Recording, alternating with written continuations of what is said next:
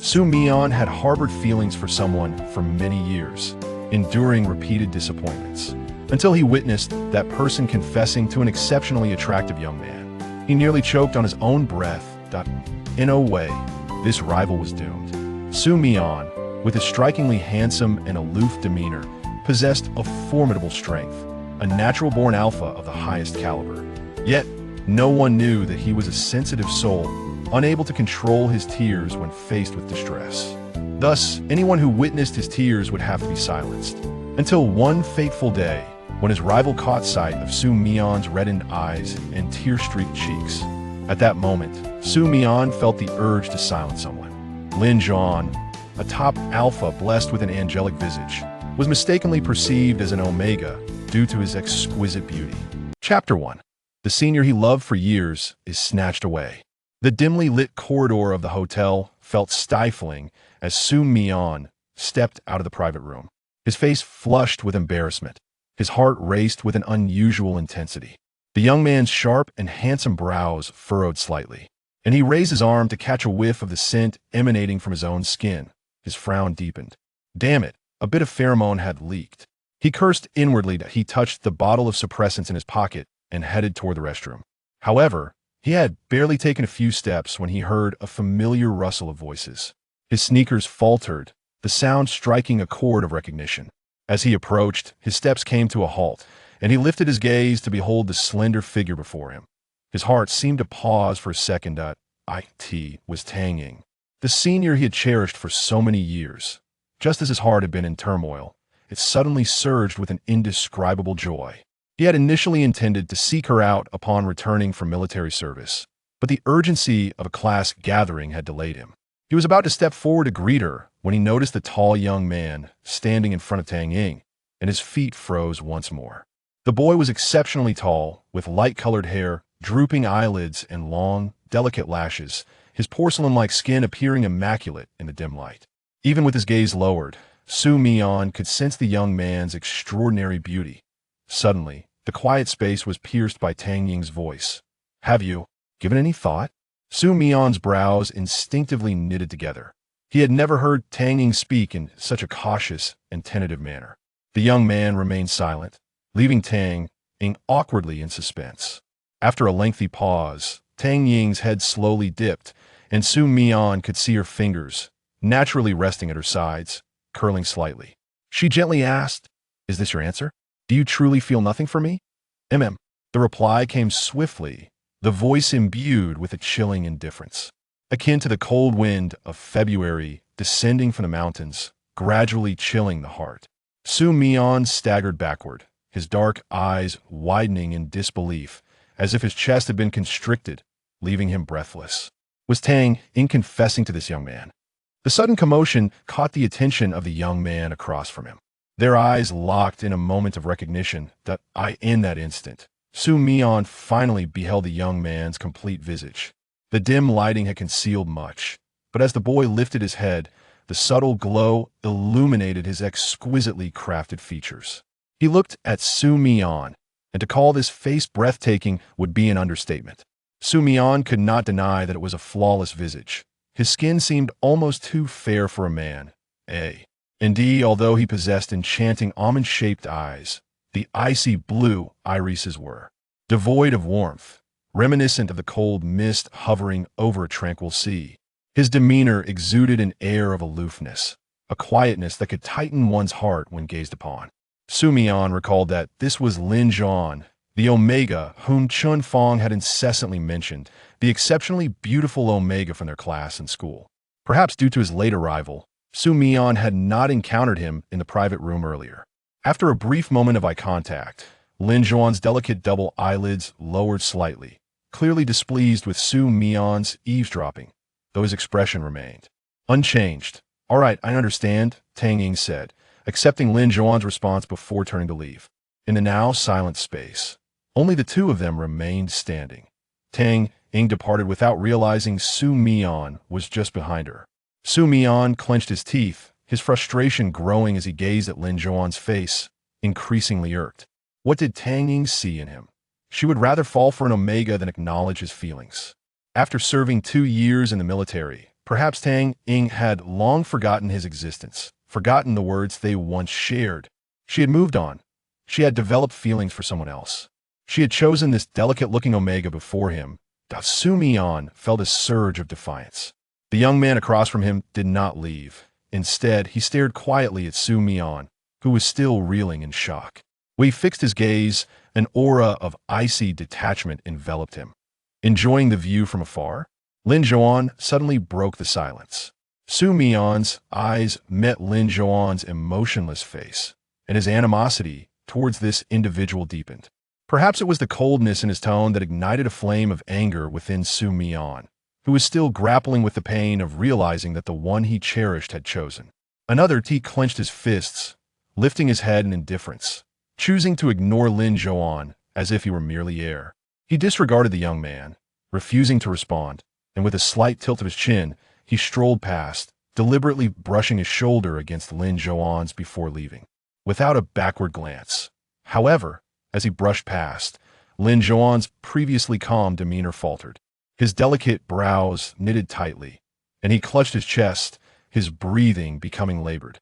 Even his hurried breaths and furrowed brow seemed to evoke certain unwholesome desires, making it difficult for anyone to avert their gaze. Yet, Xu Mian remained oblivious to this scene. He turned slowly to glance back at Xu Mian's retreating figure, his fingers gripping his chest so tightly that they turned pale, his azure eyes fixated on that silhouette. Unmoving, star.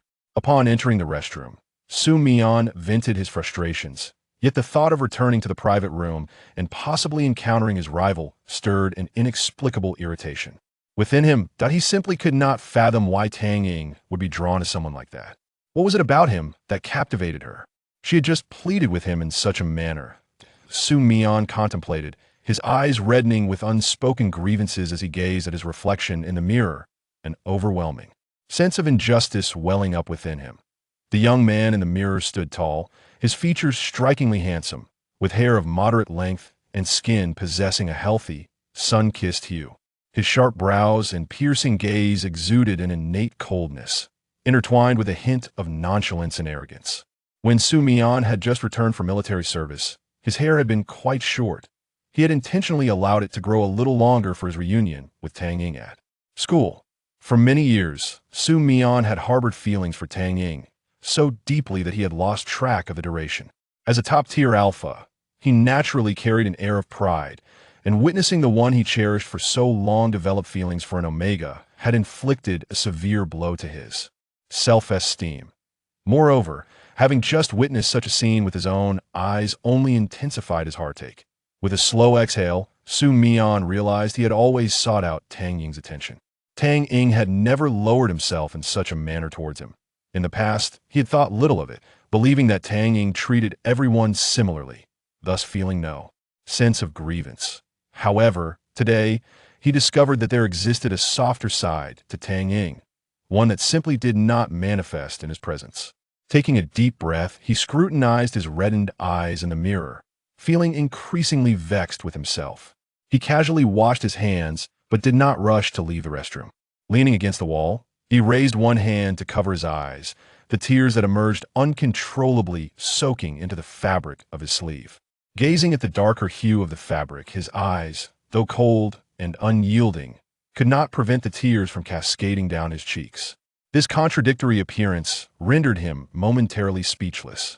Only those close to Xu Mian knew that beneath his fierce and formidable exterior lay a tender heart, one that could not help but shed tears when wronged, often accompanied by a sense of exasperation at himself for crying. As his emotions swelled, the pheromones emanating from him became increasingly uncontrollable, though Xu Mian remained oblivious to this change. After casually splashing water on his face and noticing the redness around his eyes gradually fading, he retrieved a barrier spray from his pocket, preparing to apply it. Suddenly, a loud crash startled him.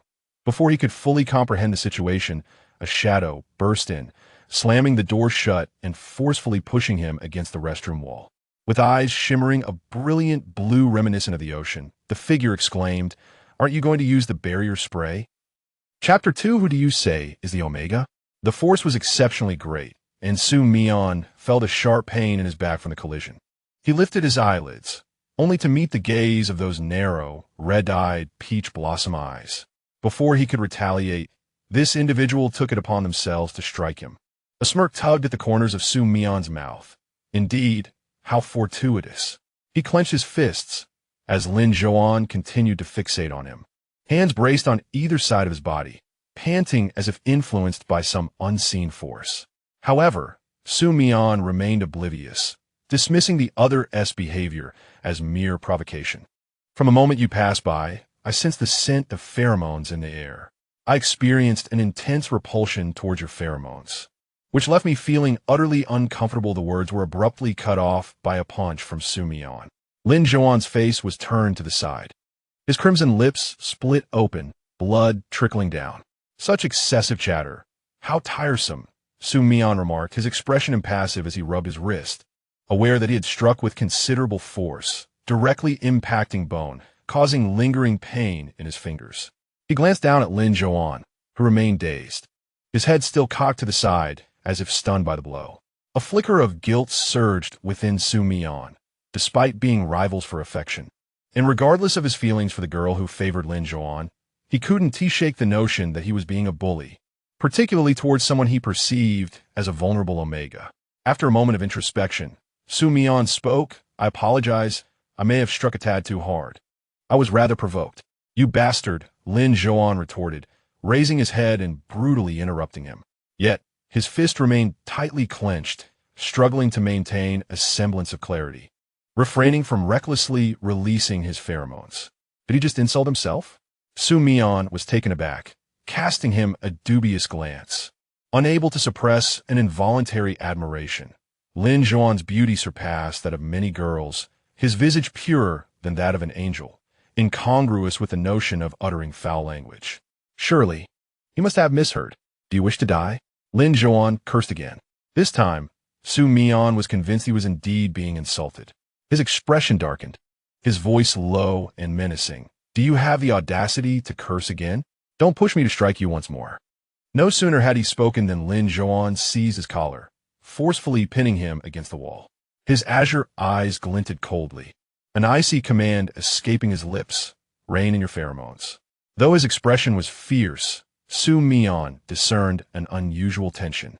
Lin Zhouan's forehead glistened with a thin sheen of cold sweat, and his trembling hand clutched Xu Mian's collar. Was his pheromone truly affecting him? Suddenly, Xu Mian's eyes widened in realization. He became aware of the potent scent of his own pheromones, intensified by his earlier tears. Previously, they posed no threat, but now they were akin to a potent drug. So, this Omega before him was indeed influenced by his pheromones? Xu Mian cast a hesitant glance at the other party, realizing that his current state seemed indeed to be influenced by himself. He immediately felt it was his fault and explained in an unstable tone, I apologize. I truly did not have the chance to apply the blocking agent. I did not anticipate it would affect you. Please let go of me and hurry outside. This sudden shift in demeanor momentarily stunned Lin Zhouan. The more Xu Mian pondered, the more he felt it was indeed his issue. He had failed to manage his pheromones properly, and the blocking agent had slipped away. The thought of this Omega being influenced by his pheromones made Xu Mian perceive Lin Zhouan's complexion not as pale, but rather tinged with a delicate pink. His hands, seemingly trembling, were actually quaking under the pressure of alpha pheromones, even though the other was currently gripping his collar, towering over him. Xu Mian still regarded Lin Zhouan as a fragile Omega ensnared by his pheromones. Lacking experience, this was the first time he encountered such a situation, leaving him somewhat at a loss as to how to respond, his ears growing flushed as he couldn't help but envision some inappropriate scenes. What are you thinking? Lin Zhouan's cold voice abruptly broke into his thoughts, a misty haze gradually clouding his azure eyes. Xu Mian was startled by the vivid display before him, his gaze trembling momentarily as he inadvertently met Lin Zhouan's reddened eyes, blurting out, I was contemplating that since you are an Omega, today's incident is indeed my fault. I intended to spray it, but unfortunately, that item fell into the urinal. I truly did not mean to. He believed his words were reasonable and poised. Acknowledging his mistake as an alpha should, feeling it was his duty to accommodate the relatively weaker Omega. However, whether it was merely his illusion, he sensed Lin Zhouan's breathing becoming more rapid, the grip on his collar tightening with feverish intensity. Could it be that he had caused this? Xu Mian's face flushed deeply, and he was about to push away, preparing to distance himself from the other. He still had Tang in mind and could not falter at such a moment. Yet, before he could pry away Lin Zhouan's grip on his collar, Lin Zhouan's expression turned icy, his usually impassive face rare in its distortion, as he gritted his teeth and exclaimed, "Who are you calling Omega?" Chapter 3. Such a proud Omega, Xu Mian. Lin Zhouan abruptly yanked at the collar of Xu Mian's sweatshirt, glaring at him with cold intensity. "I am an alpha." The collar, already snug, constricted further with this sudden pull, leaving Xu Mian momentarily breathless. His training in the military instilled a reflexive response to such an aggressive move, prompting him to instinctively retaliate. He pressed his upper body down and seized Lin Zhouan's arm, forcefully flipping him onto the ground. Lin Zhouan, already dazed from the potent pheromones, felt as though his bones had shattered with the unexpected fall, the pain rendering him utterly breathless. His fingers barely managed to support himself against the ground, as he endeavored to rise and confront him. Yet, before he could stand, a wave of intensely aggressive pheromones surged towards him like a tempest, weighing heavily upon his back. Ugh! Lin Zhouan took several deep breaths, exerting his formidable self-control to suppress the urge to release his own pheromones and the fist that was poised to strike. Xu Mian was entirely oblivious to his own actions. The pheromones of the AA were released solely by him, leaving Lin Zhouan to endure overwhelming pressure and mental torment from the very beginning. Meanwhile, Xu Mian felt nothing, only the compulsion to utter apologies as he cradled the other in his embrace.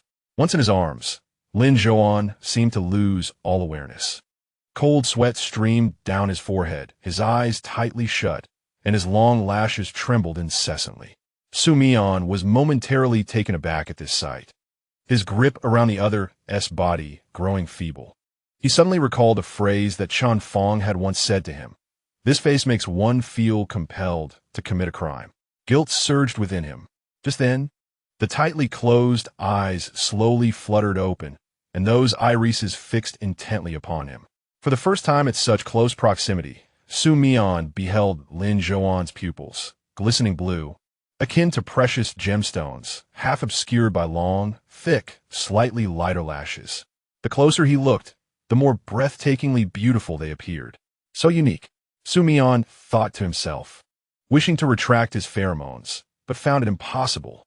Before he could dwell on Lin Zhouan's beauty for even 2 seconds, he began to scrutinize him again, grappling with a tumult of guilt, anger, jealousy, and disdain. How could Tang be attracted to someone like you? Xu Mian asked earnestly. In truth, Lin Zhouan stood taller than Xu Mian, yet the latter's mind instinctively evaded this fact, choosing instead to measure worth by appearance alone, seeking solace for his wounded heart. Fortunately, the other did not hear his words before succumbing to unconsciousness. Observing Lin Zhouan's frail condition, Xu Mian shook his head in disbelief, muttering, claiming to be an alpha, yet so fragile, a stubborn omega. As he reached for his phone to contact Chen Fong, a new message notification caught his eye. His hand trembled as he opened the chat with Tang Ying. "Tang Ying, I heard you're back. Since you've returned, there are things I must tell you. It would be remiss not to. Tang Ying, you should give up on me. Let us just be good siblings or friends.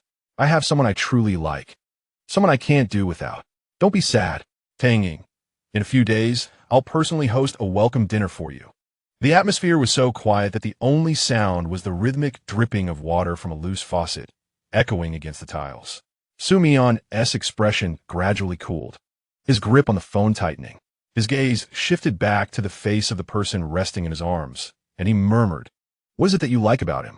As I watched, a surge of anger inexplicably welled up within me, and I directed a friendly international gesture towards the closed-eyed Lin Zhouan. His complexion was abnormally flushed, an evident sign of his distress, with beads of sweat dampening the strands of hair on his forehead and his eyelashes, causing the soft strands to cling to his skin. Strangely enough, the sight was quite vivid and colorful. Xu Mian switched his phone to camera mode, activating the selfie feature to capture the rather unsettling image of himself embracing Lin Zhouan. After the incident, Xu Mian took Lin Zhouan to the hospital alone, opting not to trouble Chen Fong. After leaving him there, he vaguely caught the gist of the situation, seizing upon the most precise words, "Nothing serious," before heading to the pharmacy to procure a barrier agent. He had fulfilled his duty. After all, this guy had seized the opportunity to pursue the senior he had admired for years while Xu Mian was absent.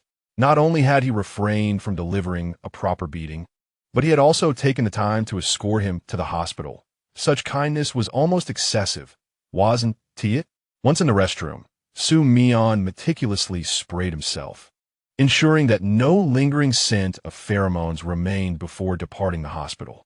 Meanwhile, Chen Fong messaged him about the conclusion of their gathering.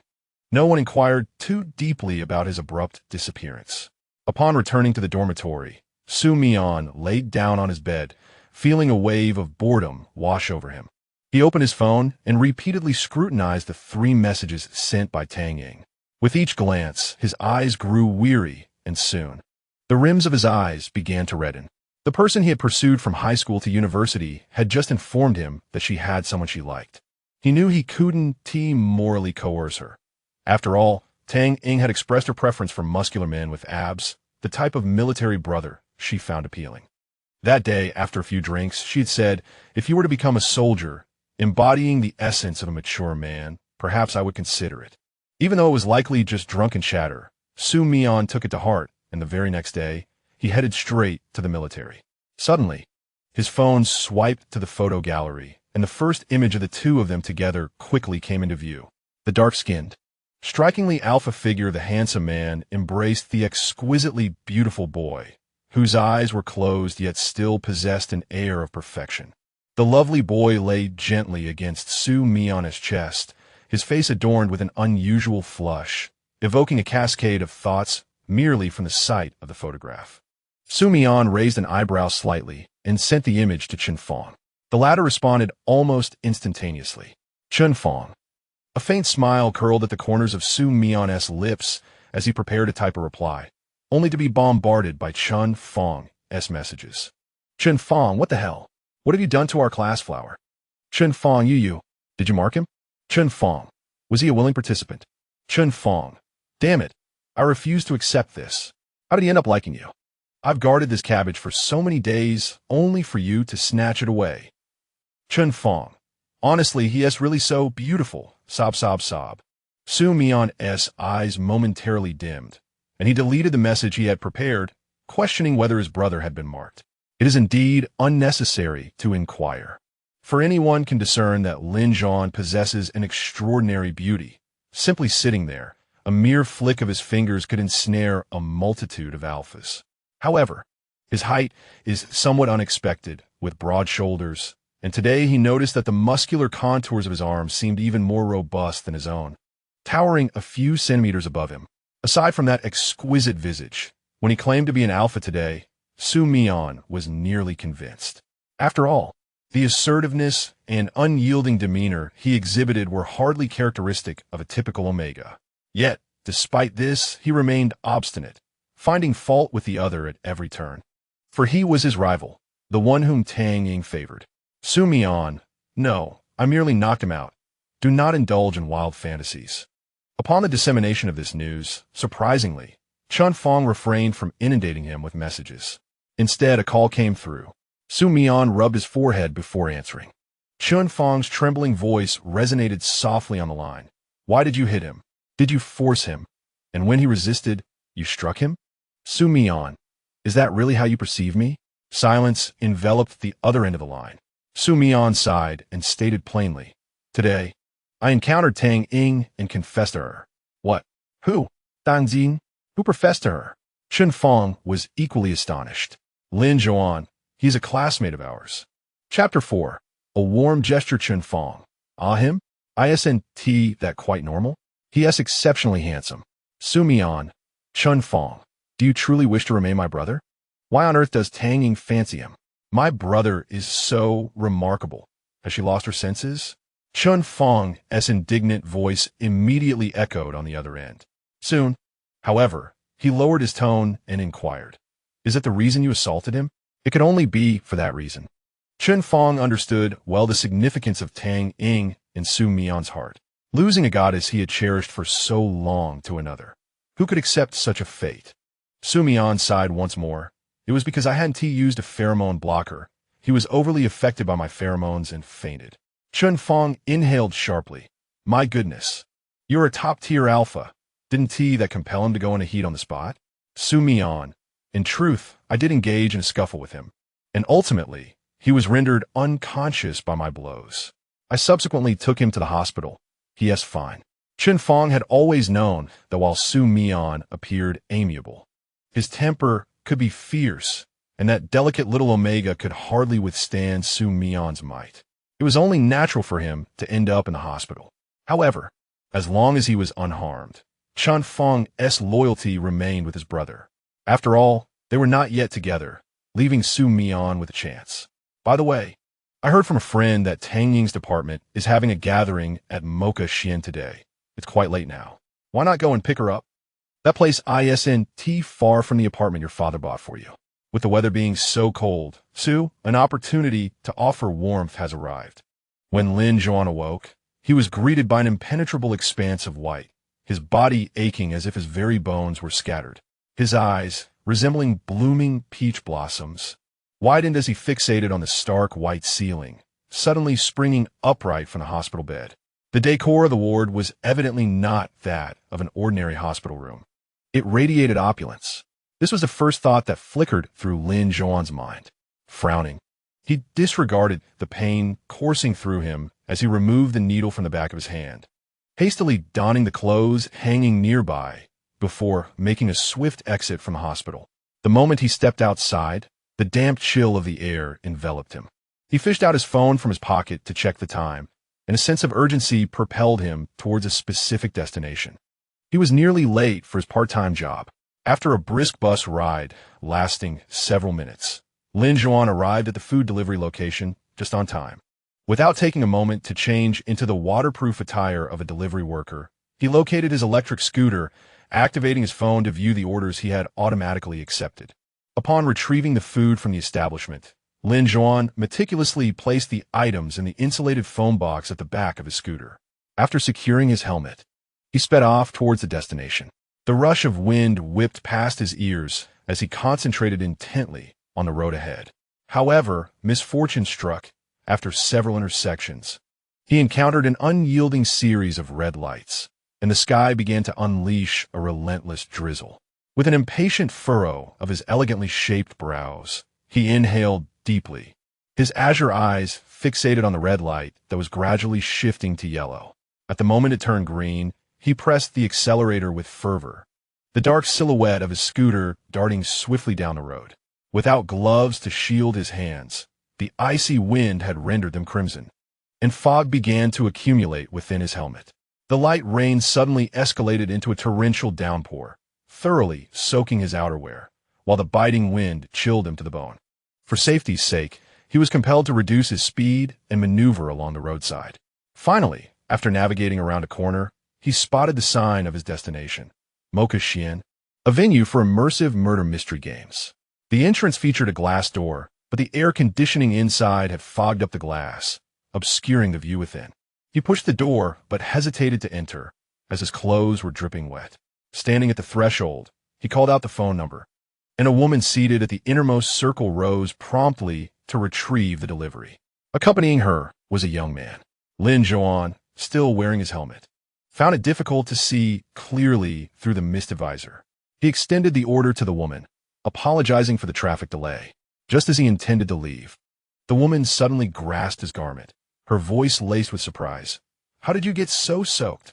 Upon hearing Tang Ying's exclamation towards the stranger, Xu Mian paused momentarily, turning to scrutinize the delivery worker.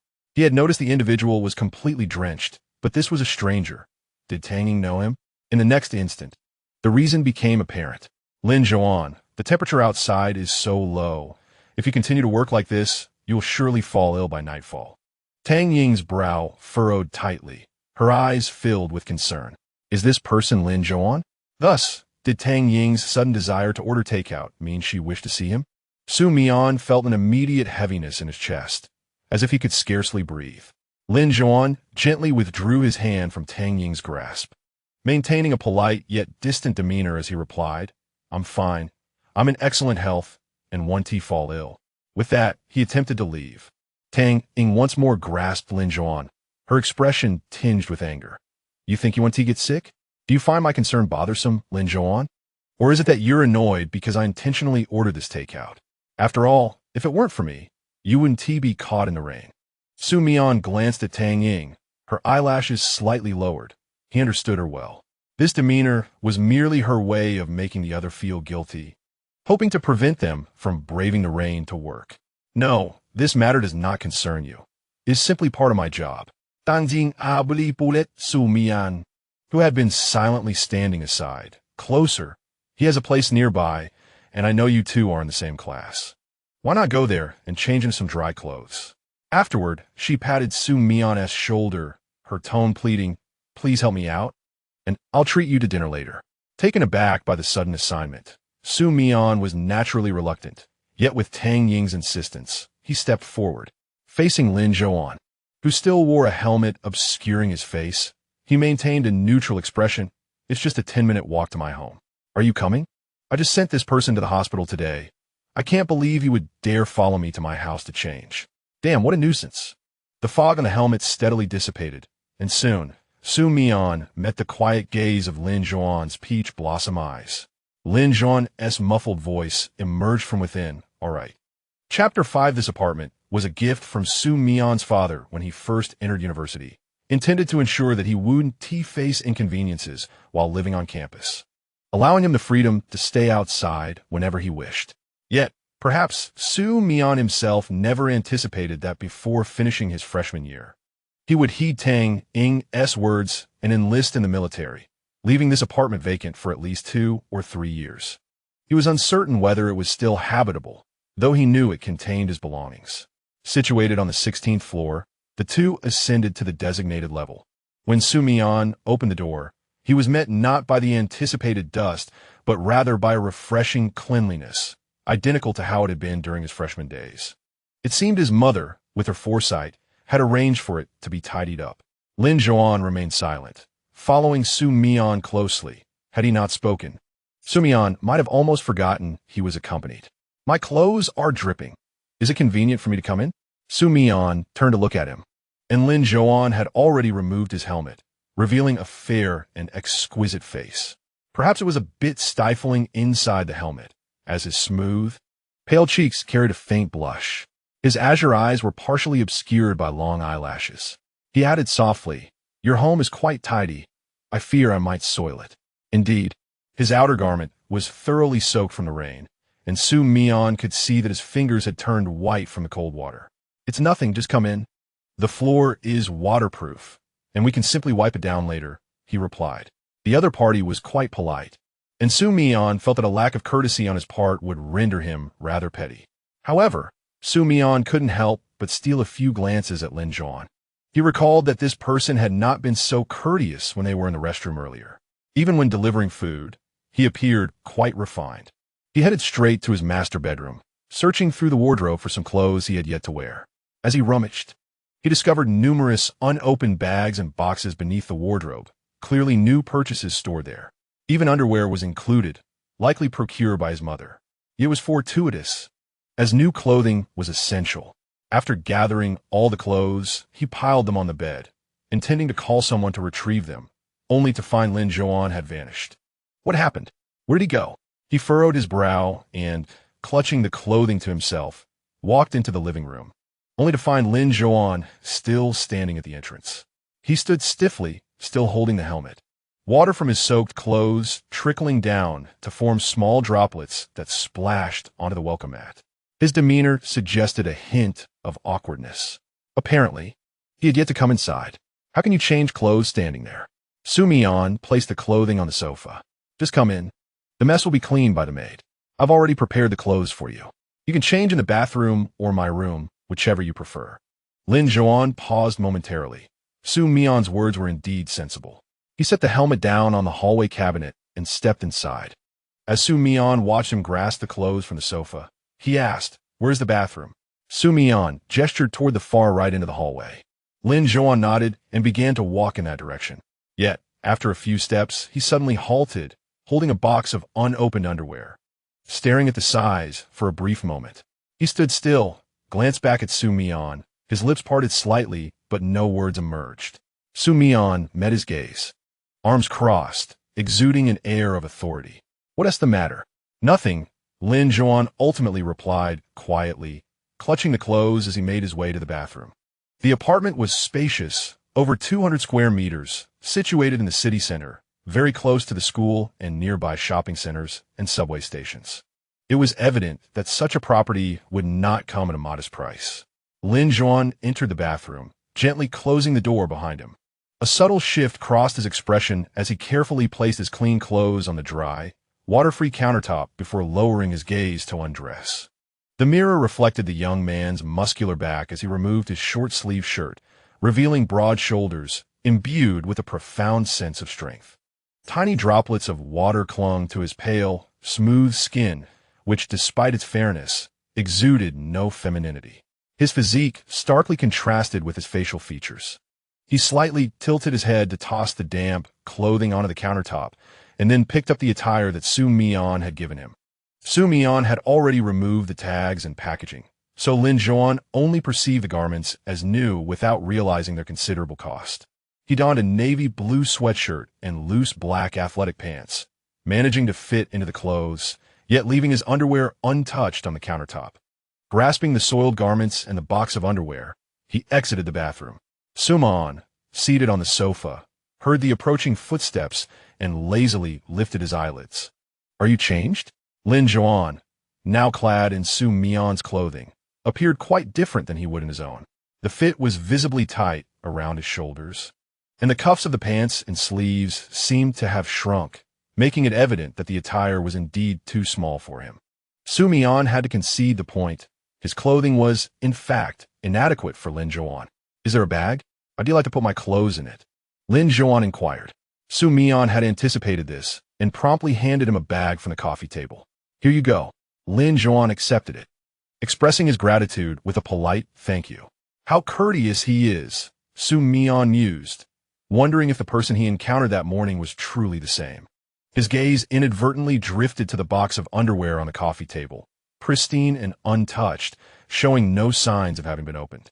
His eyes then uncontrollably shifted to Lin Zhouan's pants, prompting a thought. Is he, without any underneath? Had he outgrown his own? Did he disdain wearing his own intimate apparel? Yet, he had deliberately left the packaging intact to assure Lin Zhouan that the items were clean and safe to use. Did he possess such peculiar inclinations? "Thank you for today.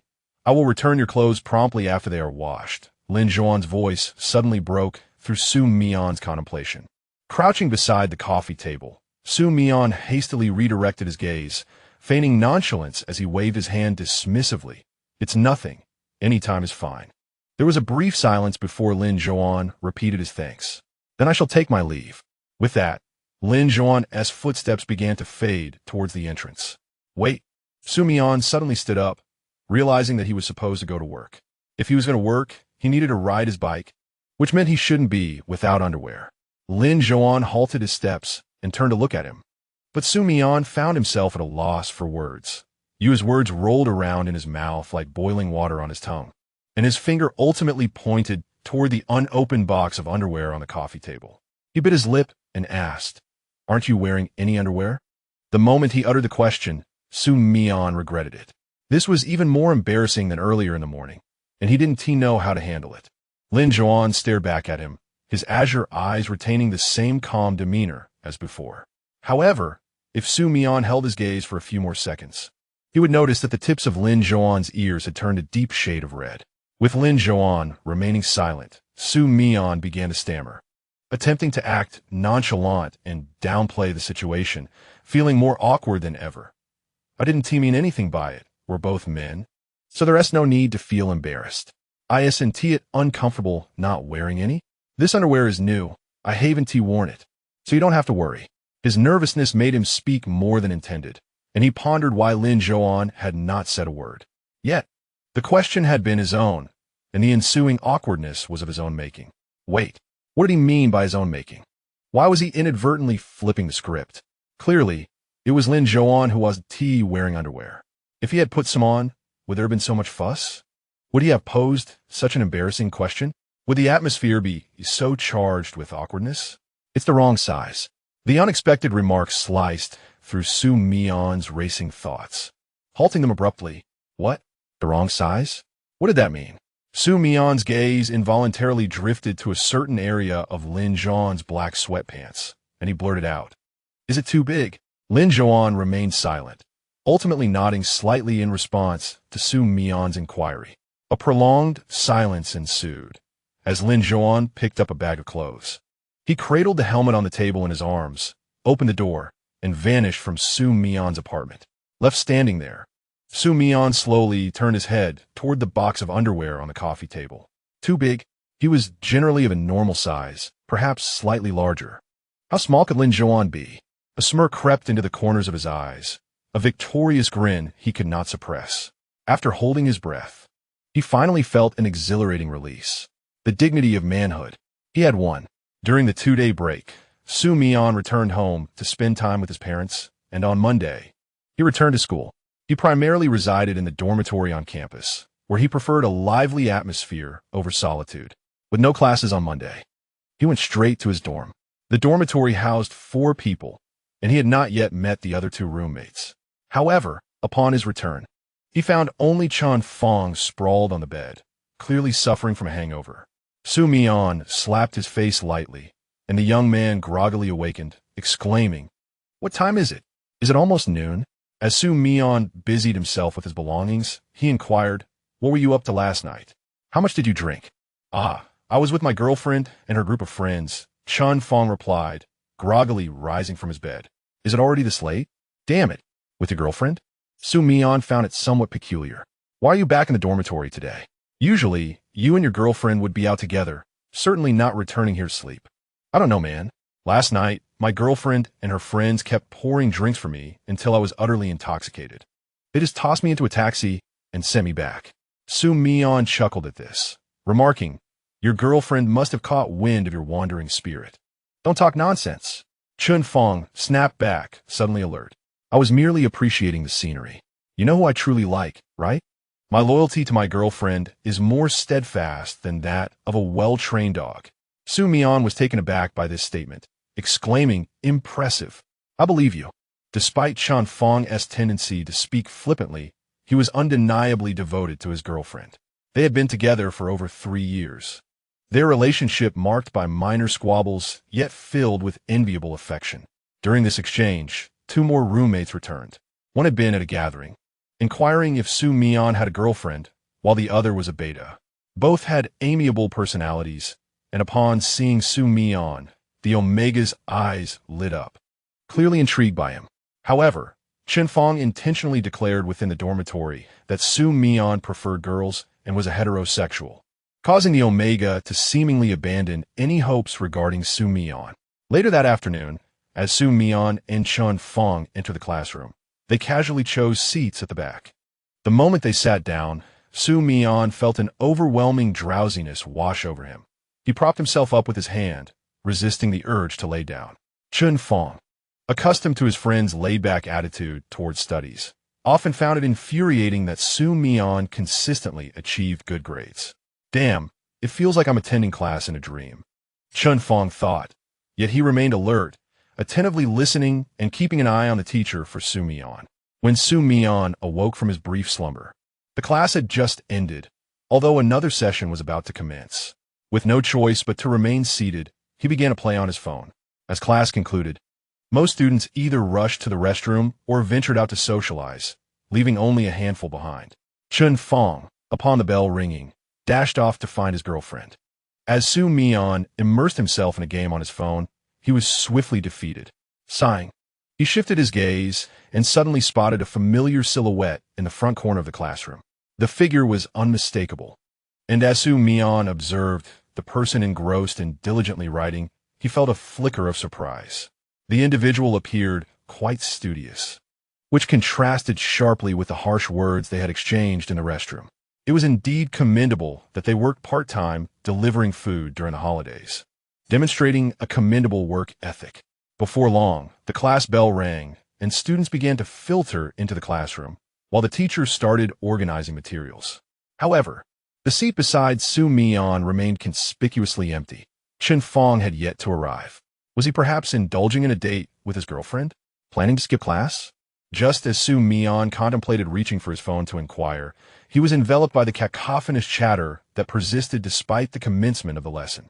He gently lifted his eyelids and glanced up, only to be met by a multitude of curious gazes directed toward him.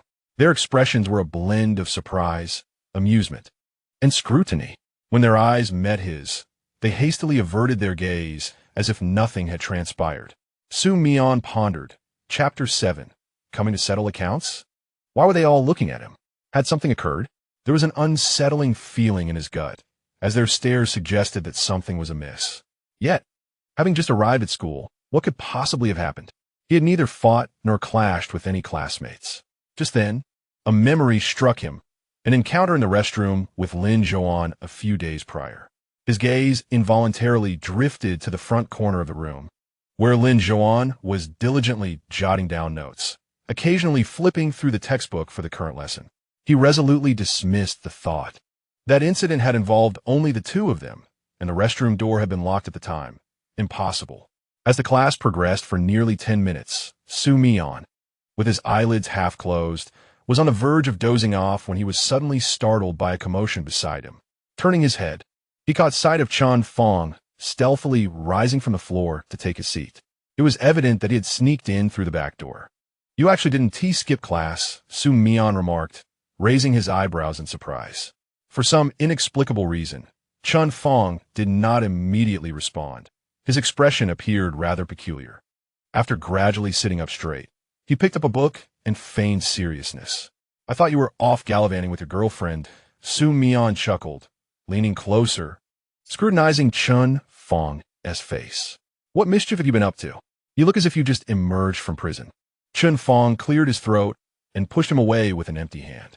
"Be quiet. You might ace the exam without even listening, but I lack that talent. I'm trying to pay attention here. Go ahead and sleep."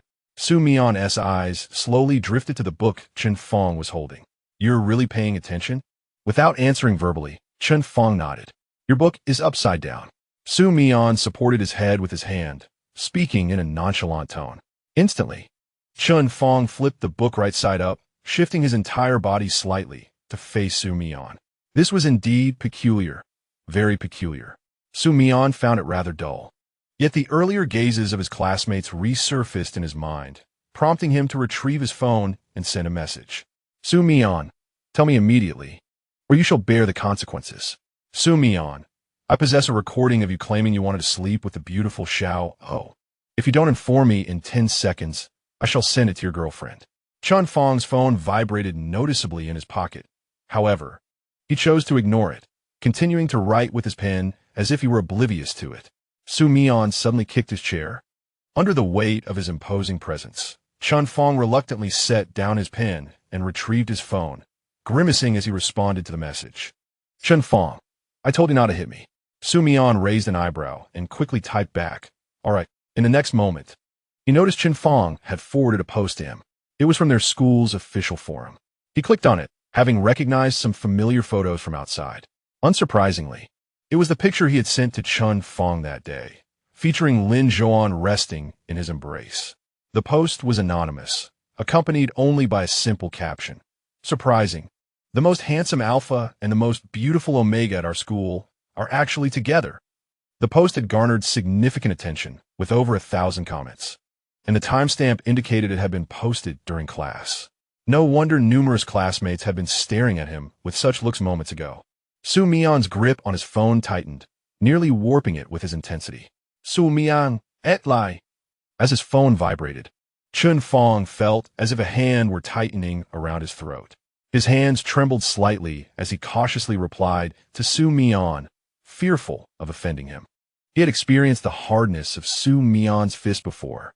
He was on the verge of tears. This situation was not originally his affair.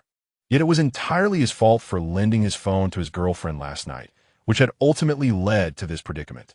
His girlfriend had previously pursued Xu Mian, his outstanding friend, often asking him to deliver various gifts on her behalf. However, as time passed and hope dwindled, the two of them developed feelings for one another, culminating in him confessing first, and they began dating. They had been together for 3 years, their bond deepening throughout. When they were together, his girlfriend frequently lamented that Xu Mian had initially dismissed her because he preferred boys over girls, a sentiment she could not accept. Yet, Chun Fong was aware that his brother had secretly harbored feelings for another girl, a detail he refrained from disclosing to his girlfriend for fear of upsetting her. Consequently, when she saw that photo last night, it had led to this chaos. To make matters worse, she had posted on the forum and forgotten the password, leaving her with no choice but to wait 2 hours before she could delete it. This was truly a predicament that could ruin him. Chun Fong meticulously recounted the entire situation to Xu Mian, striving to explain himself and his girlfriend's actions. Xu Mian glanced at the message and replied with a curt "get lost," promptly shutting off his phone and tossing it into the drawer, resting his head on the desk. Ultimately, this debacle stemmed from his own actions. Had he not insisted on taking that photo, none of this would have transpired. Beside him, Chun Fong dared not breathe. His focus on the class completely shattered. He incessantly messaged Xu Mian, promising to cover the cost of their meal later, pleading for forgiveness. The phone continued to vibrate, and with a furrowed brow, Xu Mian reached into the drawer, opening it to find a torrent of messages from Chun Fong. He paid no heed and instead scrolled up to revisit the post, which was still generating heat, with over 3,000 comments, all uniformly asserting that this was a bed photo, suggesting Xu Mian had slept with Lin Zhouan. In truth, the picture was taken in a restroom, merely capturing the close-up of their faces, with the surrounding scene completely omitted. What a colossal misunderstanding. However, as he perused the comments, Xu Mian's mood gradually calmed. Indeed, the remarks resonated with his heart. He was the dominant one, and Lin Zhouan the submissive. Look, the discerning eyes of the public were sharp. What insight did Tang Ying possess? Once class ended, students surged out of the classroom in a frenzy. Upon rising from his seat, Xu Mian noticed that Lin Zhouan's place was already vacant. He and Chun Fong exited through the back door and swiftly made their way to the dormitory. Chun Fong eagerly dashed to the cafeteria to procure meals for both of them. When Xu Mian reopened the post, he found it had been deleted. He silently exhaled. For while the comments had been quite thrilling, leaving such content online was akin to a ticking time bomb. If Tang Ying were to see it, there would be no way to clear his name. And that fellow. Another fight was likely imminent. Suddenly, a few knocks echoed on the dormitory door. Had Chun Fong forgotten his keys? Xu Mian rose from his bed and approached the door.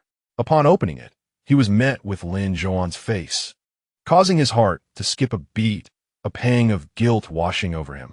Had Lin Zhouan come to confront him about the online post? Chapter 8. Why don't you give it a try too? Yet, Lin Zhouan's expression remained rather composed as he handed over a paper bag to Xu Mian. I inquired among our classmates about your dormitory. I am here to return your clothes. Xu Mian slowly shifted his gaze to the bag. I've washed the clothes. He paused and added, thank you. Inside the bag, the garments were neatly folded, exuding a faint scent of laundry detergent. Accepting the clothes, Xu Mian, already feeling guilty about the post, smiled at Lin Zhouan, reassuring him with its nothing. Xu Mian was clean-cut and handsome, embodying the refreshing charm of youth. Though his features often bore a sharp coldness, his smile seemed to brighten the surroundings. Lin Zhouan was momentarily taken aback, not expecting a smile from him, considering their initial encounter had not been pleasant. That day, he had assumed Xu Mian was provoking him when he invited him to his home, believing there was no true intention behind offering to exchange clean clothes. Perhaps he had merely sought a secluded spot to engage in a deadly confrontation. After all, he glanced at the lingering hint of a smile at the corner of Xu Mian's eye. This person, like himself, was a top-tier alpha. If they caught a whiff of each other's pheromones, their emotions would spiral uncontrollably, gradually spiraling into chaos. Moreover, that day Xu Mian had not concealed his pheromones, boldly issuing a challenge to Lin Zhouan. Clearly, He had inadvertently neglected to spray the barrier agent. He stood at the doorway, and Xu Mian found himself at a loss for how to conclude the encounter or what words to offer as a farewell. Just as he hesitated, the other party took the initiative to speak. I have matters to attend to, so I shall take my leave. Xu Mian nodded in acknowledgement. He was about to close the door when Lin Zhouan paused in his departure, hesitantly lifting his gaze to Xu Mian and saying, regarding the incident last time, I was quite agitated. Though you acted impulsively, I also spoke without consideration. I share in the fault. Xu Mian was taken aback. Was he truly apologizing? You had already apologized to me last time and even accompanied me to the hospital afterward. I should be the one to apologize as well. I'm sorry. Xu Mian's eyes widened in surprise, as he had not anticipated such grace from the other. It was indeed he who had first revealed the pheromones, compelling the other to react in such a manner. How could this Omega be so magnanimous? This left Xu Mian at a loss for words, and coupled with the events of the day, he felt increasingly uncomfortable. He rubbed his nose and said, It's all right. The main fault lies with me, and you need not apologize. Lin Zhouan softly acknowledged this with a gentle hum, preparing to depart once more, only for Xu Mian to call out, Wait. He gazed at Lin Zhouan's exquisitely refined features and sighed softly. Overwhelmed with a sense of guilt, he had not expected such decorum from the other. To find some solace, he began to utter words that he himself struggled to comprehend. If you ever need assistance, do not hesitate to reach out to me. And you are too kind. Should a similar situation arise again, do not be so forgiving. It remains perilous for an alpha to be so lenient towards an omega. If you encounter another alpha, you must ensure your own safety. Avoid being in confined spaces like the last time. He spoke fervently, and upon concluding, he even inquired, with a teacher's warmth, Do you understand? Lin Zhouan's quiet demeanor suddenly darkened as he fixed his gaze on Xu Mian. Why? There is no reason, Xu Mian replied, perplexed. Isn't this common sense for every omega? Did he not perceive the concern behind Xu Mian's words? Xu Mian straightened his posture and stated, Because, compared to alphas, omegas are inherently vulnerable and must always be vigilant in protecting themselves. What does that have to do with me? Lin Zhouan questioned coldly. Because you are an omega. Xu Mian zépondait, oui. Upon hearing this, Lin Zhouan's expression darkened completely. I told you, I'm an alpha, not an omega. Xu Mian fell silent, pondering how, if he were not an omega, he had reacted in such a fervent manner due to his pheromones last time. Was he concerned that Xu Mian would disclose his arousal in front of him, thus tarnishing his reputation? He let out a sigh, lamenting the unfortunate circumstances that had unfolded. Now, he could only pray that the other party remained oblivious to the situation, preferably forever. The more he thought about it, the deeper his feelings of guilt grew. Since the other claimed to be an alpha, so be it. There was no need to dwell on such trivial disputes. After all, it was not a matter of personal loss. Secondary sexual characteristics were, after all, a private affair. Apologies, I misspoke. He patted the other's shoulder, feigning indifference as he remarked with a smile, Do not take it to heart. Lin Zhouan merely stared at him, his expression unyielding despite the smile that adorned the other's face. He extended his other hand and brushed aside the hand resting on his shoulder, departing with an impassive demeanor. Watching the empty doorway, Xu Mian couldn't help but click his tongue. That expression had truly been infuriating. He was not surprised by Lin Zhouan's claim of being an alpha. Many male omegas often profess to be alphas in public, as such declarations provided a semblance of security. Omegas frequently found themselves targeted by those darker-hearted alphas, in an environment constantly infused with suppressants. No one could ascertain another's secondary sexual characteristics. Everyone appeared the same. Under normal circumstances, individuals would only speculate about one another's traits based on physical appearance. However, judging by physique, Lin Zhouan certainly bore the semblance of an alpha. After finishing the dinner that Chun Fong had brought back, he dashed off to meet his girlfriend. Although Xu Mian said nothing, accepting the meal signified that he had been forgiven. This matter no longer warranted concern. Before leaving, he reminded Xu Mian to pack his belongings, for they were to head to the countryside the following day for a mandatory labor education course set by the school. Xu Mian, feeling rather listless, began to tidy up his luggage. Just a short while into his packing, the Omega began to cling to him. Actually, can you? Fong Sun, crouched beside Xu Mian as he stuffed clothes into his suitcase, had already posed the question for the third time. I saw that post about you, and that Lin Zhouan, the one from our class. Why don't you give a shot with me? Chapter 9. I pursued Lin Zhouan. Xu Mian paused, looking up. Didn't you say you were just asking for a friend? This individual had previously approached him in the private room, claiming to inquire on behalf of a friend, to which Xu Mian had frankly responded that he was heterosexual. Fong Sun chuckled twice. I was just saying, there's no friend involved. Even a fool can see that, right? Perhaps I am the fool, Xu Mian muttered as he returned to organizing his belongings. I've already said it, I like women. The post is a fabrication. A fabrication? Fong Sun expressed disbelief. From my experience with photo editing, it certainly appears to be an original shot, devoid of any editing traces. Besides, does it matter if it's a man or a woman? Fong Sun leaned in closer, subtly releasing a hint of sweet pheromones. Let me tell you, if you come with me, it will undoubtedly be an unforgettable experience. I recall that the school regulations state that releasing pheromones in the dormitory is subject to reporting, with severe cases leading to expulsion. The expression on Xu Mian's face had turned cold.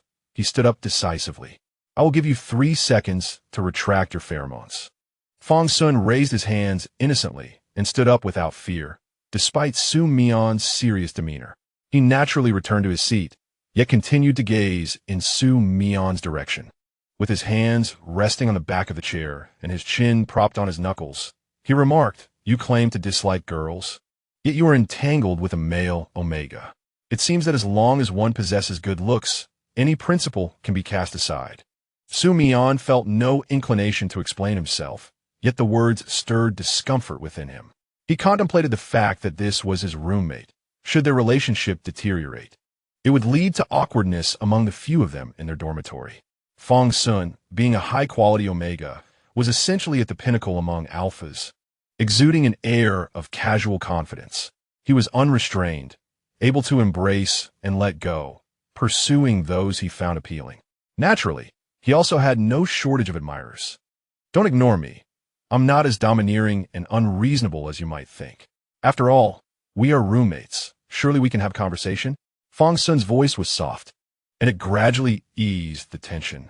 Xu Mian acknowledged with a sound, indicating that chatting was acceptable, but nothing beyond that. Fong Sun immediately gestured an okay, saying, "Actually, I once pursued Lin Zhouan. Did you know that?"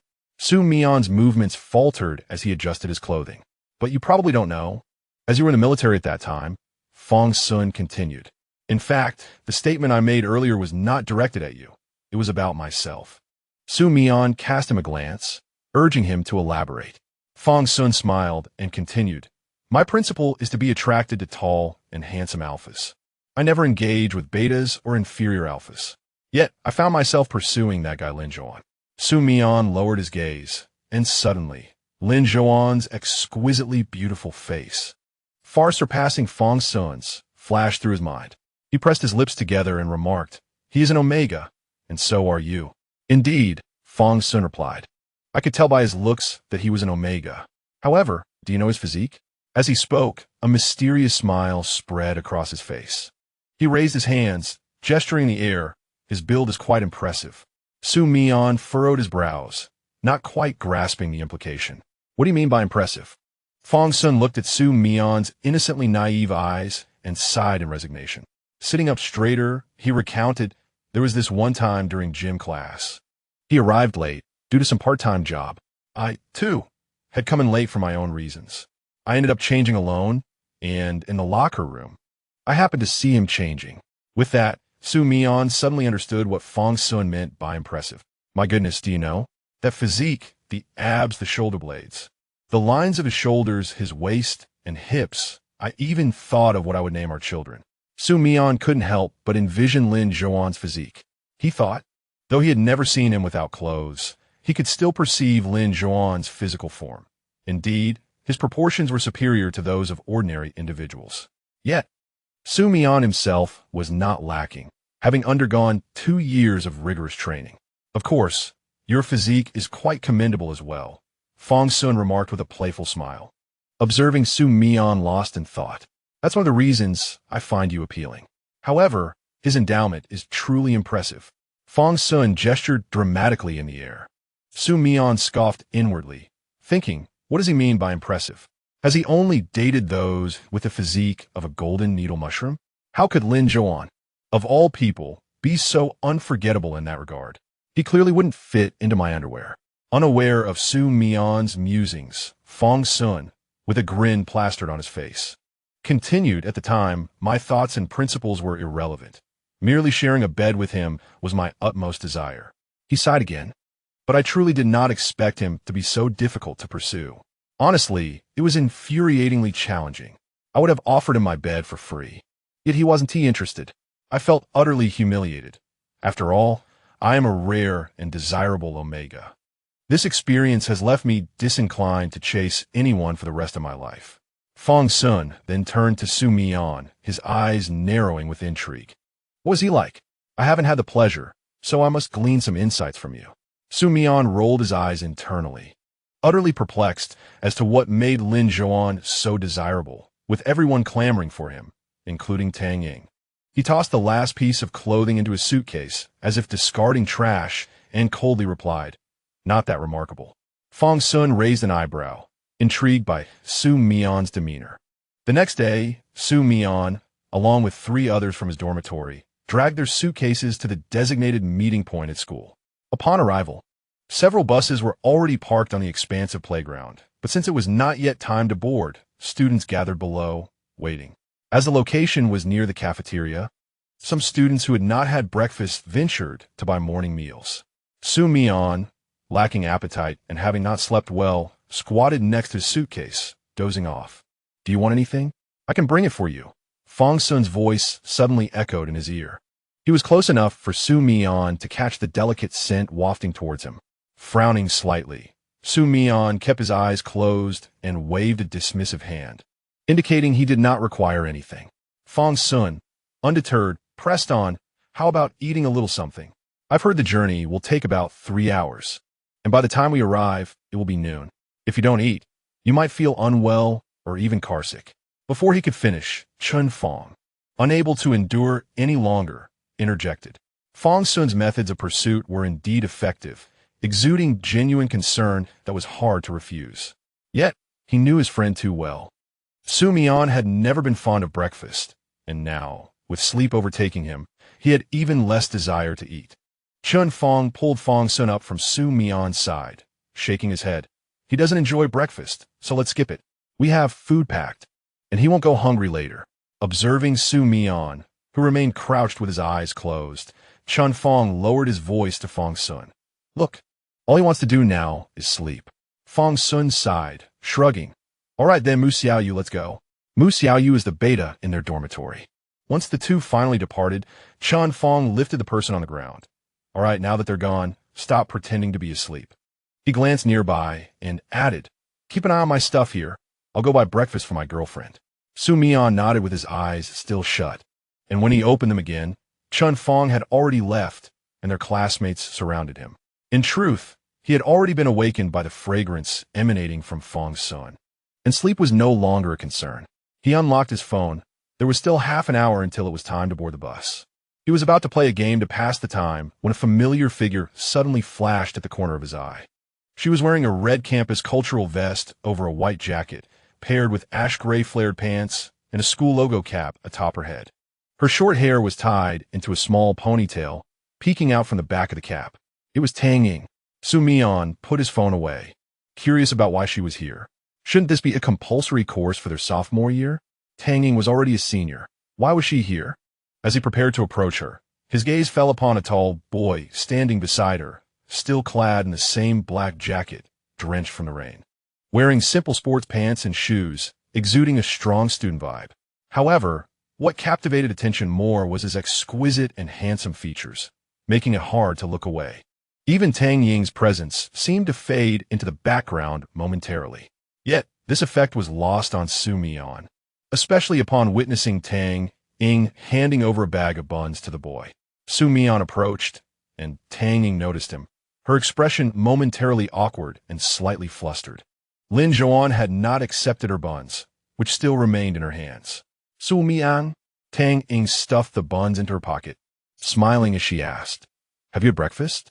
Xu Mian glanced at her pocket, naturally looking at her, and shook his head with a smile. "I haven't eaten." "Oh, you still haven't eaten?" Tang Ying retrieved the buns from her pocket again. "I have one more bun here. Would you like it?" She glanced at Lin Zhouan, who was engrossed in his phone, and smiled. This was meant for him, but he said he was full, so it's just right for you. Xu Mian looked at the bun, his fingers hesitating slightly. Yet he accepted it. "Thank you, senior." He didn't want to make Tang Ying feel awkward or embarrassed. Even though this bun was originally intended for Lin Zhouan and was now left over. Tang Ying looked at Xu Mian, took off her hat, and gave it a shake before saying, "Actually, I am your guidance teacher for this course, and I happen to be assigned to your class." "Guidance teacher?" Xu Mian took a bite of the bun in his hand, savoring its sweetness. The filling was red bean paste, a flavor he was not particularly fond of. He cast a furtive glance at Lin Zhouan, who was busy inserting his wired earphones, and couldn't help but wonder if this fellow had a penchant for sweet treats. "Indeed, as your guidance teacher, I've noticed a few assignments lacking social practice credits. Otherwise, graduation could pose a challenge. I'm due to begin my internship next semester." She casually tidied her hat and put it back on, giving Xu Mian's shoulder a playful pat, which turned into a gentle squeeze. Her eyes widened in surprise. "Wow, you've been practicing well." Xu Mian's cheeks flushed slightly, and he shyly glanced at Tang Ying, who began circling him, her gaze sweeping over him as she exclaimed, "Xu Mian, you have truly transformed. You've matured, and your physique is impressive." Her voice was notably loud, instantly drawing the attention of those nearby. Even Lin Zhouan, who was usually immersed in his music, glanced over at them. Xu Mian felt a wave of embarrassment wash over him as he quickly grasped Tang Ying's hand, which was still playfully touching his back, and blushed deeply, saying, "All right, senior." Seeing Xu Mian's flushed face and slightly furrowed brow reminded Tang Ying of her little black cat at home, and a surge of affection filled her heart. She teasingly pinched the flesh of Xu Mian's cheek and chuckled, "So adorable." "Adorable? How could such a term possibly describe him?" Xu Mian felt even more flustered but hesitated to push Tang Ying's hand away, wishing fervently that no one had overheard her previous remark, especially not his rival. Yet, as he raised his eyes, he spotted Lin Zhouan, who was wearing headphones and gazing in their direction. Leaning against the side of the bus, Lin Zhouan tilted his head, his azure eyes locking onto Xu Mian's with unwavering intensity. The soft strands of hair on his forehead were gently lifted by the breeze, revealing his fair complexion. He was meticulous about his appearance. Although his clothes were unbranded and perhaps inexpensive, they were impeccably clean, and his serene demeanor imparted an air of quiet elegance. He was a rival, yet Xu Mian found himself captivated. Initially drawn by the commotion, Lin Zhouan continued to observe Xu Mian, whose face had turned an increasingly deep shade of crimson. The contrast was striking. Despite his darker skin tone, the flush on his cheeks became remarkably pronounced, almost surreal. It reminded Lin Zhouan of a cartoon cat with rosy cheeks amidst the foliage of a maple forest, a stark contrast to Xu Mian's typically cool demeanor. When their eyes met, Xu Mian's expression appeared somewhat dazed, prompting Lin Zhouan to ponder. Chapter 11. Why apologize? His brows arched slightly, concealed beneath strands of hair, making it difficult for others to notice. He adjusted his right earphone with a casual motion, then naturally averted his gaze. Upon seeing the other person divert their eyes, Xu Mian felt a surge of anger rising within him, chastising himself for acting like a fool moments ago. After boarding the vehicle, Xu Mian sluggishly made his way to the seat Chen Fong had reserved for the two of them. When he spotted Chen Fong sitting in the last row, greeting him with a smile, Xu Mian's fists clenched tightly. Noticing the intensity of Xu Mian's glare, Chen Fong instinctively recoiled, softly explaining, "I got on a bit late. Xiao Na had something to discuss with me, which delayed me." Irritated, Xu Mian approached and sat down next to Chen Fong, only to discover that a person occupied the window seat. The individual faced the glass, obscuring their face, yet adorned with white earphones, the cord trailing into their pocket, clearly Lin Zhouan. Xu Mian inhaled deeply. He was prone to motion sickness and found the rear seats troublesome enough, now compounded by Lin Zhouan's presence. "Let us switch," Xu Mian said, looking at Chen Fong. "Huh?" Chen Fong hesitated, but ultimately stood up to change seats. Just then, Xu Mian noticed Fong Sun sitting next to Chen Fong's original spot. Xu Mian grabbed Chen Fong, who was about to take a seat, saying, "Go back." Chen Fong, bewildered, responded. After sitting down, Xu Mian began searching for his Bluetooth earphones, but found nothing despite his prolonged search. Understanding his plight, Chen Fong kindly offered his own, saying, "I knew you wouldn't find yours. Here, take mine. It's fully charged." Xu Mian glanced at him in surprise, accepting the earphones only to discover both earpieces were missing. Chen Fong exclaimed in dismay. Without further comment, Xu Mian tossed the case back to him, burying his head in his backpack, preparing to sleep. Seated beside Lin Zhouan, at least there was tranquility. With Fong Sun, he wouldn't even manage a peaceful nap. Xu Mian contemplated as he buried his head, when suddenly a faint fragrance wafted into his nostrils. He tilted his head slightly and recognized it as Lin Zhouan's scent, reminiscent of the same delicate laundry detergent that lingered on his own clothes last time. A subtle smile graced his features as he gradually succumbed to slumber amidst the almost ethereal aroma. While the highway was smooth, the moment they exited onto the mountainous roads, the steep and winding paths made it nearly impossible to sleep. Xu Mian was jolted awake, the constant sharp turns inducing dizziness and discomfort in his stomach. In such conditions, sleep eluded everyone. As he regained consciousness, he observed that nearly all the passengers had awakened. Suddenly, a snort echoed nearby. Xu Mian turned to see Chen Fong, blissfully asleep with drool precariously hanging from the corner of his mouth. Sighing, Xu Mian turned away, unwilling to witness such an unappetizing sight. Suddenly, his body stiffened, transfixed by the pair of azure eyes mere inches away. It felt as though he had forgotten how to breathe. Upon closer inspection, those azure orbs resembled the rare auroras of the Antarctic sky, brilliant, resplendent, and wondrous.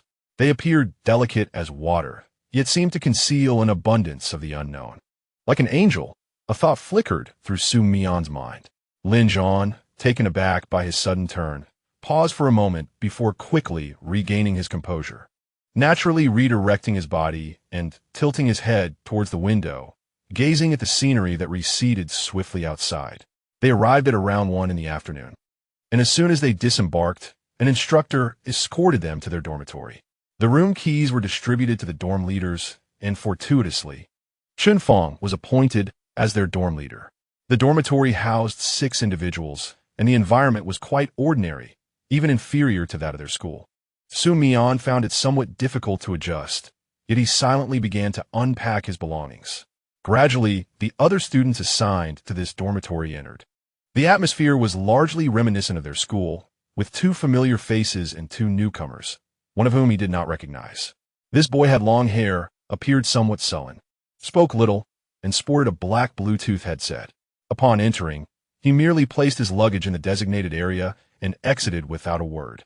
Chen Fong and Xu Mian exchanged glances, and he inquired, "Was that person from our class?" Chen Fong shook his head. "I don't think so.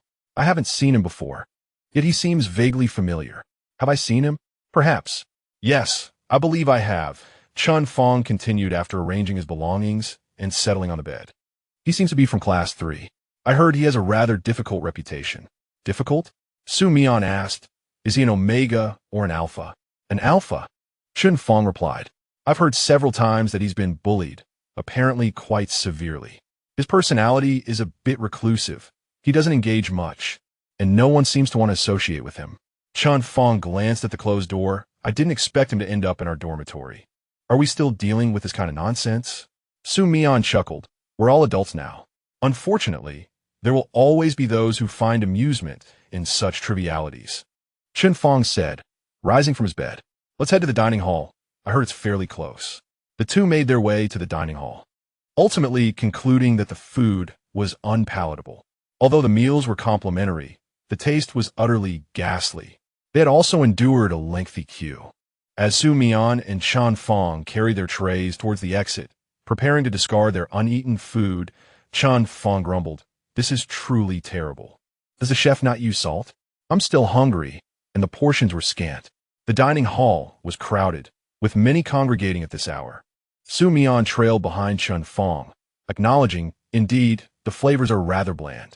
If you're still hungry, we can stop by the nearby convenience store later to pick up some instant noodles." They reached the area designated for disposing of food, which also required waiting in line. Chen Fong had already stepped forward to discard his tray, while Xu Mian stood several places behind him, in front of unfamiliar faces. "Xu Mian!" Suddenly, someone called out to him from a distance. Xu Mian paused, lifting his gaze to see Fong Sun standing in the queue outside the cafeteria, greeting him. Just as Xu Mian was about to return the greeting, he felt a sudden jolt against his back, followed by something splattering onto his trousers. When he turned around, the person had vanished, having maneuvered around him to the front of the line, approaching the food station as if nothing had transpired. Xu Mian, initially waiting for an apology, found his patience waning upon witnessing such a lack of decorum, his anger surging uncontrollably. The hem of his trousers was stained with a thick, greasy soup, the fabric visibly discolored. "Are you not going to apologize?" Xu Mian asked coldly, fixedly regarding the individual before him. The surrounding crowd, alerted by the unusual commotion, turned their attention towards them. The person raised his head, looking at Xu Mian in a daze, and asked in confusion, "Apologize for what?" Chen Fong, having overheard the disturbance, set down the empty dish and approached, asking what happened. Xu Mian disregarded him, continuing to address the offender. "You spilled soup on someone else, and you can't even muster an apology?" The individual, seemingly unfazed, explained nonchalantly, "You clearly stopped first. Otherwise, how could I have bumped into you? Should I be blamed for that?" Indeed, had Fong Sun not called out to him, Xu Mian would not have halted, and the person behind him would not have spilled the soup. Yet, could one simply act as if nothing had occurred and walk away after dousing another in soup? This was the crux of Xu Mian's indignation, which intensified further due to the individual's dismissive demeanor. "What the hell?" Chen Fong finally grasped the situation.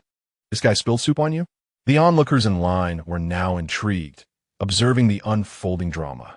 "Xu Mian salet sopti," a mix of fury and amusement bubbling within him, as he discarded the food from his tray and approached the young man, stating, "The issue is that you spilled soup on someone else. Are you truly unwilling to offer even a single apology?" "Yes, I did stop first. But can't you watch where you're walking? Why come so close to me?" Xu Mian retorted, looking down at the young man, who was noticeably shorter than him.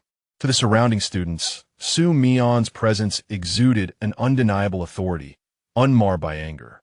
However, the young man remained obstinate, showing no inclination to apologize. And a companion beside him added with exaggerated mockery, "Goodness, brother, you really have it rough. If it were me, I'd feel utterly wronged. Why should you apologize? Isn't this your own fault?" With an infuriating tone, Xu Mian remained still, while Chen Fong could no longer contain himself. "Repeat that again, you bastard." He rolled up his sleeves and approached the young man, demanding, "What is it to you?" The young man promptly retreated, stating, "I'm merely a bystander offering an objective opinion. Are you looking to fight? Damn it, what an objective opinion. If that greasy substance were to splatter onto your clothing, would you remain so indifferent?" Chen Fong's fierce gaze, coupled with his naturally unkind demeanor, instantly frightened the individual away. "Damn it, coward." Chen Fong shot a glare before turning his attention to the instigator. He could not allow his brother to suffer such indignity and commanded, "Apologize." Although the person before him was not particularly tall, he possessed a fair amount of audacity. Unwilling to concede, he insisted that he bore no fault and, with an air of innocence, replied, "I already said, if he hadn't stopped first, this oil wouldn't have splattered on him. Why should I apologize?" Chapter 12. He cannot hear you. The more Chen Fong listened, the angrier he became. He glanced at Xu Mian, who had remained silent, curious as to why he had not yet exploded. Suddenly, his eyes fell upon Tang Ying, who was standing a short distance away, engaged in conversation with the instructor. No wonder, He would have to rely on him to resolve this matter, with his tall stature looming over the boy like a bully from their high school days. He obstructed the boy's path and declared, "Do you know how much a shirt costs? Here we are debating right and wrong. And it's already generous of him not to demand compensation for the clothing. He merely seeks an apology, and you still believe you are in the right?" Upon hearing this, Xu Mian's expression shifted slightly. Chun Fong, however, had already spoken, and there was no turning back. The boy's reaction was even more exaggerated. He turned to survey the onlookers and, with a defiant gesture, exclaimed, "Is being wealthy such a remarkable thing? So what if the clothing is expensive? Does that mean I owe an apology? Is that what we're discussing? How absurd." Chun Fong's temper flared, and, just as he appeared ready to strike, Xu Mian swiftly restrained him, saying, "Come back." Chun Fong glared at the individual before him, and then looked at Xu Mian, incredulous that he would let this slide. This jerk, Xu Mian abruptly yanked the boy behind him with such force that Chun Fong could not resist. Once he had pulled the boy to safety, he approached the other young man. His expression was grim, his sharp features exuding an intimidating aura, a solemnity cultivated through years of military training that was not often encountered. The boy, taken aback by Xu Mian's demeanor, stepped back apprehensively. "What do you want? Are you looking to fight? This place is crawling with instructors. If you dare to throw a punch," Xu Mian interrupted coldly, his eyes fixed intently on the boy, who found himself momentarily speechless, stubbornly refusing to apologize. Convinced of his righteousness, Xu Mian's gaze bore down on him, an innate alpha presence weighing heavily upon the boy's shoulders. "Fine. Just one word, and with that." He turned and led Chun Fong away. "Wait, we're just leaving like this?" Chun Fong scurried around Xu Mian like a mouse, baffled. "This isn't like you. This isn't something you would do." He sighed in disbelief. His brother had been undefeated against all challengers in high school. How could he let that insufferable person go unpunished today? Xu Mian gazed ahead with a cold expression, his mood soured by the encounter with that person. Yet, when he heard Chun Fong's inquiry, he momentarily froze. Was this behavior truly uncharacteristic of him? What had he been like in the past? As a soldier, he had learned to temper his temper significantly. However, today's incident was something he could not tolerate. If it had been the old him, he would have struck out with a punch long before allowing the other to utter those subsequent words. As Chun Fong continued to speak, he sighed repeatedly, but in truth, this is for the better. You have matured considerably, aligning more with the type that your beloved senior admires. Do you think I was better back then? Xu Mian suddenly posed the question, looking at him. "Are you back then?" Chun Fong was taken aback by the question and pondered for a moment before replying. "You were quite the hot-headed youth, impulsive in your actions, straightforward in your demeanor. When it came to confrontation, you would rather act than speak. You certainly exuded an air of authority. Ha ha ha. Reflecting on it now, I genuinely miss those days in high school." Chun Fong remarked nostalgically. "Wasn't that just childishness?" Xu Mian couldn't help but chuckle, recalling his youthful naivety. Indeed, it was rather immature, unreservedly demonstrating pheromones and exerting pressure, claiming to be a top alpha. However, we have all matured now, Chun Fong noted, and the influence of pheromones has grown significantly. Their conversation continued until they reached their dormitory, where they found it occupied. It was their final missing roommate, Lin Zhouan. Upon hearing their entrance, Lin looked up momentarily upon seeing Xu Mian before returning to organizing his belongings. Aware of the tension between the two, Chun Fong was left gaping in surprise at Lin's presence in their dorm. Xu Mian gave Chun Fong a gentle pat on the back, warning him with a glance to keep silent before reclining on his bed. He glanced at his phone, then at Lin Zhouan still busy with his luggage, and silently shook his head. This truly was a complicated entanglement. The so-called labor education involved each class being assigned to different work sites, helping local farmers with various tasks. Before Xu Mian's arrival, he had imagined it to be a collective farming effort at the school's agricultural site. The mountain path required over 10,000 steps to reach the designated farmer's home, and they had to return for lunch, only to head back in the afternoon and return again in the evening. The day's total would amount to over 40,000 steps, an exhausting endeavor. On the first day, no farmers required their assistance, dismissing them as city students incapable of hard work. fearing they would only add to their burdens. Consequently, their class spent 2 hours idly before returning. After completing the arduous trek of over 40,000 steps back, Xu Mian and Chun Fong went straight to their dormitory. Lacking the energy to dine at the cafeteria, opting instead for instant noodles. Besides, the food at the cafeteria was hardly appetizing. Chun Fong was utterly exhausted, while Xu Mian, though tired, found military training far more intense, rendering this experience comparatively manageable, albeit mentally draining. Upon their return, they discovered that their dormitory was occupied. It was the same inferior alpha mentioned by Chun Fong previously. He lay on his bed, devoid of shirt, clad only in his underwear, curled up beneath the covers. Xu Mian could even see him trembling slightly. Was he cold? Moreover, they had knocked on the door before entering, yet no one had come to answer. Although both found it peculiar, they said nothing. After finishing their instant noodles, Xu Mian quietly remained in his seat before heading to the bathroom to dispose of the leftover broth. As he entered the bathroom, Xu Mian noticed a long line of clothes hanging where the towels usually were, a gray jacket, black pants, all drenched and muddy. They appeared to belong to that inferior alpha. Why were the clothes so dirty? Had he fallen? Judging by the state of them, it seemed quite severe. Soon after, everyone returned. None went to the cafeteria.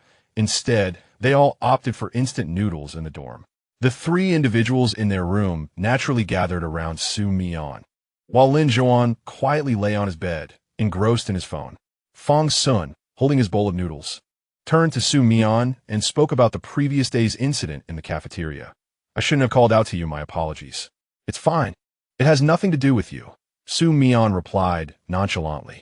Indeed, it's not your fault. It's just our misfortune to encounter such an uncouth fool. Chen Fong remarked with a roll of his eyes. Sigh, he truly lacks manners. It's a well-known fact, Fong Sun said, taking a bite of his noodles. That obnoxious fool, Yu Qian. Yu Qian? You know him? Chen Fong inquired. Yes, I do, Fong Sun continued. He has committed numerous audacious acts. With that, he furtively glanced at Lin Zhouan and whispered. He pursued Lin Zhouan with great fervor. Did you all know? Wow, Chen Fong exclaimed, his eyes widening. Xu Mian, fixated on his phone, felt a flicker of interest, his fingers curling. Yet again, it was about pursuing that guy. But upon reflection, it made sense. Chen Fong sighed. If I didn't have a girlfriend, I would pursue him too, with a figure like that. Who wouldn't he want to? Fong Sun smiled meaningfully and glanced back at the trembling inferior alpha on the bed, this time speaking openly. That guy is the target of Yu Qian's bullying. Did you know? Hey, keep your voice down. He's right there, Chen Fong cautioned, his voice dropping to a whisper. It's fine.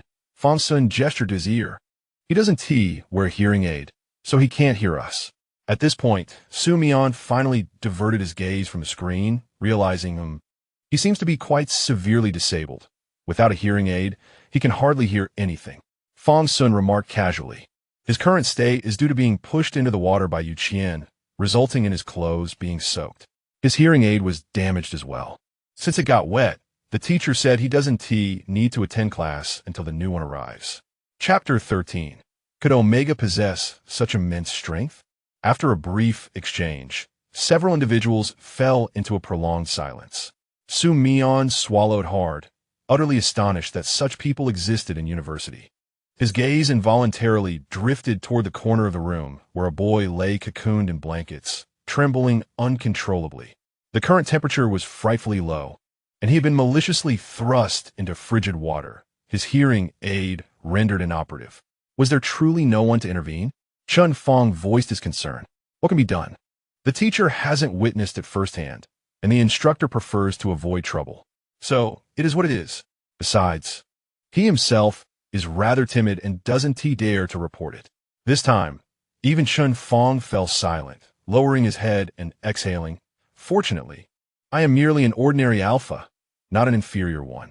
After uttering this, he sensed something amiss and lifted his head, adding indignantly, Damn it, if I were inferior, no one would dare to bully me like this. With that, he melted against Xu Mian's arm, his face flushed with embarrassment. At least I have someone to protect me. Xu Mian, however, expressionless, pushed him away and stood up. You all should be showering now, right? If not, I'll go first. With that, he donned his slippers and prepared to head to the bathroom. There was only one bathroom, necessitating a queue for showers. The water temperature was exceedingly erratic, sometimes scalding hot, other times chillingly cold, prompting Xu Mian to feel exasperated. Once he hastily finished and emerged, he suddenly remembered that he had not brought his barrier spray.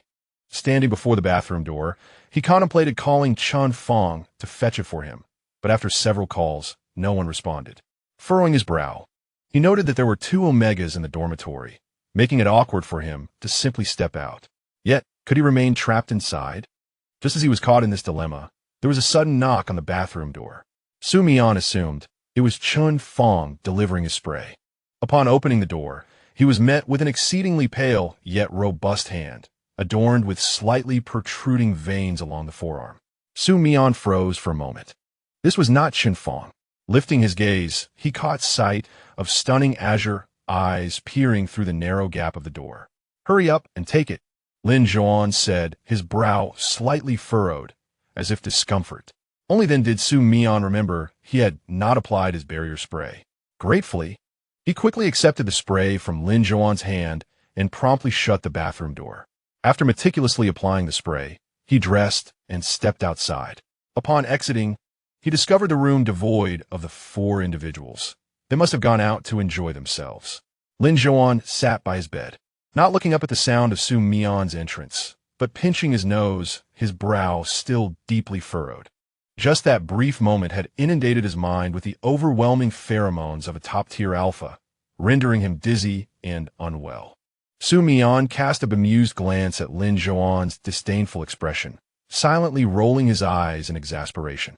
Was it truly that exaggerated? Lin Zhouan rose to his feet. The air within the room still perfumed with a hint of Xu Mian's pheromones. He felt an urge to step outside.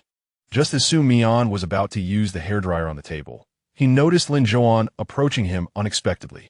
Assuming that Lin needed something, he set the dryer down and turned his attention to him. However, before Lin could take more than a few steps, Xu Mian watched in dismay as he stumbled and swayed precariously to one side. Reacting swiftly, Xu Mian reached out to grasp Lin's arm, fearing that he might fall. Unfortunately, the sudden tug caused Lin, who had been able to steady himself, to lose balance and tumble directly onto the nearby bed. Xu Mian found himself firmly atop Lin Zhouan, instinctively preparing to push himself up while attempting to help Lin rise. "Are you all right?" In an instant, Lin forcefully shoved Su's hand away, exhibiting an unexpected strength as he pulled Su aside. Su was thrown to the opposite side of the bed, sitting there with his forehead supported by his hand, his eyes reddening.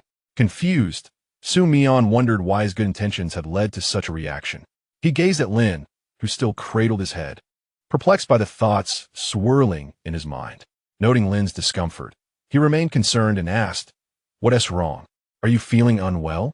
Lin Zhouan remained silent, his demeanor colder than usual. Typically reserved, he now exuded an unmistakable aura of sharpness and rigidity.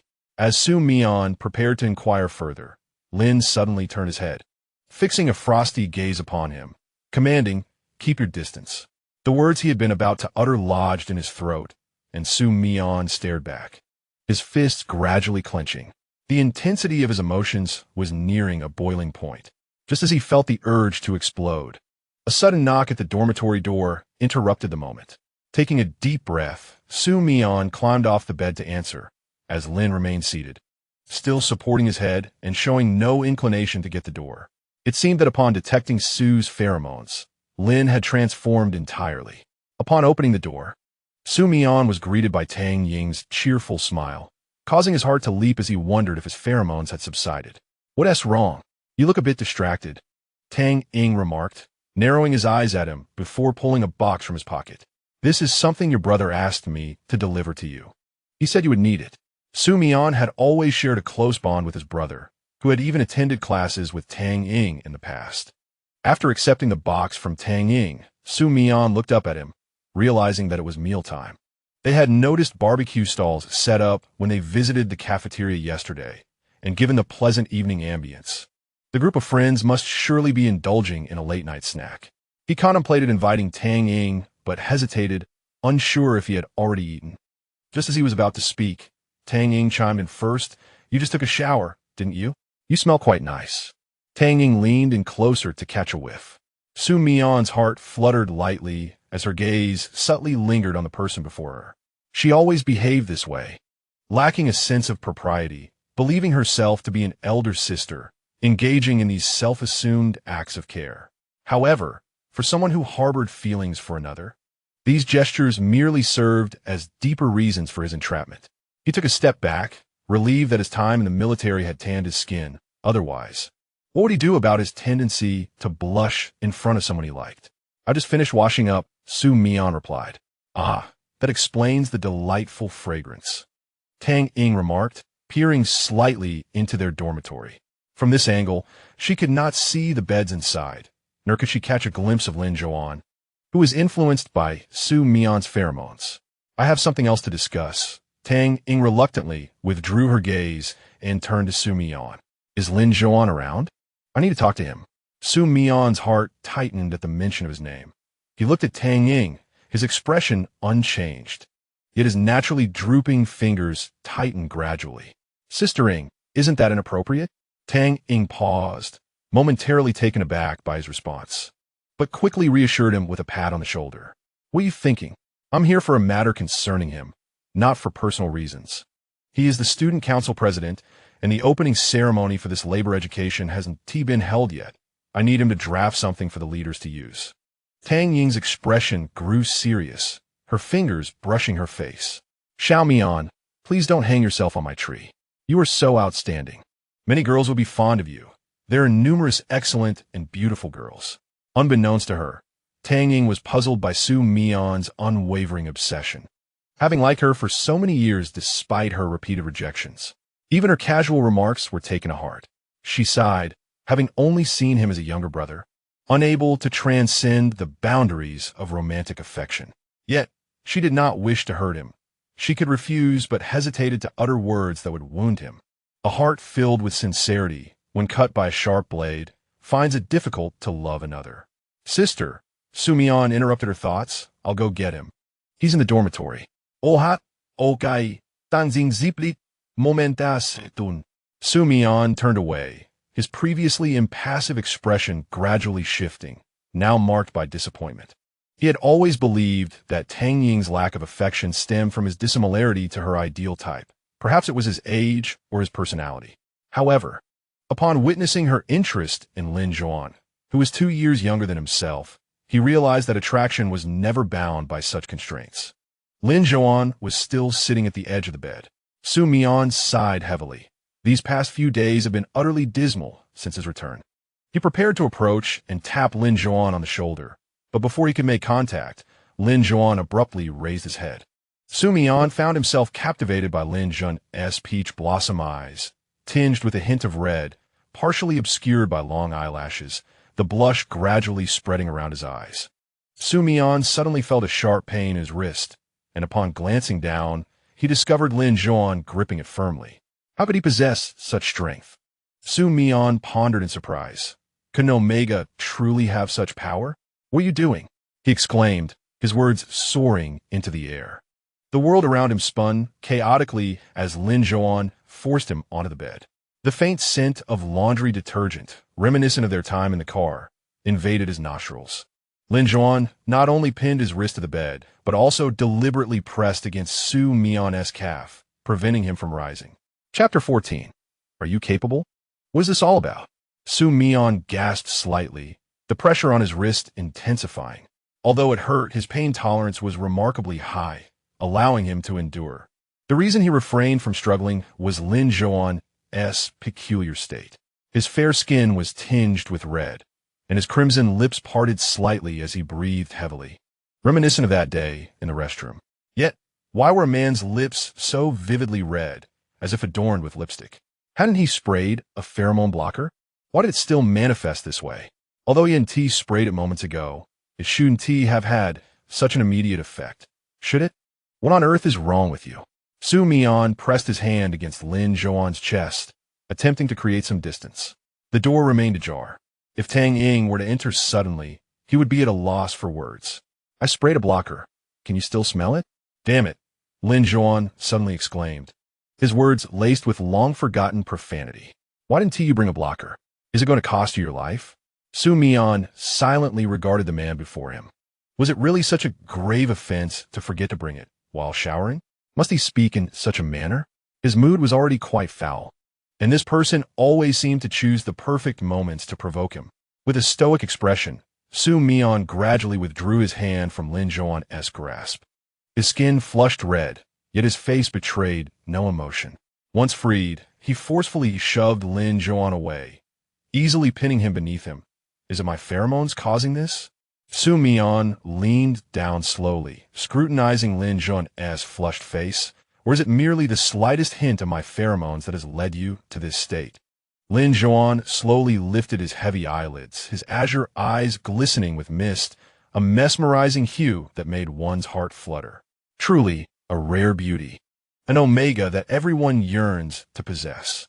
Suddenly, Lin Zhouan raised his trembling hand, but Xu Mian swiftly seized it mid-air, maintaining an impassive demeanor, his cold expression unwavering.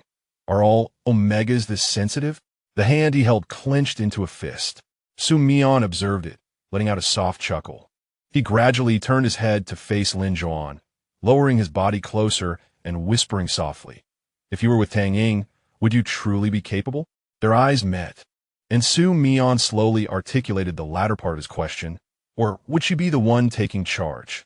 As soon as the words left his lips, Lin Zhouan's enchanting eyes snapped open, fixating fiercely on Xu Mian, radiating a chilling intent akin to a sharp winter wind, as if he wished to rend Xu Mian into 1,000 pieces. Yet, an omega could never triumph over an alpha. The disparity in their strengths was insurmountable. Suddenly, a new scent permeated the air, replacing the initial freshness of laundry detergent with an overpowering fragrance. This aroma was intoxicating yet aggressive, assaulting his nostrils with an unrelenting force, leaving him lightheaded as if his very nerves were being compressed, an uncomfortable sensation enveloping him. He relinquished his grip on Lin Zhouan's wrist and cradled his head, gasping for air as the oxygen seemed to be continuously siphoned away, exacerbating his dizziness. Why did he suddenly feel this way? In a daze, he sensed Lin Zhouan, who had been lying on the bed, sit up beside him, slowly crouching down. Turning his head, Xu Mian met Lin Zhouan's steady gaze, his fingers tightly clutching the edge of the bedsheet. The fabric gradually crumpled under his grip as he struggled to breathe, his brow furrowing in response to the peculiar odor that lingered in the air. Abruptly, the scent intensified, causing beads of cold sweat to trickle down Xu Mian's body, nearly tearing the bed sheet apart in his discomfort. He lifted his eyes to Lin Zhouan, unconsciously lowering himself in a silent plea for assistance. Lin Zhouan continued to watch him quietly, his complexion having improved significantly. Observing Xu Mian's condition, he softly inquired, "Does it hurt?" Xu Mian, devoid of the strength to articulate a response, merely nodded. The bedsheet clenched tightly in his palm before loosening. Lin Zhouan glanced at Xu Mian's hand and then grasped his wrist, turning his back to him. "I will take you to the hospital." Despite the excruciating pain clouding his thoughts, Xu Mian hesitated, his concern for Lin Zhouan's ability to bear his weight surfacing. "Can you manage?" Without answering, Lin Zhouan swiftly maneuvered, placing Xu Mian onto his back with ease, effortlessly supporting him. As they exited, Xu Mian vaguely heard Tang Ying's voice, but he lacked the strength to comprehend her words. Struggling to lift his gaze, he caught a glimpse of Tang Ying's anxious face, her expression fraught with urgency as she spoke. Then, darkness enveloped him, and he succumbed to oblivion. The sudden onslaught of pain had caught him off guard, leading to a dizzying disorientation. When he awoke, the first sight that greeted him was Chun Fong sitting by his bedside. Upon noticing Xu Mian had regained consciousness, Chun Fong's eyes widened, and he hurriedly inquired about his condition. "Tang Ying called the doctor to check on you. Everyone else has gone to class, so it's just us in the dorm." Chun Fong handed Xu Mian a glass of water, then opened a packet of medicine and offered it to him, saying, "This is the medication the doctor advised you to take upon regaining consciousness. It will help you feel better." Xu Mian accepted the medicine and swallowed it in one go. But the water was too hot, so he had to sip it slowly. You nearly scared both me and senior sister Tang to death. After the opening ceremony this morning, I hurried back to take care of you, fearing something terrible might happen. While speaking, Chun Fong opened his phone. I must inform senior sister that you are awake. She must still be worried. The mention of the opening ceremony made Xu Mian's head throb, and he suddenly recalled the myriad details from the previous night, including Lin Zhouan. Subconsciously, he glanced at Lin Zhouan's bed, only to find it empty. The dormitory housed only himself and that troublesome alpha. Where was Lin Zhouan? As he attempted to speak, Xu Mian realized his throat was severely parched. Lin Zhouan? Chun Fong was taken aback by Xu Mian's sudden inquiry. He went to class, attending labor education. Why do you ask? It's nothing, Xu Mian replied, rubbing his temples, remnants of yesterday's intensity still lingering painfully. What did the doctor say about my condition? He remained perplexed about how he had suddenly found himself in such a state, having merely caught a whiff of that strange fragrance from the previous night. The doctor didn't mention much, just advised you to rest well. Chun Fong paused, observing Xu Mian closely before quietly adding, he cautioned you against engaging in conflicts. Did you get into a fight? Chun Fong scrutinized him, reasonably suspecting that his current state was a result of some altercation, though he bore no visible injuries. Conflict? Indeed. There had been a slight confrontation with Lin Zhouan yesterday, yet the pain he felt seemed utterly inexplicable and unrelated to that encounter. He couldn't fathom it. After getting up to use the restroom, he dressed and prepared to eat something to quell his hunger, as it was already afternoon and he had yet to consume anything. Just as he was about to prepare a bowl of noodles, Chun Fong startled him from behind, exclaiming, "You didn't get into another fight with Lin Zhouan, did you? Yesterday, senior sister mentioned that you two were alone in the dorm." Xu Mian paused, holding the water bottle. Honestly, you really don't need to stoop to his level. He is merely a delicate omega, a beautiful omega, and quite charming, even to women. There is no need to target him. Delicate? Remembering how Lin Zhouan had gripped his wrist with such force and effortlessly lifted him, Xu Mian let out a cold laugh, saying, if you were to fight him, you might not even win. Seriously, who are you mocking? Xu Mian pressed the noodles down, suddenly reflecting on Lin Zhouan's demeanor during their conflicts and the assertions he made about not being an omega. He furrowed his brow and abruptly turned to Chun Fong, asking, how do you all know he is an omega? It is not common for individuals to disclose their secondary sexual characteristics. Typically, others remain unaware unless one presents their identification photo. Is it truly so crude to judge someone solely by their appearance? Chun Fong widened his eyes slightly, exclaiming, no. When I first saw him towering above others, I found it hard to believe he was an omega. However, later someone mentioned that he had a delightful scent. His pheromones were quite pleasant. Coupled with his striking visage, everyone began to assume he was indeed an omega. Most tellingly, he himself has not voiced any denial. Pleasant pheromonal scents? Does that imply Lin Zhouan truly possesses an attractive aroma? Or could it simply be the fragrance of laundry detergent? Is it possible for someone's pheromonal essence to resemble that of laundry soap? Chun Fong did not linger for long, as he had classes in the afternoon and departed early.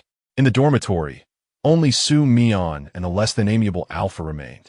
As Xu Mian rose to use the restroom, he felt as though something had struck him in the lower back, nearly causing him to lose his balance.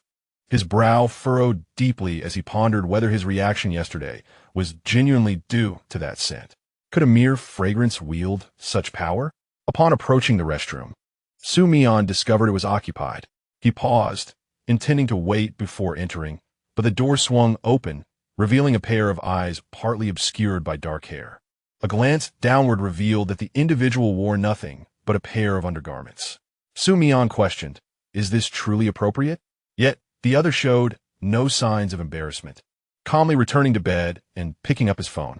This person was indeed peculiar. Xu Mian stole a glance before redirecting his attention to the restroom. Inside, he noticed clothes, washed at some indeterminate time, hanging on the rack, dripping water onto the floor.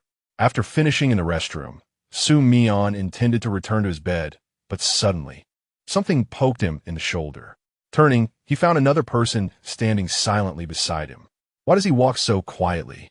Is there something you need? Xu Mian inquit. The boy hesitated, avoiding eye contact and fidgeting with his hands. Observing his demeanor, Xu Mian recalled some past memories and stood up. Noticing the thin blanket draped over the boy, he asked, "Did you bring only one set of clothes?" The boy nodded. As Xu Mian turned away, the boy discreetly glanced at him, but quickly lowered his head upon Xu Mian's return. "Are you seeking to borrow some clothes?" Xu Mian asked. The boy suddenly spoke, marking the first time Xu Mian had heard his voice. It was not unpleasant, though slightly hoarse, perhaps from a long period of silence. His eyes were obscured by hair, but Xu Mian observed him open his mouth to reply yes. He hastily added, "I can pay you," from the labels on the clothes in the bathroom. Xu Mian discerned that he was not short of money. However, he too was not particularly concerned about this trivial sum. What piqued his curiosity was why.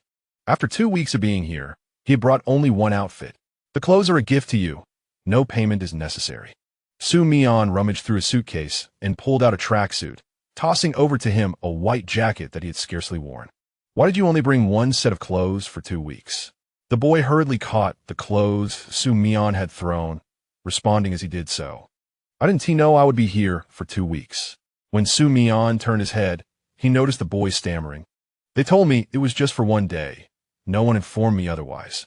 Xu Mian fell silent for a moment. Then, after closing his suitcase, he returned to his bed, observing the boy's hearing aid, which had transitioned from black to white. "Has the good hearing aid arrived?" "Quite prompt. Just moments ago." He had been puzzled as to how the boy was able to respond to him. It turned out he was already wearing the device. Upon their first meeting, he had assumed it was a Bluetooth headset. However, upon closer inspection, the hearing aid was distinct from ordinary earphones.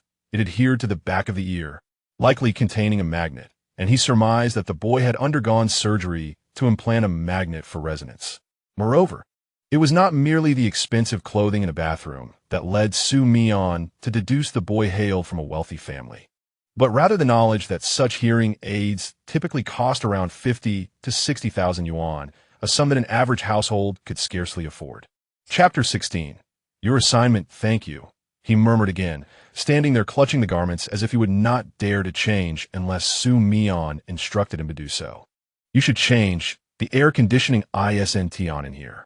Xu Mian sighed helplessly, observing the boy's frail and slender figure, even shorter than Chen Fong, looking as thin as a matchstick. How could his family have raised him? When the boy emerged wearing Xu Mian's clothes, the sleeves and pant legs were excessively long. He sniffed, rolling them up bit by bit, and looked at Xu Mian with a shy smile. "You're really tall." Xu Mian pressed his lips together, thinking that this fellow seemed not to have even reached the average height for an alpha, clearly appearing malnourished. Yet he had no interest in inquiring about the boy's family or daily life, merely grunted in response before lying back down to sleep. "Me guyanke." The boy's voice suddenly broke the silence, and after a moment's hesitation, he stammered, "I've informed my family to send me some clothes. So I won't trouble you again." He paused for quite some time, the air thick with quiet, then tentatively asked, "Could I have your WeChat? I want to transfer the money to you." Xu Mian wished to sleep, yet this person continued to linger behind him, endlessly hesitant. It seemed that refusing him would only weigh on his conscience, and he would persist until Xu Mian acquiesced. Thus, Xu Mian unlocked his phone, opened WeChat, and positioned the QR code on the bedside table, inviting Gu Yanxie to scan it himself. Upon seeing the QR code, Gu Yanxie's eyes brightened significantly. He hurried over, eagerly retrieving his phone to scan Xu Mian's QR code, expressing his gratitude with a promise to transfer the money. Xu Mian, reclining on the bed, nodded slightly before pulling the covers over his head. At last, the sound of Gu Yanxie's voice faded into silence. When he groggily awoke again, he glanced at his phone to discover it was already 7 or 8 in the evening. Numerous messages awaited him, including a friend request from Gu Yanxie. He had slept for a solid 4 hours, quite impressive indeed. Accepting Gu Yanxie's request, he casually replied to a message from Chen Fong before getting out of bed. Hunger had roused him, as his stomach felt painfully empty. A loud notification chimed, and squinting at his phone, he noticed a record of the money Gu Yanxie had transferred. Counting the zeros, he let out a soft click of his tongue. 50,000. Quite affluent, indeed. Having finished the instant noodles in the dormitory, Xu Mian changed his clothes and prepared to go out for food.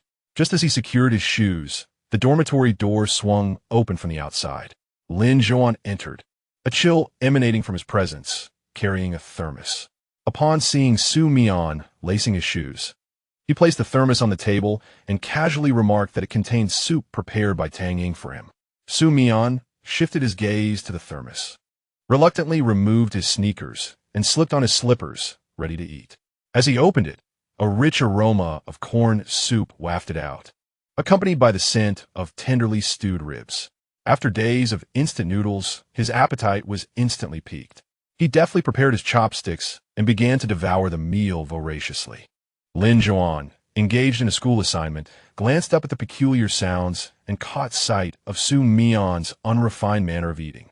After finishing the meat, Xu Mian embraced the thermos with both hands and gulped down the soup, feeling a profound satisfaction as he licked his lips. Suddenly, he envisioned a black cat feasting on canned food. Eating could indeed be quite amusing, he concluded after some time. Once he finished, Xu Mian contentedly closed the lid and reclined on his bed, gazing at the illuminated ceiling light. He thought of how kind Tang Ying was, always concerned about him despite never reciprocating his affections. He casually crossed his legs and turned his head towards Lin Zhouan, who was busy writing. He suddenly recalled that the two had not spoken much since the incident last night. Upon reflection, he realized their silence had begun when Lin Zhouan returned his clothes, and he revealed he was an Omega. With this thought, he abruptly turned away, deciding to remain silent. Why maintain a cold facade for anyone?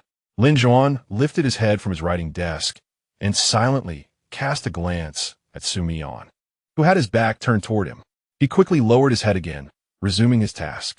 However, his peripheral vision caught sight of a piece of paper nearby, and he paused his writing, nonchalantly picking up the paper and making his way towards Xu Mian's bed.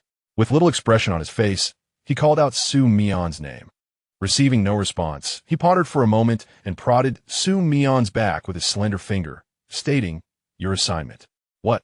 Xu Mian, nearly dozing off, was abruptly roused from his slumber, his irritation palpable. The tone of his voice caused Lin Zhouan to furrow his brow slightly, and he replied in a subdued manner. "The assignment is due by 8:30. Assignment? Xu Mian slowly turned his head, squinting, and asked when it was due. Lin Zhouan stared at his face in silence for a moment, before placing the paper on the bedside table and retreating to his own spot to continue writing. Xu Mian, frowning, didn't he even glance at the paper before snatching it into his hand. He mumbled to himself, almost bringing the paper to his face. When he finally noticed the number 3000, his heavy eyelids instantly shot open, and he sprang up from his bed, staring at the lengthy prompt. Write a 3,000-word essay on the most touching and impactful experience you have encountered. Note, the content must be based on personal experience and should not be plagiarized from the internet. If plagiarism is detected, the entire essay will receive a score of 0. Xu Mian felt as though the world around him had gone dark. Writing essays had always been his greatest fear since childhood, and he had hoped that entering university would allow him to escape this curse. However, writing 800 words had been manageable, but now 3,000 words felt insurmountable. As he grew increasingly agitated, he recalled Lin Zhouan's earlier reminder about the submission time. Chapter 17, My Brain is About to Explode. He bit his lip and glanced at Lin Zhouan, who was deeply immersed in his writing. With a troubled expression, Xu Mian approached him, holding the paper. Though Lin Zhouan acknowledged his presence with a sound, he did not look up or utter a word. Xu Mian thought to himself, what a grudge he holds. What time did you say it was due? Xu Mian asked awkwardly, standing stiffly beside him. Lin Zhouan glanced up briefly, his gaze complex, his lips moved. But he ultimately returned to his writing. Xu Mian clenched his fists, only to hear Lin Zhouan casually state, 8:30. He immediately checked his phone and felt a wave of despair wash over him. It was already 7:45, with only 45 minutes left to write 3,000 words. It felt like a death sentence. Moreover, there was no internet access in the dormitory, rendering any hope of copying and pasting from the web futile. He had nearly decided to give up, but as his gaze fell, he caught sight of the 600 on Lin Zhouan's paper. Why did he only have 600 while he was burdened with 3,000? Why is your topic and request different from mine? Xu Mian inquit, his gaze a mixture of confusion and surprise. The topic was drawn by lot. Yours was selected by Chun Fong for you, Lin Zhouan replied matter-of-factly. Xu Mian muttered under his breath about Chen Fong, then hesitated for a moment before ultimately sitting beside Lin Zhouan, taking a small stool and placing it next to him. He spread his paper on the small table beside Lin Zhouan. However, he was rather casual and did not notice that they were sitting too close. With a hint of entitlement, he carelessly slapped his paper down, inadvertently covering half of Lin Zhouan's sheet, right over the location where his pen was poised to write. Lin Zhouan paused, and Xu Mian quickly withdrew his paper, apologizing, "I didn't mean to block your space." Lin Zhouan merely cast a fleeting glance at him. Seizing the opportunity, Xu Mian suggested, "Why don't you stop writing? Let us discuss a matter instead." Forcing him to write 3,000 words is hardly better than submitting a blank paper. But Tang Ying is the teacher. Submitting a blank paper would be truly embarrassing. Xu Mian's brows knitted together in discomfort, feeling increasingly awkward as he continued. "Could we perhaps change the topic?" Lin Zhouan, as expected, looked at him with an unremarkable expression, his cerulean eyes revealing no emotion, devoid of warmth. Xu Mian quickly added, "I realize you dislike me. I admit I spoke thoughtlessly yesterday, and I apologize. I don't usually behave like this." His demeanor was entirely unlike his usual self, fidgeting as if an essay could compel him to yield in such a manner. The paper he had crumpled lay sprawled on the table, and Xu Mian tentatively pushed it towards Lin Zhouan with a finger, stealing cautious glances in his direction. "Besides, I am utterly inept at writing essays. 3,000 words would make my brain explode." Lin Zhouan listened quietly, neither agreeing nor outright refusing, his cerulean eyes fixated on Xu Mian as he spoke. It was as if he were a child being reprimanded by a teacher, Xu Mian thought. "Could you do me a favor? I promise to treat you to a meal." Xu Mian felt as though he were losing face entirely, yet he believed that true strength lay in the ability to endure and adapt, as long as he did not disgrace himself before Tang Ying. Lin Zhouan cast a glance at Xu Mian's paper and replied bluntly, "Why should I help you? What do I gain from this exchange?"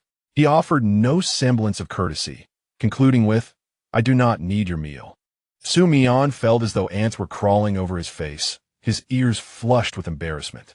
His finger fidgeted with the paper, and he lowered his head, resembling a child caught in wrongdoing. He mumbled, "But I desperately need this credit."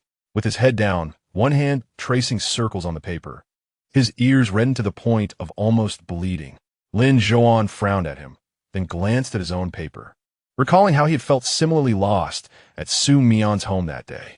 In unfamiliar territory, one often finds themselves yielding first.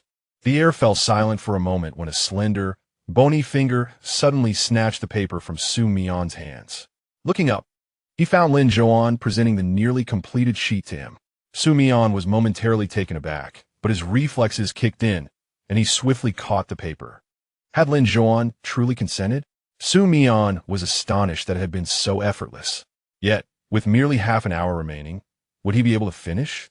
He was typically one to fret unnecessarily, having shifted the responsibility onto another while feigning concern. Glancing down at the neatly written paper before him, he endeavored to mimic Lin Zhouan's handwriting to complete the final 200 or so characters. Lin Zhouan's task differed significantly from his own, being a research topic entirely outside his realm. How could someone so effortlessly articulate a 3,000-word essay, surpassing even the rigors of the college entrance examination?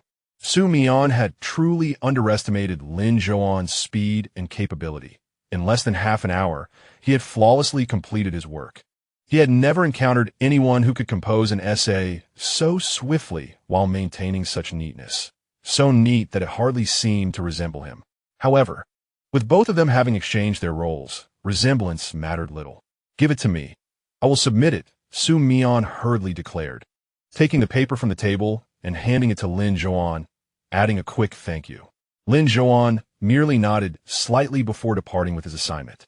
As Xu Mian gazed at the closed door, he felt a twinge of discomfort and lay back on his bed. Alas! He had lost face before his rival this evening and now owed a significant favor. Chapter 18. It seems they came to fight in the ensuing days. Their instructor surprisingly arranged for the class to assist a local farmer who was constructing a new home. For the first time, Xu Mian experienced the true essence of manual labor. After a morning of toil, the boys in the class were virtually too exhausted to utter a word, as if they were all suspended in a single breath. They still had to traverse the arduous mountain path of over 10,000 steps to return, leaving them so fatigued that they could hardly muster the appetite to eat. Although Xu Mian was tired as well, he had nearly recovered, and the only ones among the boys who looked relatively unaffected were himself and Lin Zhouan. While the former was understandable, Lin Zhouan had truly astonished everyone, both boys and girls alike. Some began to question whether he was indeed an Omega. The sole advantage of being outside the base was the signal on their phones, allowing them to access the internet. Seizing this opportunity, Xu Mian replied to messages from his family, dedicating the rest of his time to Tang Ying. Tang Ying did not join them in labor, but instead shared knowledge about labor regulations and examination material during evening sessions at the base. Most of her time was spent within the confines of the base. However, due to her status, she could connect to the base's Wi-Fi, ensuring that Xu Mian's messages reached her. She always responded to whatever he sent. However, engrossed in responding to Tang Ying's messages, he completely overlooked the once listless gazes of the entire class, which had suddenly transformed into vibrant expressions. Moments later, groups of 3 engaged in animated discussions, while others frequently glanced at their phones, casting furtive looks towards Xu Mian and Lin Zhouan.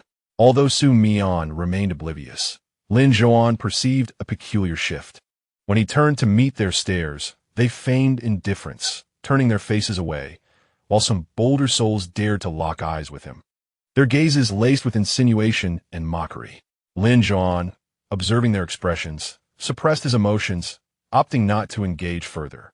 Throughout his life, he had often encountered gazes that boldly proclaimed 2 glaring words, the reason for which was all too apparent: his appearance.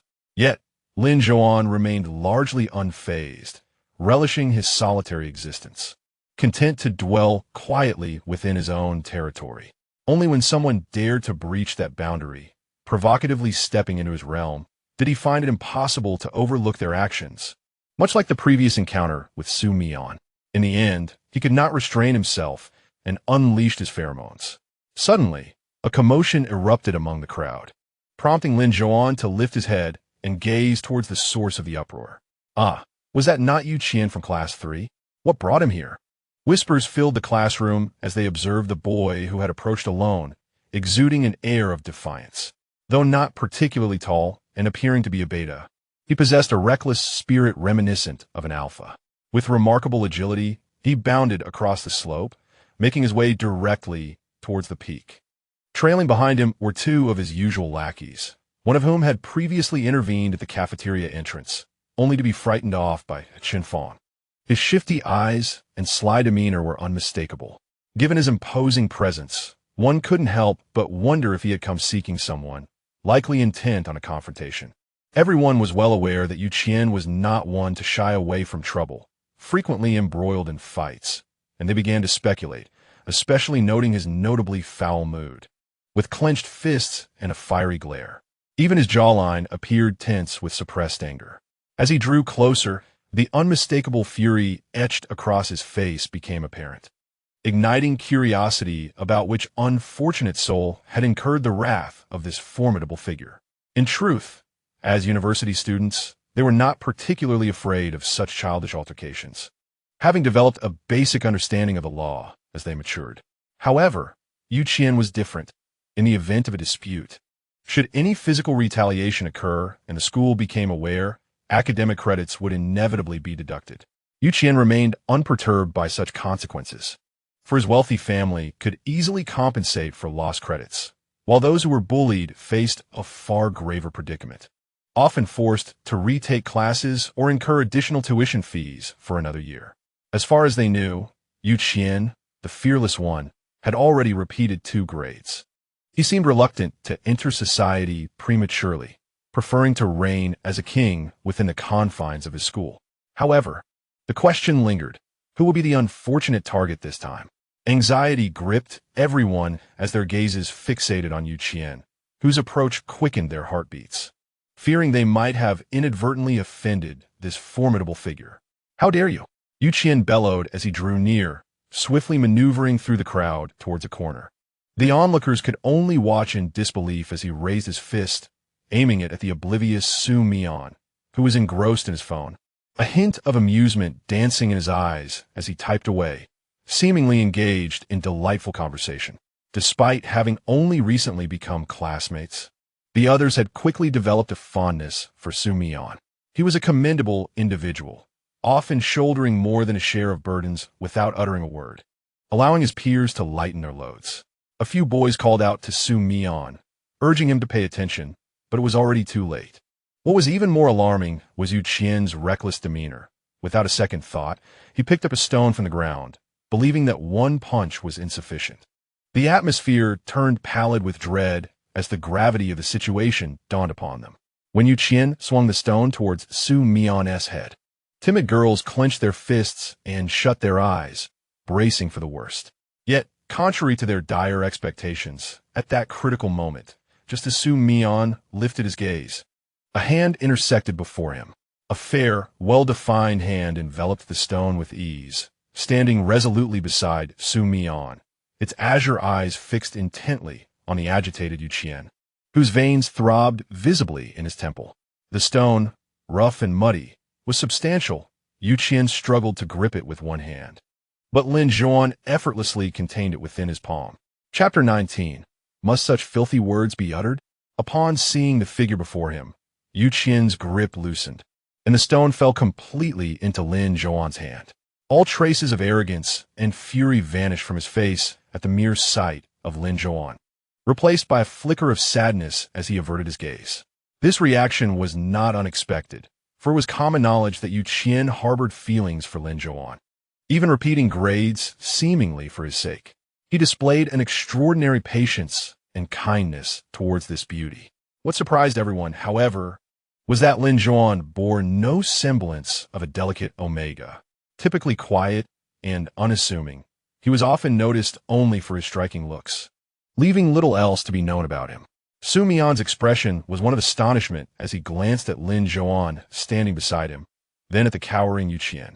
Upon recognizing the look on Yu Qian's face, he felt a surge of blood rush to his head.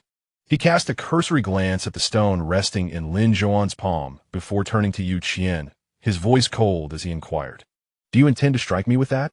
Xu Mian's sudden outburst jolted Yu Qian back from his reverie, igniting the embers of rage that had been simmering beneath the surface. He seemed utterly unperturbed by Xu Mian, his fury overshadowing his fear. "Yes," he replied, enunciating each syllable with a fierce intensity, making it abundantly clear the source of his ire. "I'm going to smash you." His eyes blazed with hatred, fixating on Xu Mian with an intensity that seemed to yearn for violent retribution. His clenched fists cracked ominously, poised to unleash their wrath upon Xu Mian's face. Yet, it appeared that the presence of Lin Zhouan held him back from unleashing his fury. Xu Mian had yet to settle the score from their previous encounter, and now Yu Qian had approached him with such ferocity, a scenario he had not anticipated. Perhaps due to his 2 years in the military, his temperament had tempered. He was no longer as impulsive as before, capable of considering the repercussions of his actions and the complications they might entail. After all, Yu Qian had not succeeded. The stone had not struck him. Nonetheless, his temper remained volatile. Reflecting on this, Xu Mian hesitated briefly, casting a discreet glance at Lin Zhouan, who had tossed the stone aside and was now wiping his hands. This unexpected assistance took Xu Mian by surprise. He inhaled softly, casually raising his gaze to meet the indignant Yu Qian. "Why are you acting this way?" he asked, putting away his phone and choosing not to regard Yu Qian further. "If you cannot provide a reasonable explanation that might earn my forgiveness, you can kneel down and apologize to me now." "Kneel? Kneel down." The crowd fell into stunned silence. They sensed a spectacle unfolding. "What did you just say?" Yu Qian erupted, his incredulity morphing into a furious roar that cracked his voice, reminiscent of a croaking duck. Just moments before, Xu Mian's mood had soured, but upon hearing that falsetto, he nearly succumbed to laughter, his expression betraying little of his amusement, unnoticed by the still fuming Yu. Only Lin Zhouan caught the slight twitch of Xu Mian's lips. "Did you not hear what I said?" Xu Mian's impatience surfaced. "I said, if you cannot provide me with a reasonable justification, then you might as well kneel and apologize." Yu eyes bulged in disbelief.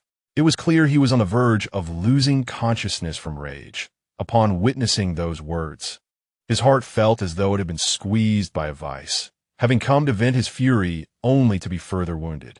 However, what truly overwhelms the mind is the audacity radiating from the individual before him, an arrogance that is infuriating beyond measure.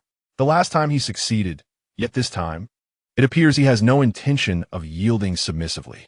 Xu Mian is oblivious to his thoughts, but he possesses his own principles and boundaries. He, too, values his dignity. How could he tolerate having his self-respect trampled repeatedly before the eyes of others? As Chun Fong remarked, had he been in high school and not joined the military, he would have delivered a punch that would leave this person speechless. Kneeling? That would merely be the lightest of punishments. Why should he be compelled to kneel? Does he think he is something special?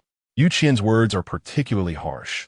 He spouts every cutting remark he can muster, seemingly without anyone ever having taught him a lesson. With your few measly coins, do you truly consider yourself a young master? He gestures towards Xu Mian's head. No, more accurately, his nose, standing on tiptoe to do so.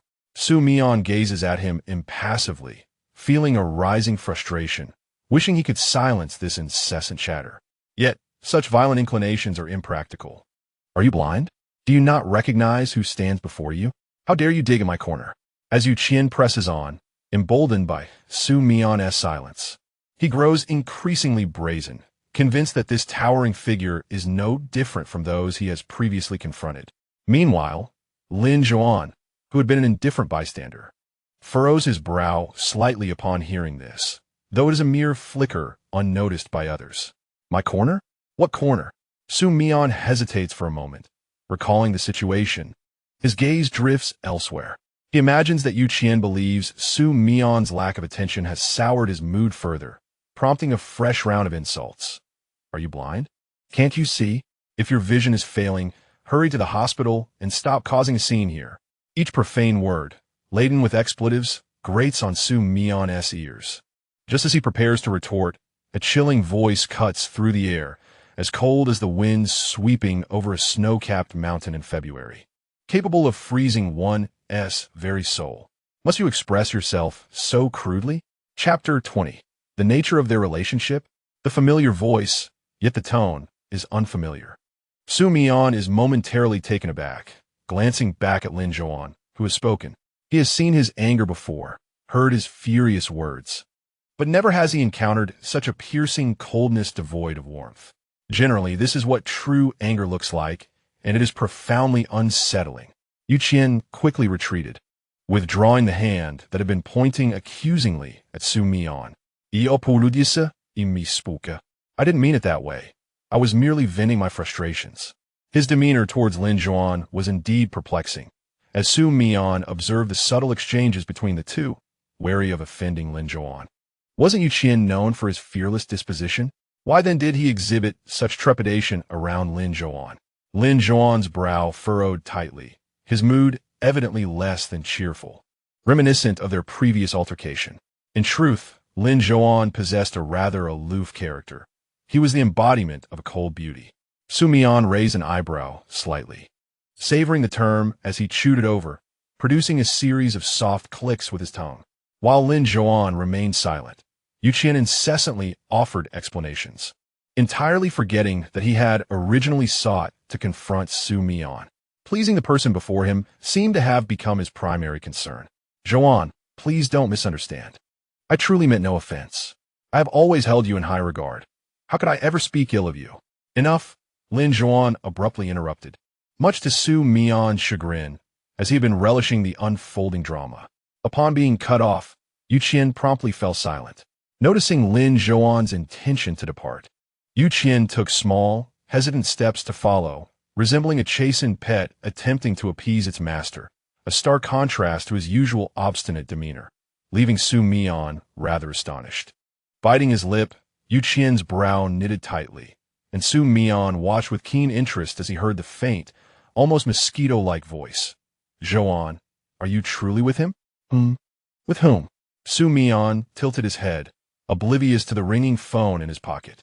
It was the perfect time to head back, so the group made their way together, enjoying the amusing spectacle of the awkward and comical Yu Qian. After descending the mountain path, they reached the newly constructed, picturesque rural highway, making the remainder of the journey considerably easier.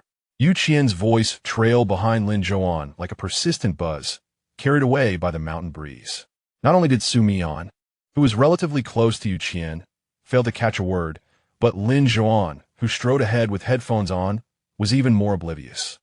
Xu Mian silently regarded the despondent figure of Yu Qian, who kept his head down, too timid to lift his gaze.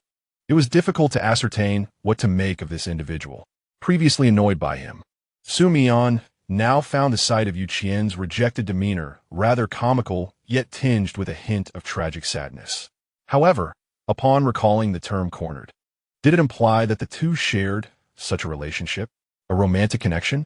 Xu Mian squinted at the tall, upright figure ahead, shaking his head inwardly. It seemed utterly implausible.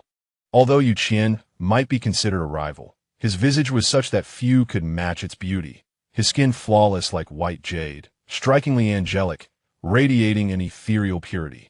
The feeling of being untouched by others is profound.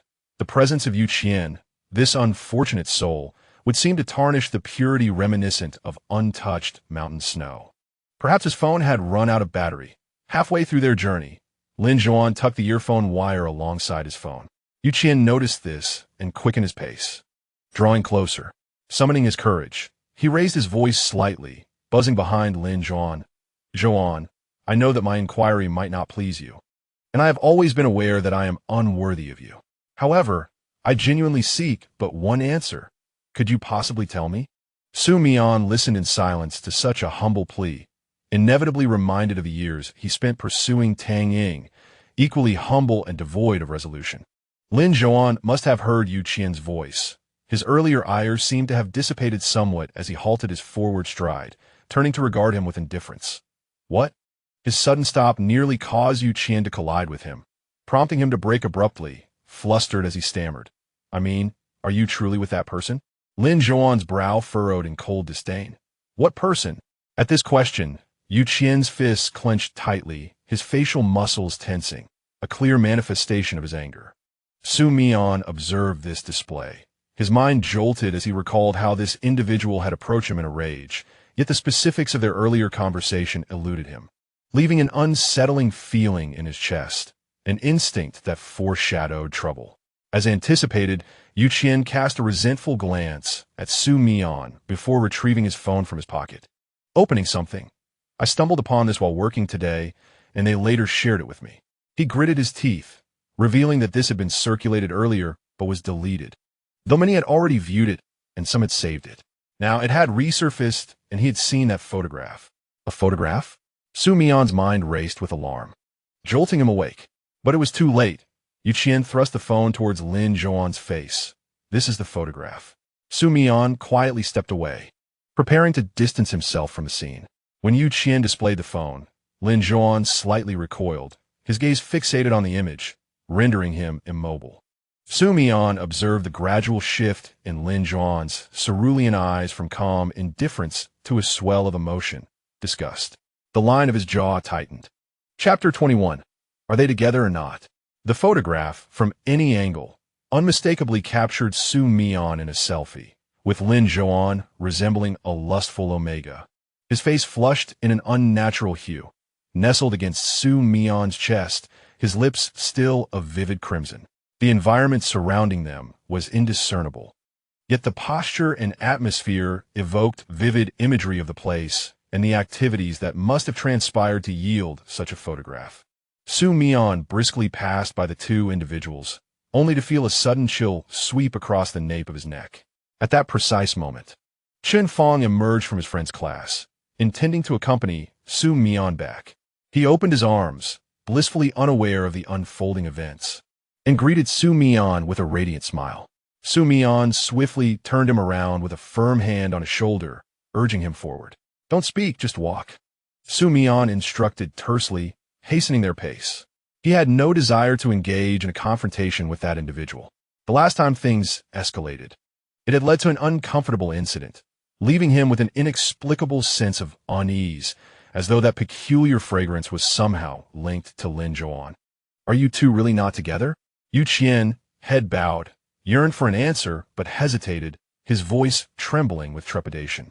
Lin Zhouan's icy gaze shifted from Xu Mian's retreating figure, grinding his molars silently, yet his expression remained stoic and indifferent as he uttered a single word. No.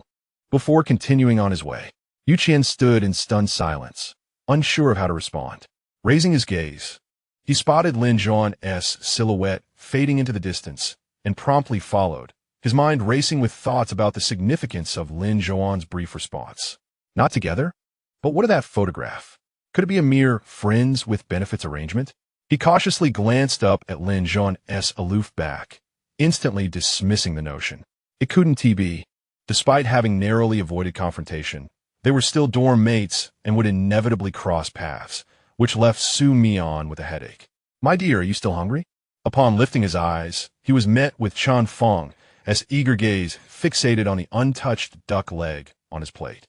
Xu Mian nudged the dish slightly, signaling for Chen Feng to take it. Chen Feng immediately seized the duck leg, his mouth greasy as he chattered. No joke, this duck leg tastes fantastic. The food has been getting better these past few days. Do you think they VE changed a chef? Xu Mian shot him a glance, his thoughts preoccupied with how to navigate the evening ahead, casting a fierce glare at Chen Feng, who was blissfully devouring the duck leg. Just then, Chen Feng abruptly lifted his head, tossing the now bare duck leg onto the table with a frown. Damn it, I still feel hungry. Should we head to the supermarket for some instant noodles to eat later? Xu Mian silently picked up his plate and walked away without a backward glance. Chen Feng trailed behind, muttering out, I'm still so hungry. We have to go out tonight. It's really quite bothersome. Xu Mian paused for a moment. Are we going out tonight? Indeed, Chen Feng replied, scrolling through his phone to check the schedule. There's an event tonight. Let me see what it is. A movie, he said. A movie? Xu Mian raised an eyebrow. Watching a film here meant little more than sitting on a small stool outside, gazing at a large screen, with over 1,000 people huddled together in the cold wind. It was hardly an extravagant affair. What time? He inquired further. 7 o'clock. If we head back now, we can rest for an hour, Chen Feng exclaimed, eagerly making his way toward the dormitory. In the next moment, Xu Mian halted him. There's still an hour left. Including the movie time, we could avoid seeing that face for 3 to 4 hours. Let us not return to the dorm. We can wait outside and find a place to linger until it's time to gather for the film. Why? Chen Feng protested. It's freezing outside. Why not go back and lie down? He longed for the comfort of a warm room, especially after they had walked over 40,000 steps that day, leaving his feet feeling foreign to him. He had no energy for anything else. Don't stay out there. The temperature will drop even more at night. It was sunny during the day, and we were working, so we didn't feel the chill. But sitting there to watch a movie tonight, you'll definitely need to bring a coat. Chen Feng rarely offered such serious insights, articulating his thoughts with clarity, but it was futile. Xu Mian remained resolute in his decision not to return to the dormitory. Chen Feng could hardly comprehend why Xu Mian was so unwilling to go back. Yet, he was exhausted. He thought to head back to the dormitory. I can't take it anymore. I need to lie down. Do you know there's a patisserie nearby? Xu Mian's calm voice came from behind him. Chen Feng halted in his tracks. A patisserie? Here? In this remote place? How could there possibly be one? Xu Mian, not that. I saw it the other day when I visited the west side of the cafeteria. The school officials were dining there. Oh, that kind. Chen Feng's interest waned immediately. Such places are usually quite expensive. We can't afford it. Since it is a learning base, vendors from the mountain below come to set up stalls here, charging several times more than outside. However, there's little choice. The selection is limited, and some items are simply unavailable, allowing them to exploit the students financially.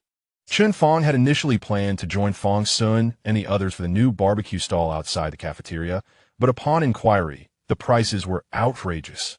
It wasn't merely a few extra coins. It was far more than that. A sensible person would certainly refrain from purchasing anything. Of course, there were still some patrons willing to spend.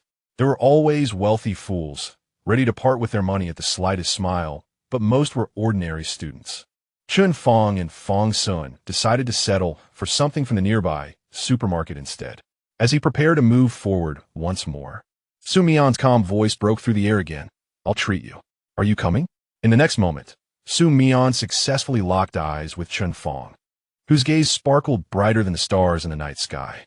Xu Mian thought to himself, "This expression is utterly unbearable." He turned and strode towards the Western-style restaurant, while Chun Fong naturally draped his arm over Xu Mian's shoulder, deeming the temperature irrelevant in that instant. Chapter 22. The academic prodigy enjoys steak. Extra helpings. The Western-style restaurant here was surprisingly refined for a rural establishment, although it wasn't a quintessential countryside locale, being situated within a base. It exuded a sophistication that rivaled upscale dining in major cities. Upon pushing open the glass door, they were promptly greeted by a server who guided them to a table with a view of the picturesque scenery outside. The interior was impeccably clean, the atmosphere comfortable, and the gentle strains of classical music added to the ambience. "I feel like that server looks a bit familiar," Chun Fong whispered suddenly, his gaze lingering on the departing figure of the female server. Xu Mian chose to ignore him. He had grown accustomed to Chun Fong, finding familiar faces among the more attractive individuals. "Oh," Chun Fong elongated the sound, whispering again with a look of enlightenment. "I understand now. All the servers here are students from our school." "Students from our school?" Xu Mian responded, somewhat surprised, lifting his gaze to observe the scene outside. "Wow, these individuals are remarkably industrious. Even while cultivating the land, they haven't forgotten to earn some money. Truly admirable." Chun Fong genuinely admired such diligence, but lamented his own inability to emulate it. "I really do respect that. Are they all from our school?" Xu Mian questioned, as he had no recollection of any of them. Chun Fong handed the menu to a server who had just approached. Once the server departed, he whispered, "Indeed, they're all from our school. I recognize several of them."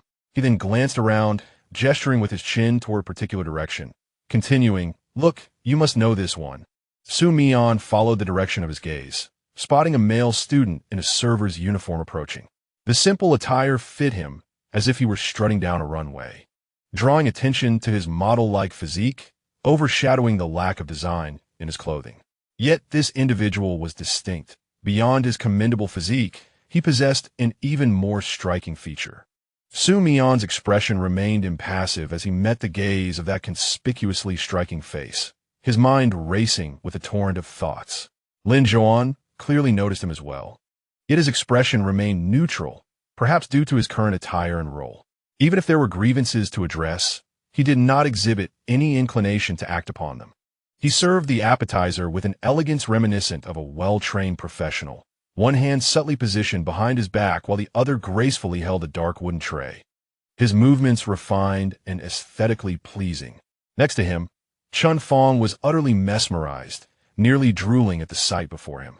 With a furtive glance, he leaned in slightly and inquired, "Scholar, are you working part-time here?" The term scholar made Xu Mian furrow his brows slightly. Chun Fong, absorbed in Lin Zhouan's striking presence, failed to notice the peculiar atmosphere around him, but Lin Zhouan, with a fleeting glance, also suppressed her frown. After placing her belongings on the table, she calmly wished them to enjoy their meal and turned to leave. Chun Fong wondered, is he really that off-putting? Once she departed, Xu Mian felt an immediate sense of relief, resting his hands on the edge of the sofa, his gaze wandering. He hadn't anticipated that in his attempt to avoid company, luck would have him encounter such a situation. The dishes arrived one after another, and Chun Fong sat to the side, unexpectedly tortured by the first dish. The crux of his discomfort lay with the elderly gentleman beside him, who had darkened his expression since Lin Zhouan's arrival, speaking not a word, his gaze fixed on the view outside the glass, especially turning away completely when she was present, leaving only the back of his head in sight. As for Lin Zhouan, her face remained as impassive as ever, yet this time her aura felt significantly colder, perhaps due to the scantiness of her attire, causing goosebumps to rise all over her skin. Chun Fong discreetly rubbed his arms, hearing footsteps approach, followed by the sound of plates being set down, concluding with the chilling yet direct wish to enjoy their meal. "Hello, may I ask if this meal is a last supper?" Finally, the last dish was served. Chun Fong, lamenting his own gluttony, picked up his fork, regretting his excessive order. Xu Mian, who had already eaten his fill in the cafeteria, sat silently at the table, preparing to reach for his phone when he overheard Chun Fong mumbling between bites. "Haven't you two made up yet? The tension between you is glaringly obvious." Initially, Xu Mian had no anger on this matter, but upon hearing it, his temper flared. He glared at Chun Fong and coldly inquired, "Why was that photo released again?" "Huh? What photo?" Chun Fong, still focused on his steak, spoke with a muffled tone. "Is it that silly bath trick?" Xu Mian tossed his phone next to Chun Fong, who hurriedly caught it. Upon seeing the contents displayed on the screen, he choked on his half-chewed beef, letting out a loud belch. "I swear, this time it has nothing to do with me. I know it's not you. It doesn't concern you," Xu Mian replied with a deeply furrowed brow, his mood evidently sour. "But the main issue is..." His slender fingers gently tapped the dark surface of the table. Though not fair-skinned, they were strikingly delicate and well-defined, lending an appealing aesthetic. Lin Zhouan saw it. In the blink of an eye, Chun Fong, who had been staring at Xu Mian's fingers, was suddenly struck with fear, letting out another belch, his expression blank as he gazed at Xu Mian.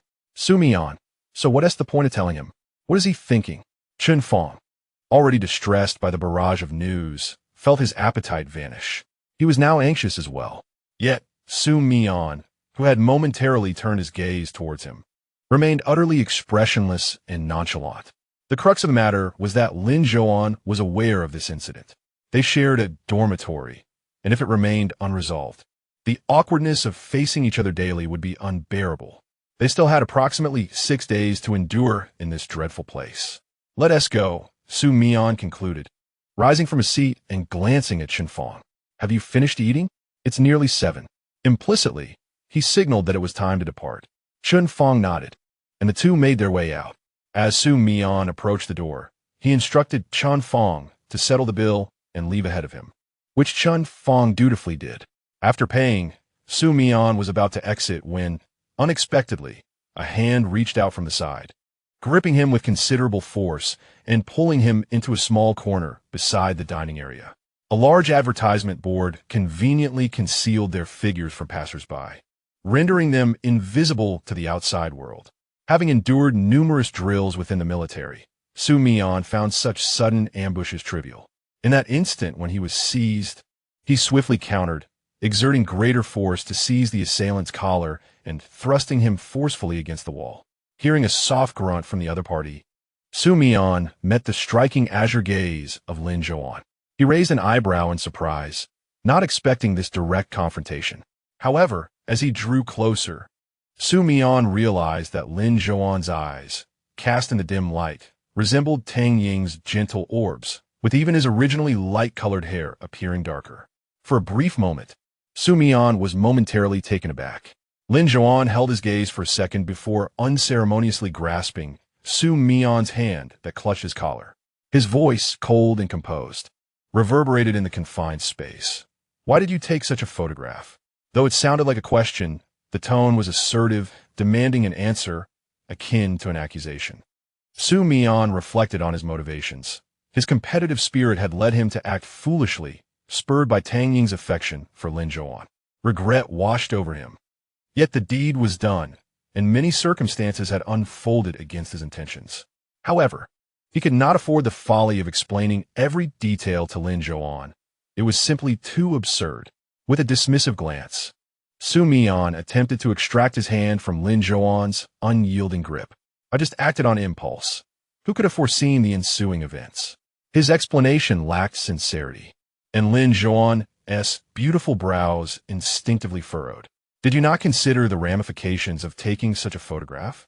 Xu Mian expressed his frustration, questioning how he could possibly know what would transpire following the photograph, which he did not even post himself.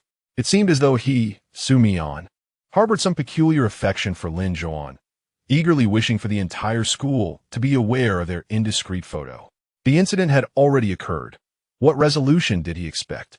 Xu Mian directly inquired, feeling quite vexed by the situation, while also worrying whether Tang Ying might see it later. If that were to happen, he was at a loss for how to explain it. The more he pondered, the more his heart felt constricted. Both he and Lin Zhouan were victims in this affair, with no personal gain to be derived from it. Perhaps he would have to contend with a multitude of subsequent troubles. What purpose would questioning Lin Zhouan serve? Did he wish to resolve the matter independently, or merely seek an apology?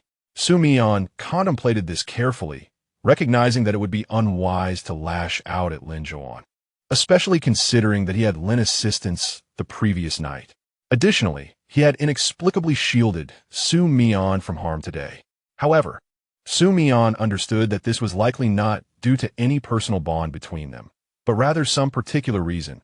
He had not deluded himself to that extent. "Is your intention to resolve this issue by stopping me?" Xu Mian asked, gazing at him. "If you believe this situation has caused you trouble, I can investigate who disseminated the photo and endeavor to prevent its further circulation. Would that be acceptable to you?" Lin Zhouan regarded him, his pale eyes concealing his emotions.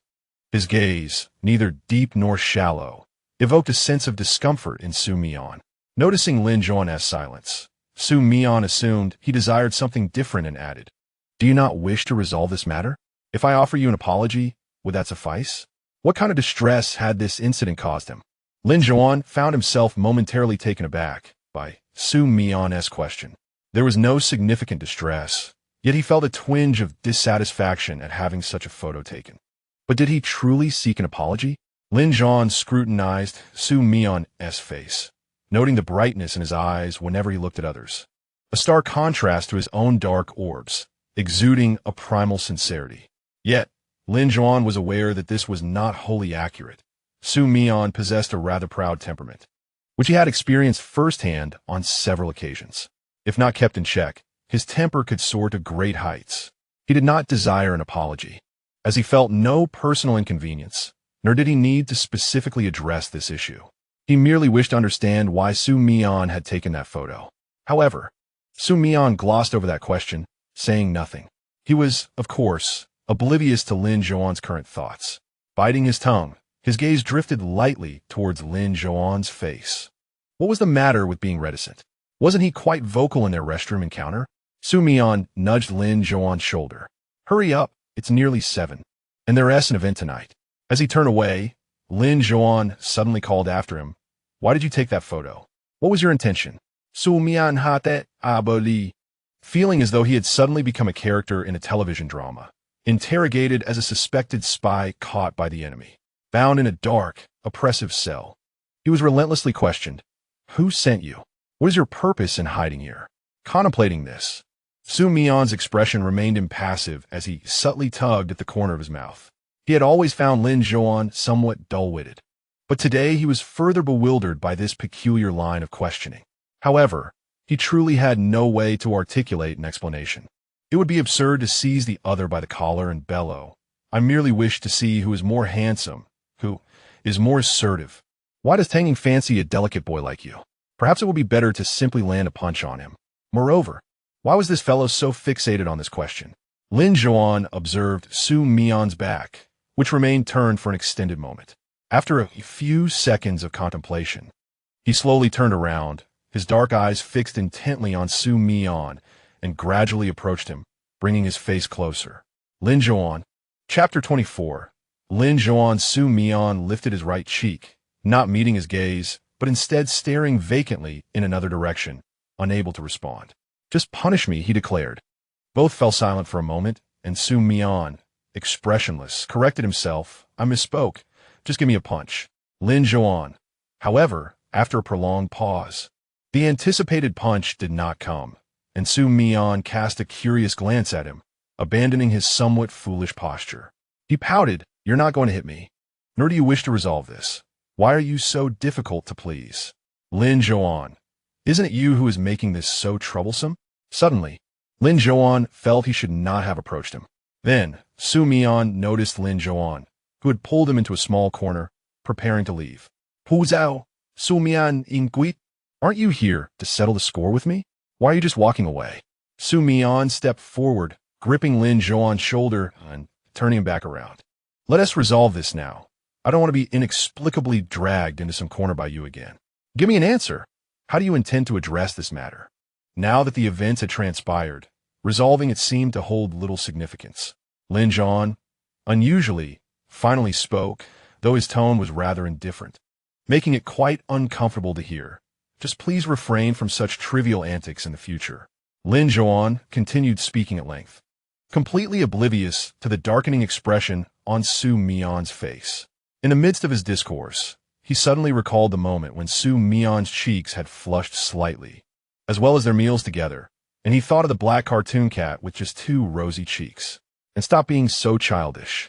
Childish? He was being called childish by a boy 2 years his junior? Ha ha ha. It was utterly absurd. Xu Mian felt a mix of irritation and amusement, watching Lin Zhouan's calm demeanor as if he were playing the role of an adult. Once more, he silently turned Lin Zhouan back around. Is there anything else? Lin Zhouan furrowed his brow slightly. Indeed, time was swiftly approaching. He still needed to change his attire in the restaurant, and if he continued to linger, he might find himself pressed for time. Xu Mian keenly observed this subtle shift in expression, and his fist clenched involuntarily. Was it impatience? Or perhaps disdain? He scoffed. Did you not seek me out first? Was it not you who, out of sheer boredom, dragged me into this secluded corner? Xu Mian, unwilling to back down, fixed his dark gaze upon Lin Zhouan. Do you not wish to know why I took that photograph? Gradually, he leaned closer, his ebony eyes partially veiled by his slender eyelids. I merely wanted to capture you, to see just how effeminate you truly are. He drew nearer still, their breaths intertwining, gradually dispersing into the crisp air. Xu Mian's eyes brimmed with a brazen audacity, his words seemingly savored before being released, mingling with a warm breath that caressed Lin Zhouan's ear, now chilled by the wind. Observe how submissive you are in my embrace. With a hint of a smile playing at the corners of his mouth, he slowly shifted his body away, leaving behind a trace of lingering mirth in his gaze. The stark contrast of their eyes met, his dark and piercing, against Lin Zhouan's icy blue ones, now shrouded in a veil of mist. Ah, he was indeed angered. Lin Zhouan's anger manifested differently than that of an average person. His expression remained unchanged, yet a discerning gaze upon his striking blue eyes would reveal a glimmer of a distinct emotion. It seemed as though even the surrounding temperature had dropped a few degrees. Xu Mian regarded Lin Zhouan's porcelain complexion with keen interest, baffled as to why this visage captivated Tang Ying, along with the array of suitors he had witnessed in recent days. Suddenly, he stepped forward, lifting Lin Zhouan's slender chin with a single finger, narrowing his eyes as if he were a frequent patron of the establishment. Little Omega, do you not agree? Surely, you feel the same. Lin Zhouan's gaze, tranquil yet unyielding, gradually fell to that slender finger, his long, dense lashes obscuring half of his luminous blue pupils. Lost in thought, he remained unaware that the finger's owner had withdrawn it, prompting him to shift his gaze elsewhere. Xu Mian, feeling the chill, tucked his hands into his pockets while unabashedly observing him. Yet, as the evening deepened, the encroaching darkness made the cold increasingly palpable. Not that it stemmed from the person before him. The frigid air, characteristic of the mountains, settled upon his skin, even leaving a trace of moisture that intensified the chill. Xu Mian shuddered internally, realizing the cold was becoming intolerable, contemplating a return to fetch a coat before settling down for the evening's film. As he contemplated his departure, he decided to circumvent Lin Zhouan, for the individual before him showed no inclination to engage in conflict. Standing idly was rather tedious. Just as his foot brushed past Lin Zhouan, a faint yet distinct fragrance intertwined with the damp, cold air, gently wafting towards his nostrils. The scent was delicate, not overpowering, yet it surged into his nasal cavity. Xu Mian immediately furrowed his brow, taking a deep breath. That subtle aroma instantly evoked an unpleasant memory from just a few days prior. Clenching his fists tightly, he abruptly turned to face the motionless Lin Zhouan, gritting his teeth as he demanded, "What is this?" Lin Zhouan merely gazed back, silent, Yet in that moment, Xu Mian discerned the turmoil lurking within his eyes. Suppressed emotions were gradually unfurling, suffusing the air around them. Xu Mian felt a dwindling breath within his chest. His mind muddled as if immersed in thick paste, rendering coherent thought elusive. He pressed his hands against his head, struggling to breathe. A sharp pang of discomfort pierced through him, leaving his eyes reddened and tearful. The pain was indescribable, akin to a toxic essence infiltrating his flesh and bone. Before long, he could no longer resist the urge to lean against the wall, slowly sinking down. Lin Zhouan. Chapter 25. What is this scent? He instinctively sensed that this aroma was somehow linked to the man beside him. Each time he encountered this scent, Lin Zhouan was present. Yet, he remained oblivious to its nature and the reason behind his intense reaction. Overwhelmed by pain, he could focus on nothing else but calling out the name of the culprit in a daze. He truly wished to exact 1,000 tortures upon him. The instigator stood aloof, observing with indifference, showing no intention of offering aid or ceasing the release of his pheromones. It was only when Xu Mian gasped for air, struggling to inhale a breath of fresh air, that Lin Zhouan gradually crouched beside him, halting the release of his pheromones. "Are you uncomfortable?" He regarded Xu Mian's perspiring profile, a droplet of sweat cascading from his nose onto the ground. It seemed to take a moment for Xu Mian to register Lin Zhouan's voice, as cold sweat dampened his lashes and his eyelids drooped wearily, allowing only a sliver of his gaze to emerge. Lin Zhouan was momentarily taken aback by Xu Mian's state, his mind momentarily blank. Xu Mian was crying. As Lin Zhouan ceased the release of his pheromones, the fragrance in the air swiftly diminished. Xu Mian gradually regained some clarity, oblivious to the tears that had escaped his eyes, filled only with a burning desire to eliminate the scoundrel before him. Indeed, it was this very man. Last time, it was he who had forced Xu Mian into unconsciousness with that noxious scent. He abruptly rose to his feet, perhaps due to having crouched for an extended period. As he stood, a certain nerve in his brain jolted, and a blinding light flashed before his eyes, leaving him dizzy. He instinctively leaned against the nearby wall for support. Lin Zhouan also rose slowly, but before he could even steady himself for a second, he saw Xu Mian, who had just regained his composure, swinging a punch in his direction. However, this time, Lin Zhouan effortlessly grasped his wrist, twisting his body and pinning him against the wall, securely binding both of Xu Mian's hands. "Let go." Xu Mian's eyes blazed with fury. Had it not been for the bizarre creature's earlier assault, he would never have been so easily subdued by Lin Zhouan. The more he thought about it, the angrier he became, feeling as though he might explode. He had never lost a fight, especially not to a brash youth like Lin Zhouan. "Give me 3 seconds. If you don't release me once I break free, your teeth will be at risk." Xu Mian's threat was almost menacing, yet he was unaware that such intimidation held no power over the individual behind him. Lin Zhouan, observing the slender nape of Xu Mian's neck, wondered if it was due to his pheromones being released excessively, for the skin at the back of Xu Mian's neck appeared flushed with a hint of crimson. "Lin Zhouan." Xu Mian's jawline tightened as he struggled to free his hands. But his efforts were futile.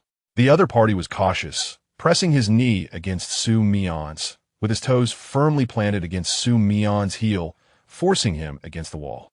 Xu Mian felt breathless, his gaze fixed on the wall before him. "Don't push me." Even in such a situation, Xu Mian believed he could not remain pinned down indefinitely. He would eventually break free, though it was uncertain how much strength he would need to expend and how much damage his opponent would sustain. "You seem fond of threatening others." Lin Zhouan's cool voice suddenly pierced the air next to Xu Mian's ear. He leaned in closer, tilting his head slightly to catch a glimpse of Xu Mian's flushed profile. Typically, those who enjoy threatening others do so because they possess leverage over them, or they have sufficient confidence and resources. Xu Mian maintained a stoic expression, his eyes still ablaze, his hands now clenched into fists instead of struggling to escape. Lin Zhouan's words entered his left ear and exited from his right. He regarded them as mere nonsense whispered in his ear. "You do not possess any leverage over me, so you belong to the latter category, correct? What is your confidence based on? Your secondary sexual characteristics? Lin Zhouan's voice was soft yet unmistakably clear. Is it because you're a top-tier alpha? Xu Mian stared at the wall ahead, rolling his eyes internally.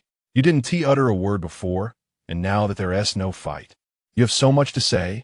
The silence around them persisted, and Xu Mian gradually recovered from the earlier pain. His heightened emotions were also linked to that fragrance, which often stirred irritability within him. Now, the tumultuous anger within him began to subside, prompting him to adopt a blank expression and engage in mockery. As he was in no rush, opportunities to strike would abound. However, in the next moment, Xu Mian's dark pupils suddenly constricted violently. The fragrance once again wafted through the air, this time particularly close, almost as if it were to his left. Xu Mian slightly turned his head and suddenly met a pair of azure eyes, reminiscent of icebergs adrift upon the sea, perpetually imbued with a chill. Yet at this moment, that chill quietly dissipated, revealing the most genuine emotions within: anger, disdain, arrogance. What could this scent possibly be? A sense of trepidation began to envelop Xu Mian. But at this juncture, he could hardly fathom that the striking young man before him was an alpha of the same caliber as himself. Yet he still foolishly sought a credible answer from him. Lin Zhouan's long, feathery lashes fluttered slightly, casting a crescent-shaped shadow beneath his lower eyelid. His azure irises, akin to a cunning serpent, fixated intently on Xu Mian, while his crimson lips slowly parted. Damn it, he muttered softly, leaning in closer, fixing his gaze on Xu Mian, and gently inquired, "Does my pheromone smell pleasant?" The question, devoid of any hint of amusement, was so cold that it was impossible to discern whether it was a provocation or a sincere inquiry. Xu Mian's mind felt as though it were exploding, his dark eyes reflecting the enigmatic azure hue. "Your pheromone?" "Indeed," Lin Zhouan replied, nonchalantly. "The scent that makes you feel extremely uncomfortable, even pained, is my pheromone." His brain seemed to have completely short-circuited. Xu Mian could comprehend Lin Zhouan's words individually, yet their combined meaning eluded him. Why did Lin Zhouan's pheromone evoke such discomfort? Shouldn't an omega's pheromone be sweet, stirring an alpha's passions and desires? Why did it feel so unbearable, generating such a strange sensation? Chapter 26. Do not expect me to let you go. I can guess what you're thinking. Lin Zhouan's voice abruptly interrupted Xu Mian's introspection.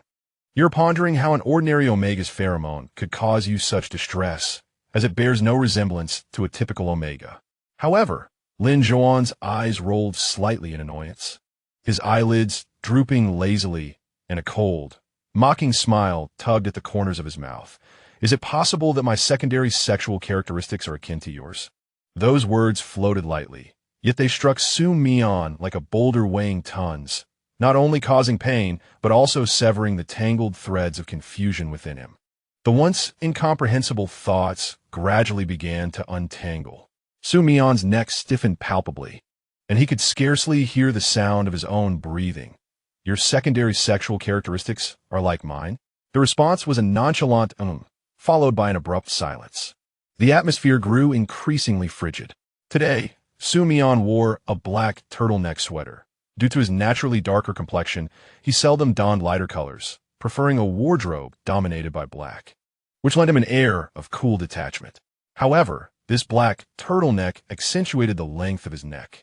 Lin Zhouan cast a fleeting glance downward towards Xu Mian's neck. Both alpha and omega possess glands, and it is from this very area that pheromones are released. Each time, the scent that causes him discomfort and headache emanates from the spot. The mere thought furrowed Lin Zhouan's brow slightly. Almost unconsciously, his hand shifted from resting on Xu Mian's shoulder to his neck, his pale, slender fingers stretching delicately until they grazed the edge of Xu Mian's sweater collar. The pure black fabric accentuated the unnaturally pale, almost sickly whiteness of Lin Zhouan's hand. He then pressed his fingertips gently along the soft collar, revealing a hint of the sun-kissed skin beneath. At that moment, Xu Mian, pinned against the wall, felt an almost imperceptible stiffness seize his body. Even the hands restrained by Lin Zhouan became motionless. Perhaps Lin Zhouan was entirely captivated by something at the nape of Xu Mian's neck, oblivious to Xu Mian's subtle unease. The healthy, sun-kissed complexion, elongated with a hint of blush and strands of hair clinging to the skin of his neck, were in stark contrast to the area closer to his shoulders where the glands should be, now obscured by slender, slightly raised scars. These scars, no fewer than 5 or 6 in number, were white and branched out like the roots of a tree, resembling both roots and the legs of a white spider. The sight was increasingly alarming against his dark skin. Yet, despite this, Xu Mian could still release his pheromones normally, indicating that his glands remained intact and undamaged. Lin Zhouan's gaze lingered, momentarily entranced, entirely unaware of Xu Mian's trembling hands, fixated instead on the unique scars. However, before he could examine further, Xu Mian's wrist, held tightly by Lin Zhouan, suddenly broke free from his grasp. Swiftly, Xu Mian turned, delivering a side kick, followed by a punch that sent Lin Zhouan crashing to the ground. Ignoring the pain coursing through him and the fog clouding his mind, he seized Lin Zhouan by the collar and landed several more blows. Soon, Lin Zhouan's fair face was marred by bruises and blood trickled from the corner of his mouth. Taken by surprise by Xu Mian's sudden assault, Lin Zhouan had yet to fully comprehend the situation when he was struck again, jolting him in a clarity as he clenched his fists tightly. Just as he prepared to retaliate, Xu Mian halted his assault, gripping Lin Zhouan's collar with no regard for the pressure he was exerting.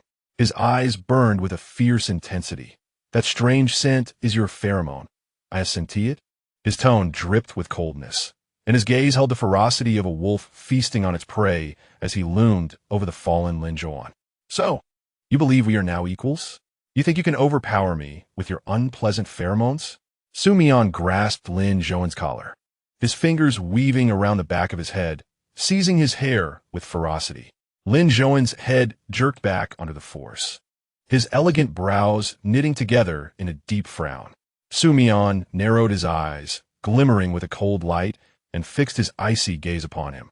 "If I recall correctly, when both Alpha and Omega release their pheromones, everyone stands on equal footing. You inflict pain upon me." His speech slowed deliberately. "I can do the same to you." Lin Zhouan met his stare, his fists resting on the ground, unmoving, silent. He finally comprehended why Lin Zhouan had reacted so intensely upon first encountering him, detecting his pheromones. It was not merely due to Lin Zhouan being an Omega in heat. Rather, it was the sheer beauty of the individual before him that evoked such a response. Even discomfort felt less like pain and more like an alluring temptation. Xu Mian had refrained from causing trouble, having believed Lin Zhouan to be an Omega, while he himself was an Alpha, which necessitated a degree of restraint. But now, knowing they were equals, what need was there for compromise? What was there to consider? Moreover, it was Lin Zhouan who had crossed the line first today. The thought of that moment, when Lin Zhouan had glimpsed his vulnerability, intensified Xu Mian's grip on his hair, as if he might rip it from his scalp. "Ah, be gentle," Lin Zhouan suddenly murmured, placing his hand over Xu Mian's. His cerulean eyes, shimmering with pain, gazed at Xu Mian, and his long lashes fluttered slightly, resembling the delicate wings of a butterfly approaching a blossom. It was a sight that might have softened anyone's heart and prompted an apology. However, it was utterly futile against Xu Mian, who now regarded Lin Zhouan as the embodiment of malevolence, yearning to mar that striking face, even in its current battered state. Yet, recalling past events, his grip eased slightly. "I refrain from striking you today only because you once aided me. You ought to feel fortunate that I have not knocked out your teeth."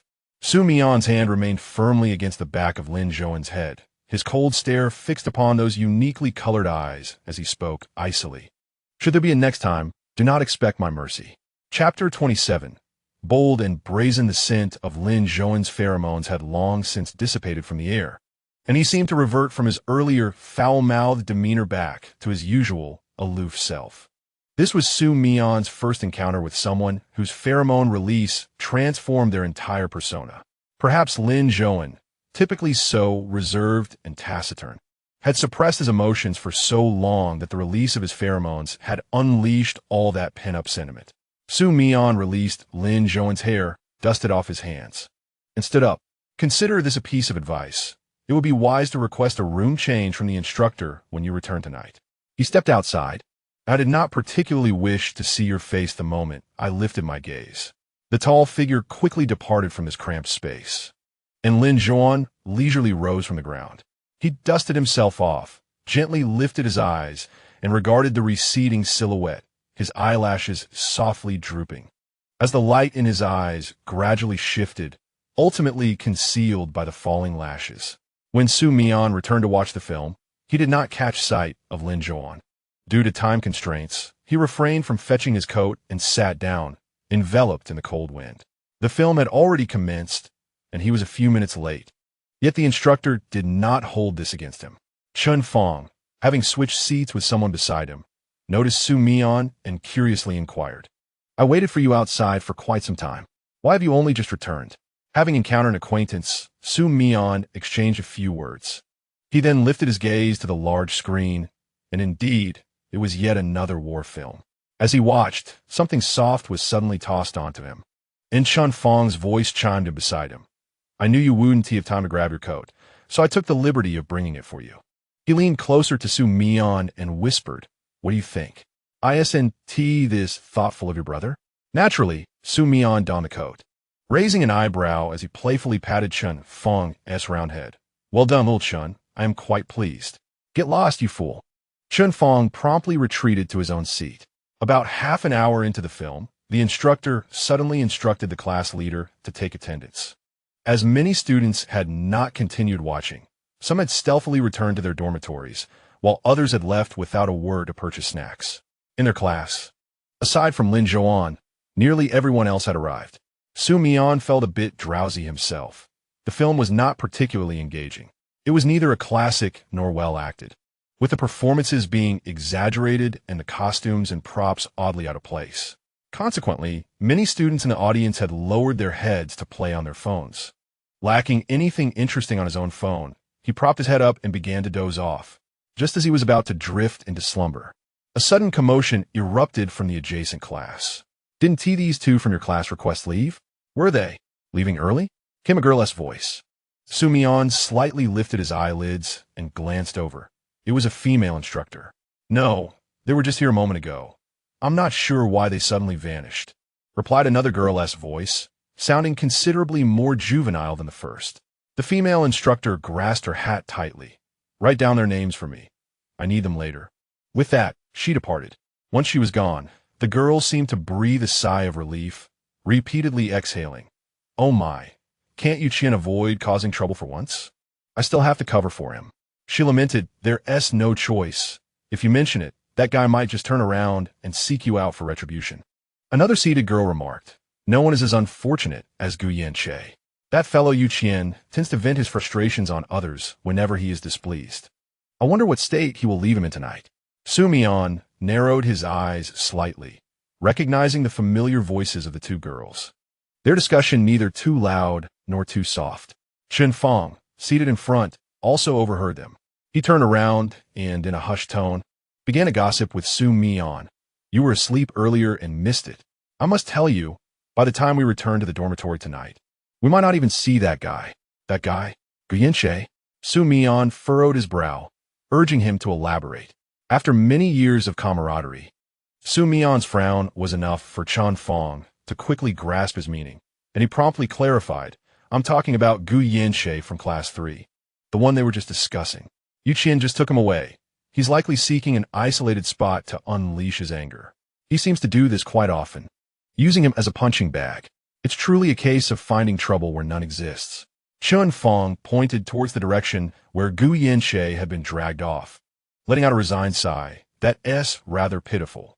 Xu Mian remained silent, his gaze fixated on the area Chun Fong had indicated, a staircase leading upwards, beyond which lay the restrooms for both genders, accompanied by a grand magnolia tree that effectively obstructed the entrance to a dark alley. "Can't they show something interesting at this school? What on earth are they screening?" Chun Fong grumbled, oblivious to the fact that the person beside him had already vanished. It was only after he had exhausted his complaints that he slowly turned his head. "Hey, brother, why are you so quiet today? Is it that Tang?" He locked eyes with the girl seated behind Xu Mian. Silence. This is tonight's Conxiao. As Xu Mian ascended the lengthy staircase, the length of his coat made movement somewhat cumbersome, prompting him to unzip it. Passing by, the faint fragrance of the magnolia mingled with the damp, cold air, reminiscent of a unique, crisp aroma. Within a few minutes, Xu Mian arrived at the restroom, observing the bright white lights. He placed his coat in one of the pockets and stepped inside, where an almost palpable silence enveloped him. After staring at the restroom for several seconds, he ventured deeper, methodically opening every closed stall door with a series of audible clangs. Upon completing his survey, he found no sign of life. Raising his gaze, he made his way towards the restroom's exit, noting that directly above was the office of Tang Ying and his associates. Did that fellow dare to be so brazen? Chapter 28. Did you see that? Quite audacious indeed. If he is not here, then I must explore that area. As Xu Mian approached the white magnolia, he detected a subtle rustling sound, peculiar since he had not heard it upon his initial approach. Otherwise, he would not have bypassed this location for the restroom. Slipping past the trunk of the rather thick magnolia, he beheld a pitch-black alley, although shrouded in darkness. Xu Mian was certain that this alley was currently devoid of any presence. However, just moments ago, he distinctly heard some commotion. Raising his brow, he ventured several steps further inside, whereupon the sound became markedly clearer. Familiar voices reached his ears. Upon reaching the end of the alley, Xu Mian discovered that it could indeed take a turn. To the left was another winding path, revealing an unexpected hidden realm. Engaging in such activities here certainly made them difficult to detect. As he rounded the final corner, Yu Qian's voice abruptly pierced through the air. "Who do you think's clothes those are?" The voice sounded somewhat muddled, with the night wind howling. "Is it possible that someone like you has borrowed clothes?" Yu Qian's tone was aggressive, starkly contrasting with the morning's encounter behind Lin Zhouan. "You didn't steal them, did you? I can't believe you're a thief." Xu Mian had scarcely heard a few words before he stepped decisively into the fray. Upon entering, the brightness inside momentarily stung his eyes. He hadn't anticipated that this was the back entrance of that building, specifically the rear entrance of Tang Ying's office. The flickering light below, long since broken, seemed to be neglected due to the infrequency of foot traffic here, or perhaps it was simply prohibited. After all, who in their right mind would come here? There was nothing but bare walls. Who? Yu Qian suddenly turned his head at the slightest sound, cautiously fixing his gaze on Xu Mian. Upon recognizing Xu Mian's face, his brow furrowed even tighter, the angry snorts emanating from his nostrils sounding far from intimidating. Xu Mian thought of the piglet. "Who told you about this place?" Yu Qian's other hand gripped the boy's arm, the boy shielding his head with both hands, seemingly terrified of receiving a blow from Yu Qian. His grayish-white pants were smeared with footprints, indicating he had been kicked several times. It must be Gu Yanxue. To be honest, although Gu Yanxue was considered shorter among alphas, he still stood taller than Yu Qian, a beta. This disparity left him at a disadvantage, as he was being held firmly by Yu Qian, cowering and seemingly on the verge of kneeling. Pathetic, Xu Mian thought. "I came to find him." He approached slowly, casually replying. As he drew nearer to Yu Qian, the latter appeared increasingly fearful, retreating along with Gu Yanxue. "You came here for what?" The realization dawned on him as he glanced at Gu Yanxue, still cowering with his head down, his voice wavering. "Are you here to help him?" "Yes," Xu Mian affirmed, stepping closer and extending one hand. "Just don't hit him anymore. Give him to me." They were now quite close, and if Yu Qian retreated any further, he would have no escape. Realizing his cowardice, he promptly straightened his posture, glaring fiercely at Xu Mian, teeth clenched. "Who the hell do you think you are? Do you think your word is law?" As he drew closer, Gu Yanxue, with his head cradled in his hands, paused momentarily upon hearing Xu Mian's voice. Hesitantly, he peered through the gap in his arms, and upon seeing Xu Mian's face, he let out a soft gasp, momentarily forgetting the protective gesture. It seemed he was perplexed as to why the other would appear in this place, as if unable to fathom that someone would come to aid a person like him. Xu Mian, observing Gu Yanxue's expression reminiscent of an innocent, bewildered creature or a child lacking in understanding, found himself momentarily taken aback. He sighed softly, unwilling to engage in a verbal spar with Yu Qian here.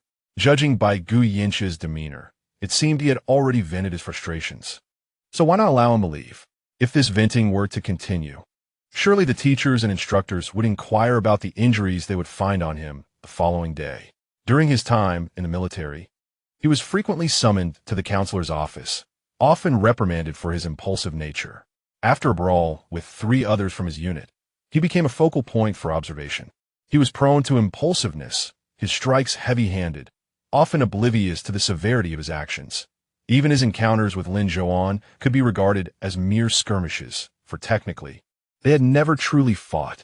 But now, uncertainty clouded his mind. The other party was equally formidable, their pheromones seemingly designed to counterbalance one another. While he could endure physical pain, what a mental anguish. Yu Qian's unoccupied hand formed a fist, ever wary of Xu Mian, seemingly aware of his strength. Hesitant to engage. Is this how all of you veterans spend your time, meddling in others' affairs? The sardonic tone elicited a frown from Xu Mian, his voice deepening. What has caused your discontent today? Do you require a human punching bag? Struck at his core, Yu Qian's emotions flared. What business is it of yours? Leave me alone. So it appeared to be true. Xu Mian raised an eyebrow, his earlier coldness evaporating as a smile crept across his face. Let me guess. You wish to hurl a stone at me because of Lin Zhouan, am I right? Shut your mouth.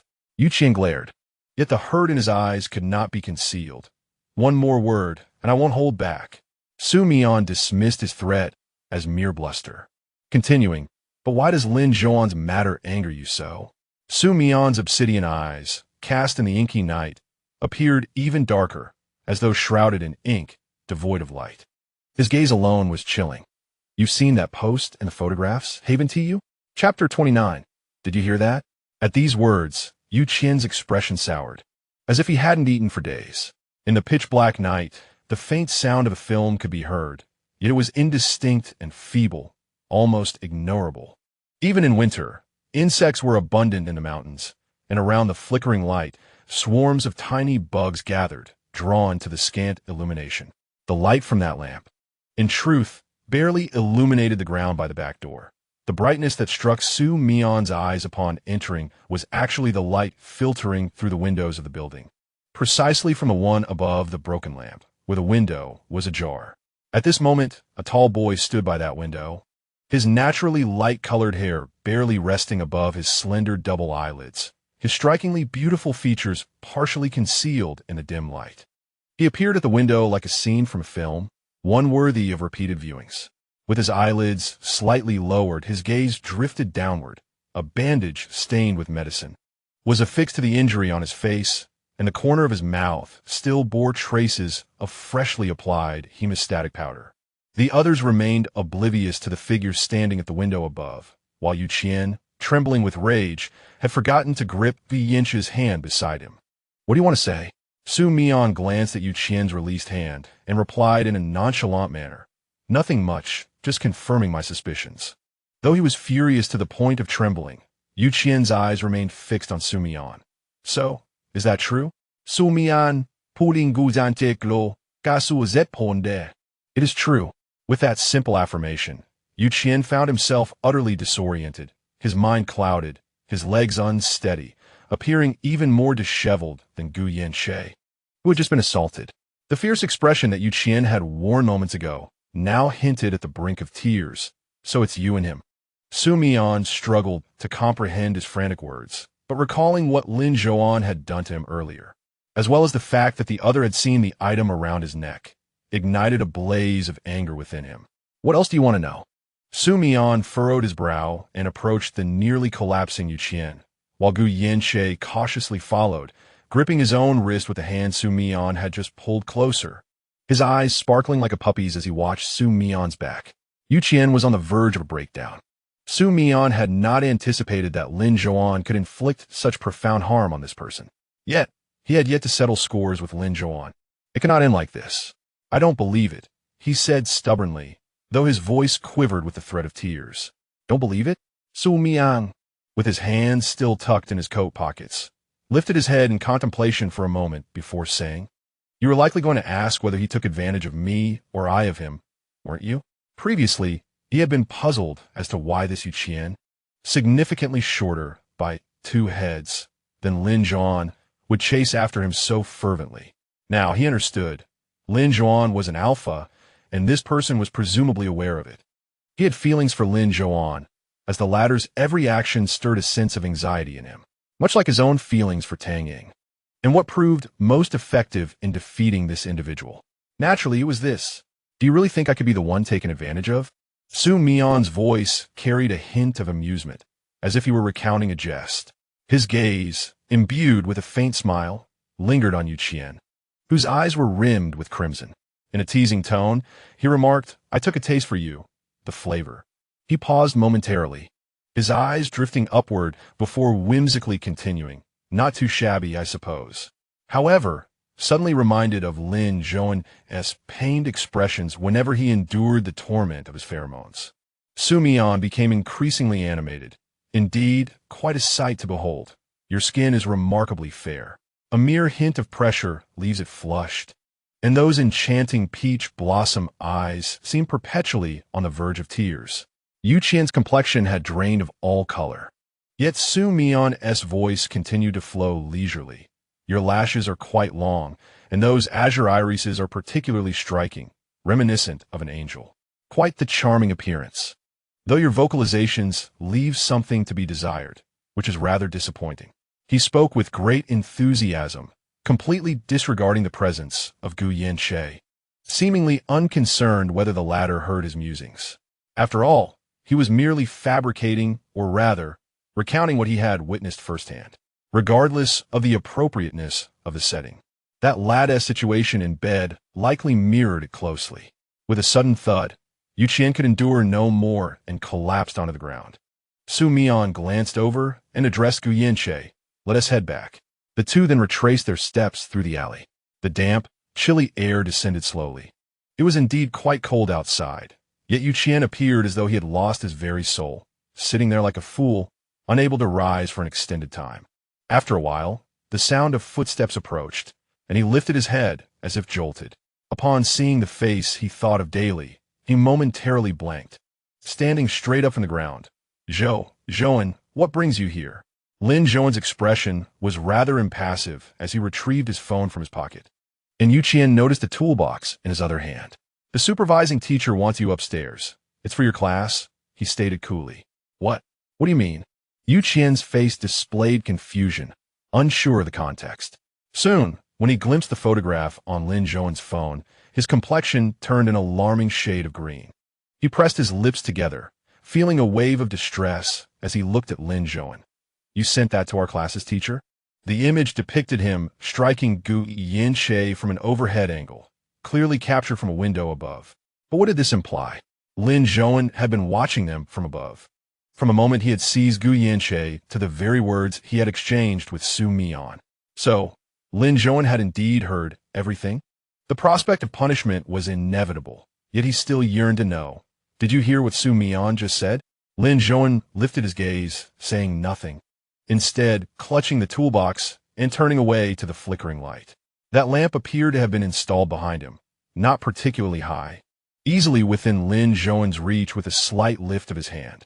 He had come down to change the light bulb and fortuitously stumbled upon the earlier scene, overhearing some rather outrageous remarks. "You have no objection to him, do you? His words are mere nonsense, casual ramblings, correct?" Xu Qian's voice cautiously emerged from behind Lin Zhouan. Chapter 30. He disregards others. His sole intent is to provoke and irritate me. Lin Zhouan effortlessly replaced the broken light bulb. Casting a sidelong glance at Xu Qian's expectant face, he bent down to tidy up the toolbox, preparing to depart. "What does it have to do with you?" he coldly retorted before turning to ascend the stairs, leaving Xu Qian standing alone, utterly stunned. Just as the film concluded, Xu Mian arrived, ensuring there were no absences during roll call. After sitting for several hours, everyone's behind ached. Once Chen Fong had cleared away the chairs, he incessantly complained besides Xu Mian, wishing fervently to blow this base to smithereens. Upon reaching the upper floor and basking in a warm embrace of the air conditioning, Chun Fong felt revitalized. Fong Sun had returned early, already completed a shower, and was seated there applying lotion. Xu Mian went to shower first, while Chun Fong, with nothing to occupy him, stood beside Fong Sun, inquiring about the efficacy of various products, contemplating whether he should purchase some for his girlfriend if they proved effective. Fong Sun rolled his eyes in exasperation. "Brother, can you not?" He retorted, "This is male grooming products." When Xu Mian emerged, he caught sight of Chun Fong applying the lotion to his face, which was rough as cement. He tossed a towel at Chun Fong and promptly climbed into bed. "Go wash up." Once Chun Fong entered the bathroom, Xu Mian lay down, enveloped in the warmth of the blankets, though he had no intention of falling asleep just yet. He propped a pillow behind him, preparing to play on his phone. However, before he could even sit up, his gaze fell upon Gu Yanxie, who sat awkwardly in the corner of the room, curious as to why Gu Yanxie was not seated on the bed. Xu Mian's eyes then noticed the footprints on his pants. Just then, Gu Yanxie caught his gaze, immediately lowering his head, his ears flushing a deep red as he nervously rubbed his pants. Xu Mian, unsure what discomfort plagued him, glanced at the hearing aid still resting behind his ear and chose not to pry further. When he withdrew his gaze, he realized it was quite late, and Lin Zhouan had yet to return. Could he truly have changed dorms? Xu Mian found this surprising. However, it suited him just fine to enjoy his solitude. Just as he turned over to find a comfortable position to play on his phone, the door creaked open, seemingly pushed by an unseen hand. "Oh, you're back. I heard you had a talk with the supervising teacher today." Fong Sun's voice chimed with an air of excitement. "Ah, he is back." Xu Mian was not in the mood to hear Lin Zhouan's voice, so he simply lay down, pulling the quilt over his head. Lin Zhouan did not ignore Fong Sun, but glanced at the mound of blankets beside him before responding with a nonchalant hum. To Fong Sun's astonishment, Lin Zhouan had replied to him.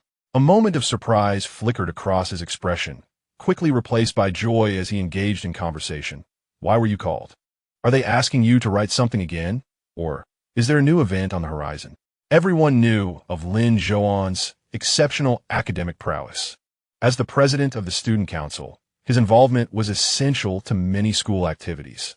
Thus, when summoned by the supervising teacher, it was universally presumed that an important matter awaited him. However, to their surprise, that was not the case this time. Lin Zhouan removed his coat and hung it beside his bed, proceeding to change his shoes. He had been called due to a mistake he made. What? Fong Sun was utterly taken aback. A mistake? What could he possibly have done wrong? Such words seemed inconceivable coming from a scholar of Lin Zhouan's caliber. Lin Zhouan chose not to respond further. Instead, he produced 2 sheets of paper from his backpack, one stack notably thicker, filled with neatly written characters. Fong Sun cast a furtive glance, feeling a twinge of regret that the beautiful Lin Zhouan was no longer engaging with him. Eventually, he returned to his seat. Though his gaze occasionally wandered back to Lin Zhouan, curiosity piqued about this supposed mistake. He then observed Lin Zhouan striding over with a substantial stack of paper, prompting him to sit up straight in anticipation of a conversation. Yet, to his surprise, Lin Zhouan bypassed him entirely, heading towards the far end of the room, ultimately stopping beside a bed that resembled a small hillock. "Xu Mian," Lin Zhouan called out, his tone neutral. The room fell silent, all eyes fixed on that corner, the only sound being the distant trickle of water from the bathroom.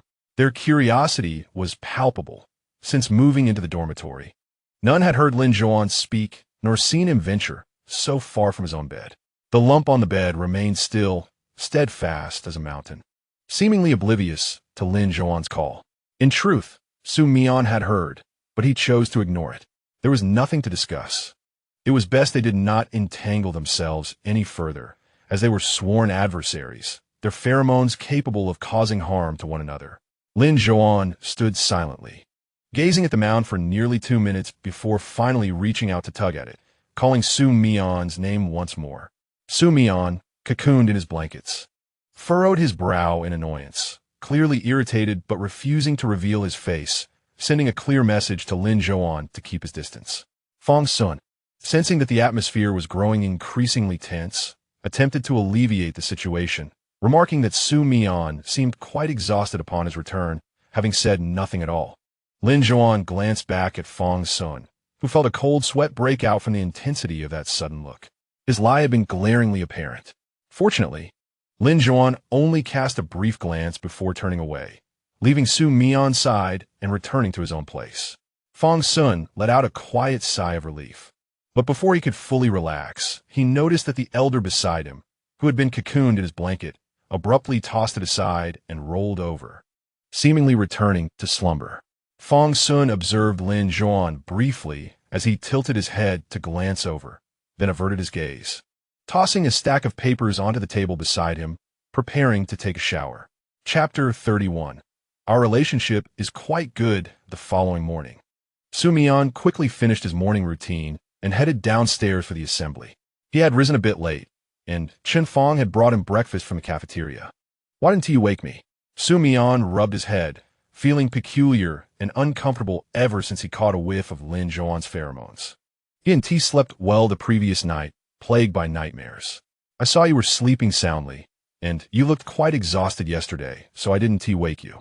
Xu Mian accepted the packed noodle soup from him, his brow relaxing. "Thanks. Hey, we're brothers. There's no need for thanks." Chen Fong replied with a mischievous glint in his eyes, his demeanor suggesting he harbored some questionable thoughts. "Enjoy your meal. Take your time. No rush." Xu Mian cast him a curious glance, sensing that something was amiss with him. The classmates gradually assembled, but for some reason, Lin Zhouan arrived later than usual. Chen Fong noticed him and immediately moved to the front of the line, likely having skipped breakfast altogether. He cast a furtive glance at Xu Mian, his foot tapping anxiously on the ground, eager to initiate their departure. He felt that if he lingered any longer, his safety would be compromised. At last, their instructor called out, "Time us up. Since the class leader says everyone is here, let us head out." The line stood orderly, and he added, "Let us keep idle chatter to a minimum." Upon hearing this, Chen Fong sprang into action like a well-prepared rooster.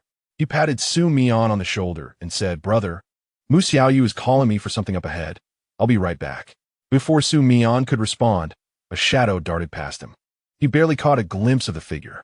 The group began to move forward, and soon enough, a space opened up in front of Xu Mian. Just as he was about to step forward, a familiar feminine voice called out his name. "Xu Mian."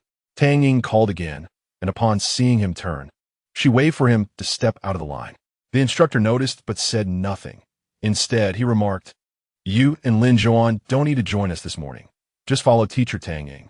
Return once you've completed your task." With that, he continued with the group. Xu Mian remained in a daze. Although he was pleased that Tang Ying had approached him, her expression bore no sign of joy, and he wondered why Lin Zhouan was involved. As the last of the group passed, Lin Zhouan indeed stood at the front, his eyes slightly bruised but barely noticeable. Files in hand, Tang Ying sighed and waved for Lin Zhouan to join them. Having rewritten it once, should it be kept? Lin Zhouan strode over and handed the document to Tang Ying. Tang Ying received it, lowered his head to flip through the pages with great attention, and replied, "It's not just about this matter. Do you think rewriting it would suffice after what you did? What matter? What is going on?" Xu Mian was utterly bewildered, unable to grasp the current situation between the two. At that moment, Tang Ying turned his gaze towards Xu Mian, his expression somewhat grave. He tucked the stack of folders Lin Zhouan had entrusted to him under his arm and extended an empty hand towards Xu Mian, raising an eyebrow slightly. "What about yours?" Xu Mian was taken aback, instinctively glancing at Lin Zhouan, who was not looking at him. He could only ask, "What thing? What thing?" "Danjing a go, e guali bu dao." He scrutinized Xu Mian's face, confirming that he truly was in the dark, and then, somewhat speechlessly, said, "The 3,000 words you asked Lin Zhouan to write were discovered by the leadership. He didn't inform you about this?" Upon finishing, Tang Ying glanced at Lin Zhouan with a reproachful tone. "Did you not tell him? Then he hasn't even written a single word of those 3,000, has he?" "Xu Mian et galim, dam." "Why am I so unlucky?" Lin Zhouan maintained a stoic expression and refrained from explaining, instead directing his gaze towards Xu Mian. Xu Mian continued, "Fine. It's his fault. But why couldn't he just speak directly about it last night when he wanted to discuss serious matters? Who knows what he was trying to imply by poking around? Can't he just speak up?" Xu Mian glared at Lin Zhouan and then slowly explained. He told me. But I was sleeping so deeply last night that I didn't hear him. You were fast asleep. Yet how do you know he spoke to you? Xu Mian felt the weight of the stairs from beside him, casually ruffled his hair, and admitted, I just didn't want to deal with him. So I didn't listen to what he said, and he didn't have the chance to tell me. After uttering this, Xu Mian felt a wave of embarrassment wash over him in front of Tang Ying. Tang Ying's eyes narrowed, scrutinizing Xu Mian's somewhat guilty expression. Why didn't you want to deal with him? Did something happen between you two? Did you have a quarrel? Upon hearing this, Xu Mian immediately stood up straighter. His relationship with anyone should not be strained with Lin Zhouan, especially not in front of Tang Ying. If their relationship were to falter, it would be all too obvious that it stemmed from Tang Ying's affection for Lin Zhouan. This was far too easy to deduce, and henceforth, he would be perceived as a jealous man in Tang Ying's eyes. No, that cannot be. It's impossible. Xu Mian repeatedly denied it 3 times, then turned slightly, giving Lin Zhouan a warning glance in a manner that Tang Ying could not see. He then turned back, patting Lin Zhouan on the shoulder like a brother. This guy never likes to speak up, so we had a minor disagreement yesterday. I didn't want to deal with him, and who knew he wanted to discuss this matter?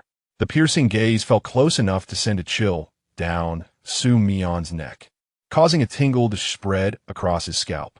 He forced a smile, albeit one devoid of genuine warmth, and continued to fabricate a story. We usually maintain a good relationship. We often share instant noodles together, and I even visited the place where he works part-time to show my support. Xu Mian was bemused by how he conjured such nonsense in an instant, especially considering the events that transpired between him and this individual just the day before. He wondered if Lin Zhouan would douse his attempts at deception with cold water right then and there. His neck was rigid, and he dare not turn around, his facial muscles taut from the effort of smiling. Fortunately, Lin Zhouan refrained from undermining him in front of Tang Ying. He neither shrugged off the hand resting on his shoulder nor uttered a word of contradiction. Xu Mian attributed this fortunate turn of events to the formidable intensity of his gaze and the stern words he had spoken the previous day. Chapter 32. What happened? Tang Ying cast a puzzled glance over the two of them, surveying their expressions. However, upon noticing Lin Zhouan's impassive demeanor and his lack of intention to push Xu Mian away, she ultimately chose to remain silent. Lin Zhouan was inherently aloof, disinclined toward complications, and preferred to maintain a certain distance from others. Given his lack of resistance against Xu Mian, there was truly little room for confusion. The two were escorted by Tang Ying back to the office building from the previous day. Upon ascending to the 3rd floor, they were ushered into a vacant office. The space was neither too large nor too small, approximately 30 square meters, with a view of the base's scenic surroundings from the window.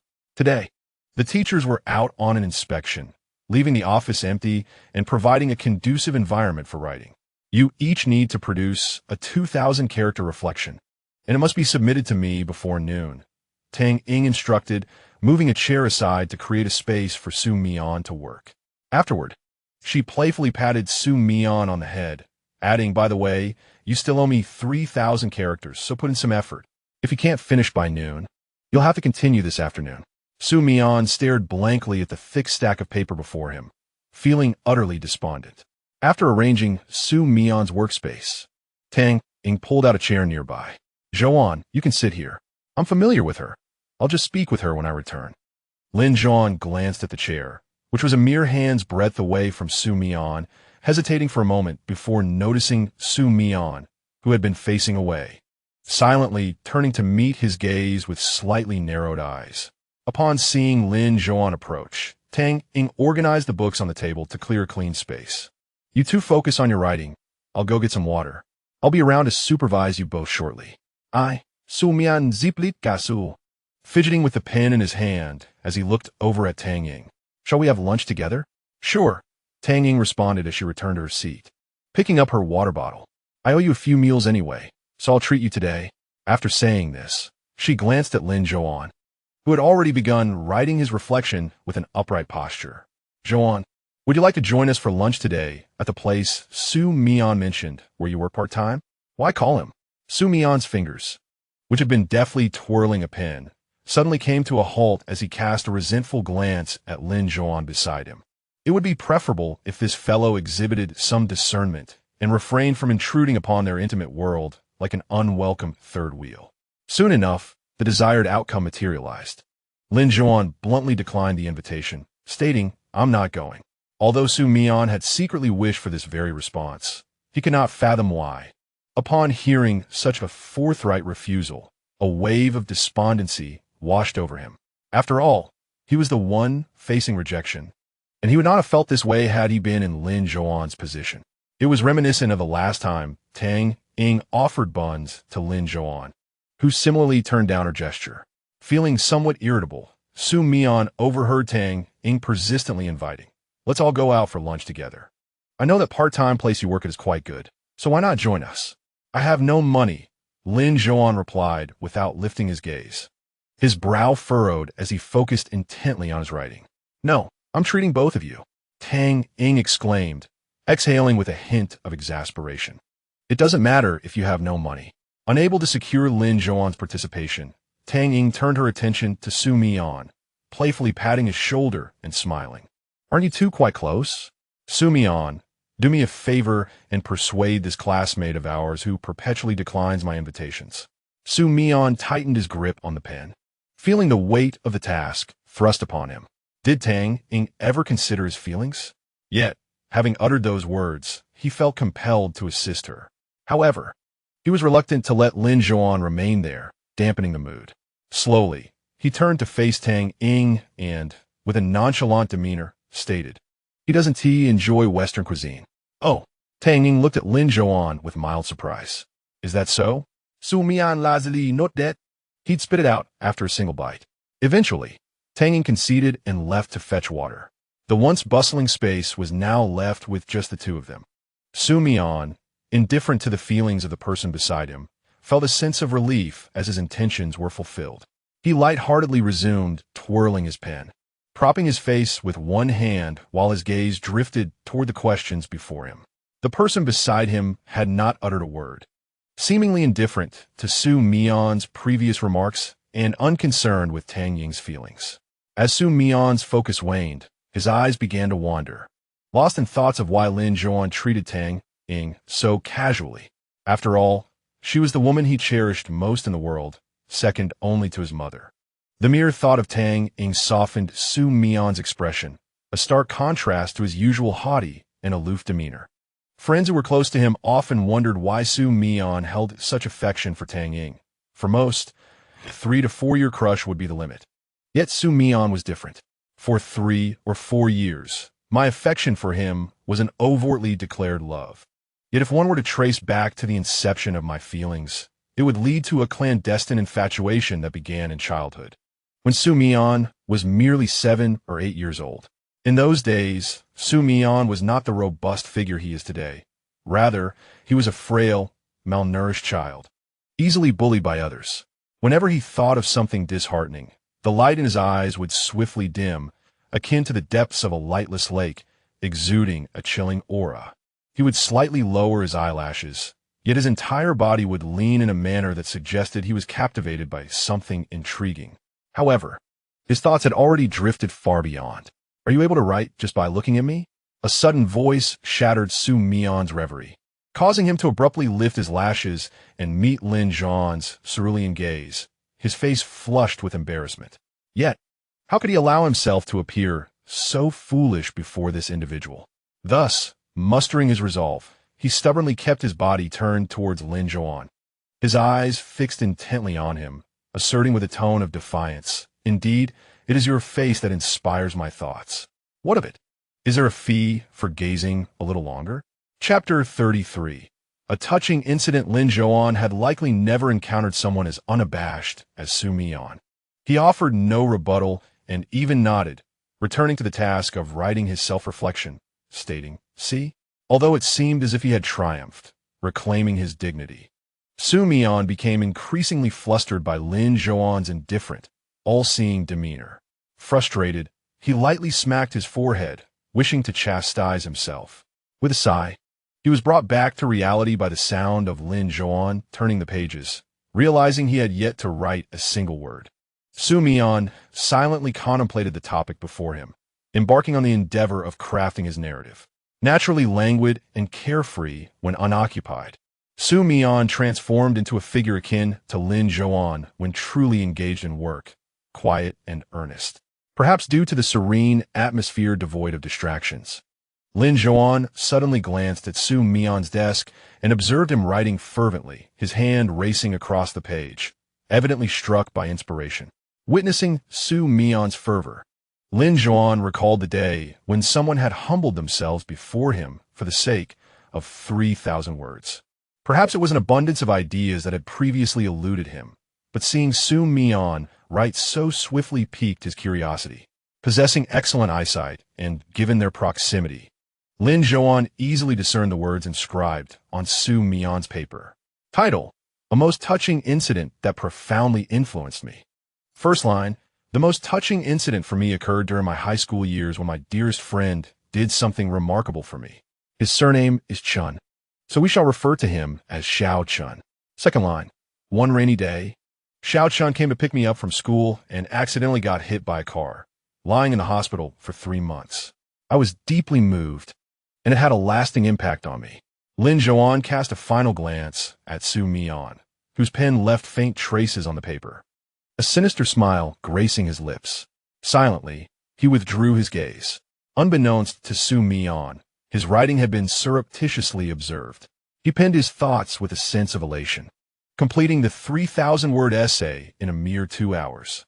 Upon finishing, he stretched languidly, while Lin Zhouan began tidying the desk in preparation for departure.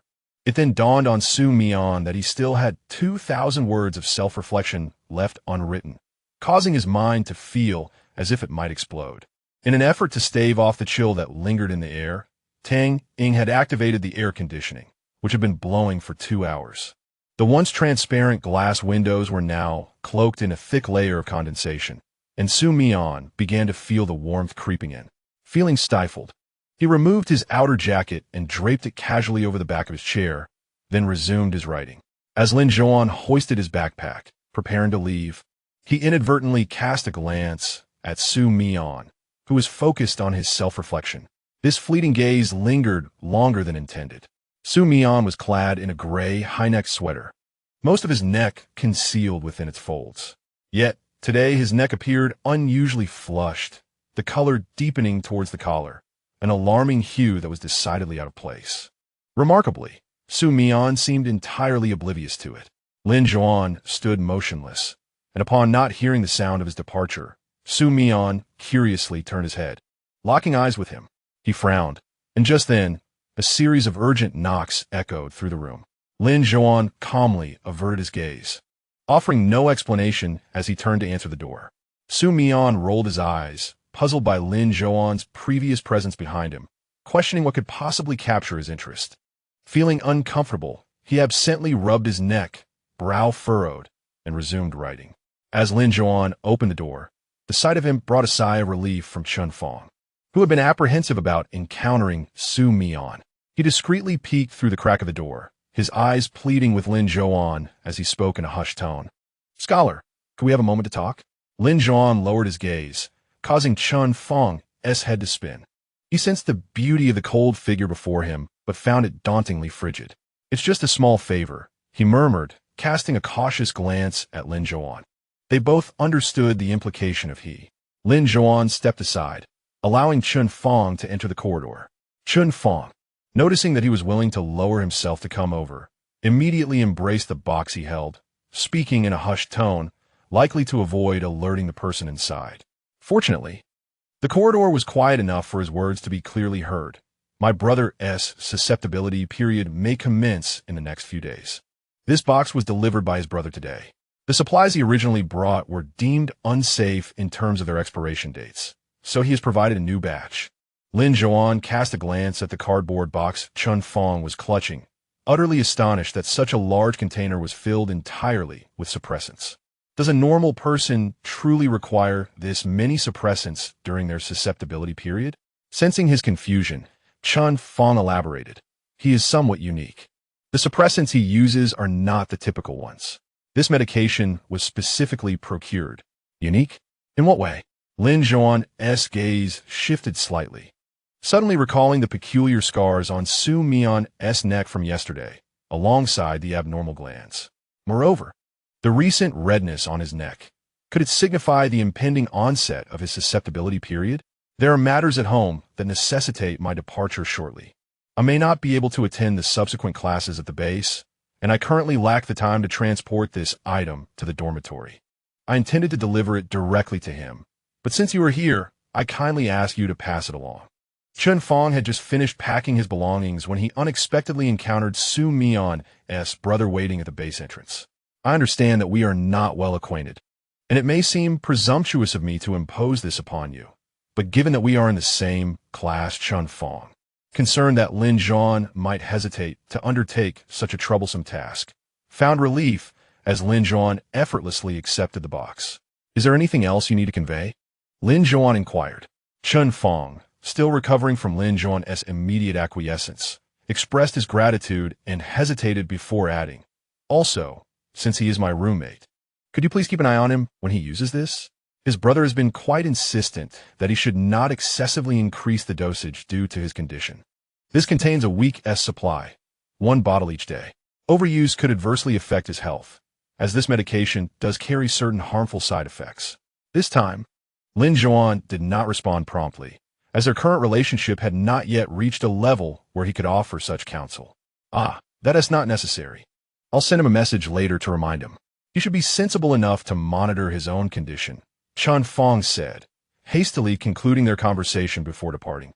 As his car awaited him downstairs, Lin Zhouan turned, cradling the box, and returned to the office. Upon entering, Xu Mian heard the commotion and glanced back. Spotting the box in Lin Zhouan's arms, he regarded him with curiosity but refrained from inquiring further. Lin Zhouan approached and placed the box on the desk where he had just been drafting his self-reflection, stating, Chen Fong sent this for you. He mentioned it was delivered by your brother. Xu Mian immediately straightened up, realizing that his brother's words about the contents of the box were quite evident.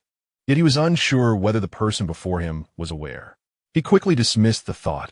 After all, Lin Zhouan did not possess the ability to see through things. How could he possibly know what lay inside? Unbeknownst to him, Chen Fong had already divulged that information. The two had not reverted to their usual mode of interaction as classmates due to that matter, and Xu Mian felt an overwhelming discomfort being in the same room as him. It was absurd that Chen Fong had asked Lin Zhouan to assist in delivering such a private item, as if they shared an exceptionally close bond. Xu Mian Vowin, choosing not to linger on the matter. Just leave it there, he said, turning away to continue writing his reflection. However, his ears remained perked, and it was only when he heard Lin Zhouan's footsteps retreating and the door closing that he set his pen down, stood up, and approached the box. It was indeed the medication for his sensitive period. Xu Mian was taken aback. He recalled bringing quite a bit with him, so why was he receiving more? The additional supplies were initially intended for preventive measures, and whether he would require them was uncertain. Yet upon checking the date, he wondered if he was truly about to enter that sensitive period this month. It had already been 3 to 4 months since the last time. Surely, he had at least another month to go. His irritation grew. It was essential to understand that each sensitive period felt like a rebirth, an unbearable ordeal.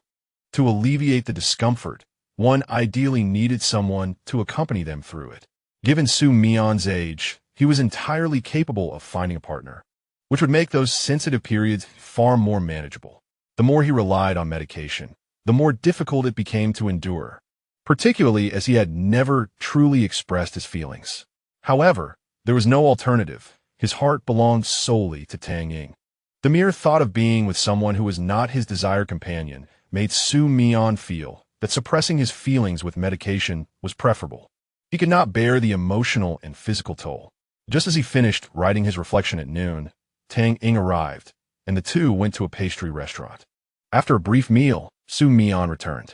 During lunch, he did not spot Lin Zhouan in the establishment, indicating that the latter likely only worked in the afternoon or late evening.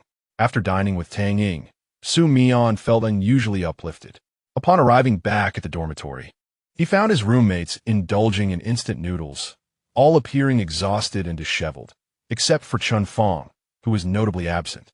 At that moment, his phone rang, and upon opening it, he found a lengthy explanation from Chun Fong. Xu Mian glanced at it casually before slipping it into his pocket. "We have work to do this afternoon," Fong Sun suddenly remarked, directing his gaze towards Xu Mian. Realizing the comment was aimed at him, Xu Mian approached and casually pulled out a chair to sit beside him.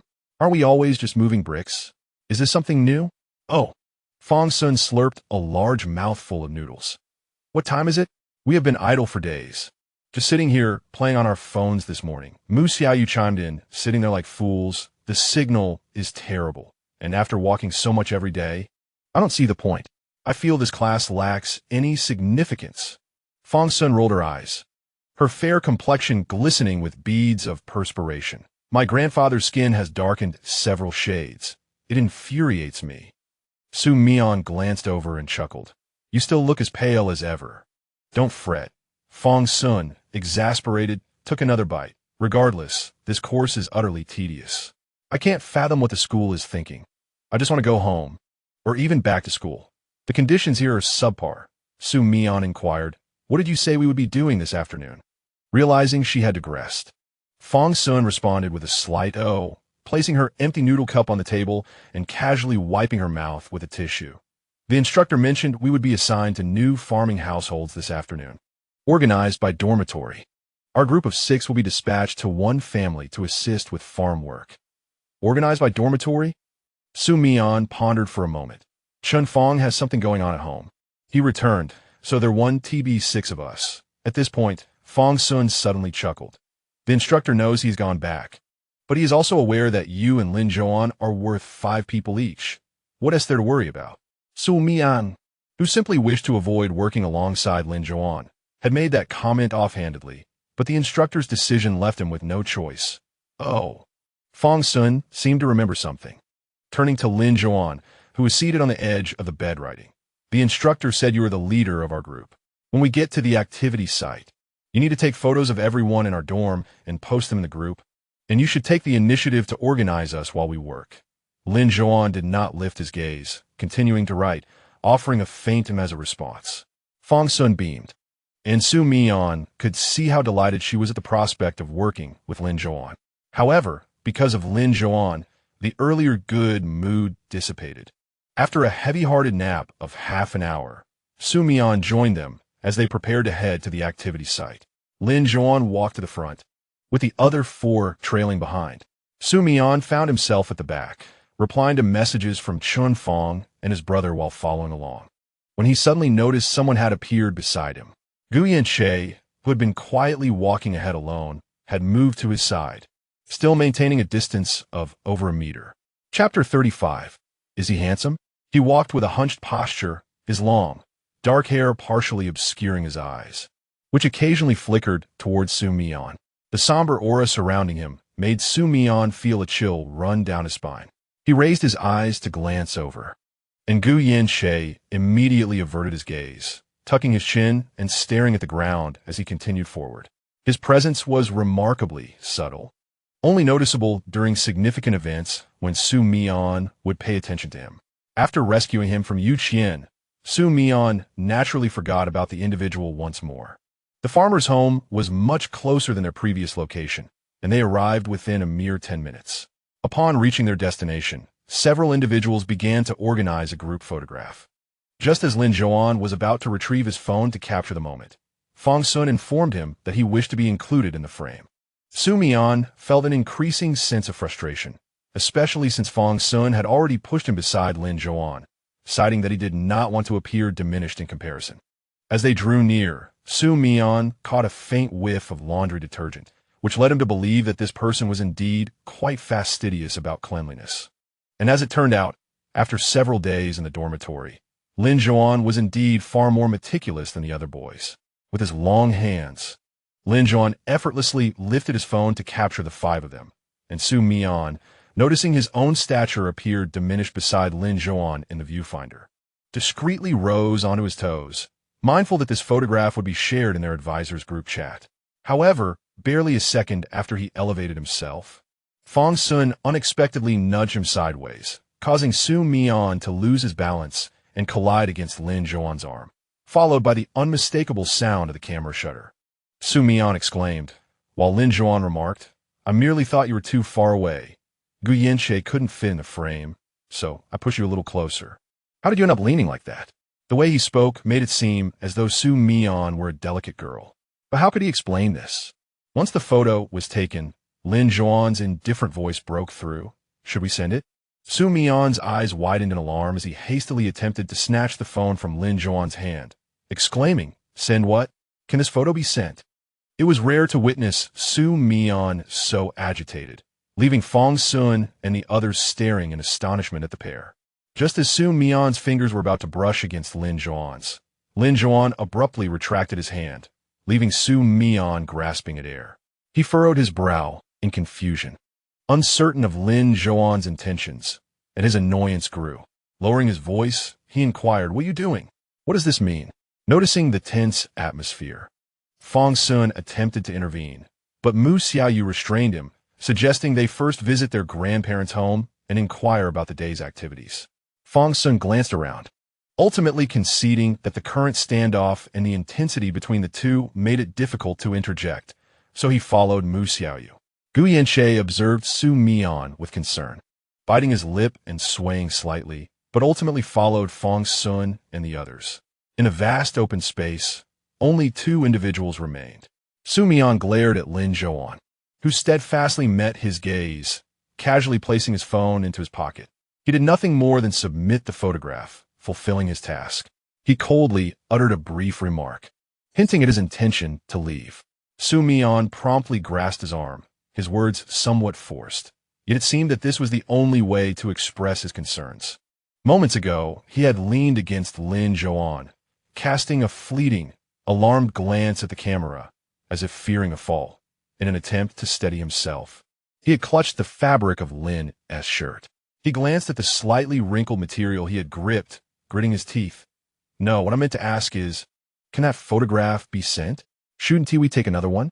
What is wrong with the photo?" Lin Zhouan appeared perplexed. Everyone's face is visible in it. Xu Mian was unsure whether this man was being deliberately obtuse. He recalled the previous incident when a photo of himself and Lin Zhouan had been disseminated throughout the school. Was this a form of retribution for that? Did he know of Xu Mian's affection for Tang Ying, prompting such an action? Yet, if he voiced this suspicion, it would seem overly paranoid, as Lin Zhouan had no such intentions. The last incident had indeed been his fault. Suddenly, Xu Mian felt a twinge of guilt, but he was loath to have that photograph seen by Tang Ying. It was simply too undignified. Noticing Xu Mian's hesitation and silence, Lin Zhouan unexpectedly produced his phone, swiped to a photo, and, unusually understanding, said, "I can delete it, but you must explain why this photo is inappropriate to share." Inappropriate? Wasn't it obvious to anyone with eyes? Or was he simply lacking in emotional intelligence, asking such a serious question? It seemed that Xu Mian had overthought it. Lin Zhouan merely wished to handle the matter properly and avoid the hassle of retaking the photo, reluctant to let Tang Ying see the photograph.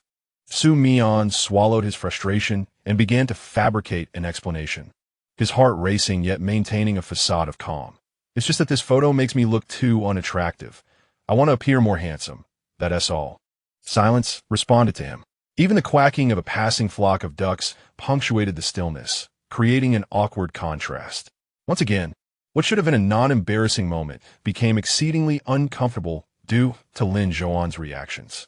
Xu Mian felt his neck stiffen, his cheeks grow heavy, and he struggled to maintain eye contact with Lin Zhouan. Eventually, he averted his gaze to the ducks, wanting to appear more handsome.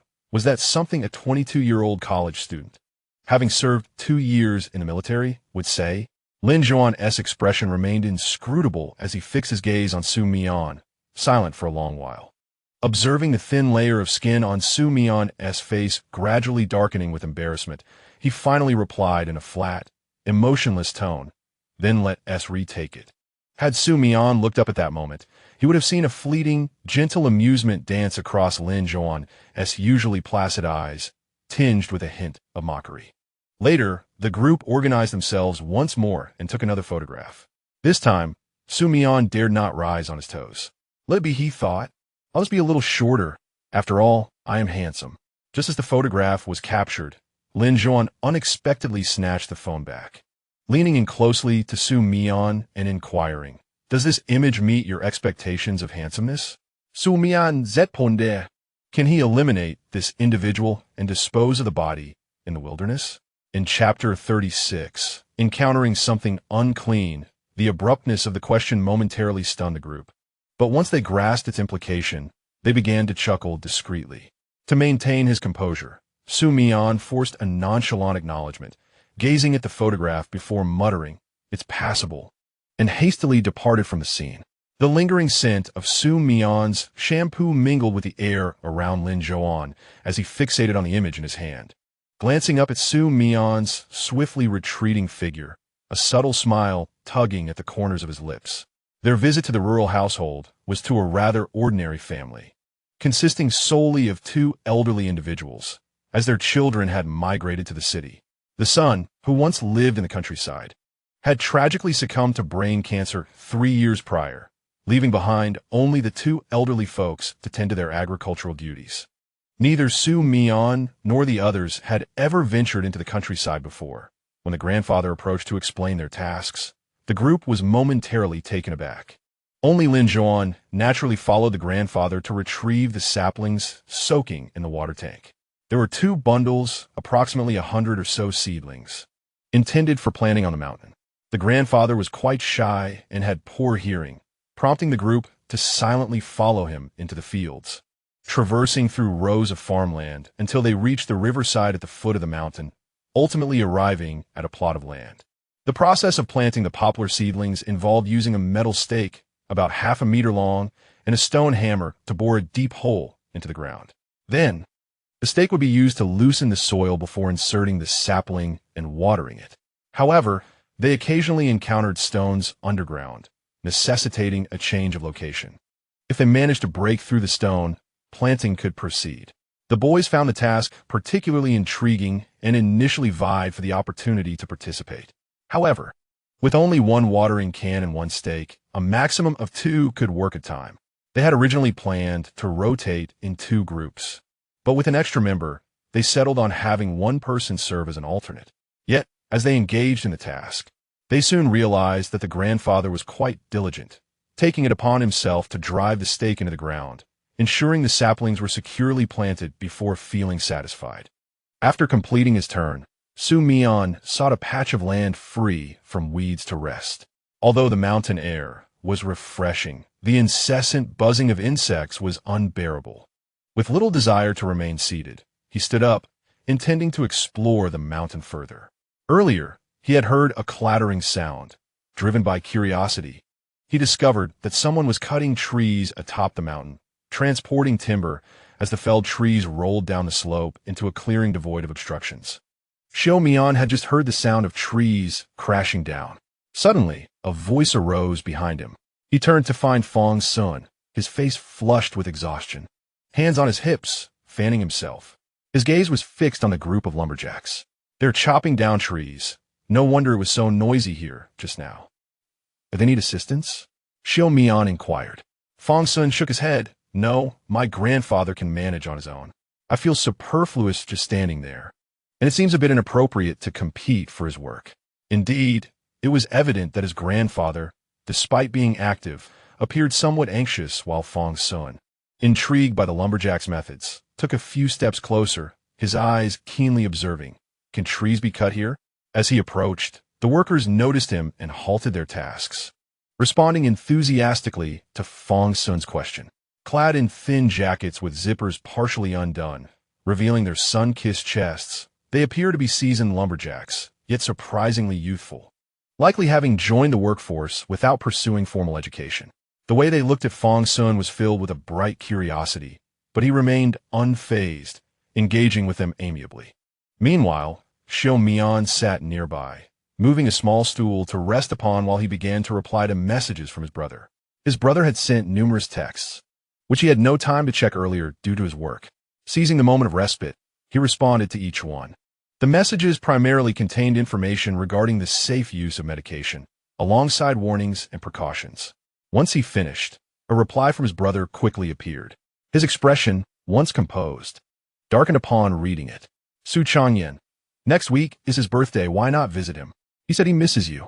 He chose not to reply, instead turning off his phone and rising to his feet.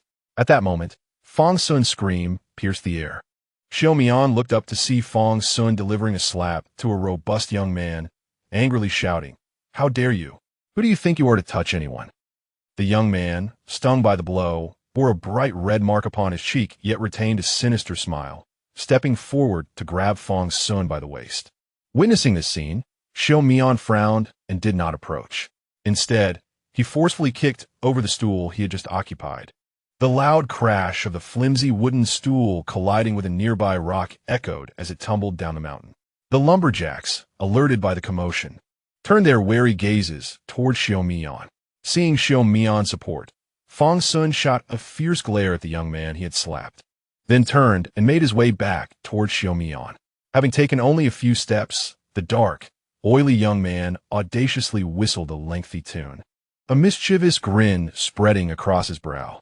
Xu Mian could hardly tolerate such individuals, yet surrounded by a throng of people, he refrained from recklessly confronting so many burly men alone. Casting a cold glance at the group of men, he turned on his heel and descended towards the foot of the mountain.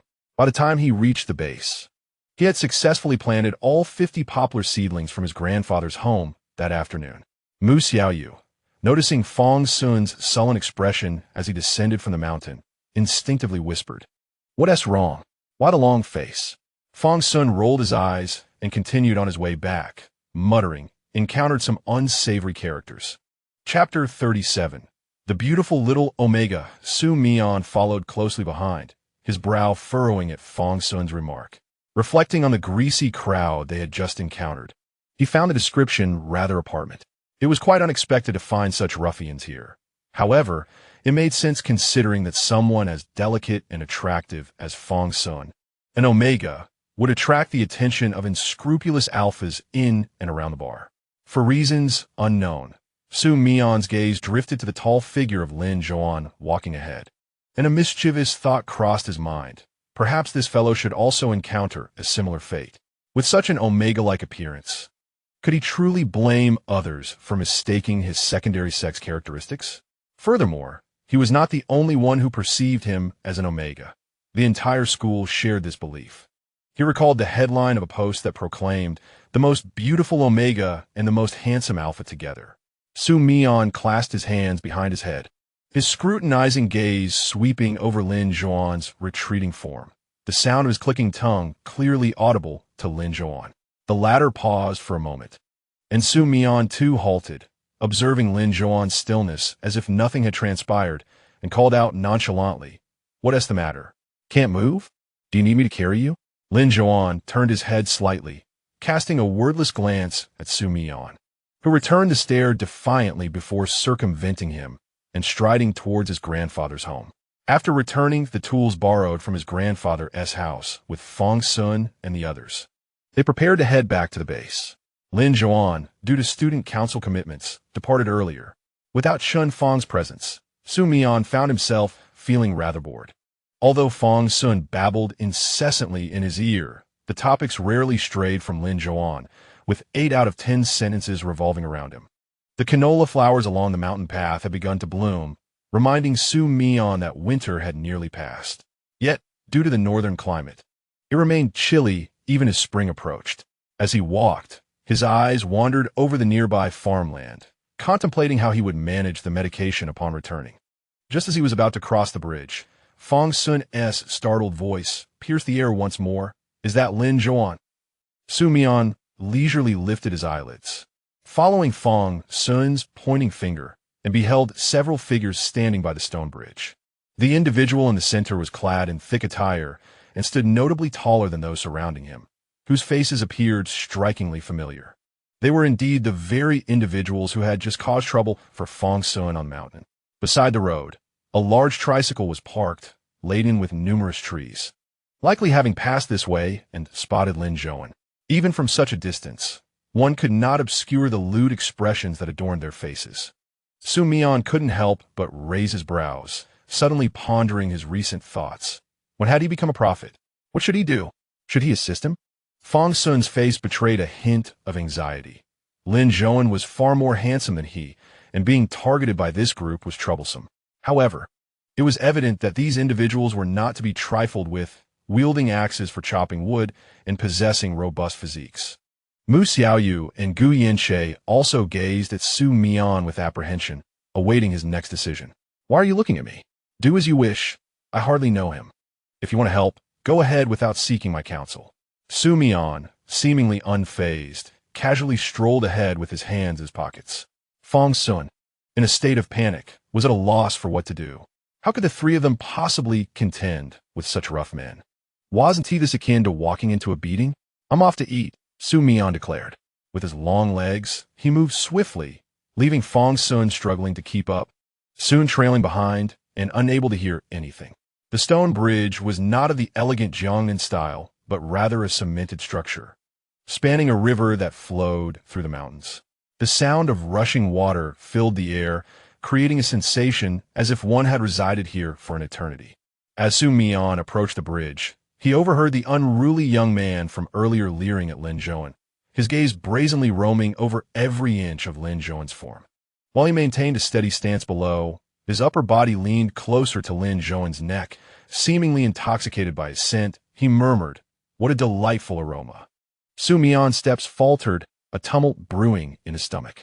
Whether Lin Zhouan was repulsed, he could not ascertain, but he felt an overwhelming urge to go over and knock that loathsome individual down. Yet, he noticed Lin Zhouan remained rooted in place, his usual elegant features displaying a calm demeanor, deliberately avoiding eye contact and not uttering a single word. Xu Mian understood Lin Zhouan's character well, but if he remained silent in the midst of such a crowd, would it not invite trouble? The thought of being beaten somehow brightened Xu Mian's mood, dispelling his previous disgust. He crossed the bridge, and the group caught sight of him. One man raised his axe, pointing it at Xu Mian, his demeanor menacing as he barked, "I advise you not to meddle." Xu Mian brushed past the group, paying them no mind, and descended the bridge, leaving behind a tableau of bewildered faces. "What is happening? Aren't they together?" inquired a young man sporting a beard. It cannot possibly be true. He hadn't even glanced at the exquisite Omega. Lin Zhouan, amidst the hushed whispers of a few individuals, lifted his eyelids to observe Xu Mian, who had already descended from the bridge.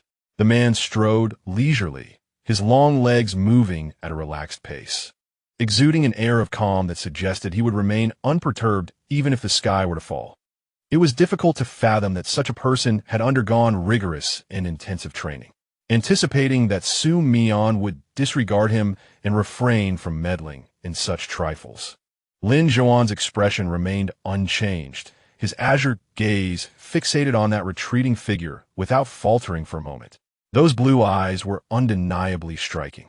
I had never encountered such a beautiful Omega. The man's gaze remained locked on Lin Zhouan, his seriousness tinged with disbelief. Unlike the crude young man with ulterior motives, he was genuinely astonished by Lin Zhouan's visage, his dark pupils fixated as though gazing upon an untouchable deity. Chapter 38. What is he doing? Indeed, the Omegas in the city are distinctly different, their eye colors setting them apart from those in our locale. This hue is truly unique, neither reminiscent of the sky nor the sea, but rather akin to a pale blue diamond. In truth, not all Omegas from the city possess such uncommon eye colors. The majority retain the traditional black pupils, making Lin Zhouan's striking appearance a rarity. Just now I also noticed a remarkably handsome Omega. However, in comparison, that individual paled in significance. Before he could finish his thought, Lin Zhouan, who had been ignoring them, suddenly cast a sidelong glance in his direction. His azure eyes, sharp as ice blades, emanated a chilling aura that sent shivers down his spine, rendering him momentarily speechless. Yet recalling the axe that he still gripped in his hand, he squared his shoulders, cleared his throat, and shook off his earlier embarrassment. "What are you looking at?" With a smirk, he rubbed his calloused fingers along the axe handle, a wicked grin curling at the corners of his mouth. "Be careful. If you stare too long, I might just lose control." Lin Zhouan's brow furrowed slightly as he disregarded the darkened face before him, redirecting his gaze once more towards Xu Mian's silhouette. The composed figure suddenly turned back, and as he approached a cart laden with timber, he executed a swift maneuver, vaulting onto the rear of the cart filled with logs. The pale blue of his eyes seemed to ripple like a gentle breeze, stirred by the mountain wind that tousled his soft hair.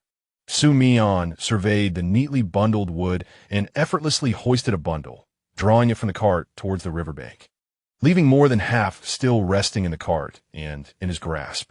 With a slight release of his grip, the hefty bundle of timber would plunge into the rushing waters, carried downstream. Such deep water would inevitably cause it to rot. What on earth is he doing?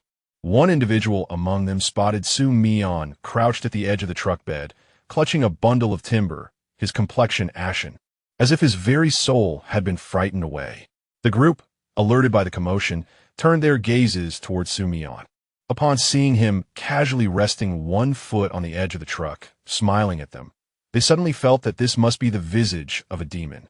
"You, what are you doing?" The elder, seemingly the leader of the group, pointed at Xu Mian atop the truck, his eyes nearly bulging out. "If you know what's good for you, get down here at once." Xu Mian lowered his gaze, observing the group below, his foot nonchalantly resting on the narrow edge of the truck bed, exuding an air of fearless defiance. He initially held the timber with both hands, but suddenly released one, propping his elbow against his knee, resting his chin upon his hand. "Know what's good for me?" The elder's spirit nearly fled at the sight of the released grip, and he quickly clasped his hands together, the earlier bravado evaporating like mist. No, ancestor. If you want me to call you ancestor, I shall. Please, don't let go. If the wood falls into the water, we will have no means to deliver it. Our entire morning's work will be in vain. What have we done to offend you? Just say it. Why resort to such actions? The man, older than the boys, could bend down more easily than the younger ones. After all, in the countryside, at his age, there were certainly dependents to support. Xu Mian pondered why he was compelled to act this way.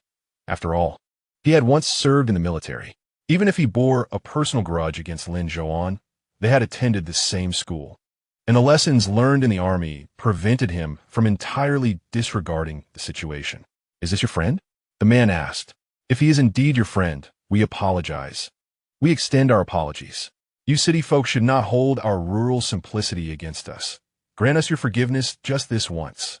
The man's face paled, his brow furrowed tightly, his eyes darting nervously to the bundle of wood Xu Mian held, fearing that the ancestor might indeed let it slip and plunge the entire load into the water. Beside him, a dark-haired youth wore a disdainful expression, his earlier arrogance undiminished, gripping his axe tightly, his eyes glinting with menace, poised to bring the oblivious Xu Mian down from his perch. Xu Mian, oblivious to the threat, continued to regard the man beseeching him, casually tilting his chin towards Lin Zhouan, and remarked, "I do not wish to deliberately cause you trouble. Furthermore, country folk are straightforward. Your words do not reflect well upon you. You do not appear to embody the rustic simplicity of rural life. Surely, even the farmers would look down upon your kind." The man, feeling ashamed, nodded repeatedly, acknowledging, "Yes, this matter is our fault. We were blinded by temptation, but it shall not happen again." After uttering these words, he swiftly approached Lin Zhouan, bowing cautiously before him. He lifted his gaze carefully, speaking in a respectful tone, "You may leave. We did not intend any harm. We merely wished to extend a friendly greeting." Struggling to continue, he only wished to see the cold beauty before him depart. He had no desire for the fruits of his labor, painstakingly spent chopping wood all morning, to be obliterated by the ancestral spirits of those in the vehicle. The young man, referred to as Uncle Yang, called out in a low voice, clearly reluctant to let Lin Zhouan go. Uncle Yang understood the intentions of his companion, yet to dwell on such matters at this juncture was truly imprudent.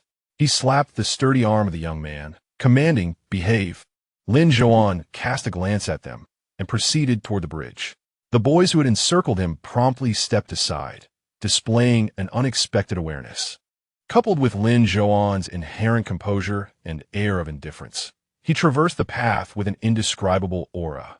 Xu Mian rested his chin on his hand, unwilling to let this fellow slip from his grasp so easily. He yearned to witness the man's downfall. As he watched, he locked eyes with Lin Zhouan, who was approaching. Xu Mian glanced and then averted his gaze. The man, his fists clenched nervously, approached the tricycle, his voice cautious and restrained. You see, we have released him. May we proceed?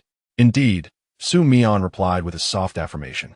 The man, believing he had received approval, was taken aback when Xu Mian gestured towards Lin Zhouan, insisting, "Let him walk out of my sight before we discuss further." The implication was clear. They would not relent until he was far enough away that pursuit was futile. The man nodded eagerly. All right, let him get a bit further. Meanwhile, Fong Sun and his group, nearing the bridge, had grasped the situation and hurried to follow Lin Zhouan. However, as they passed Xu Mian's tricycle, Lin Zhouan halted. Fong Sun, puzzled, inquired, "Why have we stopped?" "You all should go," Lin Zhouan replied coolly, glancing back at them. Without waiting for further questions, he added, "Do not ask too much. Message me when you return. If I haven't come back, inform the teachers." Fong Sun bit his lip, feeling the weight of insecurity. After all, they were a group of 5 or 6. Despite setting off first, those adversaries had 3 tricycles. Who could guarantee they wouldn't harbor vengeful intentions and follow in pursuit? Certainly, if Xu Mian delayed long enough for them to traverse the suspension bridge leading to the base, their foes would be powerless. But what of the safety of these two? Could they simply abandon their fates? Before he could dwell further on these thoughts, Mu Xiaoyu, appearing more composed, urged Fong Sun and Gu Yanshe to depart quickly. In no time, the 3 vanished around the corner. As Xu Mian observed that the 3 individuals had departed, he furrowed his brow, fixating his gaze on Lin Zhouan, who stood beside the vehicle. His expression bore an air of displeasure. "Why do you linger? Are you here to impede my progress? With your meager skills? If it weren't for your pheromones influencing me each time, I could easily incapacitate you with just a few punches. Do you truly believe you can contend with me? Very well. Should you lose an arm or a leg, do not place the blame on me." He set down the bundle of wood he had been holding and swiftly descended from the vehicle, his movements sharp and agile, a clear indication of his martial prowess. The man beside him was momentarily taken aback by Xu Mian's formidable display, as if he genuinely felt remorse and intended to keep his word. Thank you. If that is the case, let us not disturb one another. You may leave as well." Xu Mian raised an eyebrow in surprise. But he recognized the urgency of the situation. If he returned late, Fong Sun might indeed summon a teacher. "Let us go." Without casting a glance at Lin Zhouan, he uttered the remark and turned to depart. However, just as he had taken a few steps, he heard the rapid sound of footsteps approaching from behind. Instinctively, he clenched his fists, but before he could turn to confront the intruder, Lin Zhouan suddenly pulled him back, sidestepping their previous position. A chilling gust, as if from an axe, grazed his cheek, and Xu Mian was astonished at the audacity of the young man wielding the weapon. The young man, realizing his initial attempt had failed, tightened his grip on the axe and lunged towards Xu Mian and Lin Zhouan. This time, Lin Zhouan was unnecessary. Xu Mian effortlessly evaded the attack, maneuvering around the assailant. With swift precision, he seized the young man's wrist, twisting it sharply before forcefully bringing him down to the ground. The young man cried out in agony, his face contorted in pain from the sudden twist of his arm. The axe had long since slipped from his grasp, landing beside Xu Mian's feet. Xu Mian glanced at the weapon on the ground, maintaining his grip on the young man's wrist, and with a swift kick, sent the axe rolling closer to him. He then pressed the sharp edge of the blade against the young man's throat, pinning him to the unforgiving concrete. The onlookers were momentarily paralyzed by the rapid sequence of events, and upon witnessing Xu Mian place the axe near the young man's neck, they were struck silent with fear. Uncle Yang, seeing the scene unfold, stood in shock for a moment before rushing forward to plead, "Please, spare him. He did not mean it. He truly did not wish to harm you." With an axe poised perilously close to the back of the young man's head, Xu Mian found Uncle Yang's plea insincere. Nevertheless, he had no intention of causing bloodshed or creating a significant commotion. Dislocating the young man's arm would serve as a valuable lesson. "Well," Xu Mian slightly tilted his head. Turning to Lin Zhouan, "Take this." He extended the axe toward him. Lin Zhouan, gazing at the weapon, did not reach out to take it. Instead, he took a few steps closer.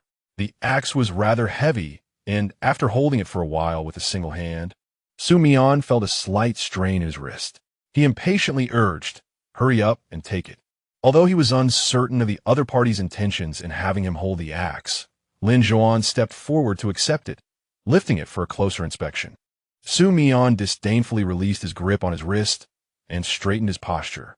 It had been a long time since he had engaged in such vigorous movement, and now he felt somewhat out of sorts. Bending slightly, he rested his hands on his knees, gazing at the young black man on the ground, who was still in evident distress. The hue of his skin differed from Xu Mian's, while Xu Mian's complexion was a healthy shade of wheat. The young man's was as dark as coal. Xu Mian's distinguished features made him a strikingly handsome figure among those with darker skin tones. The aura he exuded was incomparable, rendering the young man beneath him merely a figure to be looked down upon. "People like you would be made to lie on the concrete for 3 days and nights in our place," he remarked with a nonchalant tone, laced with an inherent laziness. "Should I encounter you again, dislocating your arm will be the least of your worries." With that, Xu Mian stood upright and began walking back towards the base, Lin Zhouan quietly following at his side. As they walked, Xu Mian took out his phone to message Fang Sun and the others, instructing them not to inform the teacher that they were nearing their return. Fang Sun seemed elated, responding with a voice message filled with unabashed affection. "Mu, I truly adore you. You are so incredibly manly. You're so handsome. I want to marry you." Xu Mian thought, what in the world is wrong with his hand? Chapter 40. What should he do? With a stoic expression, he tucked his phone into his pocket and continued forward, only to realize that walking alongside Lin Zhouan in the eerily silent fields was perplexingly tranquil without the distraction of his phone. Lin Zhouan matched his pace perfectly, and just as Xu Mian contemplated quickening his steps to distance himself from his companion, Lin Zhouan suddenly said, "Thank you for today." Xu Mian's pace slightly slowed. He heard the words, but chose not to respond, remaining silent. To his surprise, Lin Zhouan boldly continued, "Why did you give me this axe?" Xu Mian cast a sidelong glance at the axe Lin Zhouan was gripping. Wasn't the answer to why he had bestowed it upon him quite apparent? If he couldn't deduce that, he must be rather dim-witted. It was perplexing how he had become the president of the student council and earned the title of an academic prodigy. For self-defense, Xu Mian replied, offering Lin Zhouan a cryptic smile. "You, an alpha, should be more cautious than an omega, surrounded by peril, if you lack even a single weapon for protection. What would happen to you if I weren't here today?" Xu Mian was deliberately provoking Lin Zhouan, seeking to unsettle him. However, in a rare turn of events, Lin Zhouan did not react with anger at being referred to as an omega, but instead responded with a gentle, Upon hearing the unexpected sound of acknowledgement from Lin Zhouan, Xu Mian cast a curious glance at his expressionless face. The long lashes partially veiled his cerulean eyes, rendering it impossible to discern his thoughts. Xu Mian, feeling a sudden wave of fatigue, decided against visiting the cafeteria or indulging in instant noodles upon his return. Instead, he collapsed in a bed. In a hazy state, he heard Fang Sun calling him to rise, yet he found himself devoid of energy, merely requesting Fang Sun to excuse him from attending class before succumbing to slumber once more, unaware of the rationale Fang Sun employed to plead for his absence. Xu Mian struggled to muster the vitality to venture outside. As he reluctantly arose from bed, a feverish heat enveloped him, accompanied by pain in the gland of his neck. Gazing into the mirror, he noted the redness that adorned his neck and hands, and even in his sluggishness, he comprehended that his period of susceptibility had arrived. However, he had not anticipated its onset to be so abrupt and unforeseen. Fortunately, the dormitory was relatively deserted, allowing him to rummage through the box of medications his brother had sent him. Upon opening it, he discovered a collection of transparent glass vials filled with injectable solutions. With the preparations in place, Xu Mian's attention was suddenly drawn to a small box on his desk, a gift from Tang Ying during her previous visit, entrusted to her by his brother. Had it not been for the incident with Lin Zhouan, he would have opened it long ago, and now he was left pondering its significance. Strangely, his brother had not inquired about the box, seemingly content to leave it in Xu Mian's possession. With a somewhat rough demeanor, he tore open the box, causing a small blue container to pop out and tumble to the floor. bending down to retrieve it. He opened the container, and upon seeing its contents, his pupils constricted sharply, his hand trembling uncontrollably. Breathless, he hastily closed the box and shoved it into his drawer. Shutting it firmly, leaning against the desk, he struggled to breathe, beads of sweat cascading from his brow down the bridge of his nose, eventually dripping onto the floor. Cursing under his breath, he straightened up, the air thick with the scent of his pheromones. He locked himself in the bathroom, where he began to inject the medication at the sink. The cool liquid flowed slowly into his veins, alleviating his breathlessness somewhat. Yet, the heat in his neck persisted, leading him to suspect that the skin in that area might have been scorched. As he reached out to touch the raised scars, he recoiled as if encountering something repugnant. Quickly turning on the faucet to wash his hands with cool water. His sensitivity period differs somewhat from others. He has been aware of it for quite some time. Even during his military service, he always resolved this matter in a private room. What would he do without one? Xu Mian ngan deeply. Perceiving the oppressive heat in the air, despite it being a chilly March day, with the mountain temperatures unusually low. Even with medication, his pheromones would continue to be released. The drugs merely served to alleviate his discomfort temporarily, necessitating a private space. He retrieved his phone, contemplating whom to confide in, Tang Ying or his instructor. He felt at a loss on how to approach Tang Ying. While weighing his options with the instructor, he ultimately decided to send a casual message detailing his situation, albeit acknowledging that a typical sensitivity period shouldn't be this complicated. Usually, a simple suppressant would suffice. As expected, the instructor responded, indicating that there were no extra rooms available, but offered to take him to the hospital to procure suppressants. Xu Mian rolled his eyes in exasperation, but resolved to explain his situation in detail to the instructor. Just then, the sound of a key turning at the door reached his ears. Though the sensitivity period can indeed cloud one's thoughts and blur awareness, one's senses are heightened. He immediately straightened up, noticing that the used syringe was securely placed in a bag before being disposed of in the trash. He was unaware of who was entering, but knew he could not allow them inside. Upon entering the restroom, he had deliberately opened the window for ventilation, hoping the pheromones he emitted had dissipated. Yet, the footsteps halted abruptly before the restroom door. Xu Mian turned to face the shadow, standing before the frosted glass door. The shadow was tall and broad-shouldered, unmistakably not one of Fang Sun or Mu Xiaoyu's group. Lin Zhouan, his brow furrowed tighter. Chapter 41. If there were no damage. He even felt that the pheromones might seep through the crack beneath the door, affecting another top alpha like himself. Gritting his teeth, he called out, "Do not enter. I need the restroom. If you require it, please borrow one from another dorm." The figure at the door remained still.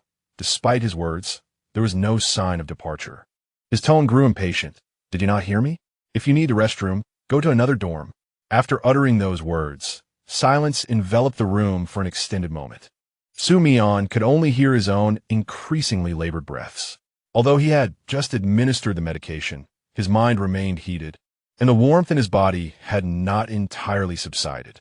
He could think of nothing else, fervently wishing Lin Zhouan would not enter and would swiftly vacate the vicinity. Slowly, he lifted his gaze towards the frosted glass door. Lin Zhouan's silhouette lingered, showing no intention of departing. As Xu Mian's agitation grew, he was about to utter another word when Lin Zhouan's voice unexpectedly pierced through the glass door from outside. "Is it coming?" After pausing for a second, Xu Mian heard him softly inquire, "Is the sensitive period here?" A flash of alarm flickered in Xu Mian's eyes as he clenched his jaw. How could Lin Zhouan have deduced this? Had he caught a whiff of his pheromones? Yet, if he had, wouldn't it be the same as before? How did he know that Xu Mian was now in a sensitive period? If he knew, why not just step out? With such knowledge, what more could he say? Xu Mian felt apathetic to explain. However, while others could rely on suppressants to navigate their sensitive periods, he could not. Lin Zhouan must be perplexed as well. Xu Mian's fingers brushed against the gland at the nape of his neck, and upon touching the pronounced scar, he bit down harder on his molars. "Did you hear that?" The room fell silent. Xu Mian was unsure if Lin Zhouan had indeed detected his pheromones, but the lack of response suggested he had not been affected. When he glanced up again, the shadow had vanished. Xu Mian let out a subtle sigh of relief, The unusual sensations within him had markedly diminished. At least his breathing had returned to normal, and the heat enveloping him had lessened. He swiftly messaged his brother. Though he had just seen his brother daring to provide him with such substances, he had no time or energy to settle scores now. His brother promptly contacted someone at the school and arranged for him to have a private dormitory. Seizing the opportunity before classes were dismissed, Xu Mian quickly packed his belongings and the box of medications to relocate to that room. The dormitory was situated on the upper floor at the end of the corridor. His brother had also arranged for him to receive 3 meals a day, insisting that they be delivered by a beta. Not long into their conversation, his brother began to admonish him about his medication dosage. Xu Mian was not inclined to heed his words. Had his brother been present, he would have surely thrown a punch. He glanced at the small box he had brought along and then down at the recent messages from his brother. Xu Changyan, you must never overuse the medication. No more than 1 small vial per day, 1 injection. You know the consequences. If you can endure it, do so. Of course, if you seek out a little I would fully support you. It is the healthiest way to resolve this matter. Xu Changyan, how's it going? Have you moved in the new dorm? I should have alerted the school staff beforehand to ensure you had a room to yourself from start. Xu Changyan, do you have a crush on any pretty little O? You certainly have your share of admirers. I genuinely do not understand why you are practicing abstinence. For whom are you preserving yourself? Xu Changyan, how about this? I have plenty of options here. If you're interested, I can help you find one. Perhaps have him come visit you tonight? All right, I just remembered, you're a straight guy. You prefer girls, so I'll find you a beautiful female omega. Xu Mian gazed at the incessantly scrolling messages, choosing to ignore them by blocking the sender. With that action, the room fell into a noticeable silence. The phone ceased its relentless notifications. The arrangement of the room remained unchanged, featuring 6 beds aligned from the entrance to the far corner, resembling a hotel rather than traditional bunk beds. Xu Mian retrieved a set of clean bedding from the cupboard and made the bed. Later that evening, a junior came to deliver a meal. Xu Mian found the boy unfamiliar. Upon entering, he discerned that the boy was unaffected by his pheromones, confirming him to be a beta. The night swiftly passed, with Xu Mian feeling a persistent warmth, waking repeatedly throughout the night and taking numerous cold showers. He had never been fond of breakfast and had explicitly mentioned this, so he languidly rose from bed past noon. The sensation from the previous night lingered until about 5 or 6 in the morning, when he finally drifted into a hazy sleep, indeed, not having rested well. A few knocks echoed at the door, and upon opening it, Xu Mian saw the same junior delivering food again. Observing Xu Mian's state, the boy refrained from asking questions, displaying a placid demeanor. Xu Mian appreciated this, and, after finishing lunch, he seized the moment of warmth before it engulfed him and swiftly administered his injection for the day. The room was saturated with the scent of his pheromones, and he hesitated to open the window, fearing that his essence might inadvertently affect those outside. Nevertheless, he did not find solitude in the room particularly tedious. He had grown accustomed to this lifestyle since his transformation into a top-tier alpha at the age of 14. He had always dealt with each sensitivity period in an enclosed space. Typically, he would remain there for about a week until the peculiar sensations subsided before emerging. His cycles had consistently occurred every 2 months, yet for reasons unknown, this one had arrived a month early. Initially, he believed he could navigate this labor education course with relative ease, not giving much thought to dormitory arrangements. However, it seemed that inhibitors were ineffective for him, as they had always been. Xu Mian glanced out the window at the dimming sky, contemplating that if his glands were functioning like a normal person's and were undamaged, each sensitivity period would not be such an inconvenience. After finishing the delivered dinner that evening, Xu Mian prepared to take a shower and retire for the night. Post-shower, he found himself lacking in drowsiness, having awoken rather late at around noon.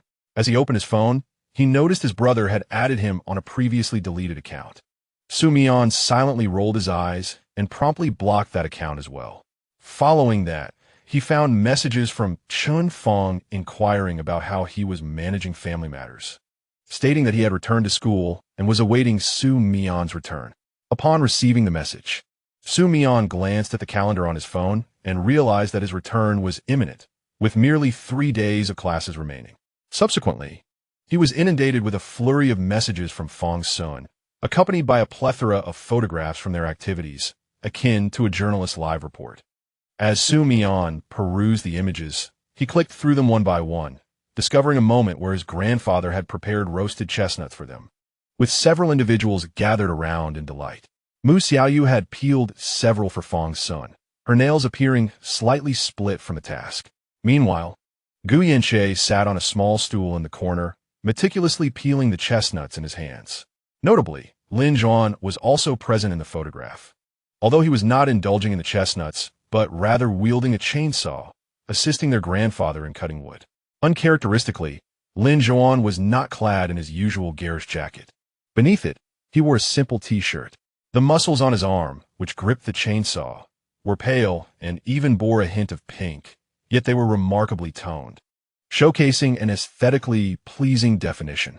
His alabaster face, illuminated by sunlight, resembled delicate porcelain, while the slender profile of his nose stood high and proud, his long eyelashes seemingly cradling the afterglow of the setting sun. Xu Mian stole a silent glance at the image, feeling as though his vision had blurred, and promptly deleted the photo, opting to view others instead. In the collection that Fong Sun had shared, Lin Zhouan primarily served as a mere backdrop, unworthy of further scrutiny, which brought Xu Mian a sense of relief. He had no desire to revisit such a strikingly ostentatious photograph. The young poplar saplings at his grandfather's home had been mostly planted, and in the days to come, they would assist their grandfather in weeding the fields. A part of Xu Mian yearned to join them. Had he not seen these vividly life-infused images, the emptiness of his own room, devoid of anyone but himself, might not have felt so profoundly solitary. After finishing with Fong Sun's photos, Xu Mian exited the chat and briefly responded to messages from friends who had reached out to him. Once he had addressed all the messages, he noticed a rather inconspicuous one at the bottom, which, upon opening, turned out to be from someone without even a saved contact name. Bai Ri, are you ill? Why haven't you come to class? Xu Mian furrowed his brow at the message, taking a moment to recall who it was, Gu Yanxie. He briefly explained his situation and exited the conversation. After replying to all the messages, Xu Mian felt a considerable weight lift from his shoulders. However, upon returning to the top of his chat list, his spirits plummeted like one who had plunged from a precipice. Tang Ying had not sent him a single message. It seemed that unless he took the initiative to reach out, Tang Ying would never contact him. Yet, each time Xu Mian sent a message, Tang Ying would respond courteously and thoroughly, indicating that he did not lack anything from Xu Mian. Merely, Xu Mian's desires were excessively abundant. Taking a deep breath, he switched off his phone and lay down on his bed, staring at the pristine white ceiling. Today, his physical condition was significantly improved compared to before. Evidently, the medication had proven effective. At the very least, he no longer experienced any feverish sensations.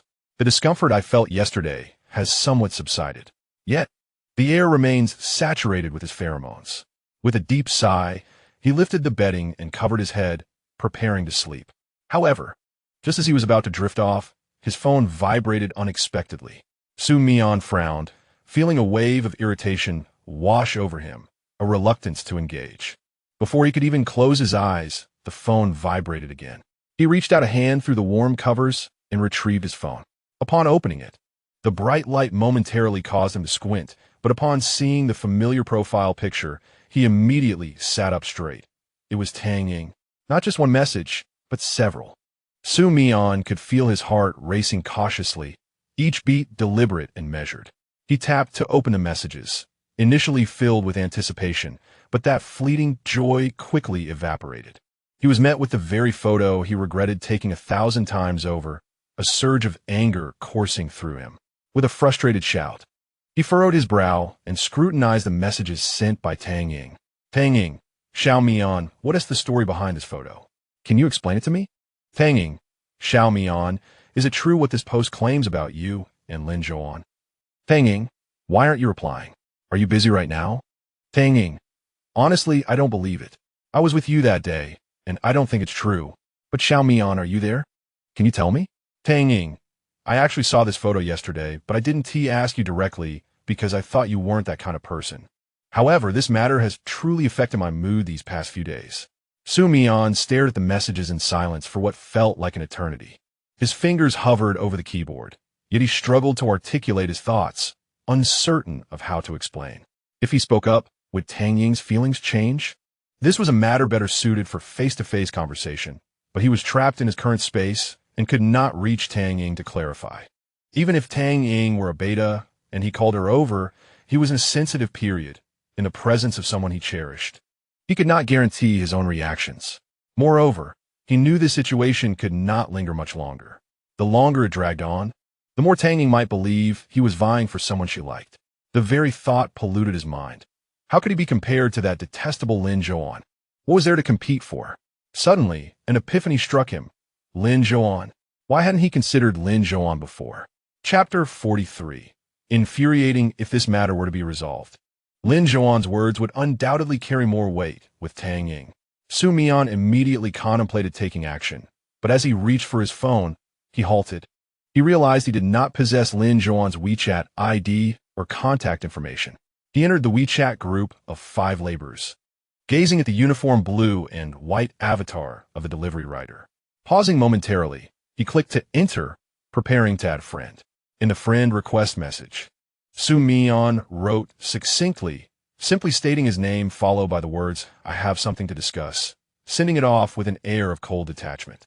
After dispatching the request, he placed his phone on his lap, one hand lazily propping up his chin, his eyes fixed unblinkingly on the screen. It was a little past 8 in the evening. Logically, even if there were activities, they should all have returned to their dorms by now and would not leave messages unanswered, unless they were in the shower. However, Lin Zhouan had yet to accept his friend request. Xu Mian tapped his fingers impatiently against the screen as time slowly slipped away, his tapping becoming increasingly irritable. Damn, could this guy really be holding out over such a trivial matter? Xu Mian scoffed. If it weren't for Tang Ying, he wouldn't even consider adding this annoying fellow. Never in a lifetime. Just as he was cursing Lin Zhouan internally, a notification popped up on his screen indicating that Lin Zhouan had accepted his friend request.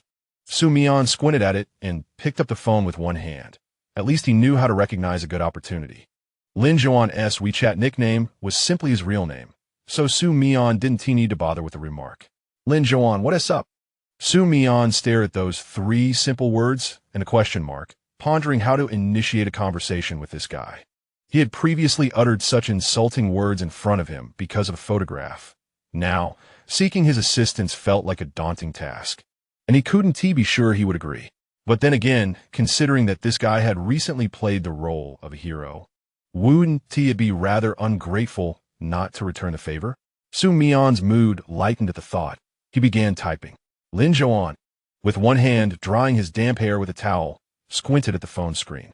Water still dripped from his hair, and in the next moment, a transparent droplet slid down from the tips of his light-colored hair, tracing along his narrow eyelid before finally falling from the edge of his eyelashes.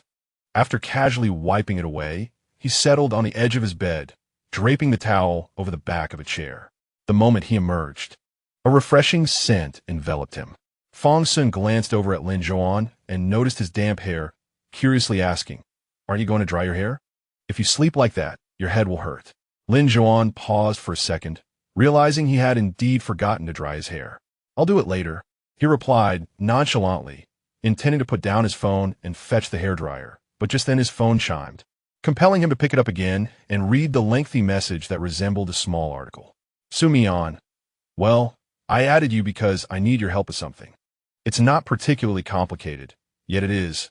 I would like to request your assistance, and of course, once the task is completed, I will express my gratitude profusely, ensuring it won't be a loss for you. Indeed, do you recall that photograph? You likely do not, as it is not a particularly cherished memory for you. Recently, that image found its way to a friend of mine, who, in turn, approached me today with inquiries regarding it. I found myself in a quandary, unsure of how to articulate my thoughts to her. This led me to think of you. Ah, and you are familiar with her as well. She has long been pursuing you. To be forthright, it is Tang Ying. Yes, she confronted me with that photograph today and I am a loss for words. Given my current circumstances, as you are aware, my mobility is limited. Thus, I humbly request your assistance in explaining the situation to her. It would suffice to clarify that our relationship is not of that nature, and I assure you, I have never overstepped any boundaries with you. Xu Mian, I sincerely hope you will contemplate this matter earnestly, for I genuinely require your help. Thank you. Lin Zhouan's eyelashes fluttered slightly, after a brief moment of silence. He retrieved the hairdryer, blowing his hair dry, while simultaneously typing a one-handed response. Xu Mian, initially uncertain if Lin Zhouan would respond, was taken aback when, within a minute, a message from Lin Zhouan appeared on his screen. He promptly raised his phone. Lin Zhouan, why should I help you explain? Xu Mian, damn it. Xu Mian, I do not wish to impose. It is entirely up to your discretion, if you are willing to assist with this minor favor.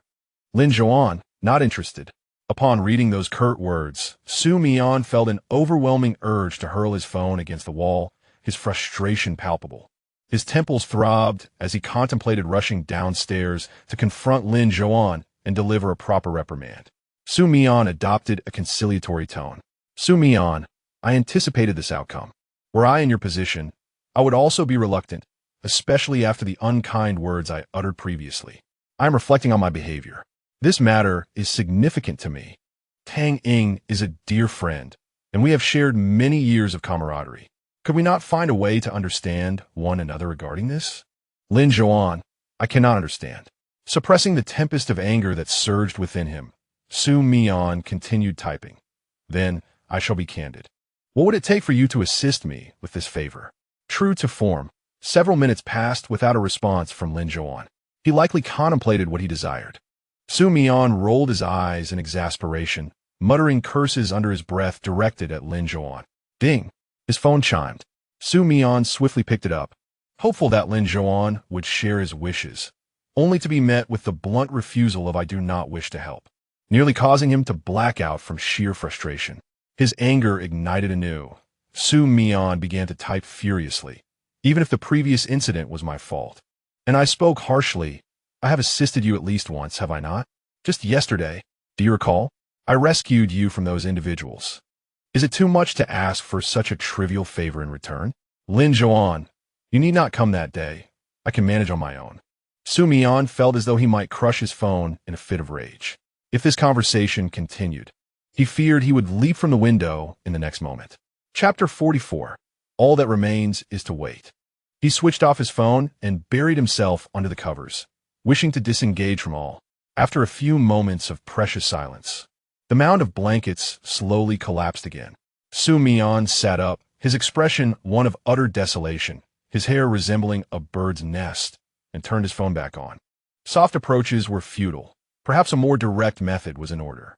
He selected a contact, deeming Gu Yanqian's quiet demeanor more reliable, and sent a message. Xu Mian, could you do me a favor? Unlike Lin Zhouan, the response from the other party was swift, granting his request without question. Xu Mian's spirits lifted slightly.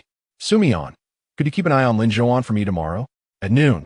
Tell him someone in the room at the end of the third-floor corridor has something to discuss with him. Gu Yanqian, is it true? There is something? Xu Mian nonchalantly replied. Yes, there is something, but don't let him know I'm the one looking for him. This time, Gu Yanqian took a while to respond. Xu Mian recognized his timid nature and held little hope. If he faltered, he would simply seek out Fong Sun instead, which was also a viable option. However, shortly thereafter, he received a message from Gu Yanqian agreeing to assist. See, this is what gratitude looks like. That fellow Lin Zhouan is truly lacking in kindness. Xu Mian set an alarm and awoke the next day around 8. After completing his morning routine, he began administering his medication. He had slept soundly the previous night, without any anomalies, and if this continued, his period of susceptibility would conclude within a week. Perhaps, on the final day, he could engage in some farming activities and bid farewell to the elderly couple he had been assisting. He carelessly rummaged through his suitcase, retrieving a new mask and 2 pristine and used towels. All that remained was to wait. Throughout the morning, they had helped the grandfather finish tilling the land. Fong Sun, feeling quite pleased, began washing his hands at the faucet in front of the grandfather's house. feeling immensely fulfilled. Suddenly, he realized how meaningful this lesson had become. The grandmother had injured her leg years ago while climbing a tree for firewood, and the grandfather, nearing 80, also found movement challenging. Their limited mobility meant the grandmother could only manage a small patch of land each morning, using a small stool and a little hoe to slowly clear the weeds. In contrast, Fong Sun and his companions had completed a week's worth of labor in just one morning. doomed.Xu, carrying wet wipes, pulled one out and handed it to Fong Sun. After washing his hands, he accepted it, giving her an appreciative glance. How considerate. Mu Xiaoyu smiled vacantly, saying nothing. Hey, give him one too. He'll need it, Fong Sun suggested, glancing at Gu Yanchen, who stood behind Mu Xiaoyu. Gu Yanchen was momentarily taken aback when his name was called, his gaze still lingering on something distant before colliding with Fong Sun's eyes. Instantly, he resembled a child caught in wrongdoing, lowering his head. Fong Sun squinted at him, then glanced in the direction he had just been observing. Lin Zhouan was diligently sorting through a large bag filled with somewhat expired medications for the elderly couple. He sat on a stool that felt rather small and low for him, scrutinizing the dust-covered bottles with care. He spoke softly. These medications are past their expiry. They should no longer be used. The calcium tablets are new, so they should be consumed promptly, lest they expire as well.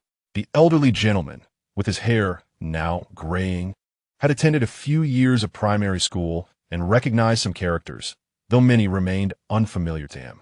His wife, however, could not read a single word. The couple was quite earnest, neatly arranging the medications sent by their granddaughter, yet some had expired while others left them puzzled about their purpose. As Lin Zhouan explained, they listened intently. Years of labor in the field had left the elderly man's face weathered and dark, etched with deep lines. In this environment, Lin Zhouan appeared somewhat out of place, yet his tone remained cool and his demeanor calm, blending seamlessly with the elderly couple as if they were family. He did not feel awkward due to the elders' reticence, nor did he shy away from their earnest enthusiasm. He was quiet, spoke little, and gradually integrated with them in the most natural manner. Fong Sun observed and couldn't help but feel a sense of admiration, pondering why Lin Zhouan was so adept at interacting with the elderly. Although they spent time with their grandparents daily, they often found themselves at a loss for how to respond. When the elders requested assistance, they complied, but when a mishap occurred while sawing wood, resulting in the grandfather sustaining a significant cut from a flying piece of wood, they felt overwhelmed with guilt and uncertainty, unsure of how to procure medicine in a rural area devoid of pharmacies for miles. It was Lin Zhouan who reacted swiftly, producing a tissue to bandage the grandfather's bleeding hand and later applying a herbal remedy that the grandfather frequently used. Fong Sun withdrew his gaze and cast another silent glance at Gu Yanchen, who remained with his head bowed. Such a remarkable individual would undoubtedly shine wherever he went, naturally drawing attention. With this thought, he casually resumed his conversation with Mu Xiaoyu. Gu Yanchen, relieved that Fong Sun did not press him further, exhaled softly. Throughout the day, he had been observing Lin Zhouan on behalf of Xu Mian, and every time their eyes met, he felt his courage diminish, rendering him weak and unsteady. Once Lin Zhouan organized the medications, the group started walking toward the base. After about 10 minutes, they arrived, with Fong Sun and Mu Xiaoyu planning to head to the cafeteria for a meal, while Lin Zhouan proceeded directly to the dormitory. Just as Gu Yanchen was about to follow Lin Zhouan, Fong Sun suddenly called out to him from behind, "Hey, would you like to join us for a meal at the cafeteria?" Gu Yanchen was momentarily taken aback by Fong Sun's unexpected invitation to join him, feeling a twinge of surprise and even a flicker of excitement. Typically, others treated him with the disdain reserved for venomous creatures, as if he were a harbinger of misfortune. The prospect of dining together was utterly inconceivable. Yet, in recent days, following Xu Mian's arrival, his existence seemed less solitary and drab. His world no longer appeared to be a mere reflection of himself. He raised his gaze towards them, offering a faint smile. "Thank you, but I must decline today. I feel a bit weary and wish to return to my dormitory." Chapter 45. Am I truly so lacking in decorum? Fong Sun reassured him that it was of no consequence and suggested they dine together another time, before casually draping his arm around Mu Xiaoyu's shoulders as they departed. Gu Yanche promptly pursued Lin Zhouan, who had already disappeared, hastening towards the dormitory. Upon reaching the second floor, he found no trace of Lin Zhouan, who had likely returned to his room. It seemed he would have to confront him directly within the confines of their shared space. Standing before the door, he entered the code and stealthily slipped inside, akin to a thief. Bending slightly, he was startled to find Lin Zhouan engrossed in instant noodles. Their eyes meeting in a moment of silence. Lin Zhouan regarded him quietly before averting his gaze to pour himself some hot water. Gu Yanche straightened his posture and approached Lin Zhouan, but hesitated until Lin Zhouan, breaking the silence, inquired, "Is there something you need?" His tone was neither warm nor cold, his expression indifferent. "You seem to have something to discuss with me today." Gu Yanche's eyes widened, though half of his expression was obscured by his long bangs, rendering it less conspicuous. He stammered, "I do have something to say." Lin Zhouan acknowledged him with a simple prompting the question, "What is it?" Encouraged by Lin Zhouan's willingness to engage, Gu Yanche gathered his courage and recounted Xu Mian's message. "There is someone on the third floor looking for you. He said to meet him in the last room of the corridor at noon." At the mention of the third floor, Lin Zhouan's eyes momentarily sparkled with interest. He lifted his eyelids, while Gu Yanche anxiously gripped the hem of his clothing, suddenly realizing he was unprepared to answer if Lin Zhouan asked who was seeking him. Surprisingly, Lin Zhouan did not inquire further, merely asking, "Shall we go now?" So direct was this question that even the somewhat dense Gu Yanche found himself momentarily stunned, but quickly nodded in agreement. Lin Zhouan acknowledged him with a slight nod before departing without another word. The instant the door clicked shut, Gu Yanche hastily retrieved his phone to inform Xu Mian that Lin Zhouan was on his way up. The corridor on the third floor was notably cleaner and quieter than that of the second, as it was sparsely populated. Lin Zhouan lifted his gaze and stepped further inside, where the light was abundant, rendering even the innermost room devoid of shadows. He paused before the final door, standing at its threshold, lost in thought, before slowly raising his hand to knock a few times. After a few knocks that elicited no response, Lin Zhouan, with patience wearing thin, resorted to striking the door several more times. At last, he heard the sound of the lock being turned from within, and the door gradually opened. In an instant, a potent aroma, tinged with a hint of sweetness, burst forth into the space before him. Lin Zhouan furrowed his brow, but the scent did not linger long in his nostrils, for in the next moment, a damp, cold towel was hastily pressed against his mouth and nose. He was swiftly pulled into the room by a shadow, whose face he barely had time to discern, and was shoved into the bathroom, where the door was locked behind him. Soon after, Xu Mian's boisterous voice emerged from outside, tinged with a sense of self-satisfaction. "Hey, don't be upset. I had no other choice but to resort to this method. After all, this room is saturated with my pheromones, and I fear you might find it overwhelming." Lin Zhouan turned to gaze at the bathroom, which had been adequately ventilated, thus devoid of any trace of pheromones. "Honestly, if you had just consented through your phone, will we be in such a predicament?" Xu Mian leaned against the glass door, unable to suppress a smirk. It was quite an ingenious tactic he had devised. "Just agree. Consider it a favor to me." His tone rose, and though his words were framed as a plea, they dripped with the arrogance that was inherently his. Lin Zhouan's expression remained impassive as he fixed his gaze on the shadow beyond the glass door, responding with an air of indifference. "I was under the impression you were coercing me into compliance, but it seems you have come to negotiate." Xu Mian's audacity was astonishing. How could one who acted so shamelessly still utter such words? Unfazed, Xu Mian continued, "Just agree, will you? Do you see that fresh towel in the sink? If you consent, you can simply cover it and step out. The door is always open for you." Lin Zhouan's eyes briefly flicked to the unwrapped towel lying on the counter, a testament to Xu Mian's meticulous planning. His voice, tinged with resignation, queried, "Are you prepared to keep me locked in here indefinitely if I refuse?" Xu Mian fell silent for a moment, tapping the glass door with his fingers. "I find it perplexing. What harm is there in agreeing? Is it truly so difficult for you?" The truth was, for Lin Zhouan, This matter was of great significance. Failure to resolve, it would tarnish his image with Tang Ying irreparably. Is it even humane to pursue someone who is already enamored with another? Lin Zhouan's voice, cold and detached, resonated within the confines of the bathroom. Xu Mian's eyes brightened, momentarily believing he had swayed Lin Zhouan, only to be struck by the latter's next words like a blow to the head. But I do not wish to. Xu Mian's expression darkened instantly, his patience nearing its limit with this obstinate individual. Gritting his teeth, he retorted, "Why do you refuse? If you cannot provide a convincing reason, do not expect to leave this room today." He now finds himself in a predicament. A day has elapsed without providing Tang Ying with a response.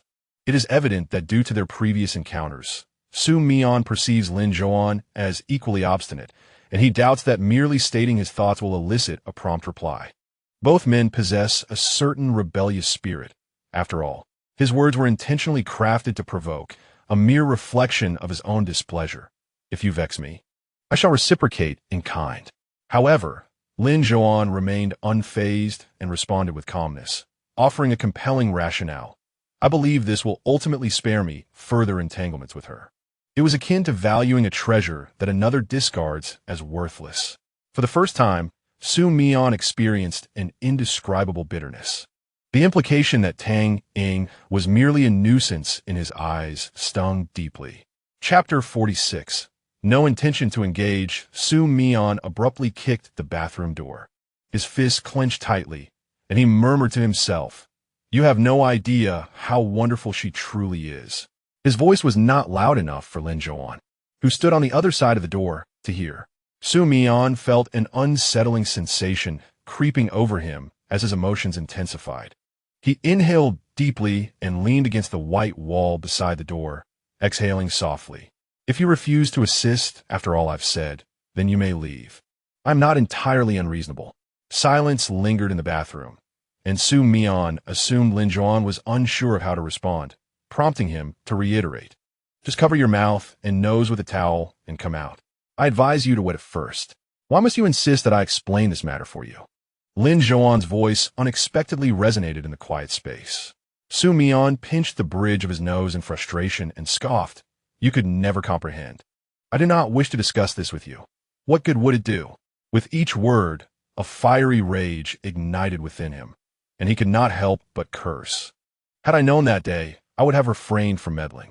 People like this deserve a lesson. In the real world, few could endure such a disposition.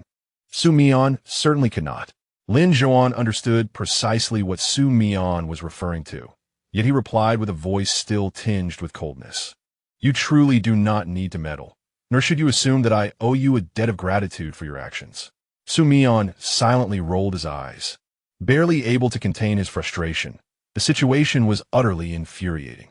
Both were alphas, their pheromones clashing, even if it led to mutual destruction.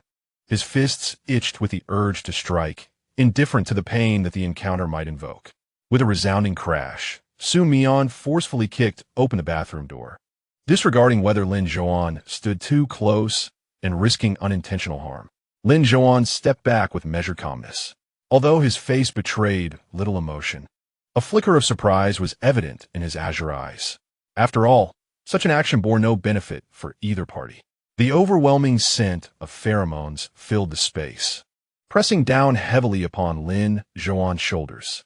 The potency of the pheromones was relentless and unreasonable, akin to surging waves or shattered boulders, and when it descended upon him, it felt as if his bones were fracturing. Lin Zhouan's breath became uneven, his footing faltered, and he placed a hand on the black surface of the sink for support. Slowly lifting his eyelids, he turned to Xu Mian and inquired, "Are we to fight during the sensitive period as well?" It was evident that Lin Zhouan was being influenced by his own pheromones, yet Xu Mian's fury remained unabated. After all, revenge was about witnessing the other person's disarray and despair, yet Lin Zhouan maintained his composure, revealing none of his turmoil, who decreed that one could not engage in conflict during the sensitive period. A sardonic smile played on Xu Mian's lips. Perhaps Lin Zhouan had yet to release his pheromones. Hence he felt no pain. He advanced step by step towards the restroom, closing the distance until he stood directly before Lin Zhouan. Lin Zhouan's fair cheeks were tinged with a faint blush, and beads of transparent sweat trickled down from his forehead, gradually falling from his sharp chin. The two men were exceedingly close. Xu Mian squinted at him before suddenly reaching out to his temple, slamming the previously ajar window shut with a loud clang. The space was now devoid of any fresh air. The sudden noise startled Lin Zhouan, who turned slowly to face the source. Hearing Xu Mian's taunting voice, "Why haven't you released your pheromones?" He was not a bully who preyed on the weak. However, if he encountered someone like that day, he would undoubtedly retaliate. Yet Lin Zhouan had the means to counter his provocations, and since they were capable of a fair confrontation, Xu Mian did not wish to claim an unworthy victory. Water droplets clung to Lin Zhouan's long eyelashes, as if he had just emerged from the water. Lowering his gaze, his slender fingers, which had been pressed against the sink, gradually curled inward. Why should I release? Why should I release? This inquiry seemed utterly nonsensical. He had already taken the initiative, so there was no reason not to defend himself or wield a weapon. Should he allow himself to be oppressed? Before this thought could fully settle, Lin Zhouan's normally cool voice took on a hint of hoarseness. "I have no intention of fighting you." Xu Mian felt as if he had struck a pillow, stifled by the response. Not a fight back. Did that mean allowing himself to be unilaterally oppressed by Lin Zhouan's pheromones? Xu Mian pondered this, while Lin Zhouan continued to gaze at him with those luminous blue eyes. In a sudden moment, his tightened fingers dug sharply into his palm. His slender eyelids abruptly shut, and in the next moment, he found an inexplicable strength to push Xu Mian away from him. "Step aside," he uttered coldly, his tone starkly contrasting with his earlier demeanor. The force with which he shoved Lin Zhouan particularly heavy. So, has it begun? He was the one to strike first, and he detected an unfamiliar scent of pheromones in the air. Lin Zhouan had already exited the restroom when Xu Mian, seizing the opportunity, reached out to seize his neck. At that moment, Lin Zhouan seemed to sense the imminent danger with the last vestiges of his awareness, swiftly pivoting to grasp Xu Mian's thwarted hand. His brows were tightly knitted, revealing his discomfort, yet he still clutched Xu Mian's wrist, refusing to relent. "If you intend to fight, then fight. Your pretentious kindness is laughable. And your pheromones have already been released. Do you not have any shame?" Xu Mian glared at him coldly, his words laced with effort, as the familiar pain began to seep through his entire being. "Damn, this is quite painful." He lowered his head, taking a few deep breaths in an attempt to alleviate the pain and the dizziness enveloping his mind. Chapter 47. I want to fight you, and perhaps it was merely his illusion, but he felt an increasing heat enveloping him. "If it hurts, let me go. This is where it ends," Lin Zhouan stated icily. Xu Mian, who had been bowing his head, suddenly lifted it, his face contorted with pain. Yet he managed to force a particularly infuriating smile. "No, I want to fight you." Lin Zhouan regarded him silently, releasing his grip on Xu Mian's wrist with a sigh. "You won't win." Xu Mian seemed to have heard a joke, rubbing his wrist bone before swiftly launching a fist at Lin Zhouan. "Then let us see what happens." His fist was almost upon Lin Zhouan's eye when, without a flicker of emotion on his handsome countenance, Lin Zhouan caught Xu Mian's fist with his palm, swiftly enveloping it within his grasp. Xu Mian quickly withdrew his hand, as if he had touched something foul, glaring at Lin Zhouan. "Are you insane?" Lin Zhouan's palm felt cool against his own skin, the chill seemingly penetrating through to his boiling blood, a strange sensation that startled him. Lin Zhouan, bewildered by the insult, did not possess the energy to continue confronting Xu Mian. His chest rose and fell rapidly from the moment he caught a whiff of Xu Mian's pheromones. He found his own uncontrollably triggered. He could not contain it, initially hoping to leave before the pheromonal eruption, but given the current situation, it seemed impossible to let him go without a fight. Yet what unsettled him even more was the realization that the scent of Xu Mian's pheromones was different this time. It still carried a potent sense of pain and mental torment, compelling one to want to eliminate the alpha who dared provoke him with such provocative pheromones. However, today, his heartbeat seemed to pulsate more vigorously than ever before, an indescribable fervor coursing through his veins. Under the influence of pheromones, he found it increasingly difficult to restrain himself. sensing a shift within that diverged from his usual demeanor. Previously, he might have been indifferent to such matters. Yet, if he could not govern his own impulses, he was left to ponder the unforeseen consequences of being swayed by pheromones. What if he inadvertently harmed Lin Zhouan, stealing a glance at the person before him, who shared in his torment? Lin Zhouan silently lowered his long eyelashes. He clenched his fists, feeling an urgent need to escape. Though he thought this resolutely, the obstinate figure beside him would not relent. As Lin Zhouan turned to unlock the door, Xu Mian forcefully kicked it shut, shoving Lin Zhouan back against the chest. The door barely cracked open before slamming shut with a resounding thud, threatening to break under the force. Had there been inhabitants on the third floor, they surely would have been startled by such a tumult. "Are you a man?" Xu Mian gasped, his breath ragged, lifting his reddened gaze to confront Lin Zhouan. "Or were you merely boasting earlier, too afraid to confront me? If you change your mind now, I might let you go," he added, his words becoming increasingly labored, oblivious to how the overwhelming heat was clouding his thoughts. Leaning against the door, he fixated on one pressing concern, his tone softening from its previous sharpness. "Just help me. Explain things to her." Lin Zhouan felt a similar discomfort, one hand propping against the wall.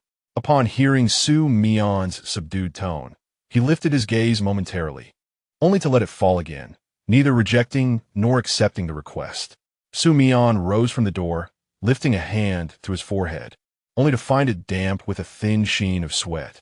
The hair clinging to his forehead was utterly uncomfortable, and he roughly swept it back, revealing his strikingly refined features.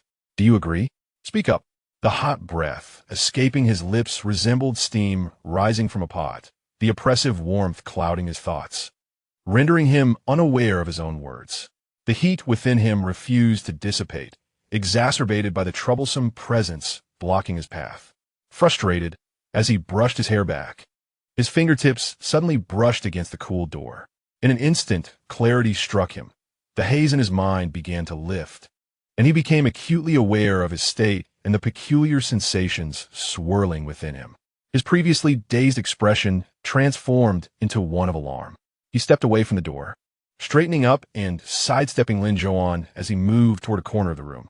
Lin Zhouan, too, sensed an unusual disquiet within himself. Yet he understood the source of this unsettling feeling far better than Xu Mian did. But how could the pheromones of an alpha affect another alpha in this manner? Grinding his teeth, his jaw clenched tightly, he was suddenly jolted by the sound of glass shattering on the floor. He turned around and beheld Xu Mian in a flurry, extracting a slender, transparent glass vial from a box, while shards of glass lay scattered on the ground, remnants of a recently dropped container. Grasping the vial, he began to draw the liquid into the syringe with meticulous precision. Lin Zhouan's eyes narrowed slightly, and in an instant, he comprehended the gravity of the situation. Just as Xu Mian was about to plunge the needle into the vein of his arm, the object was abruptly yanked away. Behind him, Lin Zhouan's voice, now hoarse, resonated ominously. "Chen Fong informed me that excessive use of this substance could be detrimental to your health. Be sensible. I advise you to hand it over now." Xu Mian's voice, cold and resolute, broke the silence in the room. Perched on the edge of the bed, he cast a sidelong glance at Lin Zhouan, whose grip on the vial revealed no intention of relinquishing it. Xu Mian silently ground his teeth and retrieved another vial from the box, repeating the earlier steps to fill the syringe with the liquid. As the vial neared emptiness, Xu Mian's jaw was suddenly gripped by a firm hand, forcing his face upwards. "Have you no ears?" Xu Mian blinked, his gaze fixed on the angelic, pristine visage before him, the cerulean eyes reflecting the clarity of a lake under a blue sky, yet marred by a furrowed brow that hinted at an underlying impatience, a brewing storm. Chapter 48. This cannot be used. The pressure on Xu Mian's jaw felt as though it would shatter the bone. His chin was thrust upwards, threatening dislocation. He glared at the assailant, nearly crushing the glass vial in his grip, just as he was about to unleash a torrent of insults. Lin Zhouan's slightly reddened eyes abruptly shut. Upon reopening them, the furrow in his brow remained, yet his lashes fluttered as he focused on Xu Mian, momentarily taken aback. "I'm sorry," he murmured, loosening his grip. As Xu Mian spoke, Lin Zhouan's gaze fell to the hand that held Xu Mian's chin, and he released it, though he seized the hand that clutched the vial instead. Fixing his gaze on Xu Mian, he declared, "This cannot be used." His voice bore the weight of strain, his eyes glistening with unshed tears, his condition no less grave than Xu Mian's. Xu Mian, in a fit of frustration, yearned to strike this obstinate individual down, utterly bewildered by the relentless interference. Did it truly stem from concern over side effects? What concern was it of Lin Zhouan's? Lin Zhouan's eyes fluttered shut once more. His breaths labored, his grip on Xu Mian's hand slick with perspiration, yet unwavering in its intensity. He sensed the air thickening with his own pheromones, gradually overshadowed by another presence, pressing upon him from behind. When he was in better spirits, he could at least hold his own against the other's pheromones. However, ever since this wretched, sensitive period began, he felt a profound inadequacy, as if the fierce urge to lash out was brutally subdued by an unfamiliar sensation. The fiery heat coursing through him threatened to consume all remnants of his rationality. Yet, Lin Zhouan appeared to be in a somewhat better state, as he at least managed to maintain his composure more effectively than himself. "Let go," he gritted his teeth and uttered once more, his fingers yearning to exert force, yet unable to concentrate, gradually dissipating from his fingertips like sand slipping through an hourglass. A sense of helplessness seeped into his very bones, more than the overwhelming fatigue. It was the unnerving strangeness that truly terrified him. Sweat blurred his vision, rendering Lin Zhouan's face increasingly indistinct. He genuinely feared losing all semblance of reason, becoming nothing more than a primal beast, which would be utterly humiliating. Panic finally took hold of his heart. He clenched his jaw, realizing that nothing else mattered at that moment. The foremost priority was to acquire the potion and inject it into his bloodstream to alleviate the peculiar sensation. His unfocused gaze gradually settled on Lin Zhouan's face as he pleaded, "I beg you, give it to me. It belongs to me, and you have no right to interfere." His palms were slick with sweat, making it arduous to grasp the glass vial, yet he was unperturbed by the thought of it slipping from his grasp.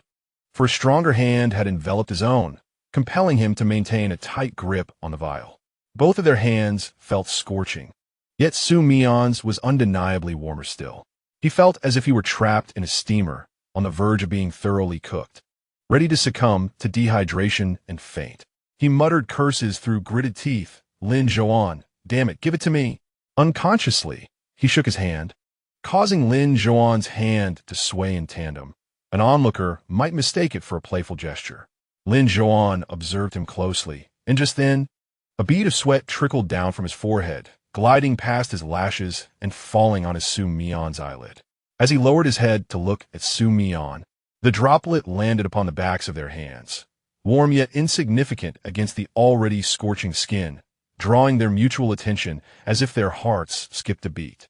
Xu Mian, in a daze, cast a fleeting glance downward, but his eyes were clouded, rendering him unable to see anything clearly. Lin Zhouan took in every detail of Xu Mian's actions. In that moment, Xu Mian resembled a cat deprived of its sharp claws and fangs, merely hissing and making threats, yet possessing no real power to inflict harm. Even his confused glance downward mirrored that of a cat, unable to find its sustenance. Even as he was tormented by an overwhelming sense of discomfort, he found himself inexplicably amused by his own appearance, despite recognizing that he had perhaps overstepped his bounds.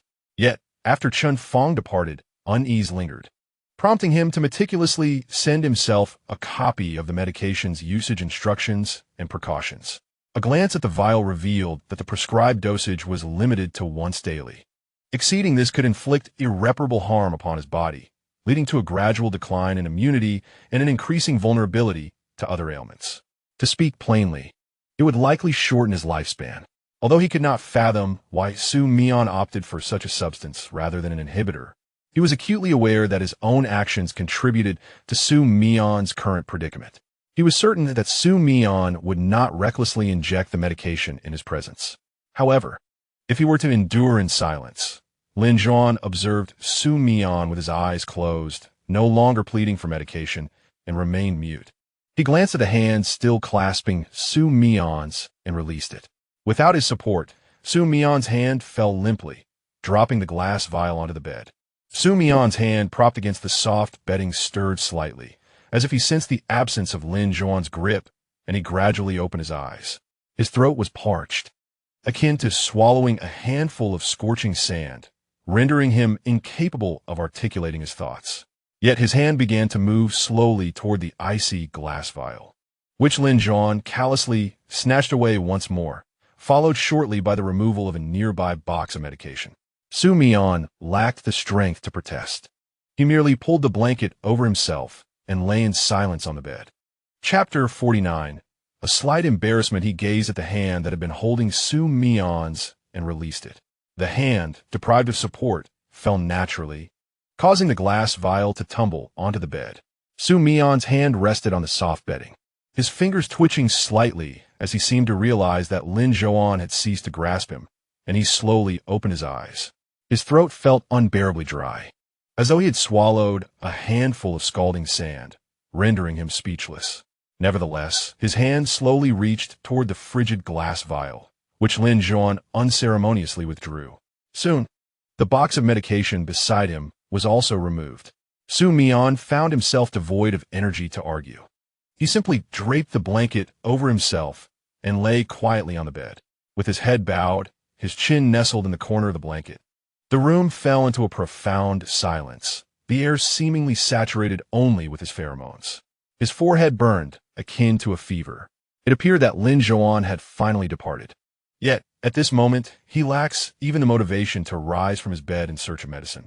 His limbs feel numb and weak, and in this vulnerable state, he desperately craves an outlet for his pent-up emotions. Unfortunately, he finds himself unable to express this turmoil, leaving him on the verge of suffocation from the internal pressure. Xu Mian has never encountered such a predicament. Typically, he resolves his discomfort with medication as soon as the vulnerable phase arrives. On ordinary days, if any physiological issues arise, he would simply take a shower to alleviate them. However, the usual remedies feel trivial in light of his current state, which he knows, even without trying, cannot be resolved in such a manner. At most, he could merely suppress the sensation slightly. Yet, even that is preferable to complete inaction. Thus, Xu Mian sits alone on the bed, staring blankly at the bedding beneath him. His gaze eventually drifts toward the door, but today, his vision feels clouded, as if the intensity of his discomfort has rendered him incapable of clarity. He can only discern vague shapes and colors. He cannot ascertain whether Lin Zhouan has closed the door upon leaving. Consequently, the hand that had ventured beneath the covers halts midway.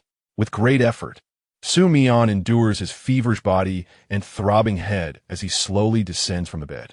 One hand braces against the headboard while the other presses against the edge of the mattress, his feet groping for his shoes.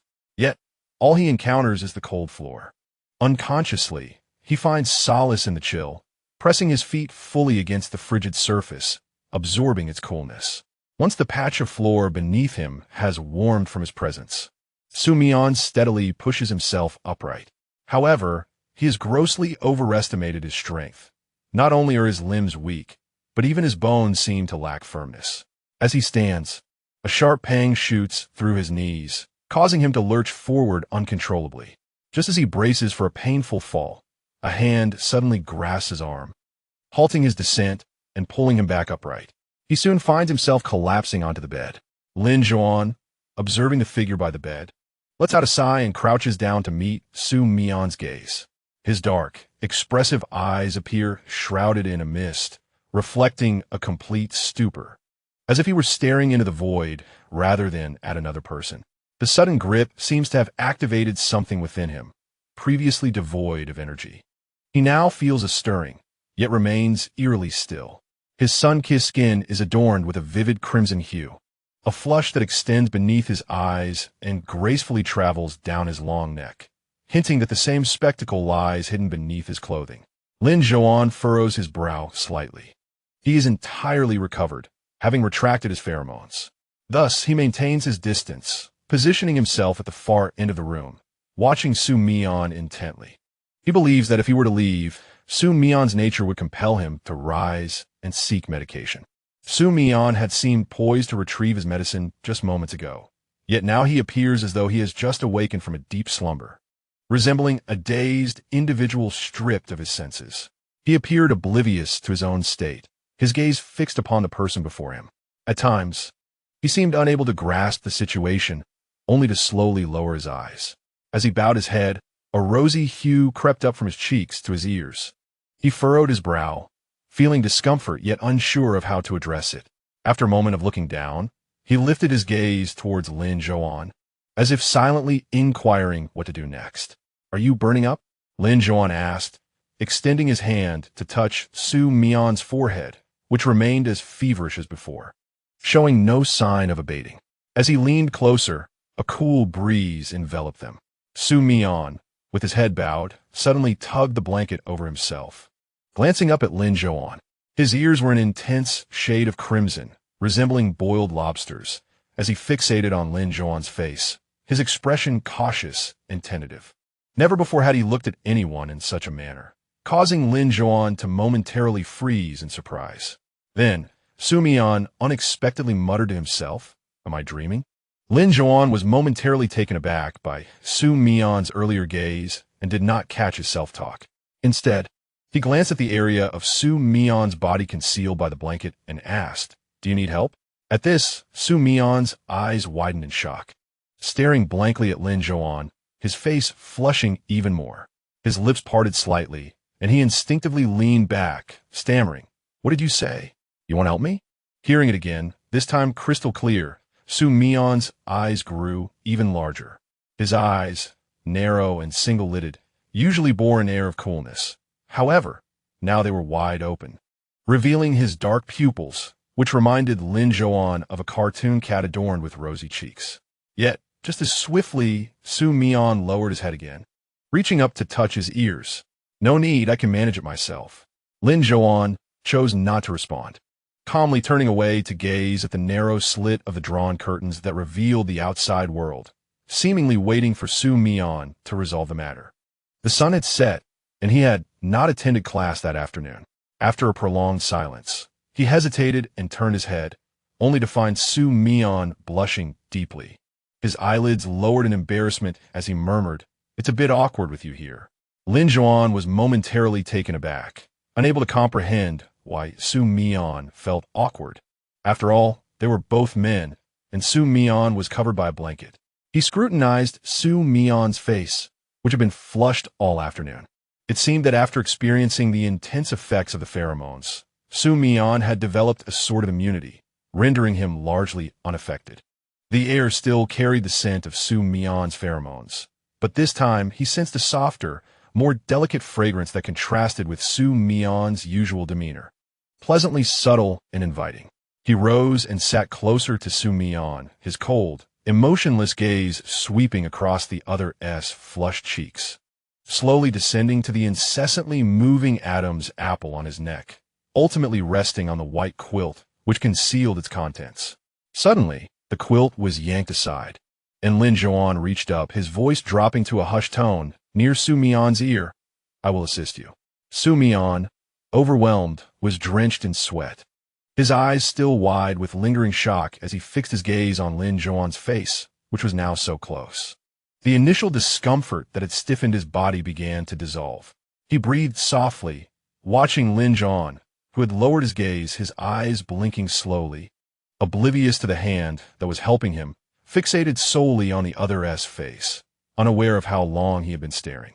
Sensing the intensity of Xu Mian's gaze, Lin Zhouan unexpectedly met his eyes. Their gazes intertwined in the air, the faint scent of pheromones mingling in the slightly thick atmosphere, causing Xu Mian to suddenly feel his breath hitch. The face before him bore a deep, starry darkness, its pale cheeks accentuated by dark hair that clung to them, rendering the visage small and exquisite. Those eyes were fixed upon him, lips painted with a subtle hue of lipstick pressed into a delicate line. Tang Ying seemed to radiate an even greater beauty than before. Lin Zhouan merely cast a glance, noting how Xu Mian appeared entranced, fixated on his face. After a moment's pause, he lowered his head, saying nothing. The weight of their breaths lingered for a protracted time, the stifling warmth in the room gradually rising. The cream-colored curtains fluttered slightly in the breeze from the air conditioner, revealing the now completely darkened sky outside. When Xu Mian awoke, the numbness in his body had not yet faded. He groggily opened his eyes, muffled sounds escaping his throat. As he propped himself up from the bed, he realized it was already past noon, and the air no longer carried the scent of his own pheromones, which had been so overwhelming it made him nauseous. Suddenly, he jerked the quilt aside and surveyed the chaos around him, momentarily bewildered. He ruminated on the events of the previous day, but his memories halted at the point where Lin Zhouan left, leaving him hesitating on whether to fetch medication. So, did he ultimately resolve it in that manner? Was the door closed? Despite the tingling in his legs, Xu Mian's mind was clear, prompting him to quickly dress and check the door. Upon seeing it firmly shut, his anxious heart finally settled. He pinched the bridge of his nose and surveyed the room. Apart from the disorder on the bed, everything else appeared normal. Then, Xu Mian recalled the shattered glass bottle from yesterday and walked over to where it had fallen. To his astonishment, the spilled medication and shards of glass had vanished, leaving the floor impeccably clean. Xu Mian pondered. Could it be that Lin Zhouan had tidied up before departing? Unable to fathom the situation, Xu Mian found himself alone after searching in vain. Ultimately, he discovered his box of medication atop the cabinet in the bathroom. As he retrieved the medicine, he realized he felt no unusual symptoms today. Although he sensed a certain fatigue throughout his body, the overwhelming desire that had previously consumed him seemed to have dissipated without a trace. There was no necessity for medication. Yet, fearing a sudden relapse, he decided to exercise caution and remained in his dormitory for the entire day, assuring himself that the vulnerable phase had genuinely passed before he prepared to accompany the others to his grandfather's home. This particular period of sensitivity had been remarkably brief, prompting Xu Mian to pack a backpack containing his medications, suppressants, and pheromone blockers, just in case. Today marked the final day of their labor education year. As Xu Mian stepped outside, he noticed a rise in temperature. It was no longer as cold as when he had first arrived and required a heavy coat. It seemed spring was approaching. After the class disbanded, the five of them followed Lin Zhouan along the well-trodden mountain path. Upon seeing Xu Mian appear, Fang Sun immediately approached, walking closely beside him. Xu Mian felt his ears growing weary, yet Fang Sun's chatter showed no signs of abating. Hey, how did you manage this sensitive phase? Was it solely through suppressants? Fang Sun asked with a mischievous grin, nudging Mu Xiaoyu beside him, casting a knowing glance. Mu Xiaoyu, licking Fang Sun's boldness, felt the innate apprehension that many held towards a top alpha like Xu Mian. Only someone as daring as Fang Sun would dare to tease him so. Just how intense was this sensitive phase that it kept you secluded for so many days? Xu Mian pulled out his headphones from his pocket, ready to put them on, but Fang Sun interjected, "Hey, wait. Can we not talk about this? Don't ignore me." Xu Mian cast a detached glance in his direction. Fang Sun quickly added, "Yesterday, when we went out, we bought some medicine for Grandpa in town. He even treated us to honey from his own bees, pure and fragrant." He gestured towards Mu Xiaoyu, saying he's planning to buy a jar of honey today to take home to his mother. Though Xu Mian was not fond of sweets, he considered purchasing a jar for his family. Fang Sun then turned to Gu Yanxie, who was walking with his head down. "Hey, are you going to get a jar for your mother too? This is the real deal, homegrown." Upon hearing this, Gu Yanxie's face turned pale, and he lowered his head even further, merely shaking it in response. Chapter 51. I'll save you a spot. The group soon arrived at their grandfather's home. Grandma was seated by the faucet at the entrance, washing clothes. Xu Mian glanced over and realized she was not using laundry detergent, but rather dish soap. In rural areas, it is customary to utilize laundry detergent, though it can be harsh on the hands. Dishwashing liquid, on the other hand, is even more so. The elderly tend to overlook such matters. Xu Mian was contemplating approaching to inquire, when suddenly a long-legged figure clad in dark denim emerged from the wooden threshold. A slender hand dangling naturally, gripping a slightly dusty bag of laundry detergent. Upon stepping outside, he placed the detergent beside the grandmother's basin, uttered a few words, and then carried the bottle of dishwashing liquid back inside. Xu Mian remained rooted in place, his thoughts lingering on Lin Zhouan's hand. The excessive length of its joints and its uncommonly fair complexion made Xu Mian, who did not consider himself particularly dark, feel as if he paled in comparison. Akin to an African. Why does a man have to be so fair? His previously buoyant mood, having passed the sensitive period, was abruptly shattered, leaving him to fixate on Lin Zhouan's hand throughout the morning. While tilling the land, he occasionally stole glances, and while dragging firewood, he did the same. The more he stared, the more discomfort brewed within him. It felt peculiar, as though that hand flickered past a similar scene in his mind, causing an awkward unease. Furthermore, after the events of that day, neither of them had exchanged a single word, especially since they had nearly come to blows. If it weren't for that insufferable fellow.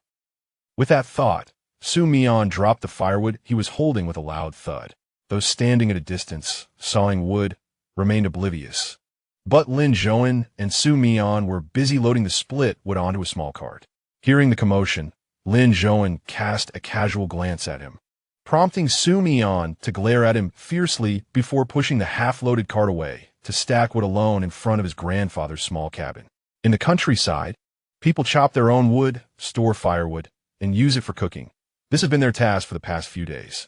As Xu Mian stacked the firewood, his mind wandered incessantly to Tang Ying, regretting that he had yet to explain himself to her.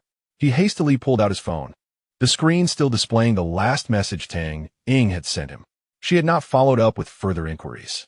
Xu Mian felt a splitting headache with noon approaching. His appetite had vanished. Most importantly, when he returned in the afternoon and encountered Tang Ying, he was at a loss for words and unsure how to explain himself. When they returned home for lunch, they would not come back in the afternoon. Fang Sun informed his grandparents of their departure, as the grandmother sat in her chair, smiling at them, while the grandfather stood nearby, hands clasped together, hunched over in his usual shy demeanor. The grandmother chuckled softly but did not voice any further words. Perhaps unsure of what to say, the grandfather inquired about their departure time in the afternoon and asked if they would return. They would not. Their next visit would be with the next generation, allowing them to assist you. Fang Sun spoke softly to the elderly, as he was never particularly adept at conversing with them. Grandfather smiled and nodded, his hand still wrapped in the gauze that Lin Zhouan had applied. Suddenly, he turned and walked into the house, leaving a room full of people glancing at each other in confusion. Fang Sun muttered softly, "Did I say something wrong?" Grandmother looked at him and smiled. Despite her mobility issues, she stood up with the aid of a simple wooden stick and walked back outside. Soon after, they saw her limping towards the fields with her small stool in hand. Xu Mian's gaze followed the diminutive figure as it gradually disappeared beyond the horizon of the fields. Turning his head, he caught sight of grandfather coming out of the house. The door was ajar, revealing a wall adorned with certificates pasted with rice paste, which grandfather had previously mentioned belonged to his grandson. The grandson, of the same age as them, was currently attending university. Grandfather held a small notebook in his hand, specifically designed for jotting down phone numbers. Its pages had already begun to yellow, having been used for quite some time. The others were uncertain of grandfather's intentions when he handed the notebook and a pen to Xu Mian, speaking a sentence in his dialect. The reason why this group rarely conversed with grandfather and grandmother was primarily due to the language barrier. Xu Mian, equally unable to comprehend, awkwardly accepted the items from grandfather, staring at him in confusion, unsure of what to do. Aware of Xu Mian's inability to understand, grandfather explained again. Yet, Xu Mian was still lost, and so were Fang Sun and the others nearby. Grandfather wanted him to write down his name and phone number. Lin Zhouan's calm voice suddenly interjected, prompting Xu Mian to look up and see Lin Zhouan explaining. He said his daughter works in Yecheng, and if you ever need assistance, you can call him, and he will ask his daughter to help. Yecheng, a city characterized by a high level of productivity, predominantly hosts migrant workers. It has experienced rapid development in recent years. It remains worlds apart from the city where Xu Mian and his companions reside. Xu Mian fell silent for a few seconds before bending down to place the notebook on the table, leaning over to write down his phone number and name. After completing this task, he handed the notebook back to grandfather, who continued to pass it around for others to write their information as well. after several people finished. A few bought honey from grandfather before departing. Upon returning to the base, no one chose to eat, but instead headed straight to their dormitories to pack their belongings in preparation for the scheduled gathering. Xu Mian still resided in his dormitory, and since his belongings were mostly still in his suitcase, he quickly tidied up. By around 4 in the afternoon, the square at the base was already filled with the buses that had brought them there earlier. Xu Mian pulled his suitcase and deliberately positioned himself at the back of their group, trying to avoid any encounter with Tang Ying. Everyone, place your suitcases down. No cutting in line. Form an orderly queue. Tang Ying's voice suddenly rang out from the front, causing Xu Mian to feel a chill in his palms. He lowered his head, fearful that Tang Ying would spot him at any moment. As the passengers gradually boarded the vehicle, the number of individuals in front dwindled, and the distance to Tang Ying grew ever shorter. Xu Mian glanced around and fortuitously spotted Gu Yanche, who was at the tail end of the departing veterans. Pushing his luggage, he gently tapped Gu Yanche's shoulder and lowered his voice, asking, "Could you assist me by placing my suitcase? I shall board first and reserve a seat for you." Gu Yanche appeared momentarily taken aback. His eyes, previously shrouded in a veil of gray, suddenly sparkled with a brilliance akin to that of a precious pearl. He accepted Xu Mian's suitcase and nodded eagerly, akin to a chick pecking a grain. Chapter 52. Please leave. Xu Mian let out a subtle sigh of relief and navigated through the crowd towards the bus. After securing 2 seats on the vehicle, he awaited Gu Yanche's arrival. The bus was nearly full. Many passengers had boarded after stowing their luggage, leaving only the last 4 unoccupied seats, positions that no one seemed eager to claim. However, as the boarding process neared completion, Xu Mian still had not caught sight of Gu Yanche. Why hasn't he boarded yet? Xu Mian mused, lifting the bus curtain to observe the throng of people. Those closest to the bus were bending down to place their suitcases, and Gu Yanche stood behind one such individual, waiting to bring his 2 bags forward. Just as he prepared to do so, a young man from behind rudely shoved him aside, causing him to stagger backward. Fortunately, he managed to grasp the handles of his suitcases, otherwise he might have fallen. Initially, Xu Mian thought Gu Yanche would attempt to push his way back into the line, yet to his surprise, the lad merely dragged his luggage with a drooped head, obediently rejoining the end of the queue. Xu Mian noted, those behind should belong to a different class. Most of his classmates have boarded. Seeing Tang Ying board another bus, Xu Mian was about to step down to assist Gu Yanche when another person approached from the front of the bus. Just as Xu Mian was leaving his seat, someone immediately took it, arms crossed and head leaned back, adopting an air of indifference. Indeed, there were no more seats available in the bus, at least not in front of Xu Mian's location. Lin Zhouan, carrying a black backpack, leisurely made his way inside. As he neared Xu Mian's seat, the man occupying it suddenly placed his bag on the adjacent empty seat. Lin Zhouan, who had been oblivious to the commotion, turned his head at the sound. Xu Mian rolled his eyes and gestured for him to leave. Lin Zhouan stared at him in silence for an extended moment, his icy gaze fixed upon Xu Mian's face, unwavering, feeling uneasy under his scrutiny. Xu Mian was about to urge him to depart when Lin Zhouan finally shifted his feet and retreated. Well, at least he knows better, Xu Mian thought. After a wait of approximately 10 minutes, Gu Yanche finally emerged from beneath the bus, drenched in sweat. Upon spotting him, Xu Mian waved, and Gu Yanche promptly made his way toward the reserved seat. Class 3 and their classmates were seated together, and Gu Yanche happened to be on the same bus, so no one was surprised by his presence. However, as they watched this fool walk over to Xu Mian, a hush fell over the group. Soon, whispers began to circulate. Xu Mian paid little attention to the murmurs, yet Gu Yanche could hear them. Sitting on the aisle, the smile that had graced his face moments ago, reminiscent of a child's innocence, gradually faded away, and he lowered his head in silence. Seeing him engrossed in his phone, Xu Mian assumed he was simply playing a game and thought nothing of it, preparing instead to take a nap.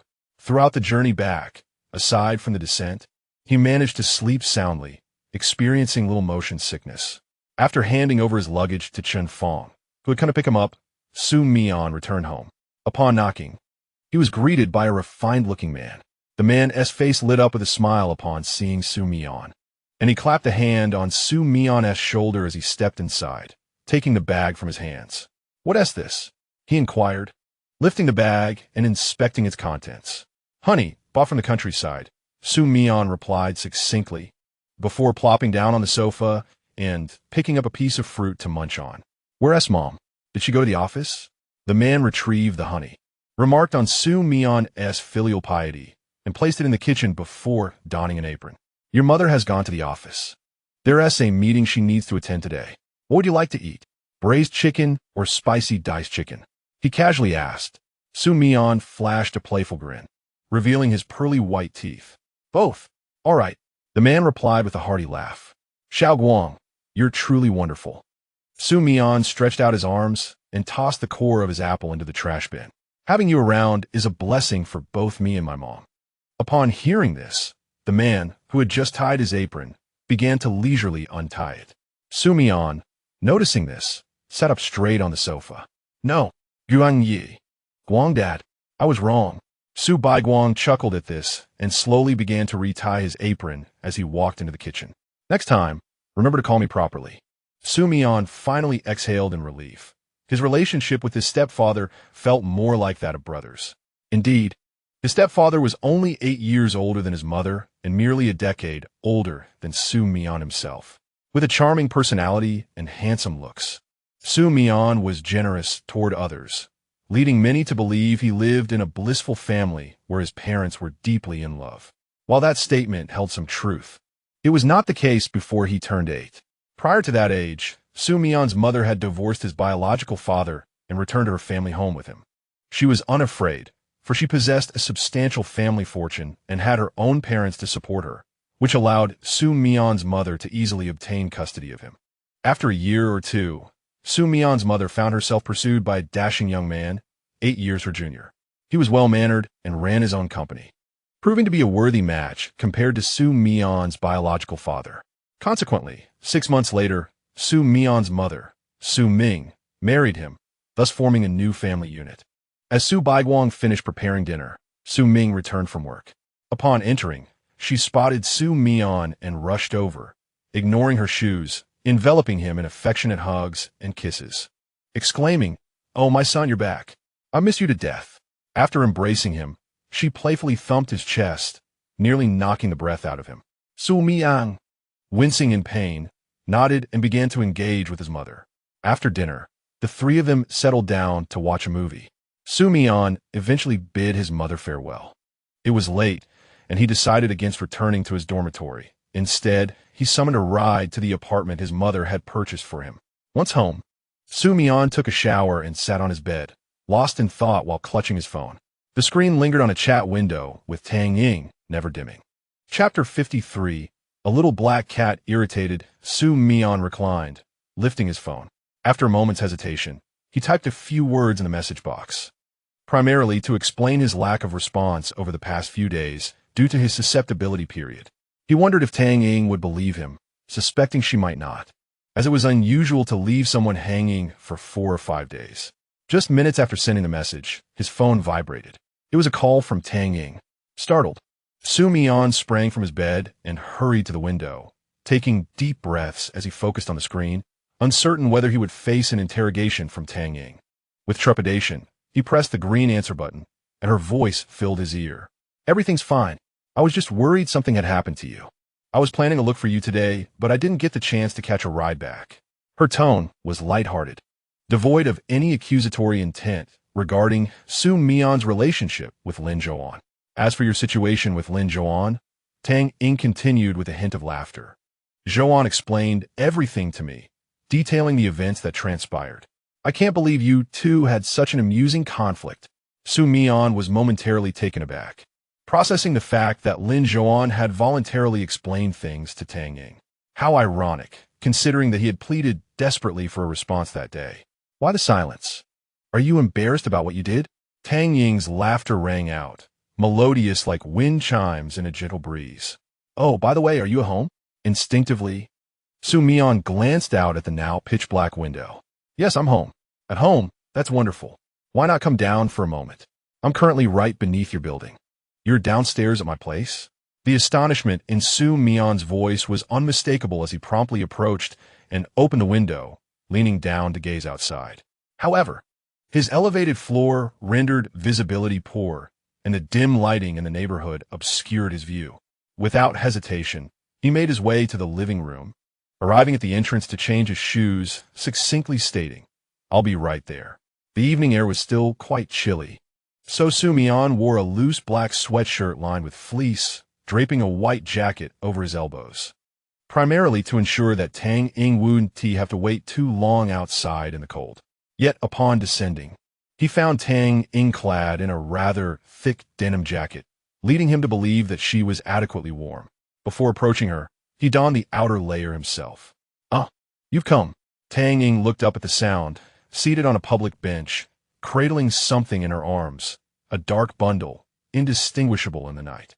Xu Mian walked over and nodded. "Yes, I'm here. Look, do you remember who this is?" Tang Ying lifted the dark mass in her embrace, presenting it to Xu Mian. Instinctively, Xu Mian recoiled slightly, his eyes widening to meet a pair of orbs that were as dark as his own yet rounder. The creature was cloaked in fur as black as jade, its eyes also obsidian, without the faintest glimmer. It would be nearly impossible to locate it in the depths of night. The cat stared back at Xu Mian, its gaze wide and unwelcoming. It refrained from extending its claws in aggression. Xu Mian glanced at the cat's black nose, unable to resist the urge to poke it gently with a finger. The cat immediately jerked its head back, displaying an acute wariness. Xu Mian nearly chuckled at the creature's reaction, turning to Tang Ying to inquire, "Is this the cat from high school?" Indeed, Tang Ying cradled the cat back to her chest, gently grooming its fur. "It's the same black cat that always lounged outside the classroom during your lessons. You don't recall using your school uniform as a makeshift bed for it?" Xu Mian recollected the noble sacrifice of his uniform. That day, during a break, he had been summoned by the teacher, and in his absence, Chun Fong had taken the liberty of offering his uniform to the cat as a bed. The feline had become a beloved mascot of the class, with everyone bringing treats to feed it, Tang Ying included. Ha! When I asked if anyone had old clothes to spare for the kitten, I couldn't bear to see it curled up on the cold, rain-soaked concrete. Chun Fong said he had some, and only when you returned did I discover that the clothing in question was your school uniform. As they reminisced about those bygone days, a softness enveloped their expressions. Xu Mian settled beside Tang Ying, playfully teasing the little black cat in her arms. After all these years, it remains so small, hardly grown at all. Do not blame me for this. I have been diligently catering to this little ancestor, yet it shows no signs of growing up. Remaining as it is, Tang Ying remarked, playfully patting the kitten's head. It must be due to the excessive consumption of the junk food we feed it at school. Xu Mian chuckled softly, remaining silent. Tang Ying sighed again, gazing at the cat nestled in her arms, and continued, "The reason I brought it here today is to return it to you. This cat should never have been in my care to begin with." Xu Mian paused at her words, taken aback. "You want to give it to him?" "Why?" As far as he knew, Tang Ying had been nurturing this cat for nearly 5 or 6 years since she first brought it home. Tang Ying, she suddenly lifted her head to meet his gaze, her expression wavering. Her lips parted and closed again before she finally spoke.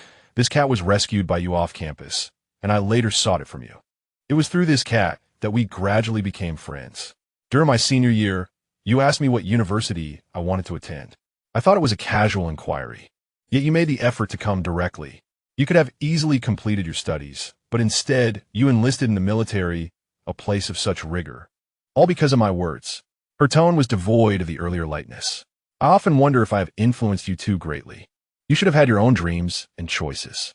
Xu Mian listened quietly, refraining from interrupting.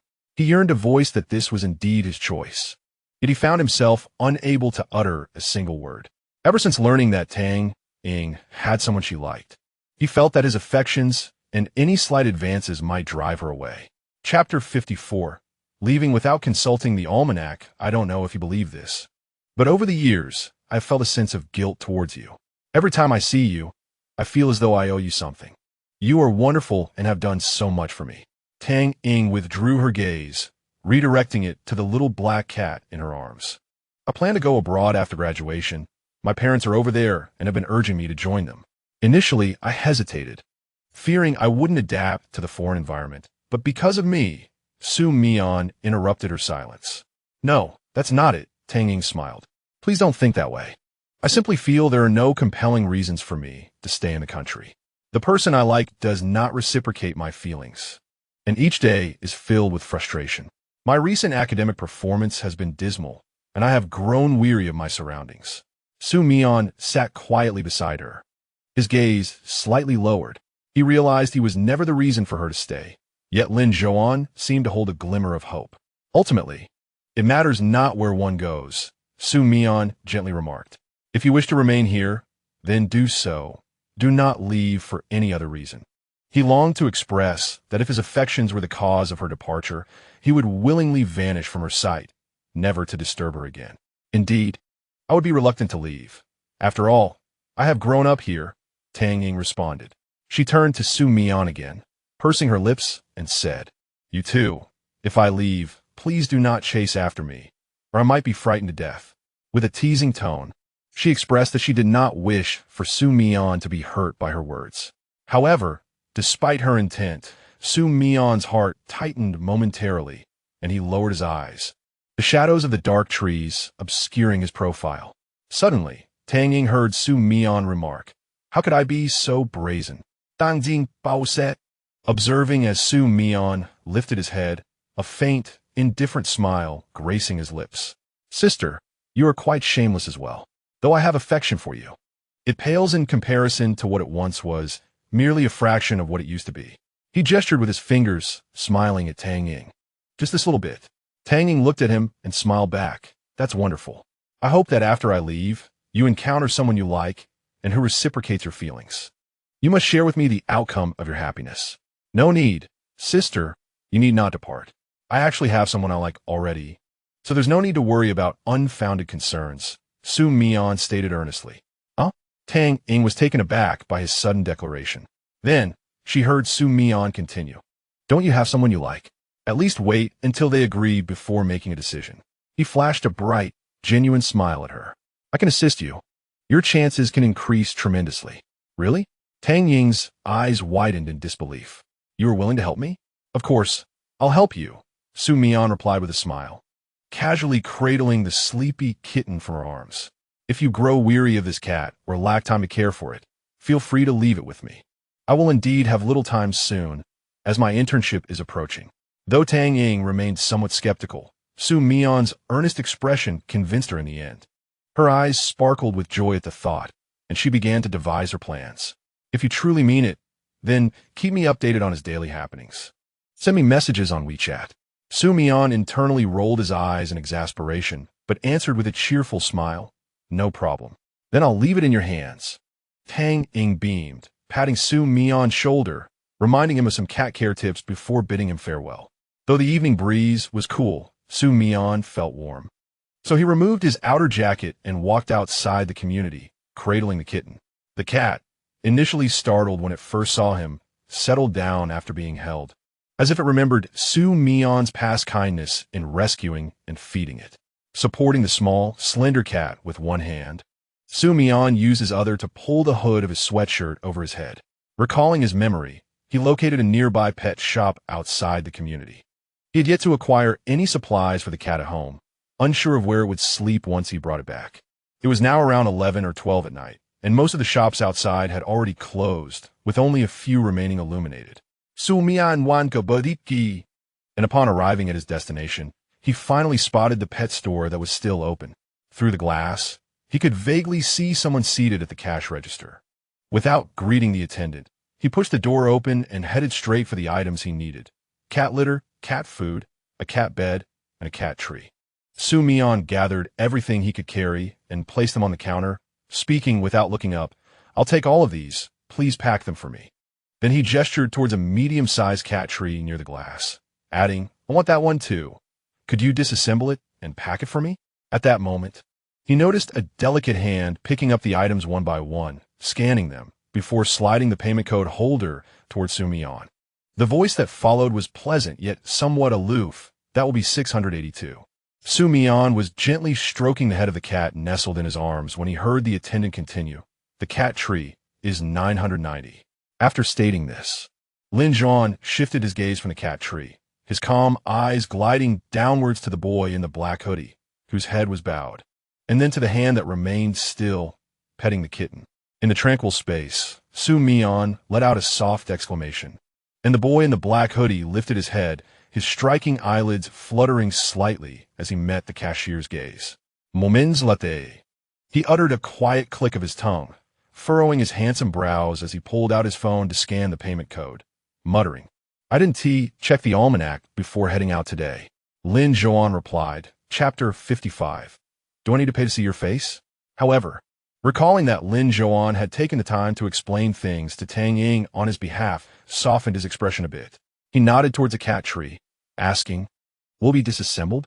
With a nonchalant demeanor, Lin Zhouan began to pack Xu Mian's items from the counter and retrieve some tools from a drawer to approach the cat tree. Before long, he had finished disassembling and packing it. Xu Mian then noticed the sign by the entrance indicating that purchases over 699 included free delivery. "Hey, I've met the minimum for free delivery," he exclaimed, realizing he had too many items to carry, especially with the cat tree.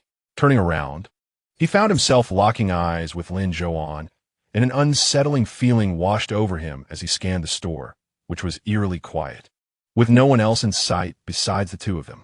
"Damn, I brought this upon myself," he thought. Lin Zhouan removed his work jacket, organized the items at the cash register, and took the keys along with Xu Mian's medium-sized cat tree. His gaze swept over Xu Mian's hands. "Do you need any help with what you're holding?" Xu Mian glanced down at the cat bed, which, though small and already disassembled, felt insignificant in weight to him. "No, thank you." After he finished speaking, he walked straight out, and Lin Zhouan promptly locked the shop door before following him. Initially, they walked one in front of the other, but at some point, Lin Zhouan found himself walking alongside him. Xu Mian cast a cursory glance to the side, silently appraising this individual who had previously delivered takeout, worked as a waiter in a restaurant, and now served as a cashier in a pet store. This person was indeed quite capable, but was he truly so desperate for money that he needed to juggle multiple jobs simultaneously? As they entered the residential complex, neither spoke a word. The atmosphere between them was subtly charged. Upon reaching the sandy park within the community, the kitten in Xu Mian's arms suddenly squirmed. Looking around, Xu Mian noted that the park was deserted in the early hours of the morning, with tufts of grass flourishing beside the sand.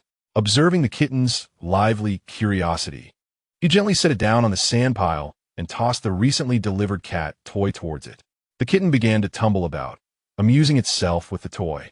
Xu Mian placed his belongings aside and took a seat on a nearby bench, turning to Lin Zhouan and suggesting, "Let us take a moment to rest." Lin Zhouan remained silent but complied, setting his things down and sitting beside him. Xu Mian stretched his wrist, feeling a twinge of soreness from carrying the load one-handed for too long. He gazed vacantly at the star-speckled sky, while Lin Zhouan's attention remained fixed on the black cat, which was devoid of any stray hairs, entirely pitch-black save for the two non-existent patches of blush on its cheeks, resembling the cartoon cat from Maple Leaf Forest.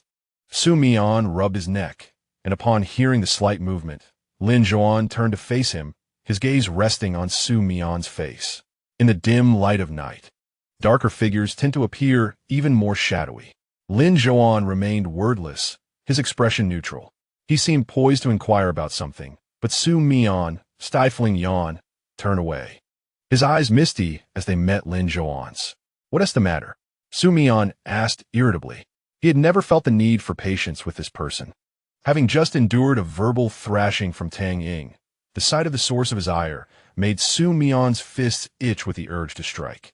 His fierce tone instantly quelled Lin Zhouan's intentions to ask anything further. With his brows unflinching, Lin Zhouan retorted for once, "Does looking at your face require a fee?" Xu Mian appeared somewhat taken aback, arching an eyebrow, a hint of a smile playing at the corners of his mouth. He scrunched up his nose and leaned closer to Lin Zhouan, saying, "Yes, it costs money. You just stared for 2 minutes, 200. He even extended his palm, a subtle grin on his face, exuding an almost playful challenge. Lin Zhouan glanced at the outstretched hand, tilted his head, and replied, "I have no money. TSK so stingy." Xu Mian remarked, finding satisfaction in Lin Zhouan's response. "Will you still be this frugal when you have a girlfriend?" As Xu Mian spoke, his mind began to conjure vivid imagery. A girl yearning for a cup of milk tea, playfully pouting and charming Lin Zhouan, only to be met with indifference. As he wore a cold, unyielding expression and curtly declared, "I have no money," Xu Mian pressed his lips together, tilting his head to stifle a smile that threatened to escape, and after regaining his composure, he turned slowly, only to find himself locked in the gaze of Lin Zhouan's stunning blue eyes. Those eyes fixed on him, yet no words were exchanged. Xu Mian had completely forgotten what he had just said. If he continued to stare, he might genuinely be asked for money. With that thought, he stood up bent down and scooped up a small kitten covered in sand. The kitten nestled into the warmth of his embrace, nuzzling its soft head against Xu Mian's chest. While he muttered in mild annoyance, "I just bathed you. You're quite bothersome." Nevertheless, he maintained his hold on the kitten as he casually picked up a bag from the ground and proceeded towards his building. Upon reaching his apartment, Xu Mian opened the door and ushered Lin Zhouan inside. He casually placed the kitten on the floor, intending to find some cat food to feed it. After unwrapping the can, he glanced sideways at Lin Zhouan, who was deftly assembling a cat shelf. The other's movements were remarkably skillful, and the structure was nearly half completed, matching Xu Mian's pace in dismantling it. Before long, Lin Zhouan had finished assembling the cat climbing frame. After tidying up a bit, he prepared to leave, but Xu Mian, standing at the entrance, suddenly inquired, "Are you heading back to school at this hour?" It was indeed late, the kind of hour that made returning to the dormitory unlikely, especially since the dormitory manager would likely be asleep. Lin Zhouan quietly changed his shoes, his gaze lowered. Before responding, "I live nearby." The thought that Lin Zhouan's home was so close prompted Xu Mian to recall the day he had brought Lin Zhouan to his apartment to change clothes. If his home was so near, why not simply return there? Xu Mian's gaze drifted back to Lin Zhouan, who had finished changing and was about to push open the door to leave. Xu Mian's mouth moved as if to speak, yet the words remained unvoiced. Chapter 56. It's fine without you. After a prolonged hesitation, just as Lin Zhouan completely vanished from view, Xu Mian reached for the doorknob and closed the door. He pouted slightly, then picked up the small black bundle that had nestled at his feet on the sofa. "How can you be more sleepy than I am?" he remarked, feigning annoyance. Yet he cradled the kitten gently as he walked toward the cozy cat bed Lin Zhouan had conveniently prepared. Xu Mian carefully nudged the kitten into the unfamiliar spot, and it lifted its head, wide-eyed in surprise. However, as its glossy black eyes reflected Xu Mian's figure, the kitten's upright head promptly drooped down again, and before long, it nuzzled Xu Mian's fingers with its fluffy head and let out a soft whimper. Succumbing to slumber, Xu Mian gazed at the playful demeanor before him, his expression momentarily stiffening. However, he could not resist the temptation to reach out and gently tap the soft little head with his finger, murmuring softly, "Is it a little female cat?" The school had granted a mere 3 days of break, during which students were required to form groups to complete both individual and group reports on their labor education experiences from the past 2 weeks, to be submitted punctually on the first day back.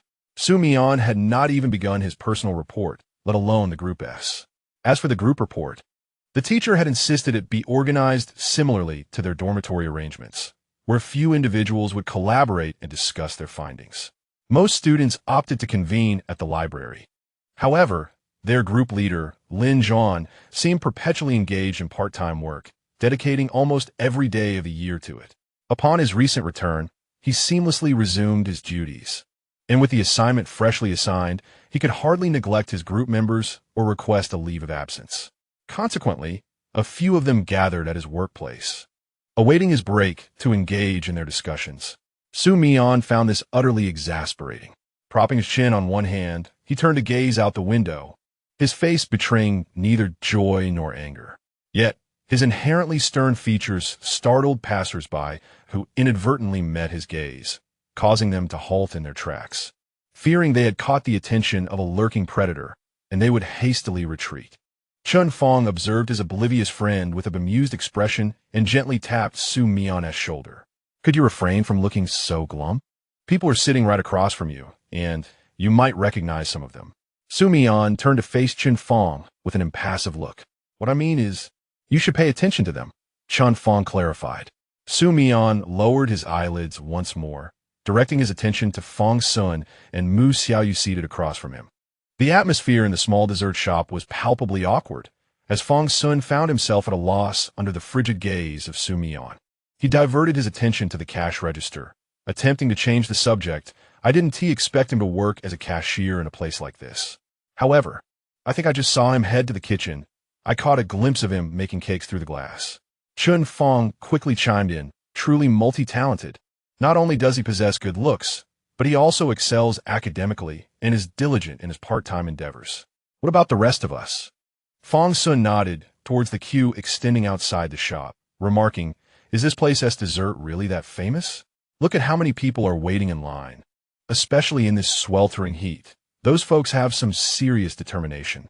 Fong Sun found it difficult to comprehend this phenomenon. Typically, he needed something, and there would be someone willing to run errands for him. Queuing was a task he rarely undertook himself. This place has gained considerable popularity on social media, Chun Fong stated, revealing glowing online reviews, nearly all 5-star ratings, with numerous influencers promoting the shop for free. Xu Mian cast a subtle glance, noting that the line indeed extended quite far outside. Many individuals were capturing photographs, yet their primary focus seemed to be on the cashier. However, I have heard that a significant part of the fervor stems from our academic prodigy, Chun Fong, who exaggeratedly remarked, with a face like ours wherever we stand, we inevitably attract countless admirers. Fong Sun nodded in agreement, absent-mindedly chewing on his straw as a realization dawned upon him. This is an opportunity. Xu Mian crossed his arms, finding it increasingly difficult to endure the conversation. He rolled his eyes and turned his gaze back to the window.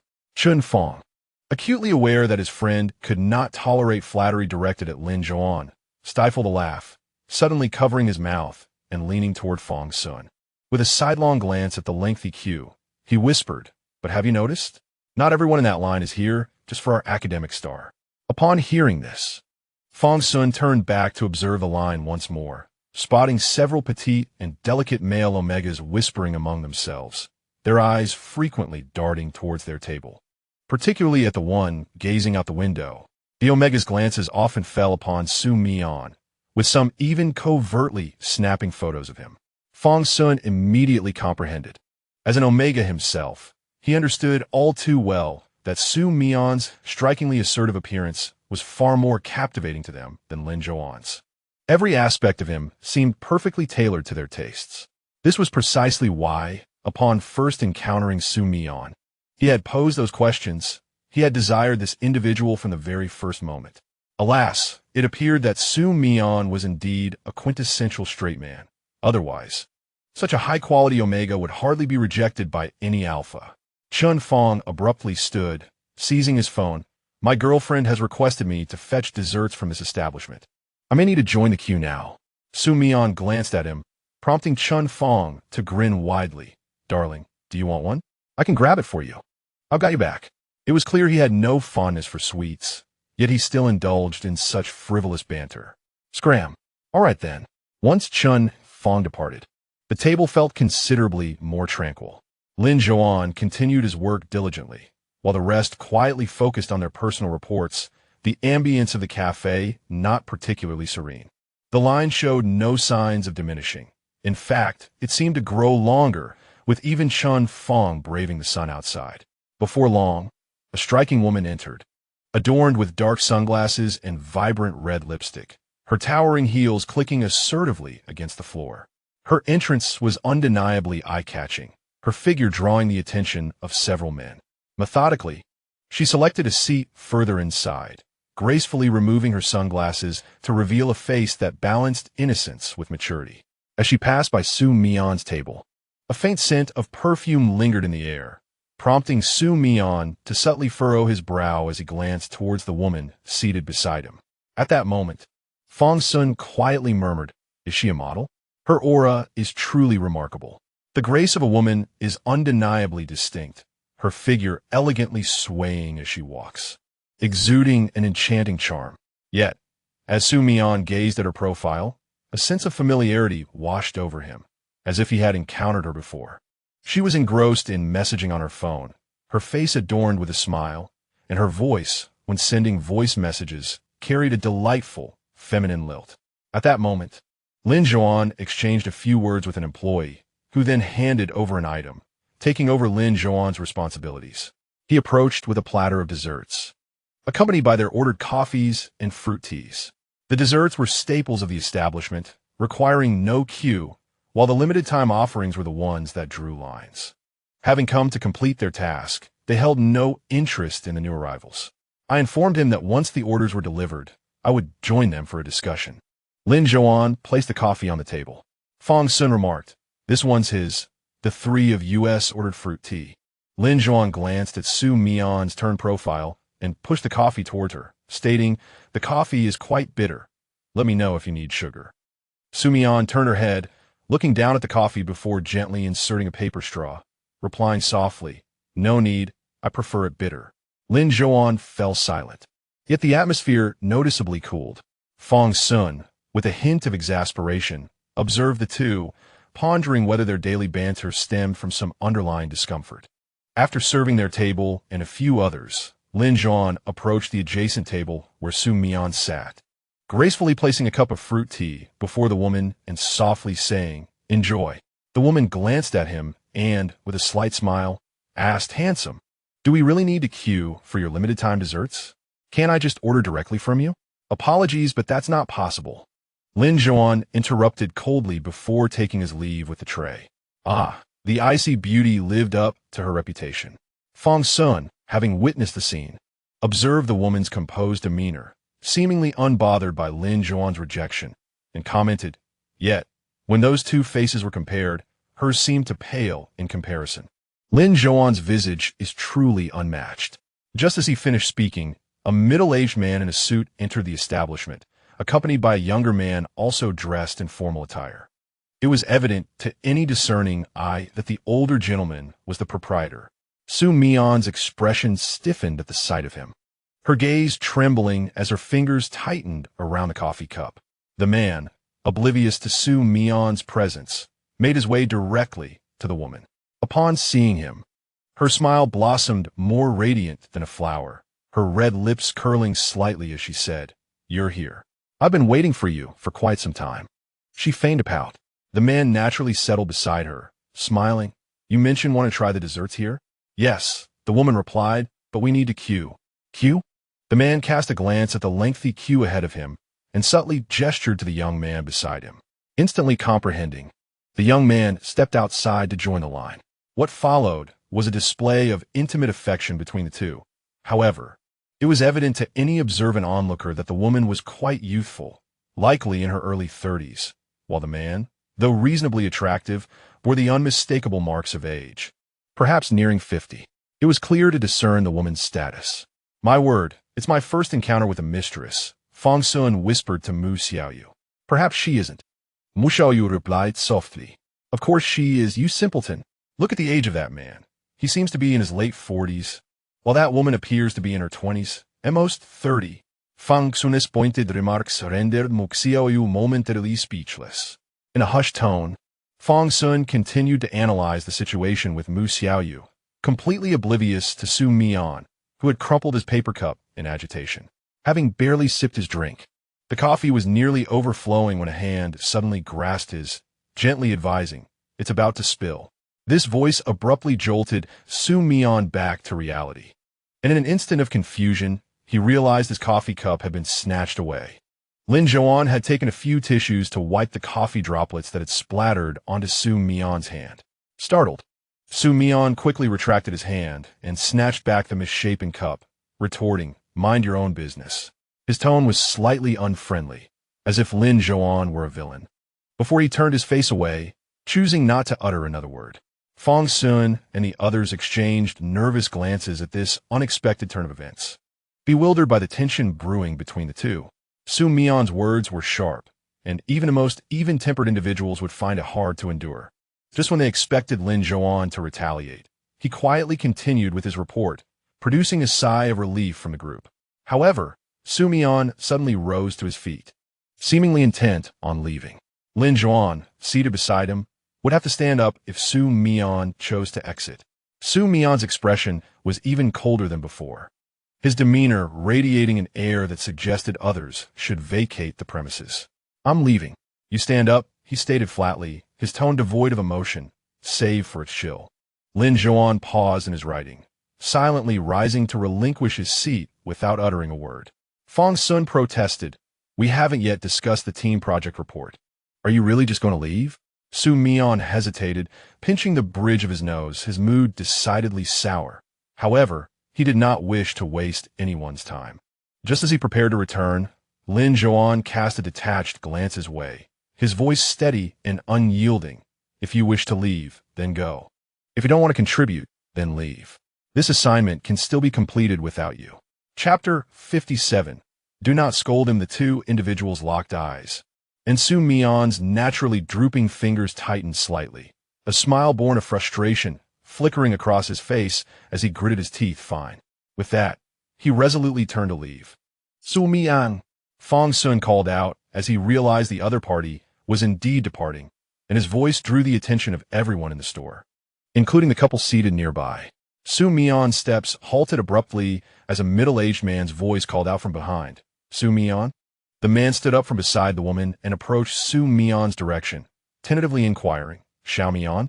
Fang Sun and Mu Xiaoyu were completely taken aback by this revelation. This man actually recognized Xu Mian?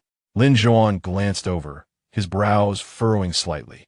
His gaze fell upon Xu Mian's visibly stiff back before shifting to the man. The man fixed his unwavering gaze on Xu Mian's silhouette and then extended his hand, attempting to grasp the young man's arm and turn him around.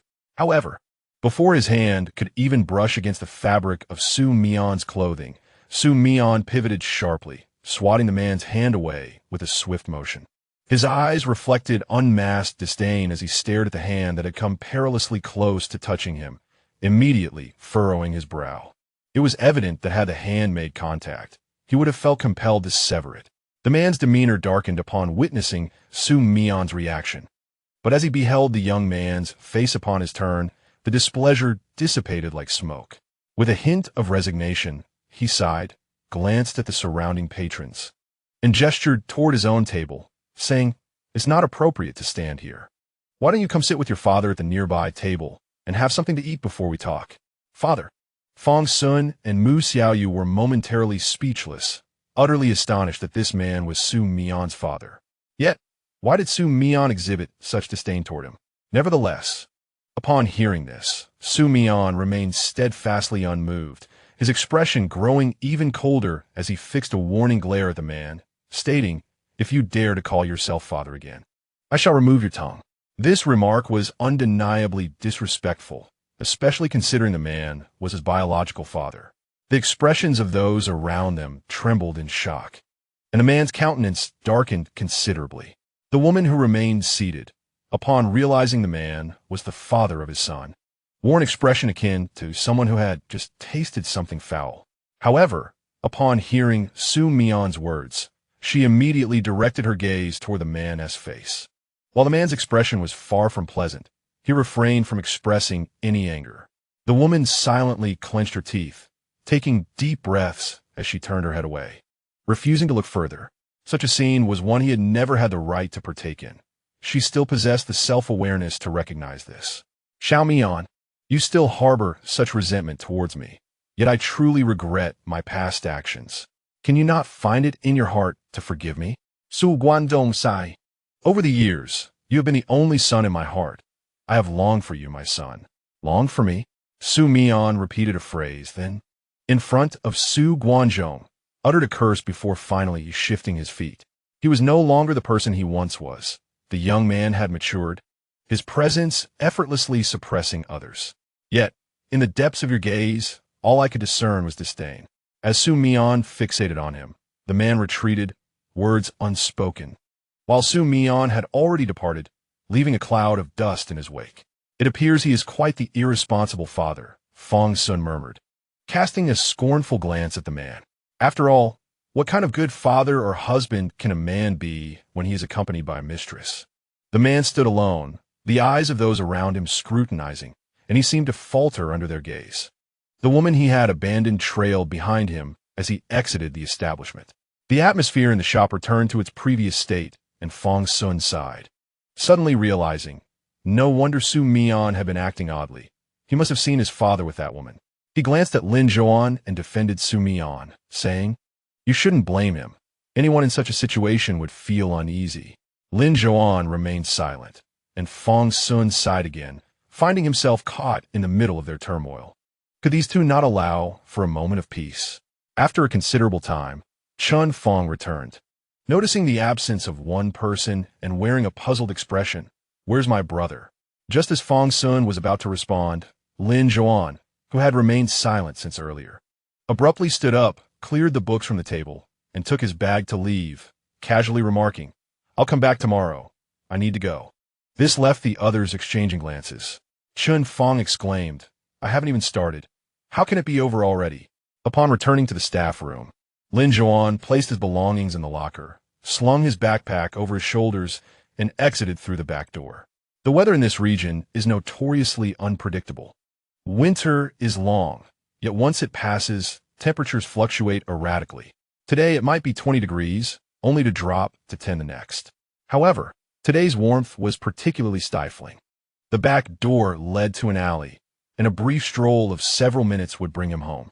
Thanks to the diligent cleaning staff, the alley remained tidy. This was the neighborhood where he had grown up, and he navigated its winding paths with ease, instinctively knowing which way to turn. Thus, delivery workers often hesitated to venture here, fearing they might lose their way. As Lin Zhouan walked, he suddenly noticed a boy leaning against the wall ahead, momentarily pausing. The young man's slender fingers grasped a box of cigarettes, one of which he was awkwardly attempting to light. The box, crumpled in his grip, appeared nearly empty. As he raised the lit cigarette to his lips, the back of his hand became visible, its skin not pale, yet the knuckles were pronounced, and the wrist bones slightly protruding. Lin Zhouan's gaze remained fixed on that hand, unmoving. 2 or 3 crimson spots, with the center of vivid red that seemed to ooze fresh blood, surrounded by patches of white skin, some swollen, others torn open. Yet Xu Mian appeared oblivious to the pain, wearing an expression of indifference. He had barely taken a few puffs of the cigarette clenched between his lips before he was seized by a fit of coughing. Wiping his eyes with one hand while the other discarded the cigarette into a nearby trash bin, muttering about how difficult it was to smoke, Lin Zhouan silently observed the scene before him, stepping forward. Upon hearing the approaching footsteps, Xu Mian lifted his head. "Apologies, I seem to have lost my way." As he recognized the person before him, the remainder of his words caught in his throat, and he furrowed his brow. "What are you doing here?" Lin Zhouan's expression remained composed, his azure eyes reflecting an indifferent mood. "I live around here." It then dawned on Xu Mian that his own residence was not far from this location. That neighborhood was quite close. Initially, he had intended to return home, but his spirits were rather low, leading him to wander in search of a convenience store. Eventually, he found one, purchased cigarettes, and ended up lost. He sat there, sulking and smoking, hoping someone would pass by to inquire about directions, only to unexpectedly encounter a familiar face. How fortunate he felt! After a moment, Lin Zhouan turned to leave, genuinely intending to head home, clearly uninterested in Xu Mian's predicament. He had clearly heard the words lost. "Hey, don't be so petty," Xu Mian said as he edged closer to Lin Zhouan. "I'm lost. Please guide me." Lin Zhouan glanced at him and resumed walking. "Keep up." Xu Mian's expression relaxed slightly. He could finally escape this wretched place. The alleys here were numerous, and the houses closely packed. Some families were gathered outside, playing mahjong, while others cracked sunflower seeds and chatted. As Lin Zhouan and Xu Mian passed by, many pairs of eyes turned to observe them. Feeling uncomfortable under the scrutiny, Xu Mian sneaked a glance at Lin Zhouan, who remained unfazed, walking with an air of indifference, entirely unaffected by the gazes. It occurred to Xu Mian that Lin Zhouan had grown accustomed to such scrutiny, having lived here since childhood. Yet, The thought of enduring such stares every time he returned home sent a shiver down his spine, making him feel ill at ease. After walking alongside Lin Zhouan for about 5 minutes, Xu Mian sensed something amiss, feeling as if they were drifting further away from the outside world. Just as he was about to voice his concern, he noticed Lin Zhouan halt, though they were still within the confines of the alley. Before Xu Mian could finish his sentence, he saw Lin Zhouan turn and enter a small pharmacy nearby. Xu Mian paused for a moment, then followed suit, witnessing Lin Zhouan request a box of burn ointment from the people inside. As Lin Zhouan completed the payment and approached him with a box of burn ointment in hand, Xu Mian found himself pondering where this individual had sustained an injury. He watched as Lin Zhouan placed the bag before him and spoke softly, "Apply it now, or we'll leave a scar." Xu Mian's gaze faltered as he noticed Lin Zhouan's eyes fixated on the back of his hand. Instinctively, he raised his hand, revealing the fresh marks from the cigarette butt and sparks that had just burned him. He typically had a high tolerance for pain. Such minor injuries could be brushed aside with a mere frown, and the presence of scars held little significance for him. After all, he was a man. Moments ago, he had silently criticized Lin Zhouan for being overly dramatic, yet here he was, faced with an unexpected scenario. He had never anticipated that Lin Zhouan had noticed the burn on his hand, nor that the purpose of their journey had been to procure ointment. Nonetheless, it was a kind gesture. Xu Mian accepted the bag and, albeit awkwardly, expressed his gratitude. As they stepped outside, he found a spot to apply the ointment and inquired, "Now that I've applied it, you will leave me out, won't you?" Lin Zhouan said nothing but nodded in response. Xu Mian, feeling relieved by his acquiescence, was about to put away his belongings and follow when Lin Zhouan retrieved his phone. Xu Mian's eyes caught sight of a QR code, and he instinctively assumed Lin Zhouan wished to add him on WeChat. However, he was reluctant. After all, a simple act of purchasing medicine did not warrant such a connection. The thought of having him in his chat list dampened his spirits every time he opened the app. Thus, he confidently waved his hand, stating, "I don't use WeChat. I don't have that app." Lin Zhouan regarded him in silence for a moment before retracting his phone, tapping it briefly, and then thrusting it back towards Xu Mian's face. This time, the QR code was yellow with black accents. Xu Mian immediately sensed something was amiss, and upon closer inspection, he realized it was a payment code. "Damn it," he thought. "Just transfer me 25. Lin Zhouan replied nonchalantly. Xu Mian, maintaining a stoic expression, extracted his phone and scanned the QR code, completing the transaction in mere moments. Soon after, a notification chimed on Lin Zhouan's phone, confirming the receipt of 250 yuan. Xu Mian, already a step ahead, breezed past Lin Zhouan, casually remarking, "The rest is for the guiding fee. Keep it." After walking for several minutes, Xu Mian finally felt the surrounding buildings were no longer suffocating. Suddenly, a furious shout pierced the air, "Damn blind fool." He turned to see a man crouched beside his electric bike, cursing vehemently. The man pulled a pack of tissues from his pocket, extracting a few to wipe the soaked seat of the bike, which bore green vegetable leaves. The electric bike was parked beneath a concrete platform, above which stood a bewildered elderly woman, her expression one of confusion. She held a metal basin in her hands, with a few drops of water trickling down its smooth stainless steel edge onto the cement floor. Her eyes were wide open, yet the irises had faded to a pallid gray. Rather than focusing on the electric bicycle and the man, her gaze was anxiously fixed ahead, the light in her pupils disturbingly diffuse and unfocused. Xu Mian instantly discerned that the elderly woman's sight was compromised. The man continued to berate her, exclaiming in frustration, "Why are you out here causing trouble when you can't even see? You should be at home." The electric bicycle, evidently new, was likely a recent purchase of the man, who treated it with utmost care. If you can't do anything, then don't. Can the worthless child you picked up even provide for you? Upon hearing this, the elderly woman's eyes trembled momentarily. Yet, she could only stand there, clutching the basin tightly, softly apologizing. "Yuan Sheng, I made a mistake, but it has nothing to do with my grandson, so please don't scold him." Chapter 58. Living off others. The man scoffed at her words. "Your grandson? Is he really yours? How shameless to keep mentioning him." He spat on the cement floor, his face twisted in disdain. "He's shooting TB beyond reproach. Let me tell you, old woman, you've struck quite the bargain. That worthless child is even prettier than most women. You should send him to sell himself instead of wasting time on education. Xu Mian felt a surge of anger at these words. And, just as he was about to step forward, a figure darted ahead of him. Lin Zhouan's expression was as cold as ice, his azure eyes radiating a lethal intent. In an instant, Xu Mian witnessed Lin Zhouan act with extraordinary swiftness, using a plastic bag to constrict the neck of the man who had just risen. "Who the hell are you?" The man gasped, clutching the plastic bag around his throat. But before he could finish his sentence, his voice was abruptly cut off as Lin Zhouan yanked him down to the ground. The man found himself face to face with Lin Zhouan, whose features were angelically flawless. With the plastic bag still tightening around his neck, Lin Zhouan coldly commanded, "Apologize." At the sound of his voice, the elderly woman hurriedly attempted to step down from the cement platform, urgently calling out, "Zhouan, Zhouan, don't hurt him." Xu Mian, still reeling from Lin Zhouan's sudden aggression, was further stunned to hear the old woman call his name. This was indeed Lin Zhouan's grandmother. Thus, the worthless child the man had mentioned. Before he could contemplate further, he saw the completely blind elderly woman trying to find her way down.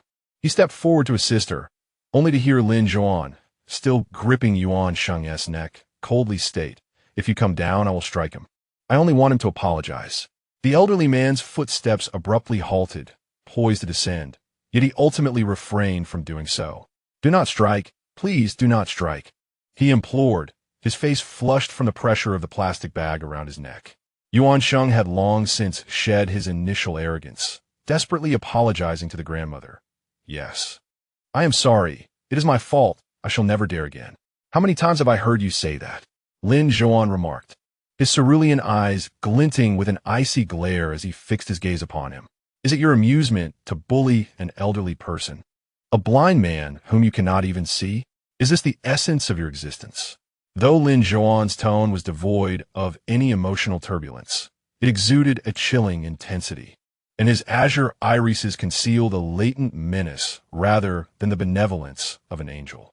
"I was wrong, truly wrong," Yuan Sheng stammered, his face aflame, tears welling in his eyes. "I only lost my temper when I saw your grandmother splash the vegetable washing water onto my car.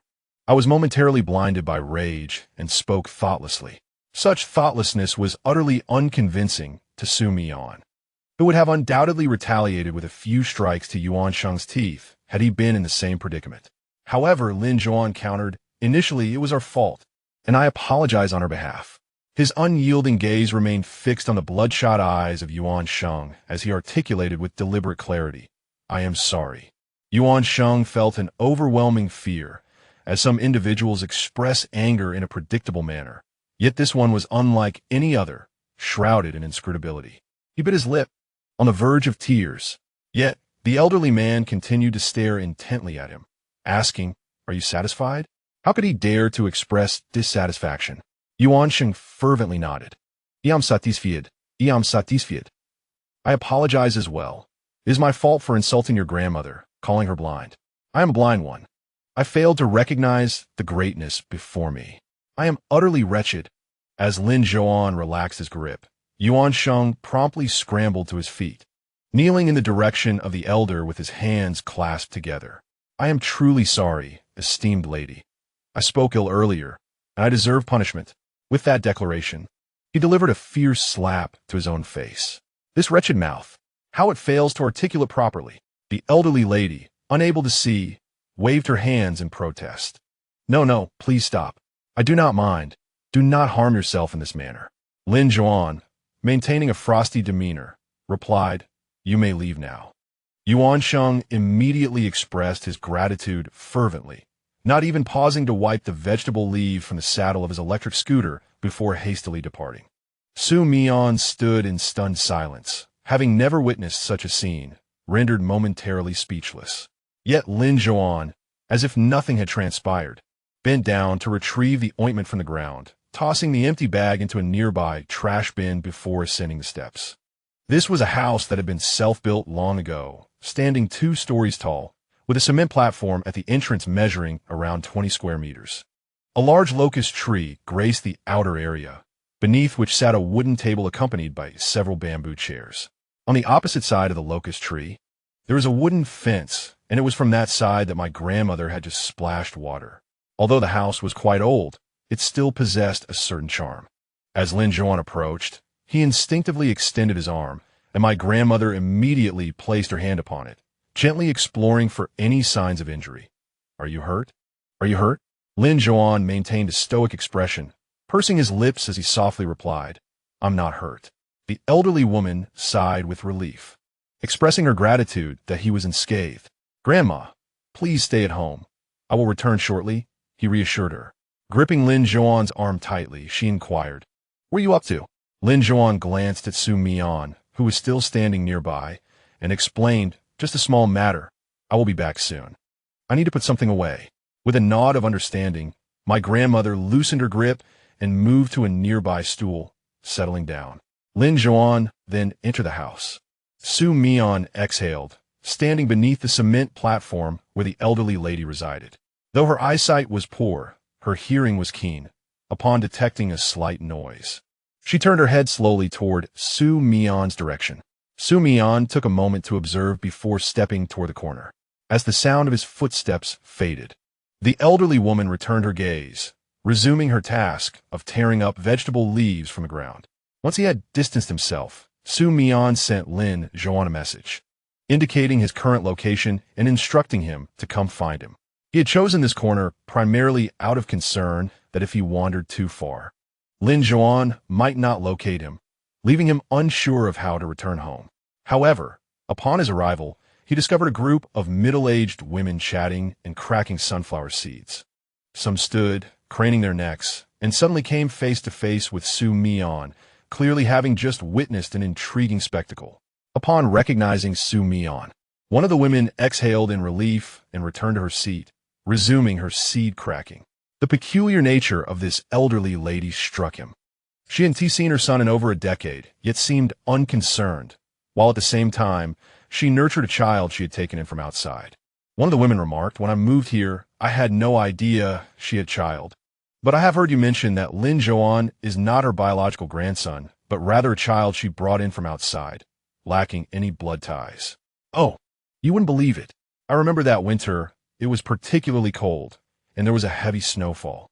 That night, after returning home from grocery shopping, I saw a small dark figure standing at the door of that elderly lady's house," recounted one woman, her expression intensely focused on the story, seemingly oblivious to Xu Mian's presence. Leaning against the wall, Xu Mian had initially intended to leave upon seeing the crowd, but upon hearing Lin Zhouan's name, he found himself lingering, curiosity piqued. The elderly woman continued. The child was dressed in white, standing amidst the snow like a snowman, completely still. At first, I thought it was merely a snowman, but as I approached, I noticed a pair of shimmering blue eyes. Only then did I realize it was a little child. What was that child doing at the doorstep of the old lady? Were they acquainted? Perhaps relatives? Upon hearing this, the woman immediately shook her head in denial, asserting, "No, I am certain, having lived here for over 20 years, that this elderly woman has no relatives nearby, save for one son. I can vouch for that. And as for the child, do you see any resemblance to the old lady or her son?" Xu Mian lowered his gaze, recalling the elderly woman's features. Although her face bore the marks of age, one could still discern the basic contours of her face, which bore no resemblance whatsoever to Lin Zhouan. As for the son the old lady spoke of, Xu Mian had never met him, so he could not ascertain whether he resembled Lin Zhouan. Perhaps the gossiping women were merely speculating. It was possible that Lin Zhouan was merely the child born to the old lady's son outside of wedlock, and the son had asked the old lady to care for him at home. With this thought, Xu Mian found himself less engrossed in the story than he had been at first. He could not fathom why a child would be standing at a stranger's door on such a frigid day, almost as if narrating a tale. Moreover, despite the child's apparent reticence, I sensed a cunning spirit. Perhaps he was a neglected child, or one who had escaped from an orphanage, waiting at the old lady's doorstep, hoping her kind heart would lead her to offer him a morsel of food. The woman clapped her hands, passionately exclaiming, "You see, this arrangement has worked out well for him. He has lived here for free for over a decade. Without the old lady, he would have perished from the cold and hunger outside." Xu Mian furrowed his brow at this remark. although this individual was his rival and he had an aversion towards him. Such a statement felt unjust. Free food and shelter? How could Lin Zhouan manage to work so many jobs alone? Moreover, just earlier, that fellow named Yuan Sheng had insulted the old lady by calling her a blind old hag, which had elicited an unexpectedly different side of Lin Zhouan, indicating that Lin Zhouan was genuinely caring towards the elderly woman. Reflecting on this, Xu Mian recalled an incident during labor education when Yu Qian had also insulted him with the term blind. At that moment, he did not believe that Lin Zhouan had acted out of kindness towards him. Now, it seemed that the insult merely struck a personal chord. Nearby, a group of children, seemingly the offspring of the gossiping women, were playing together when they suddenly erupted into a quarrel, hurling insults at each other. How could they be so foul-mouthed at such a tender age? Unable to resist, Xu Mian glanced over, observing that the children were quite unruly, picking on one who was reluctant to retaliate, while an old woman rushed over to intervene.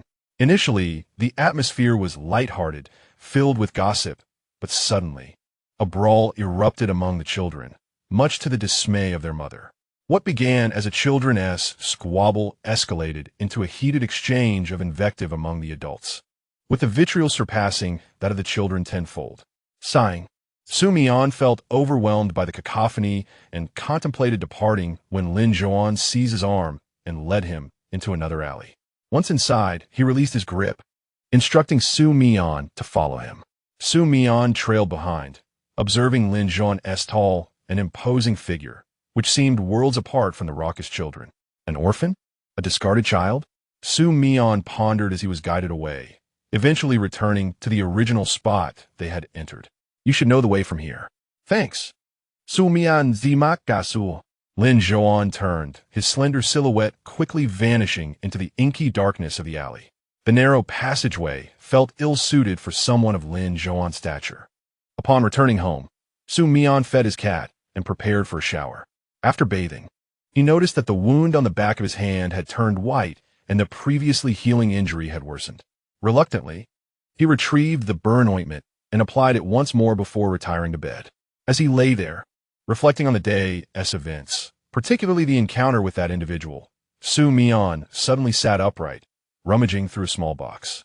Finding that he had not discarded it, he promptly tossed the item into the trash, returning to bed to bury himself in sleep.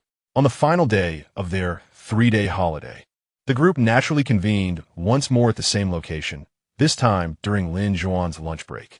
In Chapter 59, perhaps it was affection that inspired Lin Zhouan as he settled into his seat and began organizing and explaining the team's practical report. Outside the shop, the door gently closed, allowing a few patrons to enter, though due to the break, limited offerings like time-sensitive desserts were unavailable. Aside from those patrons, only 4 tables within the establishment were occupied.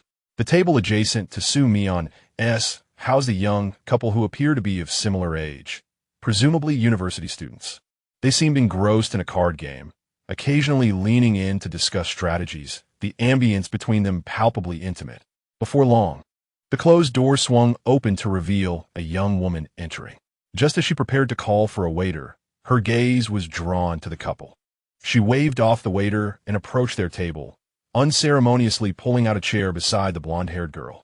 With a smile, she introduced herself. "Hello, I'm his classmate. May I join you at your table?" The blonde girl glanced at her male companion and readily nodded with a grin, of course.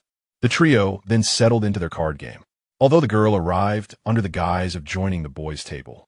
It was peculiar that she exchanged not a single word with him, appearing as though they were strangers. Instead, she engaged in lively conversation with the girl seated beside her. Even more bewildering was her apparent fixation on the boy, relentlessly targeting him during their game, leading to his repeated defeats. With each loss, his expression grew increasingly grim, and after losing a dozen rounds, he tugged at his hair and announced his intention to use the restroom. The atmosphere in the restaurant was rather subdued at noon, and, given the proximity of their table, it was impossible for onlookers to avoid witnessing the unfolding scene. "I find the dynamics among these 3 rather peculiar," Fong Sun remarked, resting his chin on his hand, casting a knowing glance at Chen Fong. "Indeed, it seems odd. Aren't the girl and the boy classmates? Logically, It should be the two girls who are meeting for the first time, yet their rapport appears to surpass that of the boy. Chun Fong replied. His voice barely above a whisper, his curiosity ignited. Xu Mian, disinterested in the unfolding drama, merely wished to complete the day's task. He had no desire to return to this establishment. Suddenly, Chun Fong's eyes widened in realization, and he turned to Fong Sun, exclaiming, "Could it be that they've fallen for each other at first sight? Is the girl attracted to the other girl?" Just as the words left his mouth, they heard the girl suddenly ask the blonde-haired girl, "How do you know him?" "Ah, him? We met online," the girl replied with a smile, her eyes carrying an unsettling glint. "Little sister, how careless you are, daring to meet someone from the internet. Do you know what kind of person he is?" Her expression grew serious, quickly unsettling the blonde-haired girl, who lowered her gaze and cautiously glanced toward the restroom before timidly asking, is there something wrong with him?" "Not exactly," the girl responded with a cryptic smile, fixing her gaze on the blonde-haired girl while extending a loosely clenched fist, revealing her index finger. "But he is this." The moment the blonde-haired girl saw the finger protruding from the fist, her face paled dramatically. Xu Mian, Fong Sun, and the others fell into a heavy silence. What a remarkable classmate she was. When the boy returned, both Fong Sun and Chun Fong regarded him with sympathetic eyes. The boy, bewildered by their stares, met their gaze with confusion. He resumed his seat and addressed the blonde-haired girl across from him, saying, "The movie time is here. Let's gather our things and head out." After a brief pause, he cast a reluctant glance at the girl beside him and added, "We'll go ahead. If you wish to continue playing, feel free to stay here." The girl ignored him, turning her profile away and rolling her eyes. The blonde-haired girl hesitated to rise, and suddenly, she grabbed her bag and hurriedly said to the boy, "I just remembered I have something to attend to and may not make it. Why don't you go with your classmates?" With that, she pulled a movie ticket from her bag, placed it in front of the girl, and rushed out of the restaurant. The boy was left utterly perplexed. The girl seated above could no longer contain her laughter, prompting the boy to swiftly turn his gaze toward her, gritting his teeth as he inquired, "Did you just do something mischievous again?" "Not at all. Please don't wrongfully accuse me," she replied innocently, spreading her hands in a gesture of feigned innocence. The boy, burdened with unexpressed frustrations, seized his belongings and departed in anger, while the girl, caught between laughter and restraint, taunted him with sarcastic remarks. As they exited, the door sealed off their voices. "What the hell does this mean? I don't understand any of it," Chun Fong exclaimed, his face a canvas of confusion. "Are you not happy for your friend?" he asked, nudging Xu Mian's shoulder. "But that's not it," he continued. "I genuinely wish for my friend to be with the person he loves." "Hey, what do you think that girl really wants?" he queried, nudging Xu Mian's arm, to which Fong Sun replied, "I think she simply cannot stand it." Mu Xiaoyu added, "It's also possible that the guy is genuinely interested, and the girl sincerely wishes him well." After their discussion, Chun Fong found their reasoning somewhat valid, yet something felt amiss, as if a crucial piece was missing. Suddenly, Xu Mian, who had remained silent until now, set down his pen and took a sip of his coffee. "What else could it be? That girl likes that boy. Can't you all see that?" he asserted. "That girl likes that boy?" Fong Sun's eyes widened in disbelief. "How did you figure that out? Is it some sort of malicious targeting?" Nearby, Lin Zhouan paused, his pencil hovering midair, casting a sidelong glance at Xu Mian, who continued sipping his coffee. After a few sips, Xu Mian elaborated, "Who would go out of their way to disrupt someone without reason?" The moment that girl saw them sitting together in a flirty manner, she immediately intervened, deliberately causing a disturbance to prevent them from having any private moments together. Her subsequent actions were merely to dissuade the boy's interest in the girl. Fong Sun nodded thoughtfully. That does seem somewhat reasonable. However, he furrowed his brow again, pondering. But that girl is really targeting him. During the card game, she seemed intent on making him unhappy. Is this truly a way to win someone's affection? The group shifted their focus entirely to Xu Mian, his previous remarks having sparked a newfound perception of him. Xu Mian, unhurried, picked up his pen and resumed writing, casually remarking, if she didn't behave that way, how would she capture his attention? Suddenly, enlightenment dawned upon everyone. So, this was a method to attract the attention of someone they liked. Yet, the approach was rather unconventional, wasn't it? Lin Zhouan, upon hearing this, halted his pen completely. Xu Mian, sensing his sudden stillness, regarded him with curiosity. What's wrong? Lin Zhouan's hand remained clenched around the pen, his gaze fixated on the paper before him. Abruptly, he turned to Xu Mian, his azure eyes reflecting a shadow of darkness. Is it truly affection? Xu Mian was momentarily taken aback by the abruptness of the question posed by Lin Zhouan. After a brief pause, he realized that Lin was inquiring about the boy and girl they had just seen. If it was not affection, then what was it? With a dismissive turn of his head, Xu Mian remarked indifferently, I believe it is. Having uttered these words, he rested his chin on his hand and began to doze off. Lin Zhouan gazed at him intently, the light and shadows in his eyes subtly shifting, ultimately veiled by the delicate sweep of his lowered eyelashes. The surroundings were tranquil, filled only with the sound of their writing and the occasional honk from outside. Suddenly, the other party quietly directed a question towards Lin Zhouan. Scholar, what do you think? Is it affection? Lin Zhouan returned his focus to the paper before him, silently continuing to write. Perhaps. After half an hour, he completed all the classifications, subsequently assigning the main tasks to each individual. Once he had finished the most significant portion, he returned to his duties, primarily coordinating with other employees who had yet to have lunch. Upon his return to the cash register, he found several individuals emerging from the kitchen with bowls in hand. They casually chose to sit at the table behind Xu Mian. One man, whose eyes were notably small, let out a heavy sigh as he sat down, grumbling, every day we eat back here feels like serving time. By the time we get up, our legs are about to break. Another employee quickly chimed in, exactly. Today the boss isn't watching the store. It's so much nicer to eat out here. At lunch, the only patrons of the table were Xu Mian and his group, while the employees behind them formed their own table. The four of them were diligently focused on the tasks assigned by Lin Zhouan, paying little heed to the chatter from the others. Chen Fong, feeling hungry, ventured to the front to order food before returning. After writing for a couple of minutes, Xu Mian set down his pen, feeling uncomfortable after sitting for so long. Leaning back, he retrieved his phone. Upon opening it, he was surprised to find a message from Tang Ying. Sitting up a bit straighter, he was about to click on it when a somewhat acerbic voice reached his ears from behind. I really don't understand what the boss is thinking. We work the same hours, yet Lin Zhouan gets more. Has he done something involving core technology?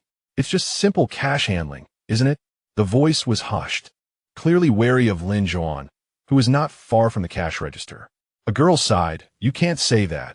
He's different from us. He's the living advertisement for our store. Many customers come because of him.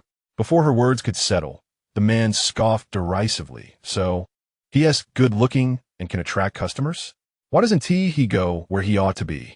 Just standing at the front desk of some nightclub for a few seconds could earn him more in a night than we do in several months. Why is he here? Are we competing for our livelihoods against someone like you? At the table sat 4 individuals, and upon hearing these words, the other 3 fell silent, allowing the short-eyed man to continue his tirade.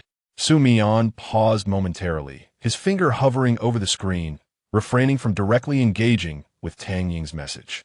The 3 individuals beside him remained engrossed in their own tasks, entirely oblivious to the conversation behind them. The man persisted. A handsome fellow like that should be doing something worthwhile, right? Honestly, come on, eat up. We still have dishes to wash in the kitchen. And you have a cake that's yet to be completed. The middle-aged woman had barely uttered a few words when the man abruptly lowered his voice, his tone sharp as he retorted, Oh, Aunt Wong, that cake is easy to make, all right? But you really must wash those dishes quickly. They're piling up, and we can't afford any delays with our pastries. The woman's voice faltered, her embarrassment palpable, and after a few hurried bites, she made her way to the kitchen. Once she was gone, the man remarked, I truly cannot fathom it. Why does it take so long to wash a few dishes? Is it really that difficult? The one who consumes the most should at least manage such a simple task. One might mistake him for the proprietor of the establishment. The other 2 seemed disinclined to engage with this troublesome individual and were preparing to leave when the short-eyed man lazily stretched and declared, Hey, go have Aunt Wong wash my dishes. The 2 exchanged glances and sighed silently, waiting for the man to depart before returning to their tasks. Before the irritating fellow could exit, A scream reverberated throughout the establishment. They sprang to their feet, witnessing the man sprawled on the ground, his limbs splayed. With a metal bowl precariously balanced on his head, remnants of food scattered about. As he pushed himself up, the bowl rolled off his head, drenching his clothes with its contents. "Oh dear, the floor is tiled. That was quite a fall," he exclaimed, still on the ground, pointing angrily at a nearby seat.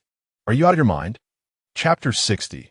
I apologize. The two were momentarily taken aback before slowly shifting their gaze to the spot he indicated. Even seated, they could discern a notably tall young man, lounging casually, glancing at the fallen man with a disinterested expression before crossing his legs. His tone was languid, devoid of concern. "My apologies." The two were momentarily stunned. Was his fall indeed a consequence of his patroness' presence? Yet, knowing this man, it was evident that the matter would not simply be overlooked. The man initially supported himself on the ground for a few seconds, but before he could even maintain his position, his hands slipped into a slippery broth, causing his face to collide painfully against the ground once more. "Who?" Xu Mian observed the unfortunate figure before him, a faint smile gracing his features. He rose to his feet and extended his hand, apologizing profusely. "I truly did not anticipate your approach from behind. My leg was merely itching, and I stretched it out." Unaware, the man, in agony, lifted his face, unable to articulate his suffering. He struggled to rise, but could only endure the pain while preparing to reach out. Yet, before he could extend his hand for even a second, the darker yet refined hand withdrew abruptly. The man, taken aback, glared and shouted, "What do you mean? Are you toying with me?" "Not at all. Please don't misconstrue my intentions," Xu Mian replied, turning away nonchalantly as he pulled 3 or 4 sheets from the tissue box on the table, laying them in his palm before extending his hand once more. It's fine now. I have a slight obsession with cleanliness. I apologize." Puffed. Beside him, Chun Fong could no longer contain his laughter at Xu Mian's absurd claim of having cleanliness issues. Lin Zhouan, standing at the cashier, cast a fleeting glance at Xu Mian's outstretched hand, and the man's expression contorted in disgust, as if he had just tasted something foul. He was about to swat Xu Mian's hand away when Xu Mian widened his eyes and quickly retracted his hand, terrified of actually being touched. Such blatant disdain was an affront like no other. The man, unaccustomed to such humiliation, angrily pointed at Xu Mian, declaring, "You had better apologize properly. Otherwise, this matter shall not end here." Seated opposite them, Mu Xiaoyu looked on with concern, realizing that Xu Mian had indeed tripped the man on purpose. With surveillance cameras present, if this incident escalated, they might find themselves at a disadvantage. Just as he contemplated discussing how to mediate the situation with Fong Sun, he noticed Fong Sun, eyes gleaming with amusement, engrossed in the unfolding drama, as if he were ready to snack on sunflower seeds. Mu Xiaoyu, Xu Mian blinked innocently, saying, "I have apologized." "Haven't I?" I said, "I'm sorry. It was my inadvertent trip that caused you to fall." His tone was light, floating in the air like a bird, occasionally pecking at the man, who felt powerless to catch it. The man, about to clench his fists, felt a twinge of pain from his injured hand, causing his features to contort, his already small eyes nearly vanishing. He grasped his hand, furrowing his brow as he glared at Xu Mian, saying, "Is this how you apologize?" "It lacks sincerity." "Lacks sincerity?" Xu Mian retorted, then stroked his chin with a finger, lowering his gaze as if pondering how to craft an apology that might placate the irate individual before him. Suddenly, his eyes fell upon the remnants of food scattered on the ground. He pointed to the mess and suggested, "How about this? I'll compensate you with a portion of what lies on the floor."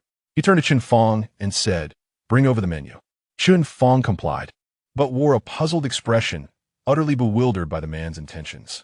The others noticed the man's face shifting from pale to flushed, and the 2 employees, sensing the tension, hastily retreated to the kitchen.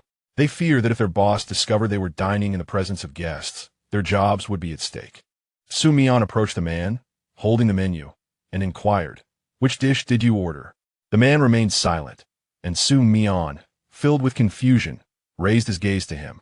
He observed the man's clenched teeth and the tremors of his distorted face. "What's the matter?" Surely my offer of compensation is sincere enough? Xu Mian glanced at the leaves of vegetables clinging to the man's chest and squinted, asking, "What dish is this? It looks rather appetizing." Fong Sun and the others struggled to stifle their laughter. At this point, anyone still oblivious would truly be foolish. The contents on the man's plate were clearly not a gourmet dish, but rather remnants of a common staff meal.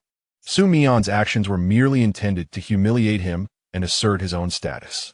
The man could not withstand the embarrassment and quickly retreated to the kitchen, clutching his plate. "You certainly have a talent for this," Chun Fong remarked, pulling the man back into his seat with a smile. "What did this poor soul do to offend you?" At this moment, Xu Mian paused, feeling a sudden warmth above him. He glanced up and met the gaze of Lin Zhouan from a distance. Xu Mian internally clicked his tongue and quickly averted his eyes, not due to Lin Zhouan himself, but rather in disapproval of the earlier man's manner of speaking. Xu Mian nudged Chun Fong to focus on his own meal and began to write, completely forgetting to check for messages from Tang Ying. Lin Zhouan noticed Xu Mian returning to his writing and redirected his gaze. However, not long after, Lin Zhouan was startled by a brief flash of light, followed by Chun Fong's exclamation of disbelief. He glanced towards Xu Mian, who appeared flustered, hastily placing his phone on the table as he slapped Chun Fong's hand. "What are you yelling about?" Chun Fong, startled and feeling wronged, protested. "I was just startled by the flash from your phone. Why hit me?" Xu Mian, preparing to cover Chun Fong's mouth, was thwarted as Chun Fong blurted out, "Hey, I just saw you taking a picture of something over there." As he pointed in the direction of the cashier, Xu Mian swiftly grasped his finger, gesturing warningly towards Lin Zhouan. Chun Fong swiftly withdrew his finger, fearing that this fellow might inadvertently break it. "Understood, no more questions," he declared, promptly seizing his pen and commencing to write fervently, his head never lifting again. Xu Mian grasped the mobile phone on the table, his expression one of utter despair. "Why is the flash on?"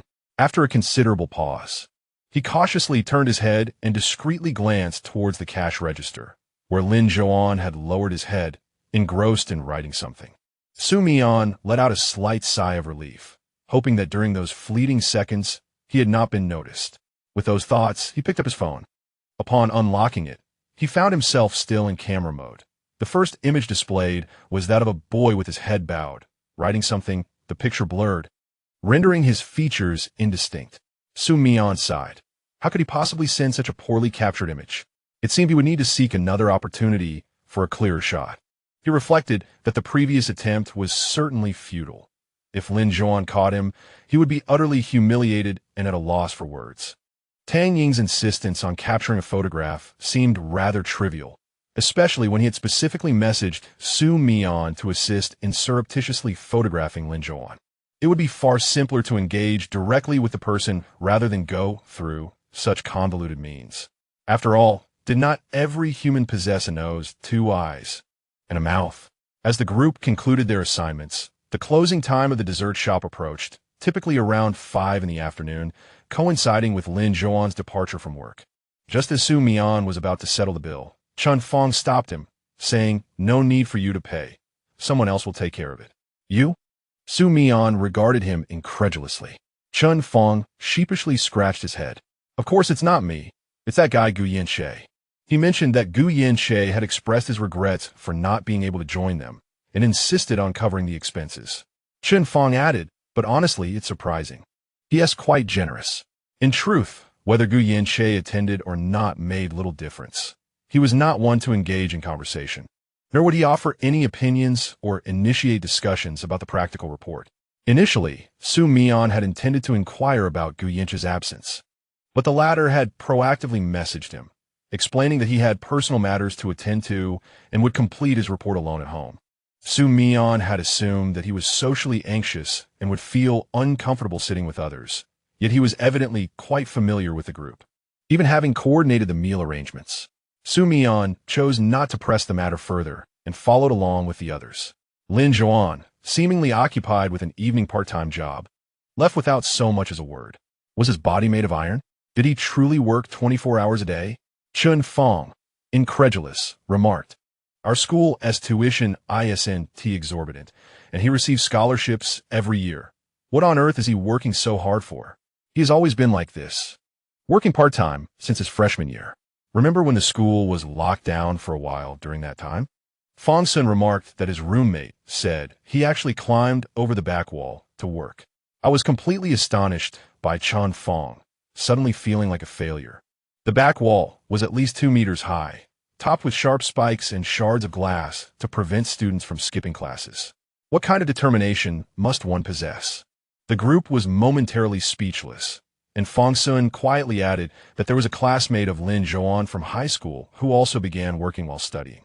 After so many years of working, he could probably afford a house in the city center, right? Mu Xiaoyu inquired with curiosity. Instantly, everyone's gaze turned towards Xu Mian, the only wealthy heir among them. Xu Mian paused before responding, I don't know. I have no idea how much he has earned or how to assess it. They were all unaware of Lin Zhouan's family circumstances. He had merely caught a glimpse of them yesterday. Xu Mian pondered that Lin Zhouan might have climbed the wall, not solely for work, but perhaps to care for his blind grandmother. With this thought, Xu Mian suddenly felt that Lin Zhouan, at such a young age, had it quite hard. If they weren't rivals, he might not dislike him so much. Upon returning home, Xu Mian found his door ajar. Entering, he discovered a man sprawled on his sofa, covered with a garment, seemingly asleep. Xu Mian observed the face, sighed in exasperation. He had left the door open, as expected of Xu Changyan.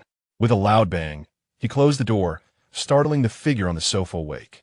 Xu Changyan groggily sat up, his gaze gradually focusing on Xu Mian's face, his eyes widening in surprise. You're finally back. Do you know how long I've been waiting for you? He rubbed his neck, yawning repeatedly. I finally finished my surgery and returned to sleep, and you ruthlessly woke me up.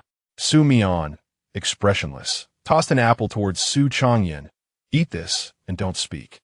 Xu Changyan quickly reached out to catch the apple, but instead set it on the coffee table. You're so inconsiderate. You know I don't like this stuff, yet you threw it at me. I am hurt. Hearing this, Xu Mian frowned slightly and sat on the adjacent armchair. What about you?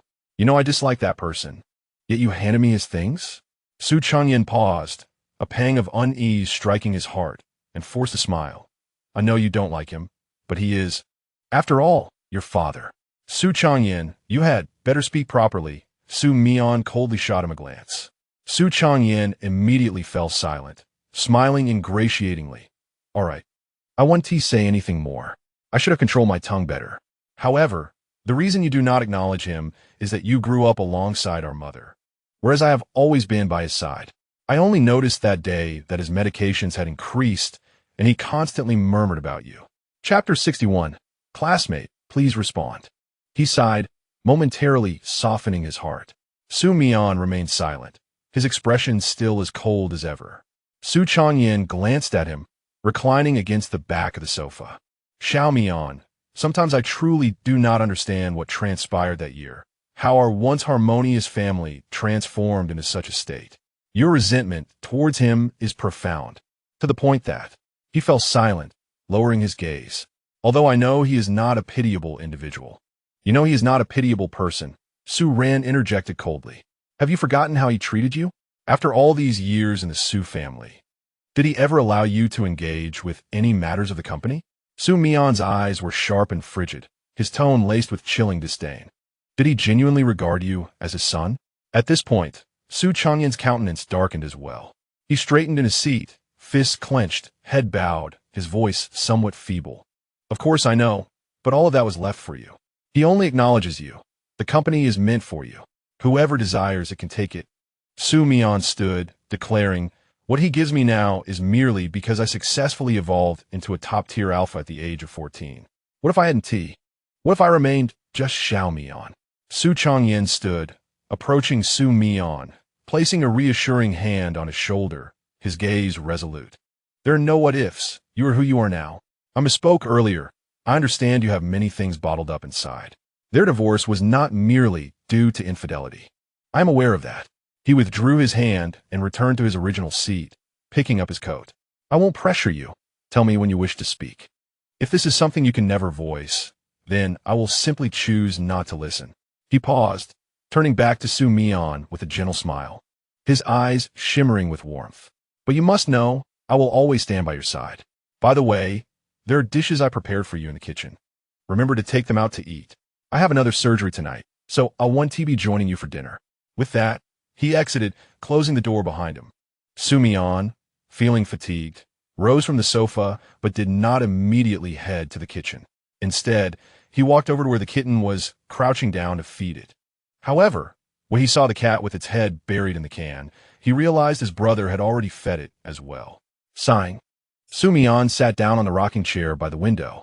He gazed out at the gradually descending sun, its light casting a warm glow as his eyelashes gently drooped. His brother was simply unaware of those matters. If he knew what their father, Xu Guanzhong, had done to his own child, Xu Mian believed his brother would share a similar attitude towards Xu Guanzhong.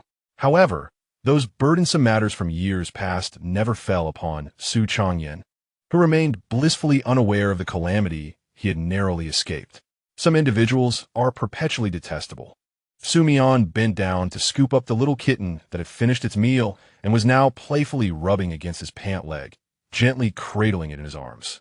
His fingers caressed the kitten's soft fur, and as he observed the contrast between his own hand and the cat's glossy black coat, a smile unwittingly crept onto his face. Realizing that perhaps he was not so dark after all, upon hearing his words, the kitten let out a languid meow, rolling over to present its belly to Xu Mian. Wriggling in delight, the unsuspecting young man, taken aback by such a tender sound, blinked in surprise and tentatively prodded the kitten's soft belly with a finger, eliciting another satisfied meow. In that moment, Xu Mian experienced the joy of cat ownership. A faint smile graced his lips as he playfully teased the kitten in his embrace, remarking, "What a little charmer you are. Surely, you must be a female." Yet, as his gaze drifted and his hand's caress faltered, he discovered to his chagrin that it was, in fact, a male. The initial delight began to wane, and his gentle strokes became less fervent. Nonetheless, he continued to hold the cat, gazing down at it, and unexpectedly uttered, "Thank goodness you are a cat." The spontaneous remark, devoid of context, was perhaps directed at the feline before him or at himself. Without any further ado, Xu Mian placed the kitten down and headed to the kitchen for a meal. The following day, as he made his way to school, he found that Chun Fong had not attended class, leaving no one to save him a seat. By the time Xu Mian arrived, every spot was taken. This particular class comprised students from 3 different classes, resulting in a crowded room. Sitting at the front was out of the question, as he struggled to keep his eyes open during lectures, especially with the teacher strolling nearby. Deciding against attending, he prepared to turn back home for some much-needed rest. Just as he was about to leave, a voice echoed throughout the large classroom, calling his name, causing him to halt in his tracks. Slowly, he turned to see the teacher, adjusting his glasses and fixing his gaze on Xu Mian from a few meters away. "There's a seat available. Come here." The teacher gestured toward the front row. Xu Mian's expression twitched slightly. How had the teacher noticed him while writing on the blackboard? However, it was clear that skipping class was no longer an option. Resigned, he trudged to the designated seat. Yet, upon reaching the front row and catching sight of Lin Zhouan beside him, a slight discomfort stirred in his stomach. Perhaps it was due to skipping breakfast. With a composed demeanor, he settled next to Lin Zhouan, exuding an air of nonchalance. He tossed his book onto the desk, leaned back, and began to listen to the lecture with an attitude of casual indifference. Lin Zhouan cast a fleeting glance at the elderly gentleman beside him before resuming his attentiveness to the lecture. The figure before them was a venerable professor, likely in his 60s, expounding upon the fundamentals of design within their chosen discipline. His extensive teaching experience was evident, and his stern demeanor commanded respect, ensuring that few dared to drift into distraction, much less indulge in the temptations of mobile devices or slumber. Despite the early hour, which often lured students into drowsiness, the classroom maintained an air of vigilance. Heads were either raised in rapt attention or bowed over notebooks, diligently recording key concepts. Yet, the professor's rapid-fire delivery was akin to a relentless torrent, and Xu Mian initially believed he could endure. Observing the alertness of those around him, he silently admonished himself. However, within mere minutes, the comfortable position against the chair's back became a precarious one, as his head involuntarily tilted backward, nearly resulting in a painful twist of his neck. This position was far from comfortable. Xu Mian, glancing at the professor who had moved to the far right, resorted to propping himself up with one hand on the desk, attempting to stave off sleep. France commenced large-scale urban planning in the 17th century. Professor Chen intoned slowly, his gaze fixed on the students nestled in the back. The movements of their hands were not lost on him. The entire system's center is Paris. Do you all remember? The students nodded in unison, swiftly reaching for their pens to take notes. Nodding with satisfaction, the professor prepared to descend to the lower tier and his podium. In that case, I shall call upon a student to answer a question. When did France begin its extensive urban planning? As he rifled through the materials for the next segment of his lecture, his peripheral vision caught sight of a particularly conspicuous slouch in the first row. Setting aside his notes, he quickened his pace, and upon standing before the student who had completely succumbed to slumber, Professor Chen found himself in disbelief. The collective gaze of the room turned towards the sleeping figure, who remained blissfully unaware, lost in dreams. Lin Zhouan turned his head slightly, casting another glance at Professor Chen, whose eyes were now narrowed in reproach. The professor's elbow, mere centimeters from Xu Mian, nudged gently before shifting closer. With a sudden bang, as the elbow neared Xu Mian's arm, he was jolted awake by what felt like a thunderclap in his ear. Blinking in confusion, he lifted his head from the desk, only to find Lin Zhouan's indifferent gaze meeting his own. Awakened to such an irritating visage, Xu Mian furrowed his brow, questioning the need for this rude awakening. For he was certain he had not been resting for long. He opened his mouth, voice still hoarse, and inquired, "Is class over?" Lin Zhouan replied, "Would you care to turn around and take a look?" Unbeknownst to Xu Mian, the professor stood beside him, and noticing Lin Zhouan's unspoken admonition, he could not help but express his growing impatience with a slight pout. In a moment of urgency, he decided to visit the restroom as the class had just concluded.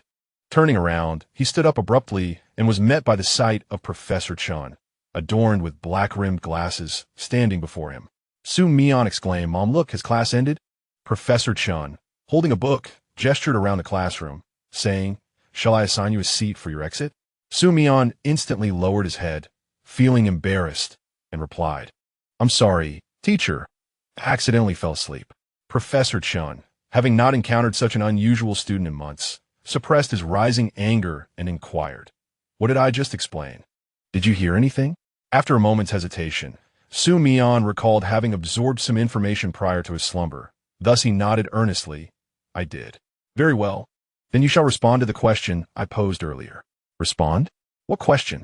Xu Mian felt his legs stiffen, caught in a dilemma of whether to stand or sit, as Professor Chen's penetrating gaze bore down on him, seemingly stifling his very breath. The collective eyes of his classmates were fixed upon him, intensifying his discomfort. At that moment, Xu Mian regretted not having feigned ignorance. Suddenly, a voice from behind called out, "Choose C."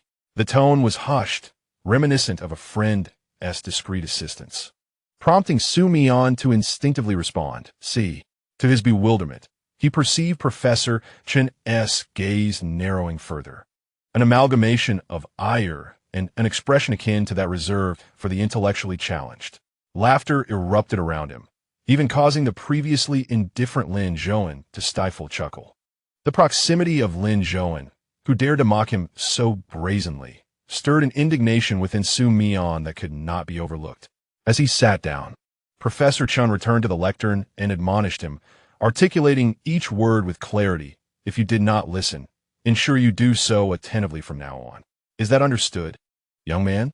Xu Mian, his ears aflame, settled into his seat and replied, "Understood, Professor." Professor Chen nodded and resumed his lecture at an accelerated pace. Xu Mian mused that one could hardly blame him for dozing off. Propping his face with one hand, he idly began to jot down notes. As he listened, he turned his head to observe Lin Zhouan diligently taking notes. He distinctly recalled the mocking voice that had just belittled him and felt compelled to respond in some way. Narrowing his eyes, he fixed his gaze on Lin Zhouan, who remained oblivious to his scrutiny, quietly filling page after page with impeccably neat handwriting, reminiscent of printed text, an output Xu Mian believed to be beyond human capability. Once finished, Lin Zhouan set down his pen and lifted his gaze to the blackboard. However, given the angle of his seat, he would inevitably glance at Xu Mian's face as he turned to view the board. As their gazes locked, Lin Zhouan did not hastily avert his eyes. Instead, he remained motionless, narrowing his eyes as he stared at Xu Mian. It was as if they were engaged in a game of red light, green light, where the first to look away would be the loser. Xu Mian became increasingly engaged in the contest.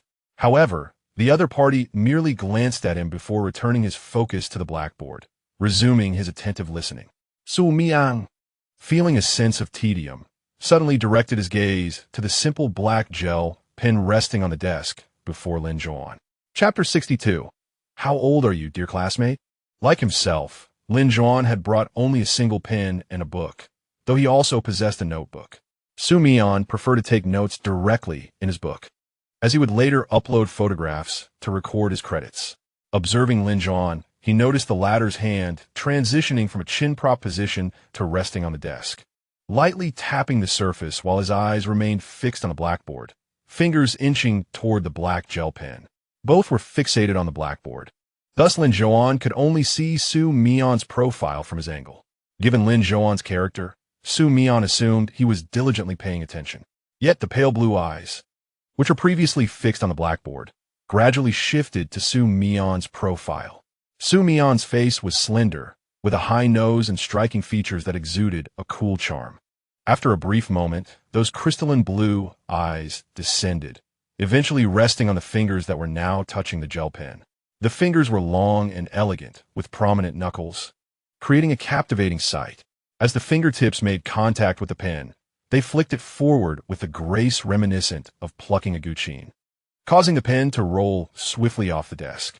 A soft clatter echoed as the hand retracted, resuming its position supporting the sharply defined jawline, a hint of triumphant amusement glimmering in his eyes. Lin Zhouan, Xu Mian cast a leisurely glance in his direction, lifting his eyelids slightly with a teasing lilt in his voice. Did your pen fall? Lin Zhouan shot him a sidelong glance, remaining silent. Just then, Professor Chun tapped the podium, announcing that these were key points, urging everyone to take notes, as they would be included in the final examination. A smile crept larger under Xu Mian's hand, which concealed it, as he feigned concern and inquired, "Shall I lend you mine once I finish my notes?" It would be quite inconvenient for Lin Zhouan, seated inside, to retrieve his pen, and Xu Mian had deliberately crafted this difficulty, having been mocked by Lin Zhouan moments prior. With a playful glint in his eyes, he added, "Or perhaps you could plead with me to help you retrieve it." How could such a diligent student, so earnest in his studies, afford to miss taking notes? This was essential material for the final exam. The more Xu Mian contemplated, the more exhilarated he became, anticipating that Lin Zhouan would soon relent and ask for his assistance. However, Lin Zhouan, maintaining his composure, simply extracted another pen from between the pages of his book, resembling the one Xu Mian had just discreetly pushed off the desk, an identical, simple, and inexpensive black gel pen. Xu Mian, despite his meticulous calculations, had not anticipated that Lin Zhouan would slip a pen into his own book. Frustrated, he began jotting down notes, yet his mind was clouded with irritation. A pent-up frustration lodged in his chest that he could not express. He could not find satisfaction unless Lin Zhouan experienced discomfort as well. Ultimately, as the professor resumed his lecture and Lin Zhouan set his pen down once more, Xu Mian's mischievous hand reached out for that black pen once again. Lin Zhouan glanced at the blackboard, speechless, yet did not deter this childish behavior. Just as Xu Mian successfully flicked the pen off the desk, a deep voice suddenly echoed above him. "Is this amusing to you, young man? How old are you?" Xu Mian's neck stiffened, his hand frozen mid-action, the chill creeping up his fingertips. Professor Chun could no longer bear to watch. He had witnessed this 20-something student covertly push his desk mate's pen off the table and was convinced he must have been imagining it. Mere minutes later, he caught the student in the act again. Initially, he had been concerned with the student dozing off in class, but he never expected his inattention would disrupt others seeking to learn. Xu Mian quietly withdrew his hand, cleared his throat softly, and slowly raised his eyelids to meet the professor's displeased expression murmuring, "Actually, my mother took me to a checkup at school, and the doctor diagnosed me with ADHD." Professor Chen responded skeptically, while Lin Zhouan observed. Xu Mian attempted to alleviate the awkwardness. The others seemed oblivious to the unfolding situation, so he did not feel overly embarrassed. Awkwardly explaining, "My hand simply does not obey me. I sincerely apologize for disrupting my classmates." Excellent, a splendid excuse. Yet, I see no signs of ADHD elsewhere. Professor Chen questioned, his brow furrowed in disbelief. "It's localized hyperactivity," Xu Mian confidently clarified. In the end, the professor was left speechless by Xu Mian's audacity and chose not to pursue the matter further, merely stating that the two should resolve any issues outside of class. Before dismissing them, as the class concluded, students surged toward the exit, but Xu Mian, averse to the crowd, opted to remain seated until the room cleared. However, Lin Zhouan, leaning against the wall, would not exit if Xu Mian stayed put. Lin Zhouan remained unhurried, methodically gathering his belongings, glancing at his phone before addressing Xu Mian, who still lay sprawled at his desk. "Shall we fight?" Xu Mian shifted, tilting his head to repeat, "Shall we fight?" Lin Zhouan fell silent for a moment, not angered by Xu Mian's deliberate provocation. With Xu Mian remaining still, he too stayed seated, flipping through his book and reorganizing the notes he had taken that day. Even when deliberately seeking trouble with others, Lin Zhouan remains unaffected, rendering his actions rather juvenile and self-inflicted. Xu Mian, increasingly vexed and feeling the pangs of hunger, rose to leave. Upon noticing Xu Mian's sudden movement, Lin Zhouan cast a casual glance in his direction, also preparing to gather his belongings. Suddenly, a voice boomed, calling out Xu Mian's name. The large classroom was now deserted. After a morning of lectures, everyone had hastily made their way to the cafeteria. Who could possibly be seeking him at this hour?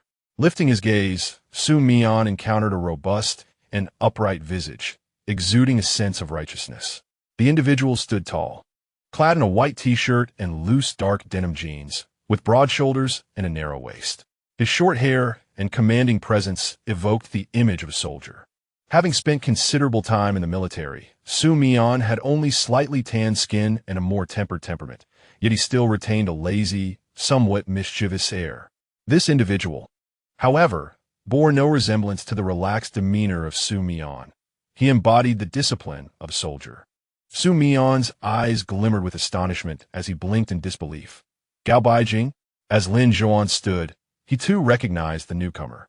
Upon hearing Xu Mian's call, Gao Baijing hurriedly approached, embracing Xu Mian and heartily patting him on the shoulder, his face alight with a beaming smile. "I've been waiting for you outside for ages. Why didn't you come out sooner?" This man was a friend from Xu Mian's military days. They had entered and exited the service together, albeit from different schools. Xu Mian recalled that Gao Baijing's school was quite a distance away. "What brings you to my school?" he inquired, pulling out his phone to check for any prior notifications. "You could have at least given me a heads up." Having shared trials and tribulations in the military, they considered each other brothers. Gao Baijing was genuinely kind-hearted, embodying the essence of a gentle older brother, and later became their class leader, assuming a position of responsibility. Xu Mian admired his personality, and they had exchanged contact information with the intention of meeting frequently post-service. "What's going on?" Gao Baijing leaned in, chuckling softly. "I had to come quietly. Otherwise, how would I let you know that the answer to that question was C?" "Damn!" Xu Mian exclaimed, playfully punching his chest. "You scoundrel!" It was this very person who had mischievously divulged the answer from behind. Gao Baijing's laughter was infectious, nearly bringing tears to his eyes. As the two engaged in their lively banter, Lin Zhouan walked past them, his expression impassive, as if a cold wind had swept through. "Whoa, why is it suddenly so chilly?" Gao Baijing rubbed his arms. "Is it your classmate? The one from your class?" Xu Mian glanced at Lin Zhouan's retreating figure, a hint of indifference in his tone as he replied. Gao Baijing pondered for a moment, but chose not to continue the conversation. Xu Mian, sensing his hesitation, filled the silence. "He is strikingly handsome. Isn't he?" Xu Mian felt somewhat desensitized to the compliments regarding Lin Zhouan's appearance. Every time Chun Feng encountered Lin Zhouan, he would incessantly chatter about him. Gao Baijing, upon hearing this, softly acknowledged his words. The individual who had just passed by was indeed striking. A visage that was difficult not to notice, an appearance that could easily captivate the attention of many, particularly those shimmering azure eyes, while his face was undeniably handsome, exuded an aloofness that was both beautiful and intimidating. One could hardly help but feel unworthy in comparison. Gao Baijing's gaze suddenly turned to Xu Mian's face, his eyes flickering uncertainly. He hesitated, then cautiously inquired, "Do you think so too?" "Think what?" Xu Mian's stomach began to rumble. He was now preoccupied with a desire to dine at the cafeteria. However, since Gao Baijing had sought him out, he felt inclined to take him to a better establishment. "What do you want to eat? Shall I take you to a nice place outside of our school?" "Anything is fine with me," Gao Baijing replied, not pressing further. He wrapped his arm around Xu Mian's, flashing a grin. "I love everything you love." Xu Mian smiled in return, preparing to lead him to a delightful barbecue restaurant at the school entrance. By the afternoon, the area outside the school was bustling with couples, many out for a meal. Numerous cars were parked outside, some there to pick up students, while others were taxis awaiting fares. To reach the barbecue restaurant, they needed to cross the road at the school entrance.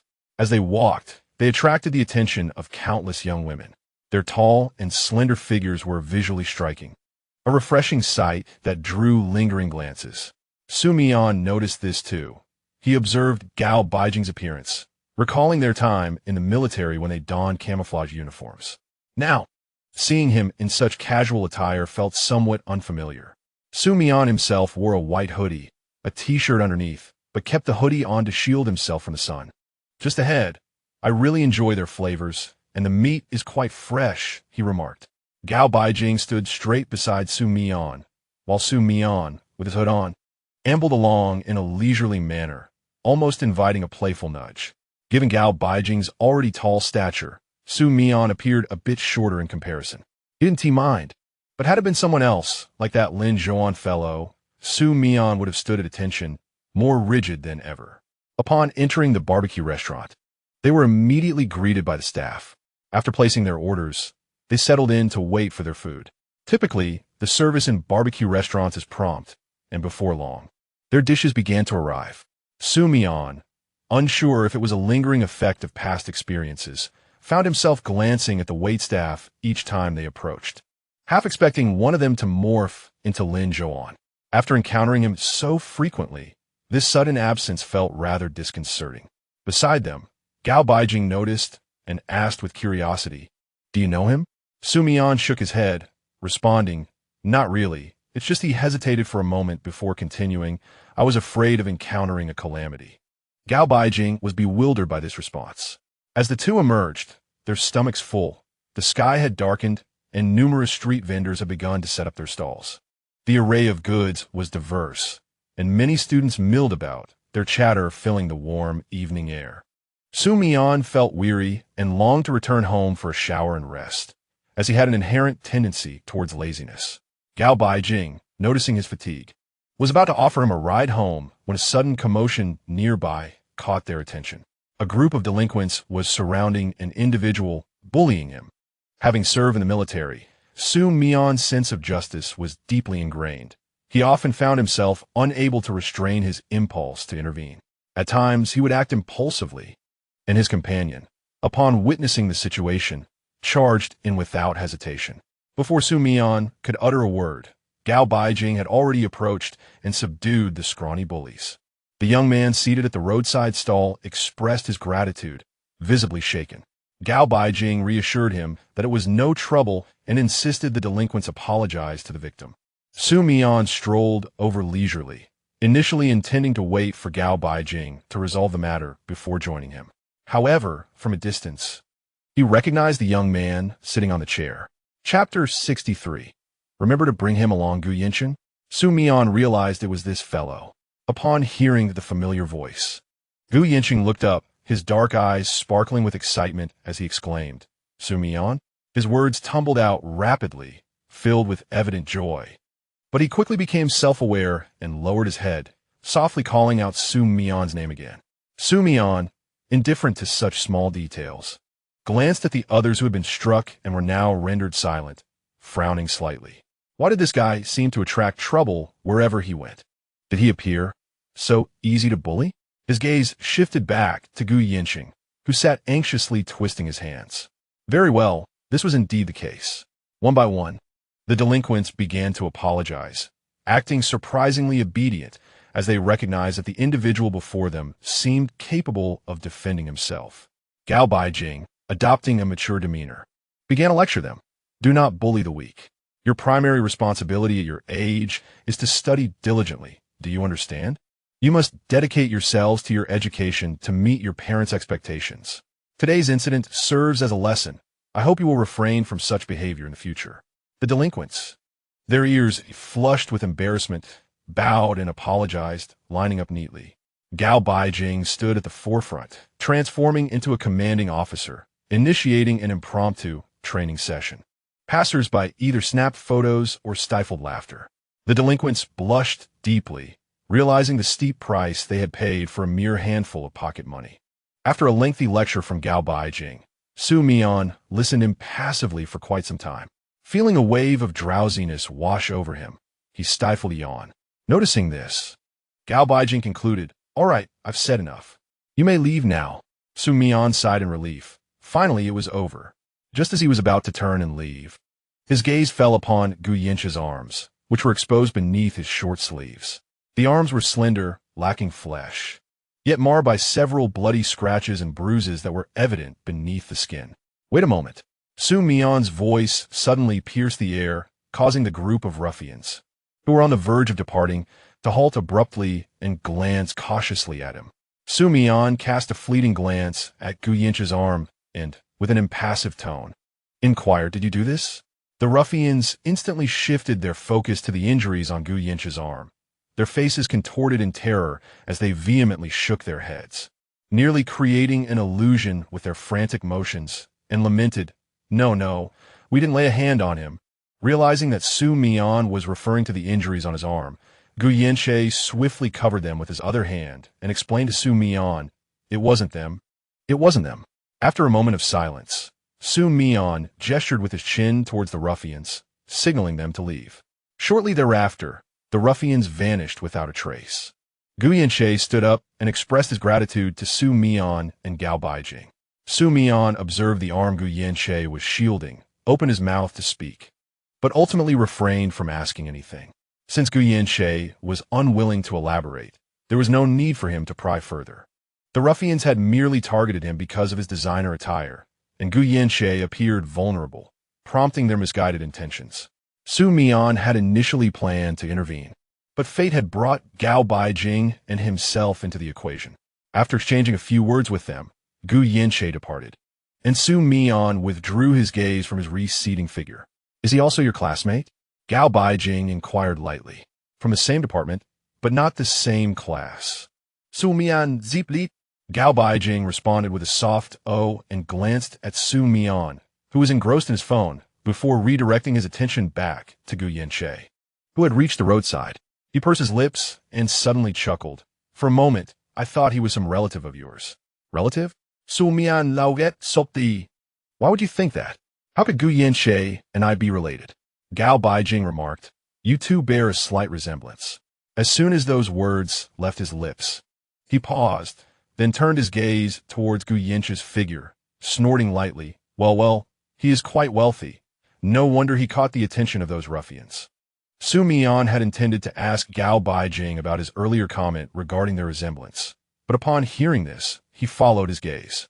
On the roadside stood a striking white Maserati, its sleek design and luxurious paintwork captivating the attention of onlookers.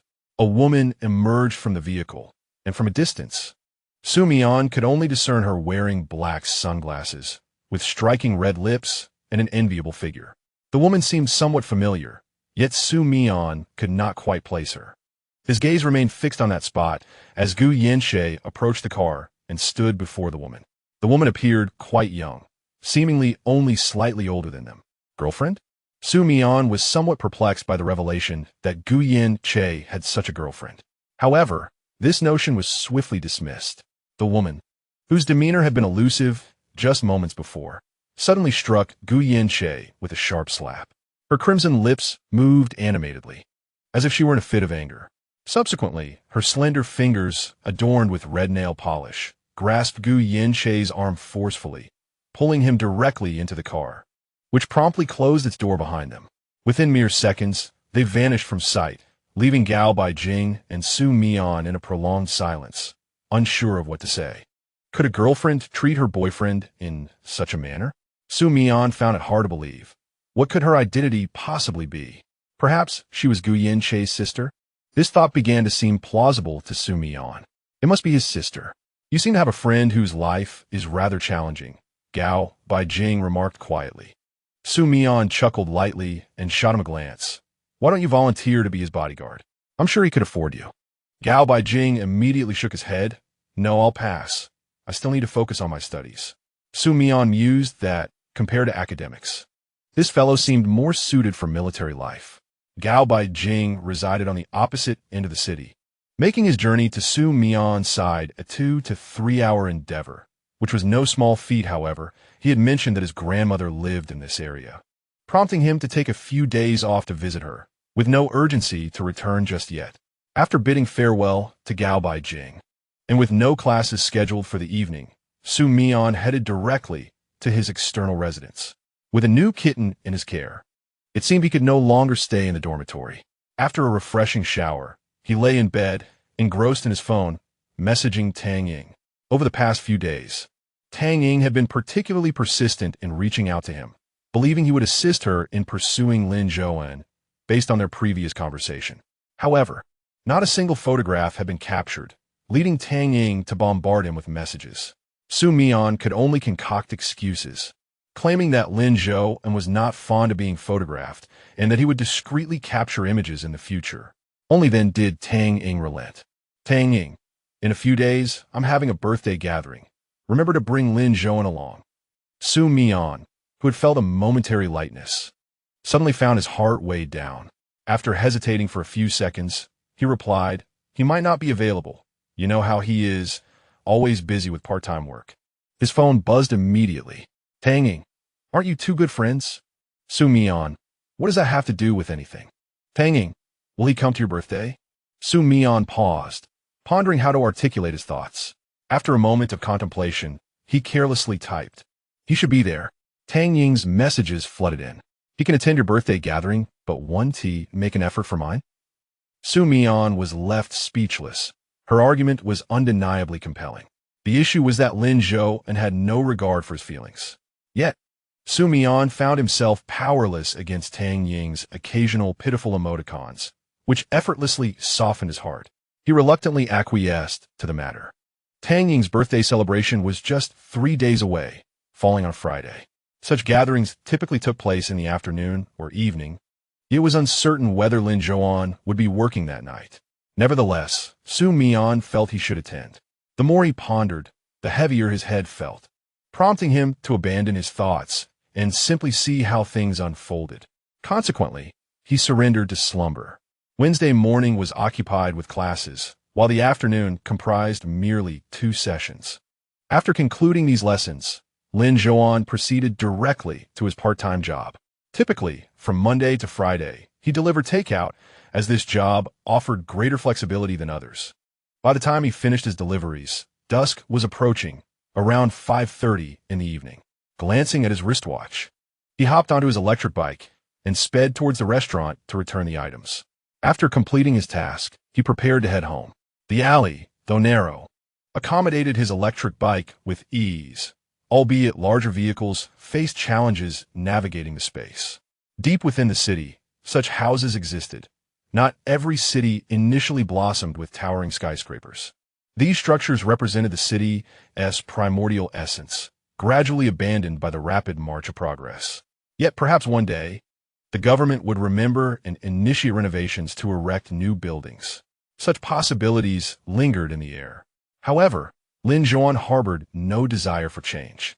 His grandmother's eyesight was impaired, making it difficult for her to reside in commercial housing or apartments. Although this area was challenging to navigate and distance from shopping centers, it was the place where his grandmother had lived for half her life. No place was more deserving of nostalgia than the home where one had spent so many years.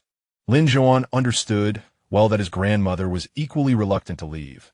She would never abandon this place, as she awaited someone dear to her heart. Gripping the handlebars tightly, Lin Zhouan maneuvered through several turns, nearing his destination. Yet, as he approached the familiar narrow path, he encountered a group of over a dozen individuals obstructing the way. They stood haphazardly, cigarette butts dangling from their lips, wielding metal rods, their gazes fixed intently on Lin Zhouan. He slowed his pace, peering out from beneath his helmet at the gathering. "I'll look who's back. Isn't this our little classmate Joe?" The leader of the group, a man sporting a chin beard, raised his metal rod and gestured, "Get down. We considered your grandmother's health and refrained from visiting her directly. Isn't it particularly thoughtful of us to meet you here?"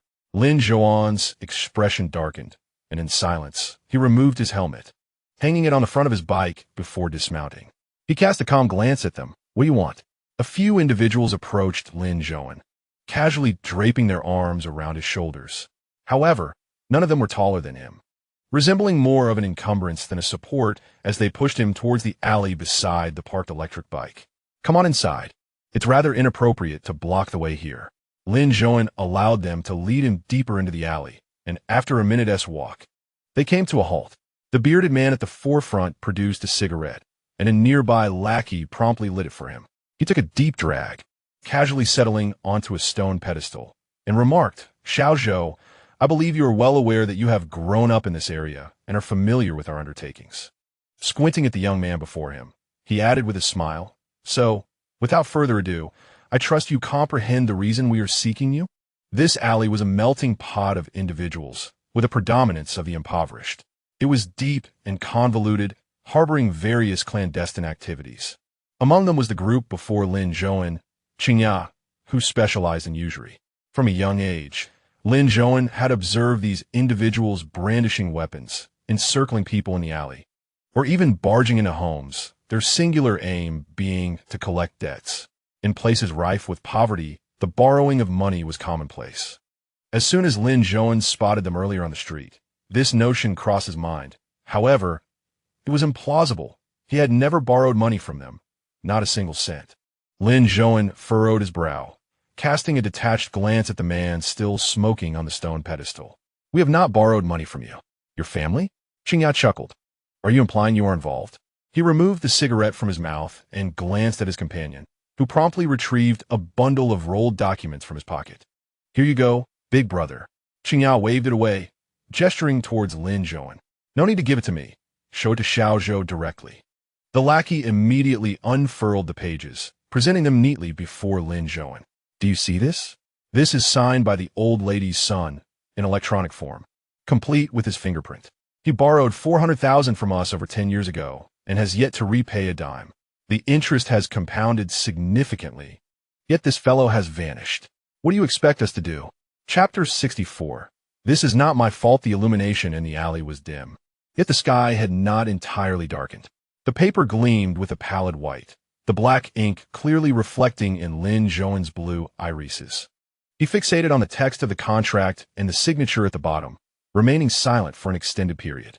The lackey grew impatient, gathering the items back. "Regardless, this is irrefutable evidence. He borrowed money from us and has never repaid it.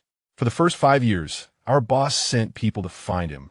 But since the old lady is blind, our efforts proved futile.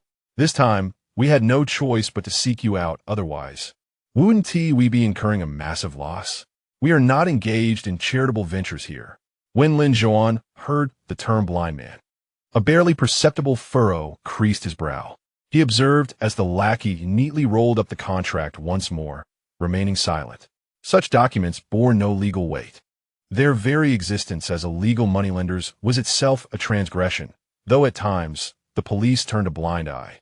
These individuals could hardly pursue legal action against those who defaulted on debts and were left to rely on brute force. Chengya slowly rose from the ground. His eyes perpetually squinted. He fixed his gaze upon Lin Zhouan's pale visage and gradually smiled. "I always wondered how the old matriarch could have such a grandson. How Yuan Hong could father a son like you. As a beta, how could you?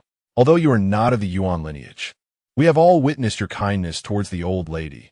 Your concern for her is evident. Cheng Jia spoke languidly, narrowing his eyes as he scrutinized Lin Zhouan's expressionless face. Therefore, I believe you would not neglect her well-being. This money, perhaps you could repay it on behalf of her son? Why should I trust your words? Lin Zhouan, who had spoken little since the beginning, suddenly interjected.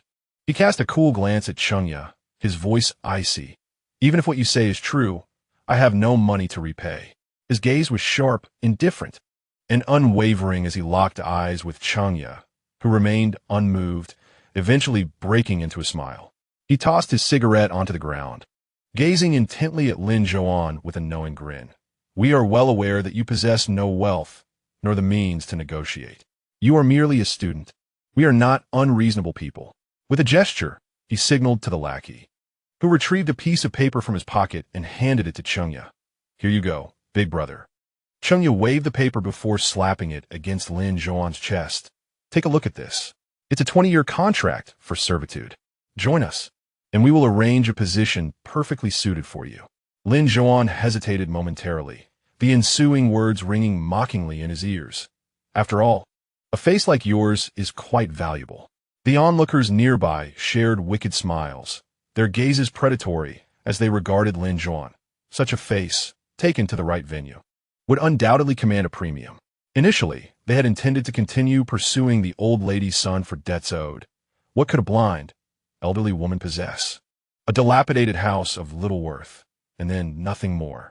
It was only recently that they had discovered, in this shabby alley, such an exquisite visage, a face that could repay their losses without the need for monetary compensation. A sharp, tearing sound pierced the silence of the alley, and they beheld Lin Zhouan, standing resolutely, tearing up the paper Chengya had handed him without a glance, casting the remnants to the ground. Damn it, don't be so ungrateful, shouted the man beside him, gripping his steel rod tightly in anger. Lin Zhouan glanced at him, taking a few steps forward, purposefully stepping on the shredded paper beneath his feet. He fixed his gaze upon the man, then shifted his attention to Chengya standing before him. His azure eyes were as frigid as water, and his voice cut through the air like ice. Given the circumstances, I believe you are quite suitable. Chengya could not suppress a rather grotesque smile upon hearing this remark. Raising his brow, which was missing a portion, he retorted, How could I possibly be suitable? My face certainly does not warrant such earnings. Is that so? Lin Zhouan's expression remained icy as he stared intently at him, his fist tightening imperceptibly in a concealed manner. You may be mistaken. With a sudden force, Chengya was slammed against the wall by Lin Zhouan's punch, pain radiating from his cheekbone, rendering his mouth somewhat unable to open. Lin Zhouan gripped his collar and reiterated his earlier statement. Your face is indeed suited for a beating. The money earned from clients' frustrations is still money, isn't it? Those nearby quickly grasped steel rods and swung them towards Lin Zhouan, holding Chengya as a human shield. Lin Zhouan absorbed a few blows, the air filled with Chengya's cries and the terrified apologies of his underlings. After throwing Chengya aside, Lin Zhouan advanced a few steps, snatched the helmet from his electric scooter, and deftly blocked an incoming strike with the steel rod. Without a moment's hesitation, he swung the helmet back, crashing it onto the assailant's head. The man howled in pain, and others surged forward. However, they were utterly unprepared for the revelation that this seemingly delicate youth fought with far greater ferocity than his appearance suggested. His movements were swift and practiced, revealing experience in combat. Despite being surrounded by a dozen adversaries, he held the upper hand, leaving them battered by the blows of the helmet. Breathless, the group encircled the solitary figure in the center, who remained still, gripping his steel rod. Though they had the advantage in numbers, Lin Zhouan's prowess ensured that victory was not guaranteed. They had not anticipated the pain of the encounter would be so intense.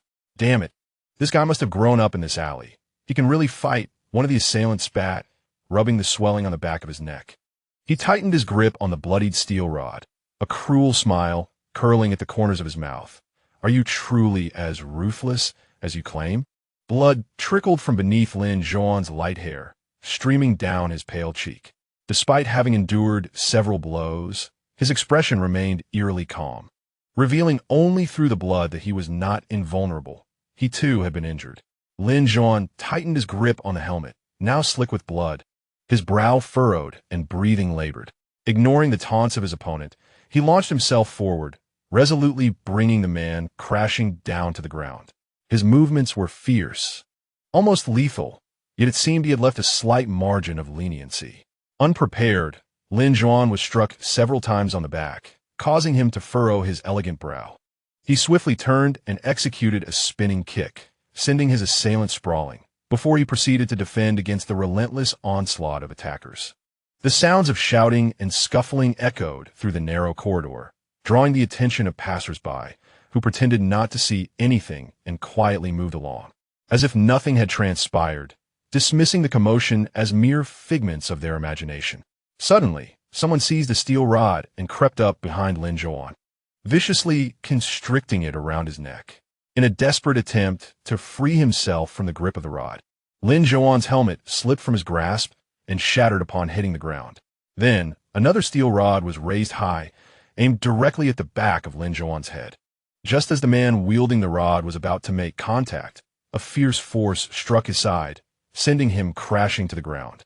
His skin scraping painfully against the surface, a searing agony enveloping him. Groaning in distress, he clutched his arm and slowly turned around, only to have the steel rod wrenched from his grasp by a sudden, powerful force. He attempted to retrieve it, but the din of the crowd roared in his ears, followed by shouts and the blurring of sweat in his eyes. Yet, in that fleeting moment, he caught a glimpse of the face that had snatched the rod from him, youthful, strikingly handsome, with a cold demeanor that concealed an undeniable arrogance. Xu Mian wielded the steel rod with precision, striking down those who sought to harm Lin Zhouan. His sudden appearance scattered the attackers, his strikes even more ferocious and rapid, displaying an agility that set him apart from them. Although he brandished the same weapon, it felt imbued with greater force in his hands, inflicting pain akin to a razor's edge upon impact. With one adversary down, he stepped on the fallen man's hand and effortlessly snatched another steel rod from him, tossing it to Lin Zhouan behind him. "Are you foolish? After all this time, you still don't know to take weapons from others? What good is that broken helmet?" He cast a sideways glance at Lin Zhouan, his eyes expressing exasperation. Without another moment's hesitation, he swung the rod at an approaching man, sending him reeling and spitting blood, mingled with a couple of his own shattered teeth in a small pool. Staring in shock at his lost teeth, the once proud man covered his face and began to weep. Xu Mian sighed, tightened his grip on the steel rod, and assumed a defensive stance, raising an eyebrow challengingly at those who hesitated to advance. "This isn't my fault. Perhaps his teeth were just too loose." "Kulme." A group of individuals. Chengya gazed at his comrades, who were already lying down, and pressed his temples in frustration. He observed Lin Zhouan and Xu Mian, who effortlessly felled his remaining brothers, their backs turned to him. Furrowing his brow deeply, he suddenly fished out a cold, hard object from his pocket. He hesitated for a moment, then lifted his gaze back towards Lin Zhouan's position. Xu Mian was thoroughly enjoying himself, delivering blows with precision, feeling as if his weapon was an extension of his own being. The others hesitated, clearly intimidated, and dared not advance. However, Xu Mian took the initiative, denying them any opportunity to hesitate. With a swift spinning kick, he sent one of them crashing to the ground, subsequently kicking the stick from the fallen man's grasp. Xu Mian struck the ground beside the man's ear, startling him to a sitting position, his upper body convulsing in pain as he clasped his hands together in supplication. "Please, I was wrong. Don't hit me." Xu Mian crouched down, casting a glance at the others who were clutching their arms and legs, fear evident in their eyes. After a moment of silence, he asked, "So why do you resort to bullying the weak in numbers? Why wield a weapon against a defenseless student?" The man, sniffling and touching his face, cradled his arm that Xu Mian had just kicked, struggling to find an explanation. It was his job, after all. His livelihood depended on such actions, albeit in a rather dubious manner. Yet, his gaze involuntarily darted towards Lin Zhouan, who stood shrouded in shadows. Was this truly a defenseless student? Moments ago, that individual had single-handedly taken on over a dozen of them without faltering, and it was only their numbers and weaponry that had turned the tide against him. The blow from that helmet was certainly no less painful than the iron rod they wielded. We were wrong. We truly dare not do this again. Please, spare us this time, he implored, fearing that any further words would invite more punishment. Xu Mian regarded him with a hint of disinterest, initially hoping to extract some information from the man, but was clear he was unwilling to divulge anything. Crouched down, he completely disregarded the man's pleas for mercy, instead pondering how to explain his sudden appearance to Lin Zhouan, who had meddled in the affair. Lin Zhouan glanced at Xu Mian, who was still crouched on the ground. Most of the adversaries had been subdued, allowing him a rare moment of relief. He caught sight of his helmet lying in the corner and stepped forward to retrieve it. Just as he approached, a glint of silver flashed in his peripheral vision. Turning swiftly, he witnessed Chengya lunging with a dagger aimed at Xu Mian. Lin Zhouan's azure eyes widened in alarm as he rushed forward, pulling Xu Mian out of harm's way, but it was slightly too late. The sharp blade grazed Xu Mian's cheek, leaving a narrow line of crimson in its wake before vanishing. Xu Mian, still in a daze, reached up to touch his face, only to feel the dampness of blood on his fingertips. He hesitated for a moment before Lin Zhouan seized him, turning him to face his piercing blue gaze. Chapter 65. Narcissism is a malady. Lin Zhouan's azure gaze fixated on the delicate scar adorning his face. Xu Mian felt as if that brilliant blue light was suddenly subdued by his narrow eyelids, revealing only a faint glimmer, suppressing emotions that he found perplexing and had never encountered before. Realizing he had been robbed, and with a fresh wound marring his visage, he nonchalantly wiped the blood from his face, speaking with an air of casualness. "Oh, why the sneak attack?" Suddenly, the hand gripping his arm loosened. Lin Zhouan still held onto his helmet, crafted from special steel, which explained the pain those men had endured when struck by it. He advanced and kicked Chengya to the ground, who was caught off guard and no longer bore the relaxed demeanor of a leader, now awkwardly groping for the dagger that Lin Zhouan had knocked away. Just as he reached for it, Lin Zhouan's foot firmly pressed down on his hand. The blade remained exposed, and as Chengya clutched the dagger, blood began to flow profusely from his hand, sweat beading on his brow as he trembled in pain. "Let up." Xu Mian glanced over, observing Lin Zhouan's long leg remaining motionless atop the man's hand, and upon seeing the pool of blood, he understood and urged, "Release him. If you press down any harder, his hand will be ruined." Upon hearing this, Lin Zhouan complied, lifting his foot. The night had grown dark, with only a faint glimmer of light filtering into the alley, complemented by the ethereal glow of the moonlight cascading down. The radiant moonlight illuminated Lin Zhouan's stunningly beautiful face, evoking the impression that such a visage was beyond the realm of mere mortals. Xu Mian couldn't help but marvel, realizing why others were so captivated by Lin Zhouan's appearance. Were he not a heterosexual man, perhaps he could comprehend the feelings of Chun Fong and Tang Ying. Yet alas, he could not. He lifted the back of his hand to dab at the stinging wound on his face, and as he glanced at his hand, a sudden epiphany struck him. Although Lin Zhouan had removed his foot, he crouched before Chengya, leading Xu Mian to believe he intended to seek some form of retribution. Instead, Lin Zhouan placed his helmet before Chengya, coldly stating, "Transfer me 2,000 tonight. My helmet is damaged." Xu Mian exclaimed, "Damn it, narcissism is a disease." He found Lin Zhouan's self-absorption rather amusing. Chengya, too, wore an expression of discontent. His lips pressed together in silence as he extended his bloodied hand to retrieve a business card from his pocket. "Add me tonight, and I will transfer it to you." Lin Zhouan cast a dispassionate glance at the card, his brow furrowing slightly as he accepted it with a hint of disdain. Xu Mian thought the encounter was nearing its conclusion, yet Lin Zhouan remained crouched before Chengya, declaring, "I do not possess the money you seek. Even if you were to come to me 1,000 times, it would not change." His cold gaze pierced the very essence of a person like an ice pick. Despite having navigated numerous venues, Chengya found his heart quivering in response to this youthful, inexperienced lad. The young man before him spoke in a chilling tone, "Certainly, you may seek me out, you may even kill me, yet the money you desire will remain unattainable." Xu Mian was momentarily taken aback by this declaration. What money? How did the conversation shift to matters of life and death? However, Lin Zhouan suddenly halted, his hand gripping the helmet, slowly rising, pressing forcefully against the man's chest. His eyes emanating an icy aura. If you dare to approach my grandmother, it will not merely be a matter of my life or death. I possess ample means to ensure that everyone suffers grievously. His tone was frigid.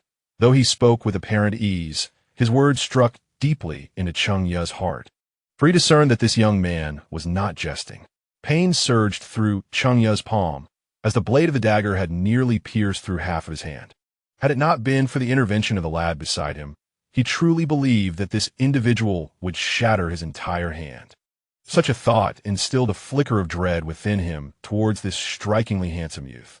He fell silent, his complexion paling from the considerable blood loss. Some of his companions had already risen, yet they remained wary of the two individuals, daring only to linger at a respectful distance, casting anxious glances toward the scene. Cheng Ye signaled to them, urging them not to act rashly, and then the weight upon his chest dropped to his lap as Lin Zhouan's shadow receded. The two figures finally departed.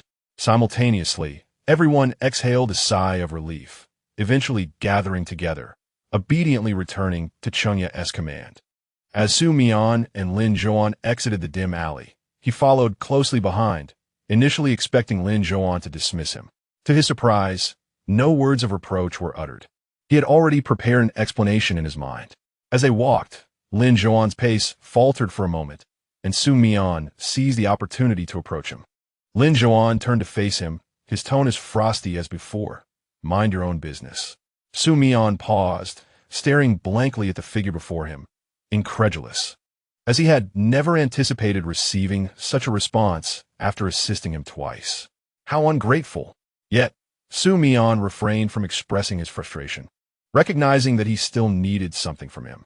As Lin Zhouan turned to leave, Xu Mian hurriedly followed, initiating conversation. Hey, how can you say that?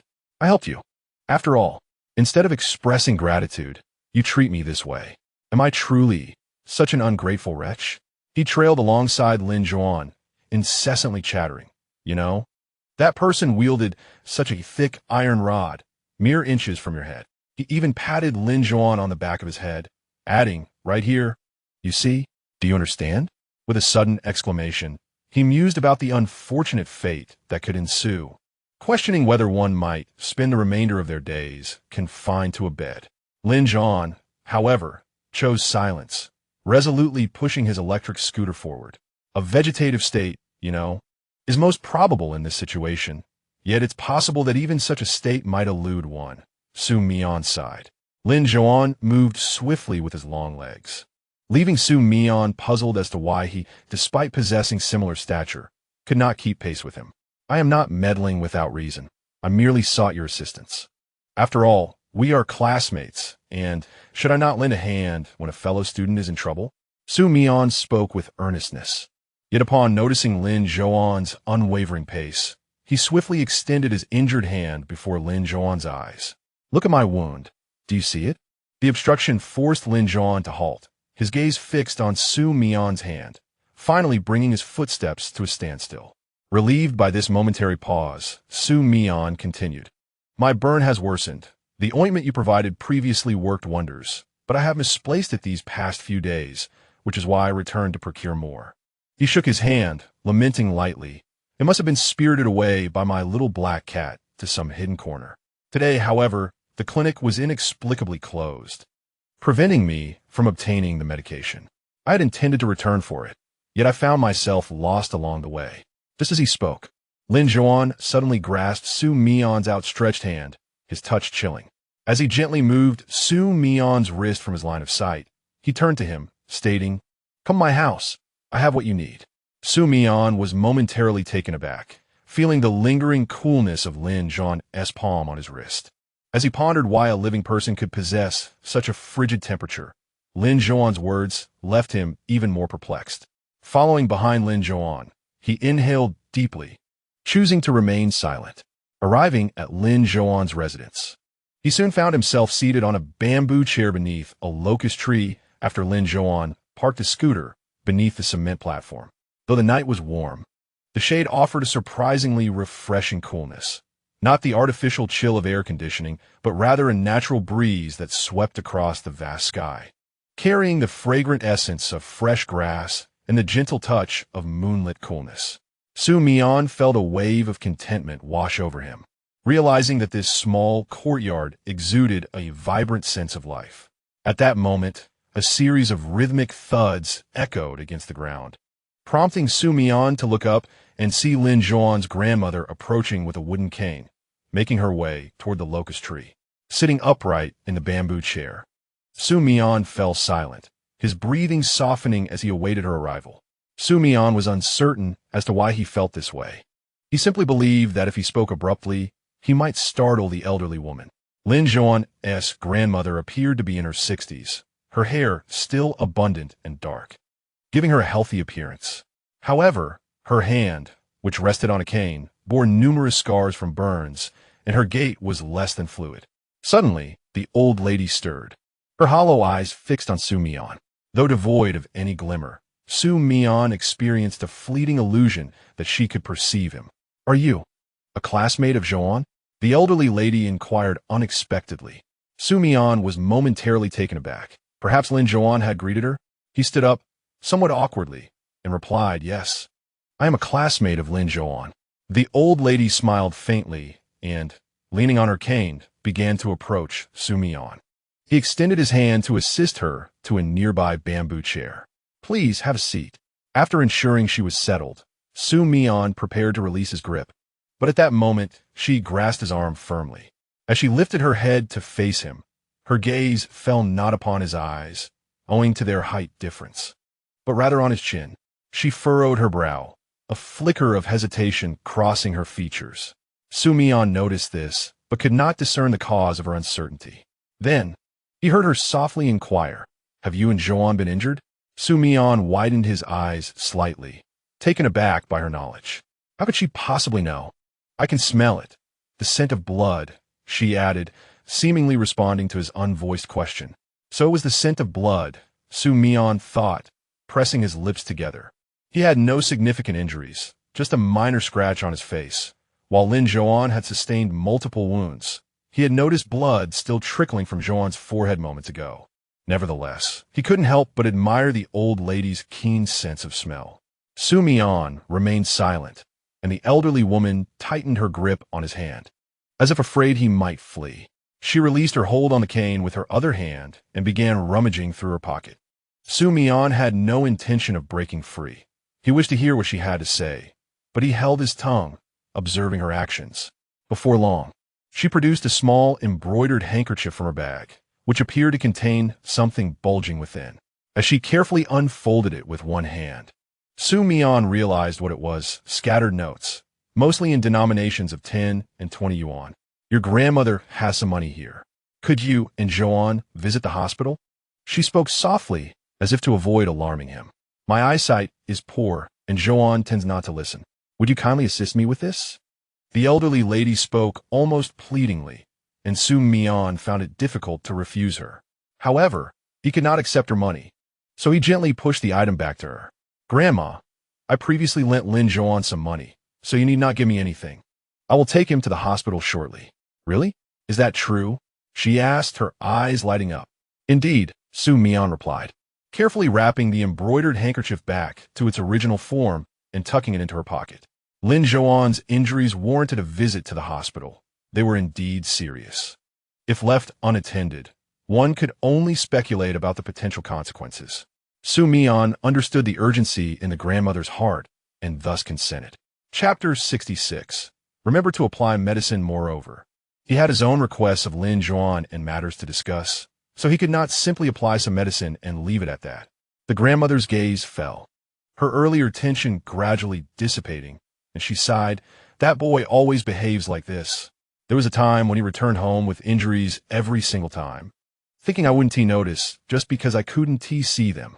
Xu Mian listened in silence, surprised to learn that Lin Zhouan was frequently involved in fights. At this point, the grandmother's worried expression softened. "But he's an alpha, a top-tier one. This is the only reason I can convince myself not to worry too much." Xu Mian lowered his gaze slightly, reflecting silently on the times he had been rough with Lin Zhouan, feeling a twinge of guilt before her. Yes, a top-tier alpha surely wouldn't be easily bullied. Indeed, the grandmother smiled just as Lin Zhouan emerged from the house. He held a tube of ointment in his hand. Xu Mian, curious about his prolonged absence, noticed the gruesome bloodstains on his face had vanished, and he had changed into a clean shirt. It turned out he had cleaned himself up. Upon seeing Xu Mian and his grandmother together, Lin Zhouan showed no surprise. Instead, he naturally approached Xu Mian, squatting beside him and squeezing a bit of ointment onto his fingers. "Extend your hand," he said calmly. Xu Mian gasped, glanced at his grandmother, then at Lin Zhouan, hesitating before extending his hand. Lin Zhouan grasped his wrist with one hand and, with his cool fingertips, gently applied the ointment, brushing lightly over the burn on Xu Mian's hand. The delicate motion made Xu Mian feel slightly ticklish. From this perspective, Lin Zhouan squatted at his feet, his head slightly bowed. His long eyelashes seemed to cast silver glimmers, his skin fair, and the elegant curve of his nose was breathtaking, resembling a finely crafted work of art. He focused intently on Xu Mian's hand, his slender fingers gliding softly over the burns and rough patches. Lin Zhouan's hair was a light shade, soft as feathers. For some reason, or perhaps it was Xu Mian's illusion, the previously normal brows suddenly furrowed lightly, only to return to their original state in the blink of an eye. Grandmother was unaware of what the two were engaged in, yet she refrained from intruding. At that moment, time seemed to stretch into an extraordinary silence, with the wind leaving traces as it passed. Each heartbeat resonated within the chest, echoing in response. The medication had fully merged with the skin and the wound, and Xu Mian felt as though his wrist might be drained of warmth by the individual before him. He instinctively withdrew his hand, stating, "That will suffice." Lin Zhouan cast him a fleeting glance and slowly rose from the ground, extending the ointment towards Xu Mian. 3 times a day, do not neglect to apply it." Xu Mian swiftly took the medication back, teasing Lin Zhouan with a playful remark, "I will transfer the money to you when I return." However, he suddenly remembered that Lin Zhouan's grandmother was seated nearby and promptly silenced himself, at a loss for words. Lin Zhouan regarded him quietly, his azure gaze softening slightly. No need. Xu Mian thought he must have misheard. This individual was surprisingly frugal, refusing to accept his payment. Nevertheless, he chose not to press further. After a while, grandmother, leaning on her cane, returned indoors, casting a brief glance in the direction of Lin Zhouan and Xu Mian as she entered. Xu Mian understood that she was subtly reminding him of his earlier promise. He sighed inwardly, then turned to Lin Zhouan, cautiously inquiring, "Shall we go to the hospital?" He added, "I will cover the expenses."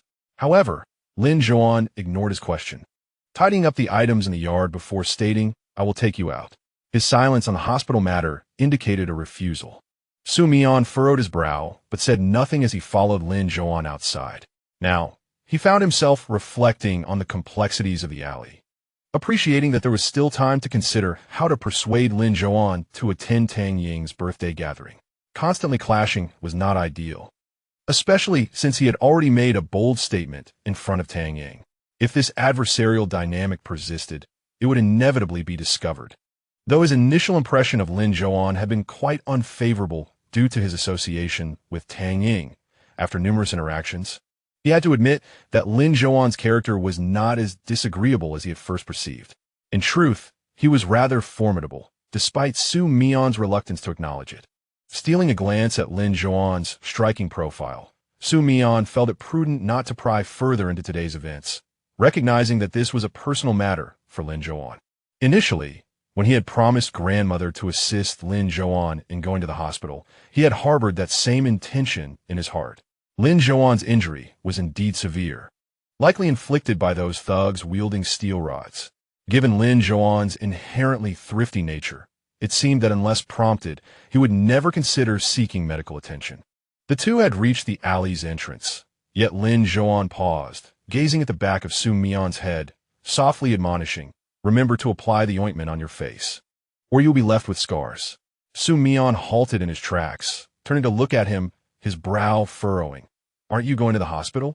The azure eyes emanated a faint, ethereal glow as they fixated upon him, their emotions so subdued that Xu Mian found himself utterly perplexed. He merely observed Lin Zhouan shake his head in refusal, expressing his gratitude for the day's events with an invitation to dine together at a later date. After uttering these words, Lin Zhouan pressed his lips together, revealing their alluring shape, plump and rosy, reminiscent of soft jelly. Yet this time, a hint of crimson stained the corner of his mouth. Suddenly, he took a step towards Xu Mian, halting directly in front of him, and lowered his long eyelashes, his gentle gaze lingering on the wound on Xu Mian's face. In a peculiar manner, he softly advised, "Remember to apply some ointment." Such a tender expression of concern left Xu Mian feeling somewhat uneasy. He reached up to touch his own head, and, in the fleeting moment that Lin Zhouan turned away, he seized his arm. Meeting his gaze, he implored, "There's no need for the meal. Accompany me to the hospital instead." "Why?" Lin Zhouan asked, his eyes cast downwards. Xu Mian sensed a stark contrast between this gaze and Lin Zhouan's usual icy demeanor. Today it stirred an inexplicable discomfort within him. He awkwardly averted his gaze, striving to disregard the prickling sensation of Lin Zhouan's eyes upon his face. "There's no reason. Are we not classmates? Is it too much for a classmate to show a bit of concern?"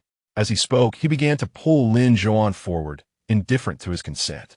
"Indeed, you have been rather annoying on several occasions, but during my vulnerable moment, despite your meddling, your intentions were well-meaning. And when I was lost a few days ago, you guided me back, for which I am grateful." With that, he strode out onto the street, hailing a taxi with casual ease. Upon the vehicle's arrival, he promptly pushed Lin Zhouan inside. Once they were settled in their seats, he fixed his gaze upon Lin Zhouan, stating earnestly, "You are not permitted to refuse. If you do, I shall feel utterly embarrassed." "Driver, to the hospital," he instructed, turning to the chauffeur. As the car door closed, Xu Mian sat beside Lin Zhouan, his head turned away, refraining from further conversation. Embarrassment flushed Xu Mian's cheeks, a warmth that lingered until they reached their destination, at which point he opened the door and exited. Lin Zhouan followed at a leisurely pace, while Xu Mian hurried to settle the fare. After paying, he resumed his grip on Lin Zhouan's arm, anxious that he might vanish without a trace.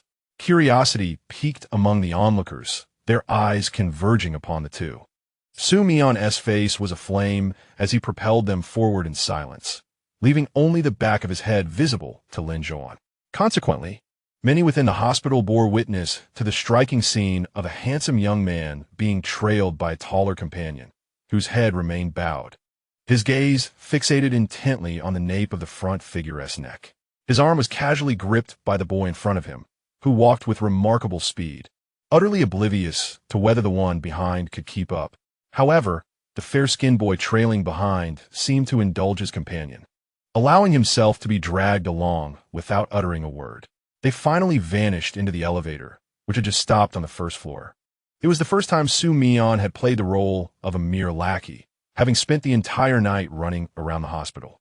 He had never been to a hospital alone before, so he was naturally unfamiliar with many of the procedures. He either had to ask one question after another or relay inquiries on behalf of Lin Zhouan, and after ensuring the latter was admitted, he busied himself with the next task of queuing to fetch medication for Lin Zhouan. Given that it was the weekend, the crowd was considerable, resulting in a wait of half an hour. Once he retrieved the medication, Xu Mian randomly chose a spot to sit, fortuitously positioned opposite the direction of Lin Zhouan's consultation room, allowing him to see Lin Zhouan as he emerged. Xu Mian let out a slight sigh of relief, his head spinning. The layout of this hospital was truly convoluted, compounded by the multitude of people, with queues forming for every destination. After having an X-ray, Lin Zhouan would likely take some time with the attending physician. Xu Mian leaned back, resting his neck against the chair's backrest, the stark, fluorescent lights of the hospital casting a pallid glow on his closed eyelids. The prominent Adam's apple on his slender neck moved subtly up and down. Having not slept much the previous night, Xu Mian gradually succumbed to slumber in this public space. Although the position was uncomfortable and his sleep shallow, he did not open his eyes again. As he dozed, he suddenly felt an itch at the wound on his cheek, causing him to frown slightly, his fingers, which hung limply at the side of the chair, twitching gently. Unable to endure the peculiar itch any longer, he raised his hand to scratch his face. But before his fingers could make contact, a force halted his wrist mid-air.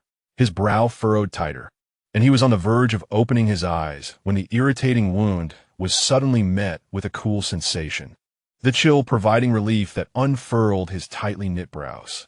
The comfort was so profound that he remained oblivious to his hand being gently placed back on the chair. A young girl, standing at the end of the queue waiting to collect her medication, happened to witness this scene. Bored with the monotony of waiting, her eyes widened as she stared at the beautiful boy kneeling beside the sleeping figure, utterly still. The striking beauty of both boys was almost overwhelming, particularly the one on one knee with light-colored hair.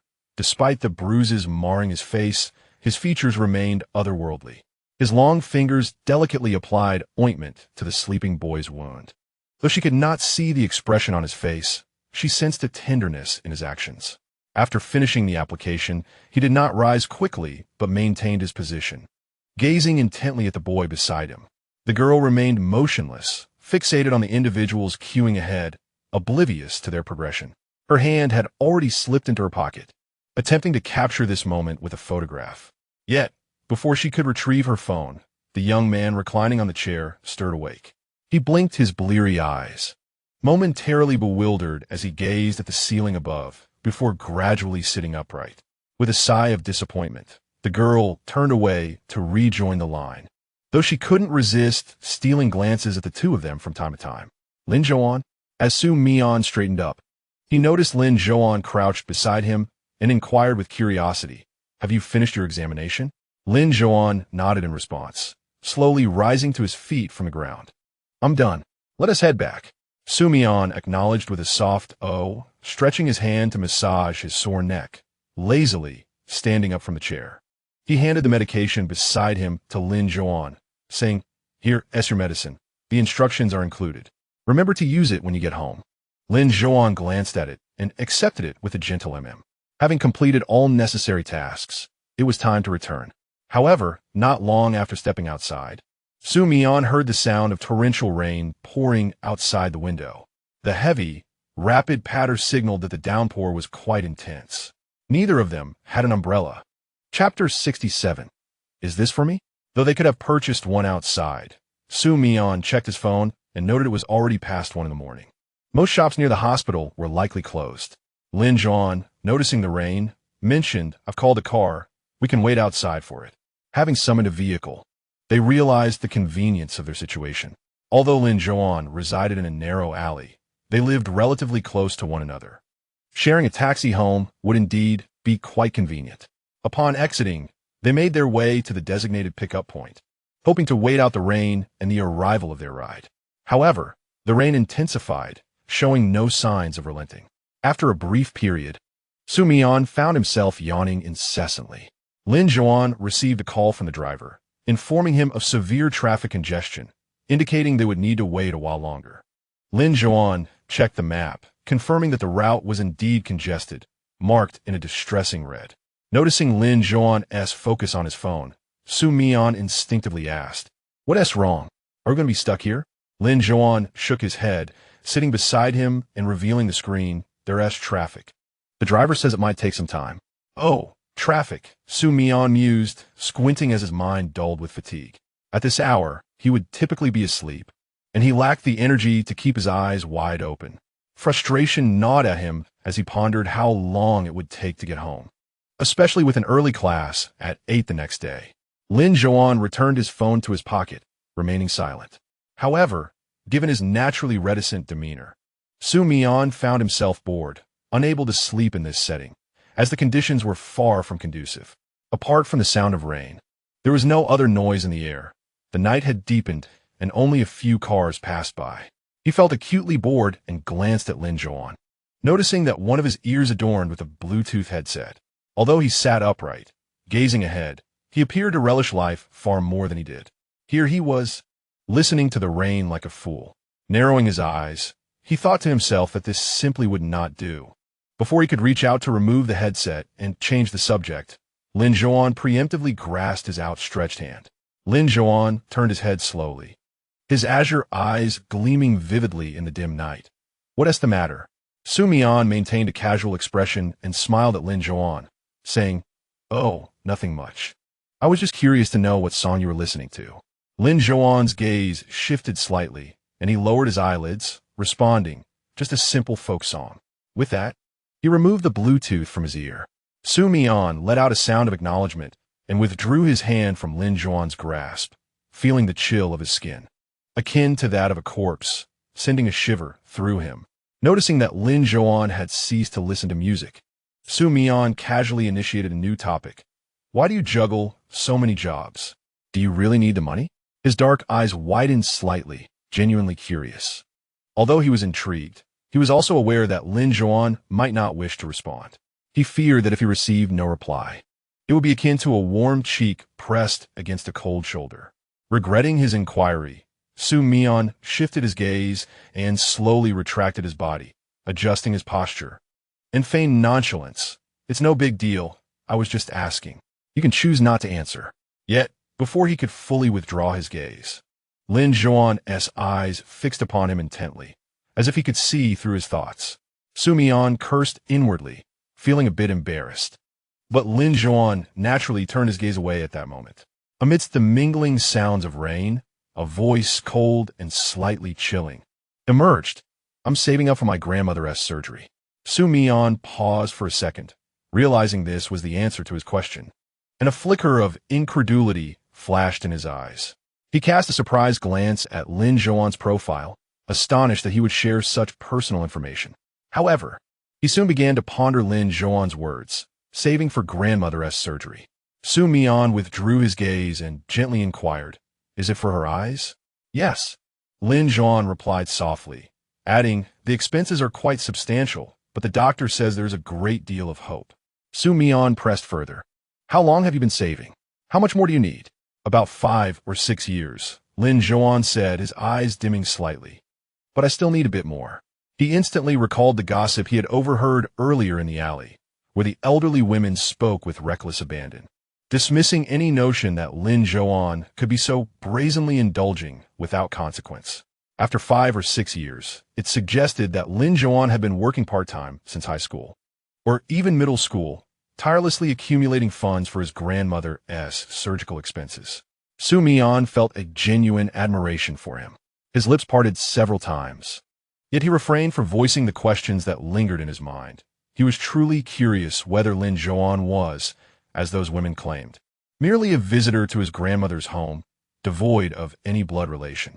Surely, your efforts and labor would suffice. Xu Mian was not particularly adept at offering consolation, especially to someone like Lin Zhouan, which rendered his attempts to comfort him somewhat awkward and stilted. "Yes, it will be enough." At that moment, the vehicle that had been stalled in traffic finally arrived. Once they boarded, an unspoken understanding passed between them, and they refrained from uttering another word. Lin Zhouan disembarked at the intersection, while the vehicle continued onward, delivering Xu Mian directly to his residential complex, seemingly the ultimate destination for Lin Zhouan.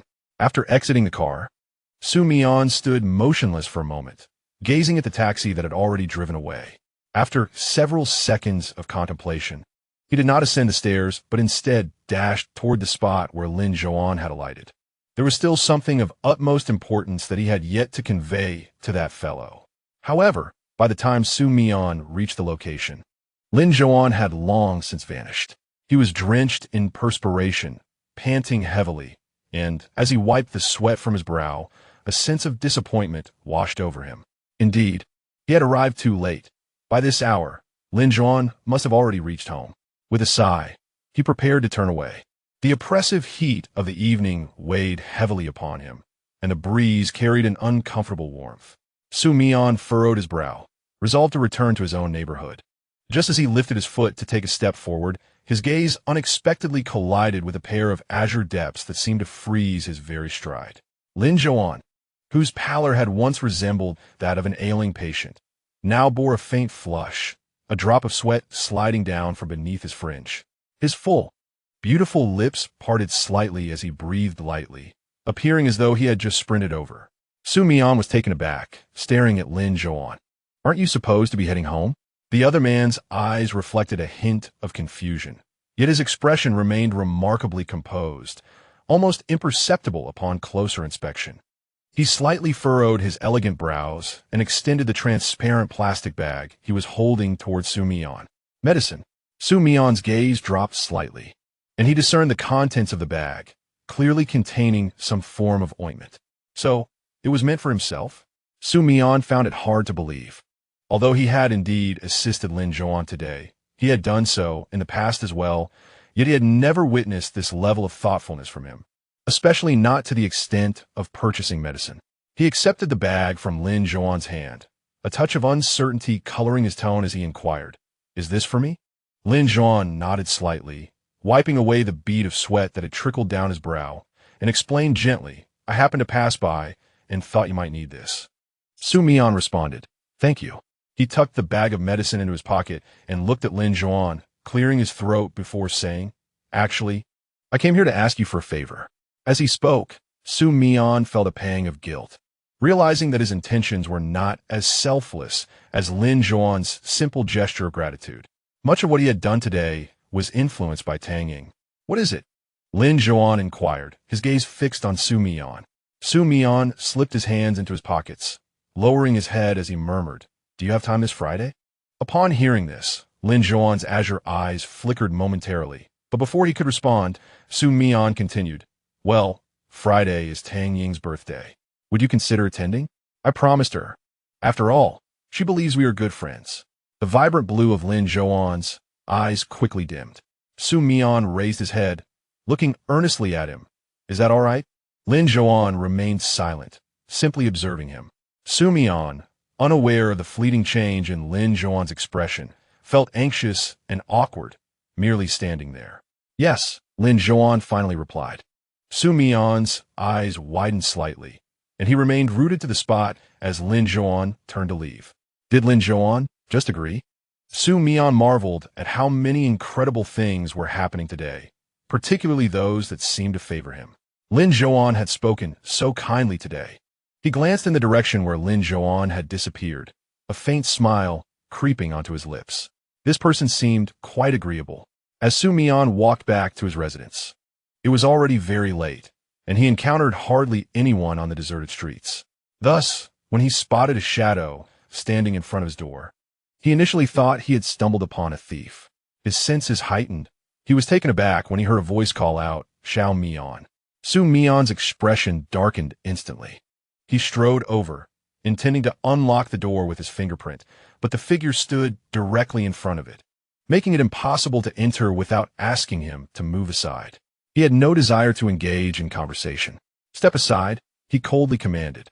Xu Guanzhong, hearing the brusque and impolite tone, furrowed his brow and looked at Xu Mian. "Can't we speak nicely? I genuinely want to see you this time." Upon meeting Xu Mian's suddenly intense gaze, his cold, dark eyes silenced Xu Guanzhong's remaining words. Realizing he had touched on a sensitive subject, he quickly amended his approach. "Xu Mian, I know I was wrong. I merely came to apologize. You have every reason to treat me this way. I don't wish to blame you. But your constant coldness toward me is painful for me as well." Xu Mian, upon hearing this, coldly curled his lips, tightly gripping the bag in his pocket. "You feel uncomfortable? Is that all you have to say?" Xu Mian furrowed his brow, his eyes no longer icy but filled with an aggressive, murderous intent. "Did you ever consider how your actions affected me when you treated me that way?" He was reluctant to expose those ugly scars once more, and, after uttering these words, he ceased to speak further. Instead, he forcefully pushed aside Xu Guanzhong, who stood at the door, and flung it open. "Get as far away from me as possible, and do not let me see your repulsive face again." "Xu Mian," Xu Guanzhong exclaimed, reaching out to grasp the door as Xu Mian attempted to shut it. His gaze was almost pleading as he looked at Xu Mian. "Son, I truly did not intend to hurt you. You know my intentions. I only wanted what was best for you." He did not finish his sentence, but instead turned and said, "I did it for your own good. Look at this society. What position can a subpar alpha hold? Father, I did it for your benefit as well. Look at what you have become." Xu Mian shot a glare at Xu Guanzhong, his voice cold. What I am now is a top-tier alpha, a result of my own evolution. I was meant to be this way. Do not flatter yourself. Xu Guanzhong fell silent, rendered speechless, his throat bobbing as he struggled to find words. He truly felt the weight of age upon him. His face etched with the lines of time, and the wrinkles at the corners of his eyes revealed a softness that contrasted sharply with the stern, unsympathetic father Xu Mian remembered. With reddened eyes, he choked out, I was too hasty back then. I should have waited. Waited for what? Xu Mian lauget bitterly. You would have been better off leaving more scars on my neck, allowing me to see the true face of your hypocrisy. Chapter 68. Quite attentive, Xu Mian's cold gaze swept over Xu Guanzhong's reddened eyes, the muscles at the corners of his mouth twitching slightly as he spoke in a tone devoid of warmth. Xu Guanzhong, you are truly aging. Wiping away a tear, Xu Guanzhong's voice was hoarse, a stark departure from his usual elite demeanor. Xu Mian, I have aged. As one grows older, one contemplates much. Recently, I have often dreamt of you and your mother, reminiscing about the joyful days when our family of 3 was together. What are you saying? Xu Mian's eyes widened slightly, devoid of emotion and even carrying a hint of menace as he fixed his gaze on Xu Guanzhong. You old fool, if you utter another word, I shall knock out all your teeth, leaving you unable to eat. You. Xu Guanzhong's face turned pale, his expression grim, trembling with anger. By the way, the things you did before, only you and I know about them. Your mother is unaware. Xu Mian tightened his grip on the doorknob, and Xu Guanzhong could clearly perceive the sudden silence that enveloped the room, sensing Xu Mian's hesitation to speak. You know what kind of person my mother is. You understand best. If she were to discover what you did to me, do you think she would react kindly? Xu Guanzhong immediately released his grip on the doorframe, staggering back a considerable step, and with a hint of bewilderment, uttered, Don't tell her. With a resounding slam, Xu Mian forcefully closed the door, obscuring the visage that had haunted his nightmares since childhood. He gazed at the firmly shut door, his hand still clutching the doorknob, veins protruding violently on the back of his hand, fingertips pale and purplish. Time slipped away unnoticed as Xu Mian gradually relaxed his grip, the fierce expression on his face replaced by a trace of fatigue. At an indeterminate moment, a cat, which had unexpectedly emerged from its nest, darted to Xu Mian's feet. Oblivious to his turmoil and emotions, it seemed to be driven by hunger, nuzzling against his pant leg.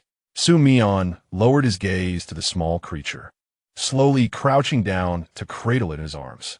Are you hungry? He asked softly. The cat mewed in response, gently stroking its head. The gloom in his eyes began to dissipate. I'm hungry too. After tending to the cat, he ordered takeout and headed for a shower. Yet while brushing his teeth, Xu Mian noticed something amiss in his reflection. The gash on his face, once inflicted by a blade, had been meticulously bandaged. A pristine piece of gauze adhered to his skin, something he had been entirely unaware of. Staring at his reflection in the mirror, he remained motionless for a prolonged moment. Had Lin Zhouan tended to him while he slept? He pursed his lips, realizing this individual possessed a surprising attentiveness. The following day at school, Xu Mian encountered a familiar figure outside the classroom. He had awoken late, arriving at school a good 10 minutes behind schedule, and spotting someone unexpectedly was rather peculiar. The person leaned against the wall, and Xu Mian caught sight of his profile. It was Gu Yanxie. He was looking down, a box in hand. As Xu Mian's gaze fell upon the box, his eyes widened in recognition. It was strikingly similar to the one he had discarded into the trash just days prior, the very box gifted to him by Xu Guanzhong.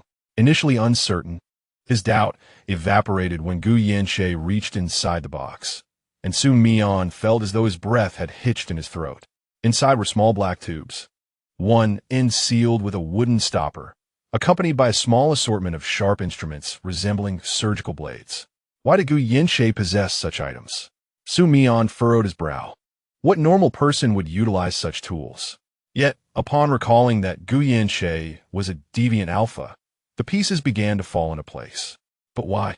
Was it truly necessary to resort to such drastic measures, drugs that would severely harm the body and alter one's genes, just to ascend to the pinnacle of alpha status? He could not comprehend it. He had encountered this sort of medication in his youth, though back then it had been Xu Guanzhong who had administered it to him.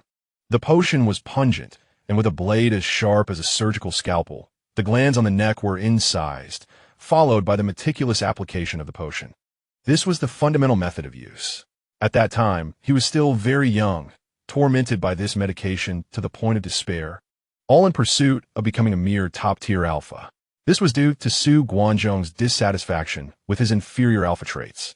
Can I not take it? Gu Yanche's voice suddenly resonated, reaching Xu Mian's ears from afar. Slowly regaining his focus, Xu Mian looked over again with renewed seriousness. A woman approached from the side, donning black sunglasses, dressed appropriately with a hint of sensuality, her exquisite makeup accentuating her features as she gradually removed her shades. Xu Mian's gaze momentarily faltered. He had not recognized her when he saw her with Gao Baiqing the other day. He merely felt her silhouette was somewhat familiar. However, today, seeing her up close, he fully recognized her as the woman he had encountered at the dessert shop, the mistress of Xu Guanzhong. Why not?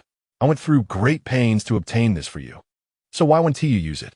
The woman removed her sunglasses, revealing beautiful eyes filled with barely contained fury. Gu Yanche, I made my stance clear. You must use this medicine. If you refuse, do not seek me out from this day forth, and do not return home. Sister. Gu Yanche's face paled as he heard her words, his eyes widening in shock, his expression sorrowful. Why must I use it? I am quite content with who I am now. I do not wish to take any gene-altering medication, nor do I aspire to become a top-tier alpha. Content with who you are? The woman's voice turned sharp, her fury escaping her control. With a resounding slap, she left a vivid mark on Gu Yanche's left cheek. Who is it that suffers daily from bullying because of their identity? Her eyes were slightly reddened, whether from overwhelming emotion or genuine disappointment in the young man before her. It was unclear. Then stop coming home to lament. If you cannot endure such minor pain, what will you be capable of in the future? Is it your fate to be trampled by those alphas? Gu Yanche swallowed repeatedly, lowering his gaze, unable to utter a word. Suddenly, the woman's expression softened as she reached out to take his hand, her tone gentle. Yanche, please listen to your sister. If you take this, you can become an alpha. If fortune favors you, perhaps you will even transform into a top-tier alpha. That person told me that if you become an alpha, a job will be arranged for you, and upon graduation, you can directly join his company. Xu Mian listened with a furrowed brow, remaining silent, yet his hand tucked in his pocket had tightened into a fist. He did not need to ponder who that person was, and he was acutely aware of who had provided the potion. The medication is far from legitimate. Outsiders must resort to the black market, paying exorbitant prices to obtain it, if they can procure it all. The notion of gene alteration sounds almost ludicrous. Can it truly be achieved with a mere pill? Is the ordeal really just a fleeting moment of discomfort? As Xu Mian contemplated this, the color drained from his face, and memories he had long avoided or preferred not to recall burrowed into his flesh like ravenous ants. The piercing, soulless glare of the fluorescent light seemed to penetrate his very being, and the chill of the surgical table sent shivers through him. He took several labored breaths, striving to maintain his composure, while observing Gu Yanche, who was still embroiled in a heated argument with his sister, preparing to step forward. Gu Yanche's sister delivered a resounding slap that turned his head askew. Gu Yanche, you truly are worthless, whether you choose to use this medication or not. Don't ever come asking me for money again. With that, she stormed off in a huff, her heels clicking furiously against the ground. Xu Mian was jolted back to reality by the sharp sound of the slap, watching as Gu Yanche hung his head, a trickle of blood escaping the corner of his mouth. He bit his lip, yet his feet remained rooted in place. Just as he was about to turn away, Gu Yanche lifted his gaze, their eyes locking momentarily.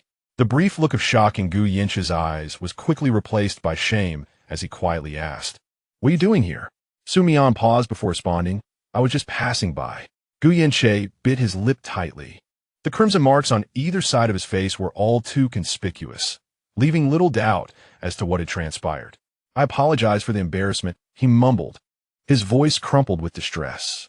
Xu Mian refrained from a direct reply, instead glancing at the box in Gu Yinche's hands. I advise against using that, he cautioned, observing the slight tremor in Gu Yinche's figure. The side effects are quite severe. With that, Xu Mian turned to leave.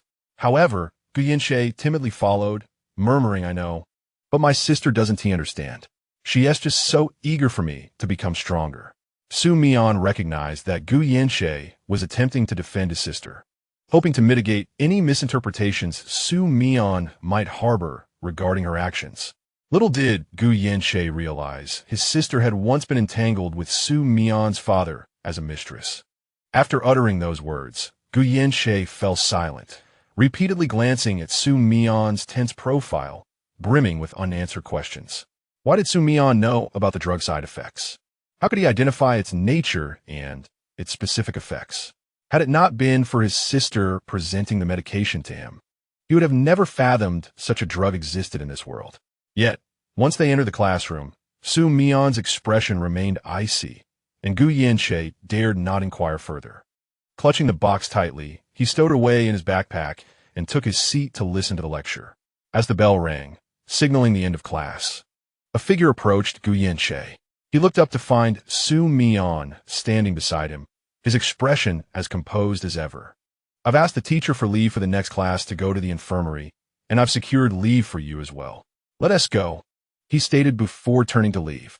Gu Yinche was momentarily taken aback, yet instinctively followed Xu Mian, only to realize he had forgotten his bag.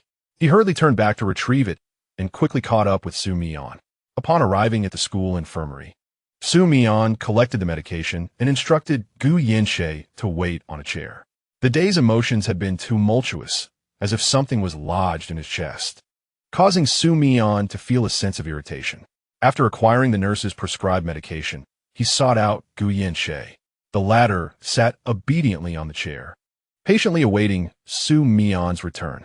Upon seeing Xu Mian, he straightened his posture, his gaze unwaveringly fixed on him. Xu Mian couldn't help but chuckle at the sight of Gu Yinche's swollen face, resembling a steamed bun, coupled with the split at the corner of his mouth and his dazed demeanor. His previously heavy heart felt considerably lighter. Apply this to your lip, but first, let us use an ice pack on your face. Xu Mian tossed the ice pack to Gu Yinche and took a seat beside him, beginning to unwrap the ointment. Gu Yinche immediately pressed the ice pack to his face, looking at Xu Mian with gratitude. Thank you. No problem, Xu Mian replied as he squeezed the ointment onto his fingers, noticing that Gu Yinche was holding the ice pack with both hands. Rendering him unable to apply the medication himself, Xu Mian offered, let me help you. He reached toward the corner of Gu Yinche's lip, still tinged with blood. Gu Yinche's dark eyes widened slightly, yet he did not flinch. Instead, he cautiously blinked as Xu Mian's fingers made contact. It's so cool, he remarked, his gaze fixed intently on Xu Mian, who was diligently applying the ointment to his lip. Gu Yinche couldn't suppress a subtle flare of his nostrils. As a strange sensation washed over him, he felt as though he could catch a whiff of Xu Mian's pheromones. Chapter 69. Why are you ignoring me again? The scent was faint, elusive, yet undeniably pleasant. Gu Yinche cautiously lifted his gaze, pondering how such a formidable individual could possess such a delightful fragrance. Unbeknownst to Xu Mian, who remained focused on the task at hand, he was nearing the completion of the ointment application when his peripheral vision caught sight of a familiar figure entering the infirmary. His movements halted as he recognized the person approaching, momentarily taken aback. He had not seen this individual during class today. What brought him to the infirmary? Lin Zhouan met Xu Mian's gaze, but at that moment, Xu Mian was still engaged in applying the medication. The two of them so close that a mere breath could bridge the distance between them. As Xu Mian inclined his head to greet Lin Zhouan, he was met with indifference, as Lin Zhouan proceeded towards the doctor without a glance back. Frustrated, Xu Mian pursed his lips and withdrew his hand, casually remarking to Gu Yinche, I've finished applying it. Do remember to use it yourself at home. Rising from his seat, he retrieved his coat draped over the chair. I have something to attend to, so I shall take my leave. All right. Gu Yinche had yet to finish his response when Xu Mian had already departed, striding toward the direction where Lin Zhouan had just vanished. Gu Yanxie gazed at that spot, a hint of melancholy clouding his features, his grip on the ice pack loosening slightly. As Xu Mian approached, he chanced upon Lin Zhouan, who was gathering several boxes of medication. Upon closer inspection, he realized they were suppressants. A fleeting embarrassment washed over Xu Mian as memories of his previous vulnerable period surfaced, pondering how much Lin Zhouan had witnessed of his own awkwardness. Yet, did Lin Zhouan's procurement of suppressants indicate that he, too, was approaching a sensitive phase? A sudden thrill coursed through Xu Mian, his eyes flitting over Lin Zhouan's impassive visage, utterly unable to envision what this individual would be like during such a period. In a moment of clarity, Xu Mian recalled the influence of his pheromones on Lin Zhouan. It was likely akin to that experience, wasn't it? Are you approaching your sensitive phase? Xu Mian witspa leaning gelo. Lin Zhouan, however, maintained a cold demeanor, turning away with the medication in hand, as if he were oblivious to the living presence beside him. Xu Mian muttered in disbelief. What is the matter? Why are you ignoring me again? It had been perfectly fine yesterday. What had transpired today to elicit such a response?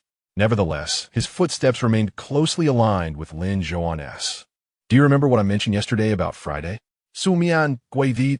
Ignoring him was one thing, but reneging on yesterday's agreement was entirely unacceptable. Otherwise, all his efforts would be in vain. Tang Ying had mentioned that the gathering would commence around 7 in the evening. I'll send you the address. And if it's inconvenient for you, I can come find you and take you there, he continued, speaking for himself, when Lin Zhouan abruptly halted. Xu Mian also came to a stop, tilting his head in confusion. What's wrong? Lin Zhouan cast a fleeting glance at him, his gaze cold and indifferent as he held the bag of suppressants. I'm not going. With that, he turned and walked away. Not going? Xu Mian stared at the retreating figure, suppressing the impulse to tug on his collar, hastening after him. Why aren't you going? Why the sudden change of heart? At least give me a reason. Lin Zhouan remained unresponsive, completely ignoring Xu Mian's words, frustrated and perplexed by the abrupt shift in demeanor. Xu Mian felt a surge of anger, but chose to temper it. Mindful of the events from the previous day and aware of certain undisclosed aspects of Lin Zhouan's character, he firmly grasped Lin Zhouan's arm, compelling the latter to halt and gaze at him. Xu Mian took a deep breath, lifting his eyes to meet Lin Zhouan's, earnestly inquiring, Have I erred in some way? Why do you seem displeased and choose to ignore me? His tone was sincere, a rarity for someone as audacious as him to adopt such a humble demeanor before another. If I have indeed made a mistake, might I offer my apologies? Could you grant me a chance? With his slender monolid eyes and striking brows, Xu Mian's countenance exuded a certain aloofness. When he focused intently on another, his delicate eyelids would lift, revealing dark, inky irises that conveyed his sincerity. Lin Zhouan scrutinized him, his gaze gradually descending, and at last he spoke. Why do you claim to have erred? Xu Mian was momentarily taken aback. If he hadn't done anything wrong, why had Lin Zhouan suddenly chosen to disregard him? This question left him perplexed. Lin Zhouan's azure gaze lightly traversed Xu Mian's face, yet Xu Mian felt its weight, making him somewhat uneasy. He pressed his lips together, uncertain of what he had done wrong, yearning for clarification. However, he was acutely aware that such an admission would surely displease Lin Zhouan. He had witnessed numerous exchanges between Chan Fong and his girlfriend, and thus understood the implications all too well. In any case, I admit my fault and apologize. Xu Mian stated directly. Lin Zhouan's facial injury had healed swiftly, leaving only a faint bruise. The unmarked side of his face remained as pale and handsome as ever. He responded vaguely, yet Lin Zhouan refrained from pressing further, simply stating, I will go. Xu Mian stepped closer, still holding Lin Zhouan's arm, uncertainly asking, Really? You will go? Lin Zhouan nodded. A sense of relief washed over Xu Mian, his gaze towards Lin Zhouan tinged with complexity. Why had he suddenly acquiesced? The inner workings of this person eluded him entirely. He remained oblivious to the cause of their tension. With no classes in the afternoon, Xu Mian asked, Have you eaten yet? As he walked alongside Lin Zhouan, his own hunger prompting the suggestion for a meal together. It was best to interact with Lin Zhouan as friends. Otherwise, if anything transpired, he would find it difficult to explain to Tang Ying. Despite a hint of opportunism in his motives, Lin Zhouan was indeed a worthy friend. Although sometimes a bit dull, Xu Mian secretly admired his loyalty. Initially, Xu Mian intended to treat Lin Zhouan to a meal, but somehow the roles reversed, and Lin Zhouan led him to dine instead. The rationale being that Xu Mian had covered the medical expenses the day before. They visited a restaurant Xu Mian had never been to, where the dishes were generally bland, leaving him somewhat unsatisfied, yet he still ate a modest portion. Lin Zhouan savored his meal with deliberate slowness. What was merely an ordinary dish was elevated to a higher echelon by a certain someone's striking appearance and physique. Xu Mian propped his chin on one hand, one leg casually crossed over the other, his gaze fixed intently on Lin Zhouan as he dined. Anyone passing by might easily misconstrue the scene as a dandy teasing a respectable lady. Yet, the latter remained blissfully unaware, eating in serene oblivion, while the former watched with unperturbed fascination. In truth, Xu Mian was simply bored, unsure of what to do, and unable to gaze at the sky or the ground. Thus, he found himself fixated on the living presence before him. Lin Zhouan was undeniably handsome, a fact Xu Mian had to concede, for his demeanor and actions were entirely uncharacteristic of someone emerging from that dilapidated alleyway. In a moment of reflection, Xu Mian recalled a few words from Tang Ying that had resonated with him. Nonchalantly, he retrieved his phone from his pocket and began to fiddle with it in front of Lin Zhouan, who might have thought he was merely playing with the device. In reality, Xu Mian had activated the camera, capturing the very essence of Lin Zhouan as he indulged in his meal. With a soft sigh, he seized the opportunity while Lin Zhouan was momentarily distracted, swiftly pressing the shutter. The audible click of the camera startled Lin Zhouan, who abruptly lifted his head to gaze at Xu Mian. Xu Mian thought to himself how unfortunate it was that he had forgotten to turn off the flash last time and had now inadvertently triggered the sound. Displaying a casual demeanor, he turned the phone screen towards Lin Zhouan, grinning widely as he feigned nonchalance. "You look so good that I couldn't resist capturing the moment." Lin Zhouan glanced at the screen and then shifted his gaze to Xu Mian's face. Xu Mian, initially unperturbed, felt his composure falter under Lin Zhouan's indifferent gaze. He tucked the phone away and stood up. "Are you finished? If so, let's take our leave." However, Xu Mian's eyes were drawn to the half-eaten bowl of rice before Lin Zhouan, and he inwardly lamented the slow pace of his dining. Yet, Lin Zhouan placed his chopsticks down with an air of calm, drew a napkin from the side, and announced, "I'm done. Let us go." He casually wiped his mouth, then unexpectedly pulled out another napkin and approached Xu Mian, offering it to him. "Wipe your mouth." "Huh?"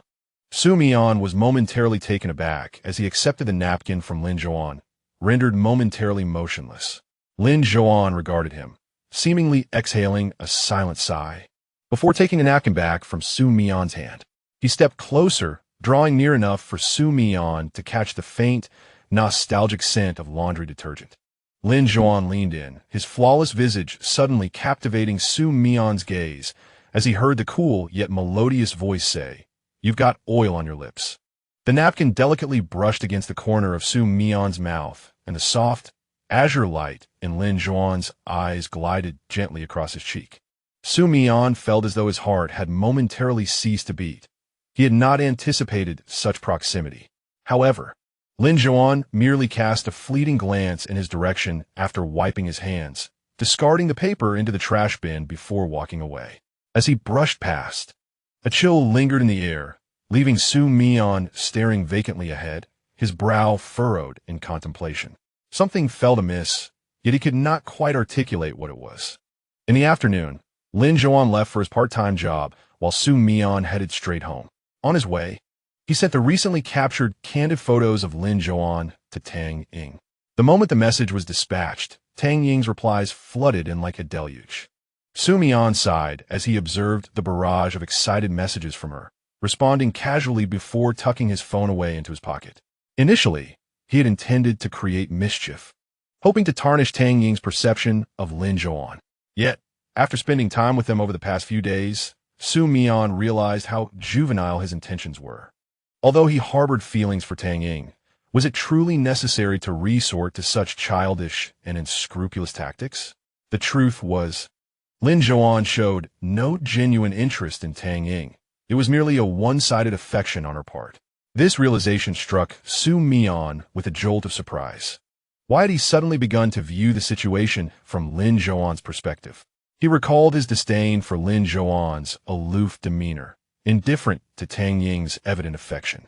His fingers traced from his brow to the bandage still adhered to his cheek, pausing momentarily at his heart, before he exhaled deeply once more.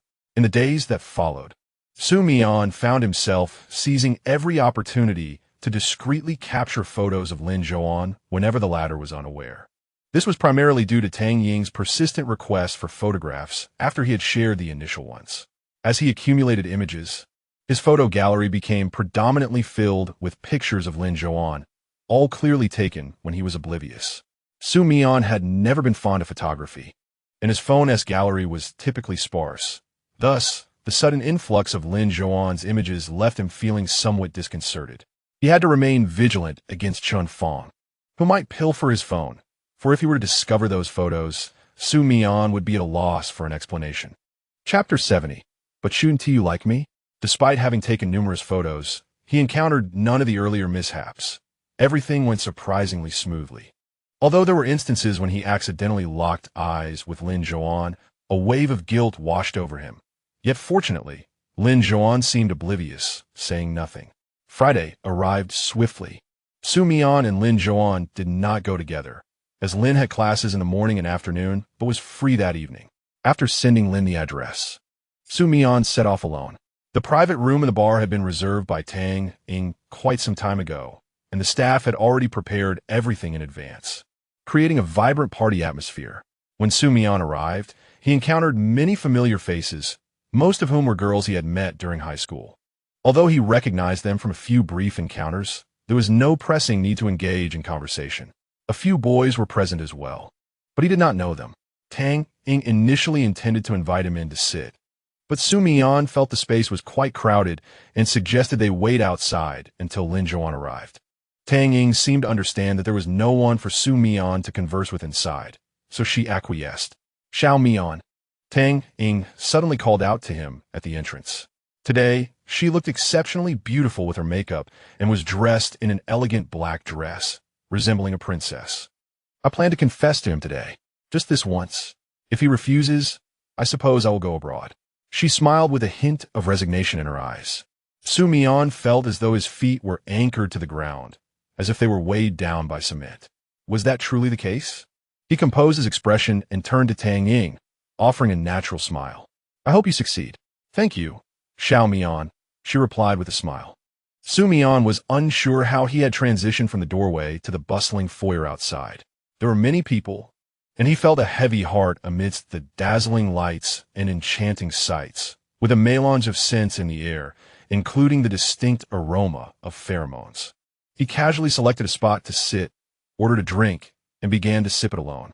Suddenly, a strikingly handsome gentleman entered the bar. From the moment he walked over to Xu Mian, several gazes shifted towards him. The bolder ones quickly occupied the seat beside Xu Mian, holding a drink and initiating conversation. Are you here alone?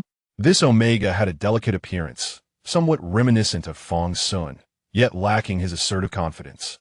Xu Mian glanced at him and chose not to respond. Are you feeling down? The Omega asked softly, his voice barely above a whisper.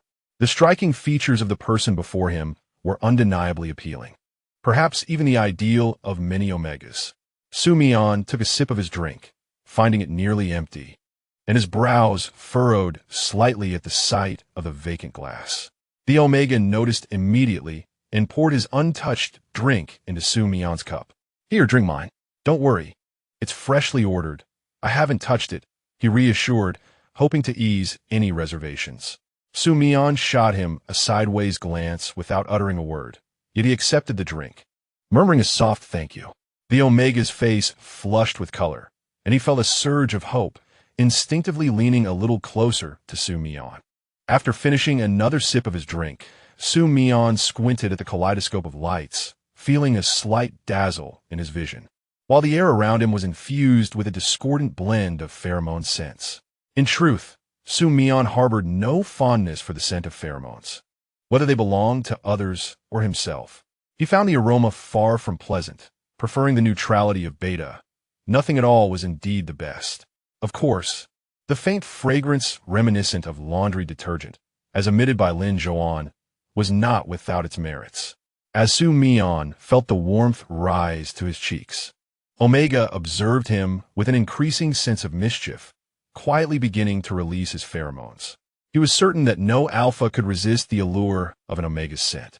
This was precisely why Xu Mian, possessing such striking beauty, had the audacity to approach him. What did alpha matter? A mere whiff of Omega's pheromones could effortlessly ensnare them. Suddenly, the chaotic medley of scents surrounding him was overtaken by a sweet, cake-like fragrance that surged into Xu Mian's nostrils, igniting his senses. Momentarily taken aback, he felt something within him stir in response to the captivating aroma. Is the wine delightful? Omega's voice, imbued with a honeyed allure, accompanied by a sweet smile, reached out with a soft hand to caress Xu Mian's cheek, his gaze fixed on him with an almost predatory intensity. I have something even more exquisite. Would you care to indulge? The gentle touch on Xu Mian's cheek felt like a soft feather, igniting a tingling sensation that was both delightful and disarming. Rather than recoiling, he turned to face the Omega, only to realize how astonishingly close they were, so close that their lips seemed poised to meet. From an outsider's perspective, it appeared as though the Omega was nestled within Xu Mian's embrace, their faces mere inches apart, on the brink of a kiss. Xu Mian's heart raced at the sight of the Omega's face so near. With a slight smile, the Omega leaned in, seemingly ready to close the distance. Just as Xu Mian contemplated pushing him away, a sudden force yanked him upward, pulling him off the sofa. The Omega, caught off guard, tumbled back onto the couch. Xu Mian stood momentarily stunned as a voice, sharp as ice, cut through the air. What are you doing? Turning to the source, he met Lin Zhouan's icy blue gaze, his striking features shadowed by an expression of palpable anger. This was the first time Xu Mian had witnessed such a demeanor from Lin Zhouan. Before Xu Mian could finish his protest, Lin Zhouan grasped his arm and swiftly dragged him in another direction, moving at a brisk pace. Xu Mian found himself struggling to catch up, nearly stumbling due to the force with which Lin Zhouan pulled him along. Had it not been for the firm grip on his arm, he was certain he would have fallen. What on earth are you doing? Can't we speak civilly? Xu Mian felt utterly bewildered. This was not the private room of Tang Ying. Had they somehow gone astray? What was it that had gone awry? He furrowed his brows as he glanced at the arm grasped firmly by Lin Zhouan, his expression increasingly taut. Despite his high tolerance for pain, Lin Zhouan's unexpected strength caused him to gasp in discomfort. Lin Zhouan, have you lost your mind? He muttered, observing only the back of a head as Lin Zhouan continued walking forward, muttering curses under his breath. Always so erratic, so unpredictable. I really can't fathom what Tang Ying sees in someone like you. What is there to admire? As he spoke, Xu Mian felt a prickling sensation in his nose and warmth pooling at the corners of his eyes, tears beginning to trickle down his cheeks uncontrollably. The thought that Tang Ying would soon confess to this person filled him with a sourness akin to having a mouth full of lemon juice. Fortunately, Lin Zhouan was facing away from him. Otherwise, he would have been exposed in this embarrassing state, which he desperately wanted to avoid. He sniffed, striving to suppress the tears welling in his eyes, and glanced at the increasingly dim corridor, realizing they were heading in the opposite direction of Tang Ying's private room. He tugged at his arm, saying, Lin Zhouan, you're really going the wrong way. This isn't the private room. You're headed in the wrong direction. The last word hung in the air as Xu Mian's back collided with a cold, solid wall. In the dim light, Lin Zhouan's sapphire eyes glimmered like a serpent's, radiating an intense brightness. His hand still gripped Xu Mian's arm as he stood directly in front of him, his gaze piercing through Xu Mian's very being. The surrounding silence was eerily palpable, devoid of the raucous sounds from the bar's center. It felt like they were in some sort of warehouse, yet not quite. Xu Mian could only see Lin Zhouan's unwavering stare, his icy demeanor cutting through the atmosphere, before he heard Lin Zhouan ask, Why did you act that way just now? Act that way? Was he referring to the earlier encounter with that Omega? Xu Mian pondered, recalling having indulged in a few drinks, perhaps a bit recklessly. But the sudden release of pheromones from the Omega had taken him by surprise. Why was Lin Zhouan concerned about this? Did it really pertain to him? The accusatory tone unsettled Xu Mian, prompting him to turn his gaze away, responding casually, "It was nothing, just shared a few drinks with someone else." "Is that so?" Lin Zhouan suddenly seized Xu Mian's chin, turning his face towards him, compelling him to meet his gaze. With lowered eyes, Lin Zhouan's usually placid expression seemed to be tinged with anger today, his striking features revealing a hint of dominance. His beautifully shaped lips pressed together, and his long lashes cast shadows over his eyes, partially concealing his emotions. "But aren't you supposed to like me?" His voice was barely audible, so faint that it seemed to dissipate into the air upon reaching the ground. However, in the surrounding silence, where only the sound of each other's breathing could be heard, that statement pierced through the stillness and reached Xu Mian's ears with startling clarity.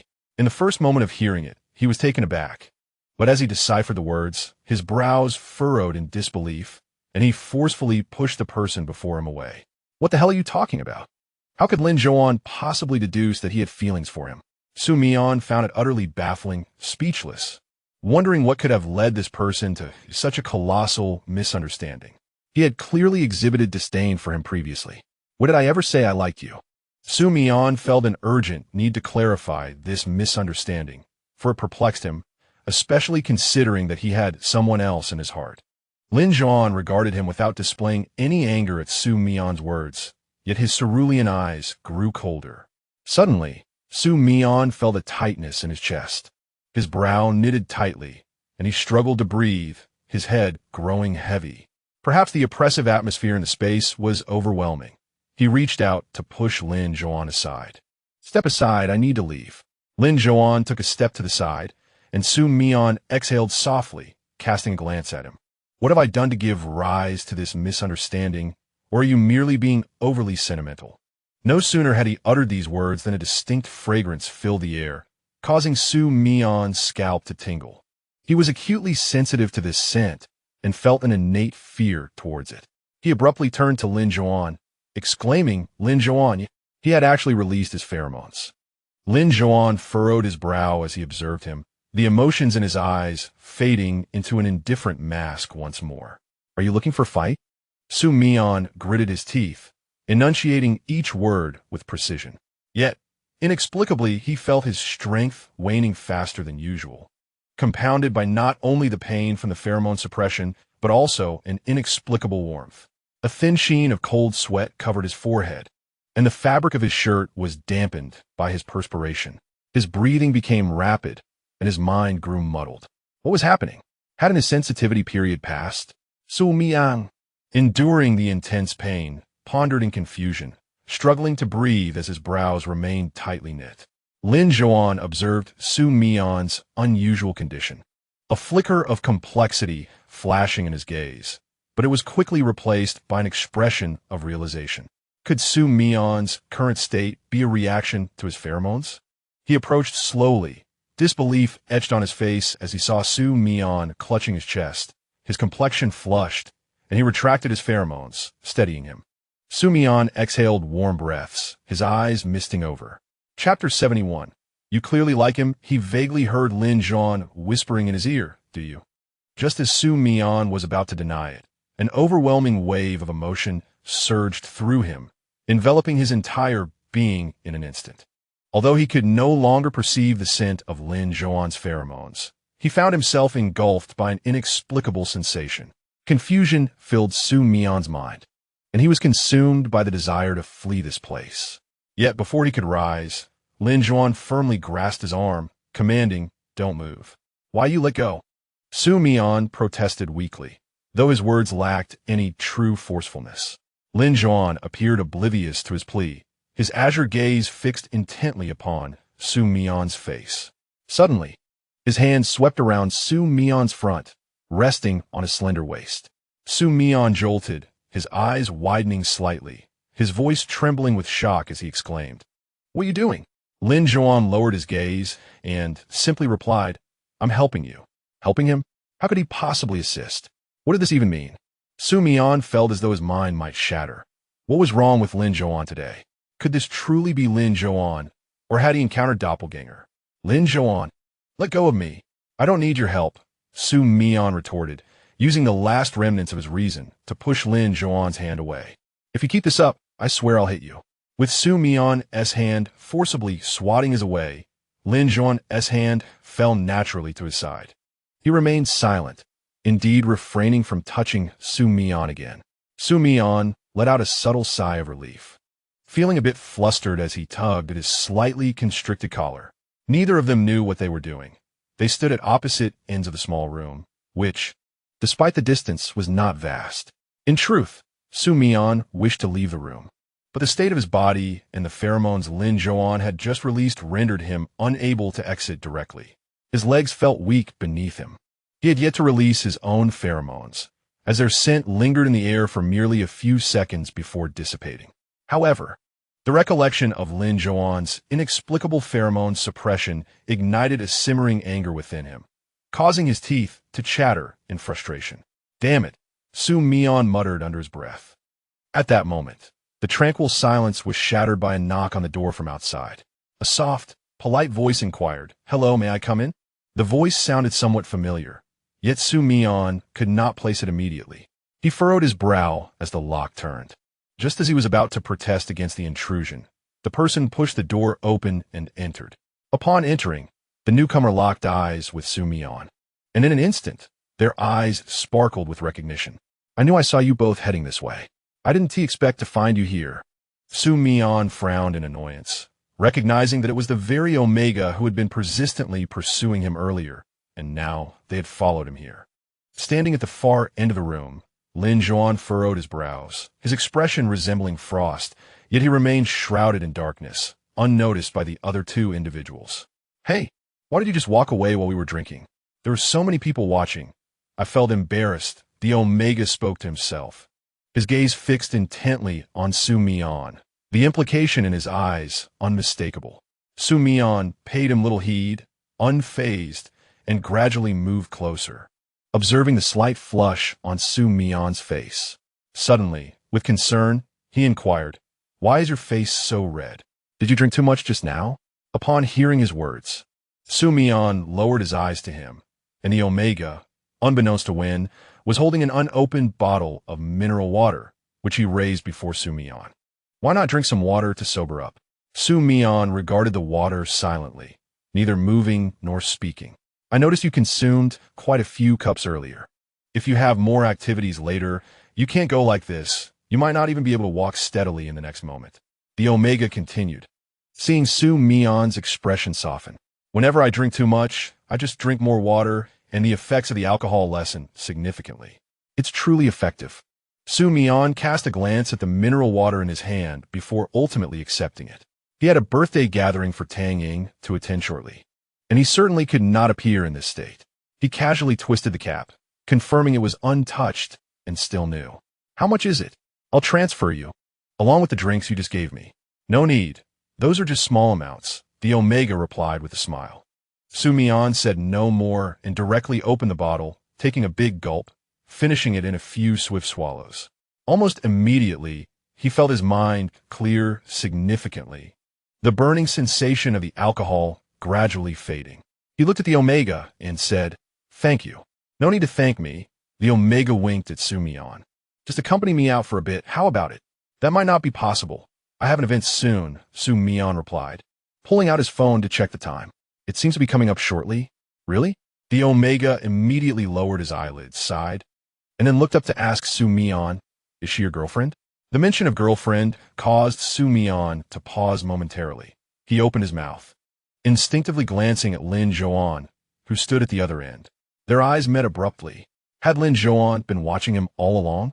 Suddenly feeling flustered, he averted his gaze, his heart racing for reasons he could not fathom.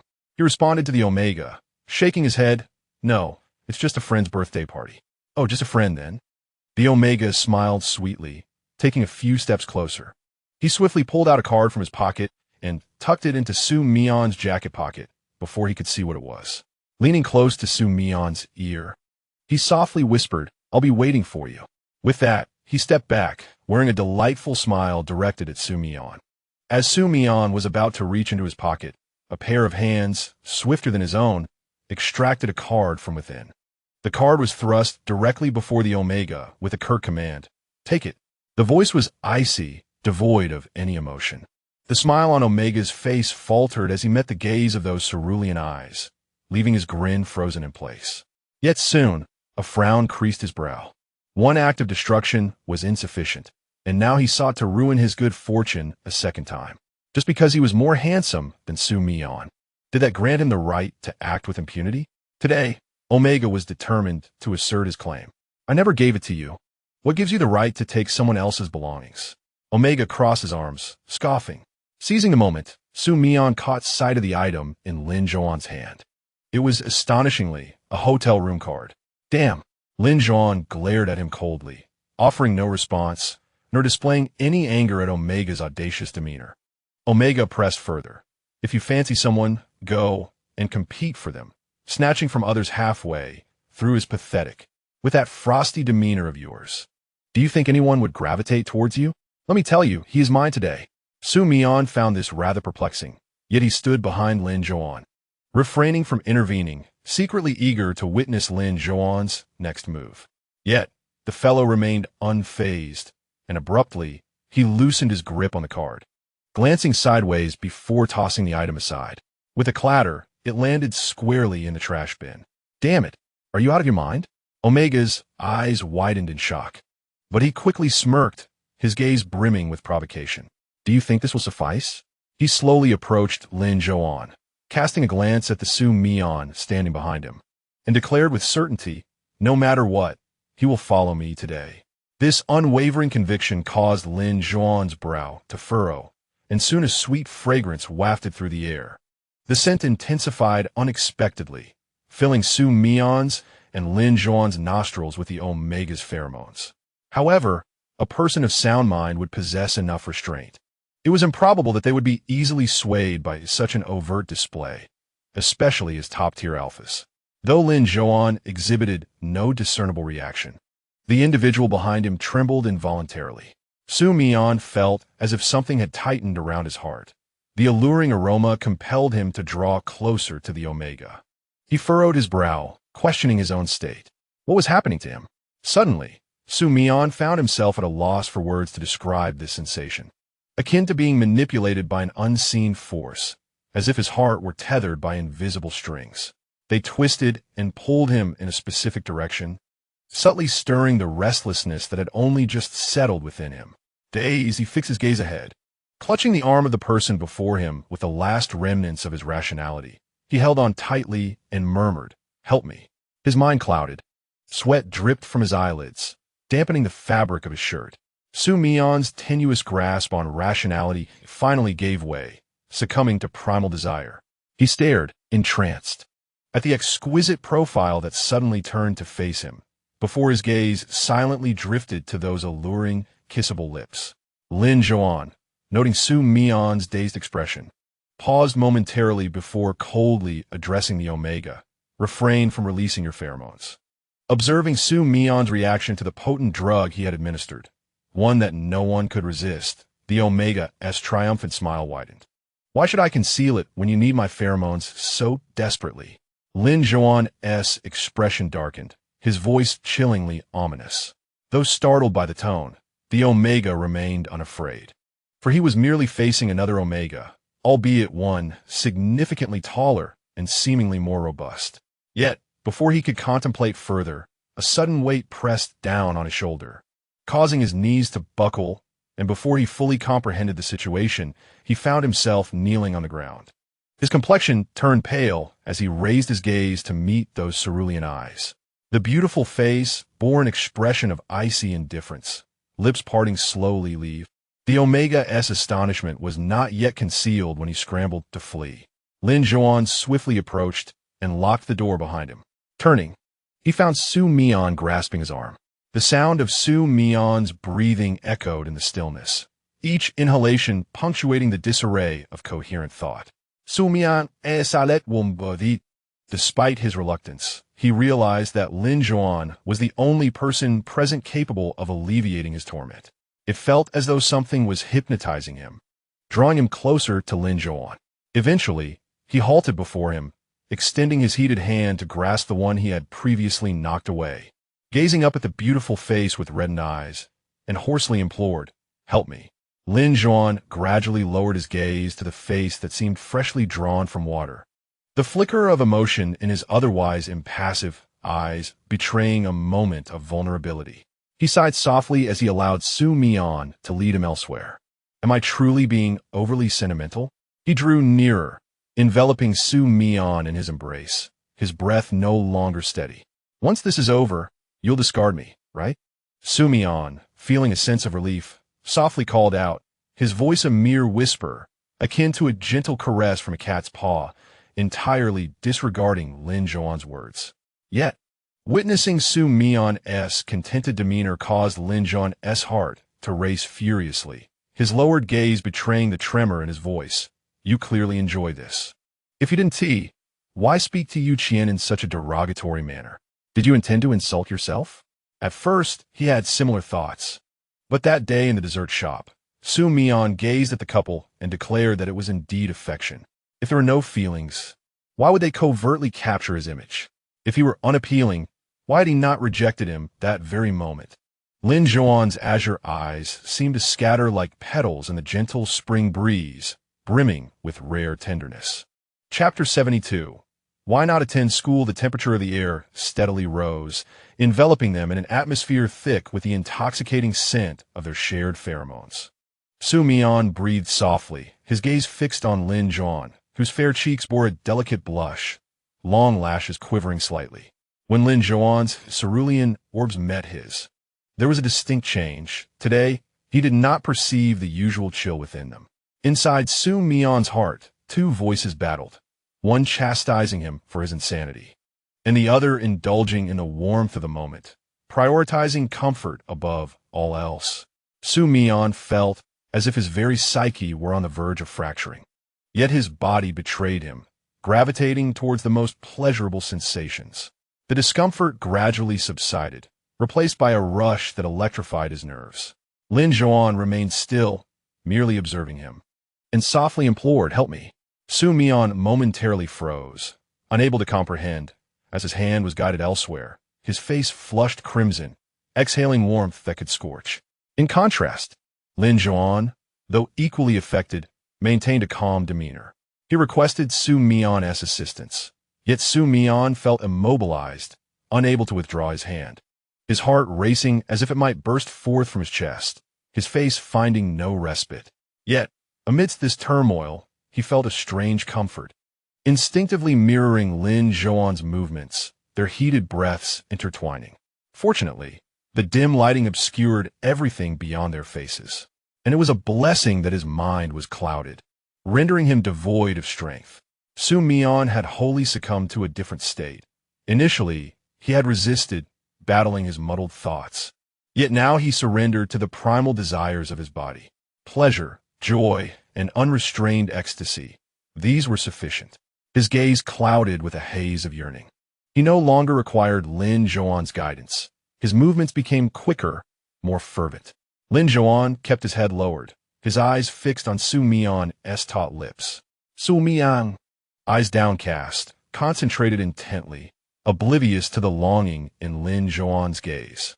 With each motion, Lin Zhouan's chest rose and fell rhythmically, his focus unwavering on Xu Mian's tightly pressed lips, until he leaned in, chasing after them. Yet, just as their lips were about to meet, Xu Mian's actions halted abruptly. He mechanically raised his head, finally locking eyes with Lin Zhouan. The confusion and despair that once resided in his eyes had vanished, replaced by a clarity reflected in the subtle tremor of his dark irises. He stepped back a few paces, freeing himself from Lin Zhouan's embrace, and leaned against the cold wall behind him. His eyes widened as he scanned his surroundings, but all he could perceive was an expanse of impenetrable darkness. Amidst the shadows, a pair of luminous azure eyes shone brightly, fixed upon him. It seemed to convey to Xu Mian that he was the sole occupant of this realm. Xu Mian swallowed hard, his throat constricting as fragments of recent events raced through his mind, reminding him of what had just transpired with the individual before him. Without a moment's hesitation, he hastily gathered himself and dashed outside. As he emerged into the open, the damp, cold air enveloped him, a stark contrast to the stifling heat of the bar's interior. His hands remained sticky, and he lacked the inclination to seek out a restroom to cleanse himself. He merely yearned to escape this place, to distance himself from everyone within it. Xu Mian, a familiar voice called out from behind, causing him to halt abruptly, though he refrained from turning around. The voice was unmistakably familiar, and he knew without looking who it belonged to. Tang Ying observed the motionless figure in front of her, a hint of curiosity flickering in her eyes. She approached slowly and inquired softly, "Where are you going? Aren't you heading to the private room? It's about to begin." The silhouette remained rigid, the head still turned away. Tang Ying's gaze flickered elsewhere, seemingly searching for someone. Xu Mian, where's Lin Zhouan? Is he still preoccupied with his part-time job? At the mere mention of that name, Xu Mian's shoulders involuntarily twitched. He swallowed again, guilt washing over him as he contemplated how to face Tang Ying after what had transpired in the warehouse with Lin Zhouan. "Xu Mian?" Tang Ying called again, her footsteps drawing nearer. Reluctantly, he turned to face her, forcing a calm and natural smile. "No, he must still be wrapped up with his job. He'll be here shortly." "Sis, I may not be able to celebrate your birthday today. I need to head back. Something has come up at home." Upon hearing this, Tang Ying let out a soft ah, but nodded in understanding. Just as she reached out to pat Xu Mian's shoulder, he suddenly stepped back, smiling apologetically. "Cease. I just called a cab. I'm running out of time, so I must leave now."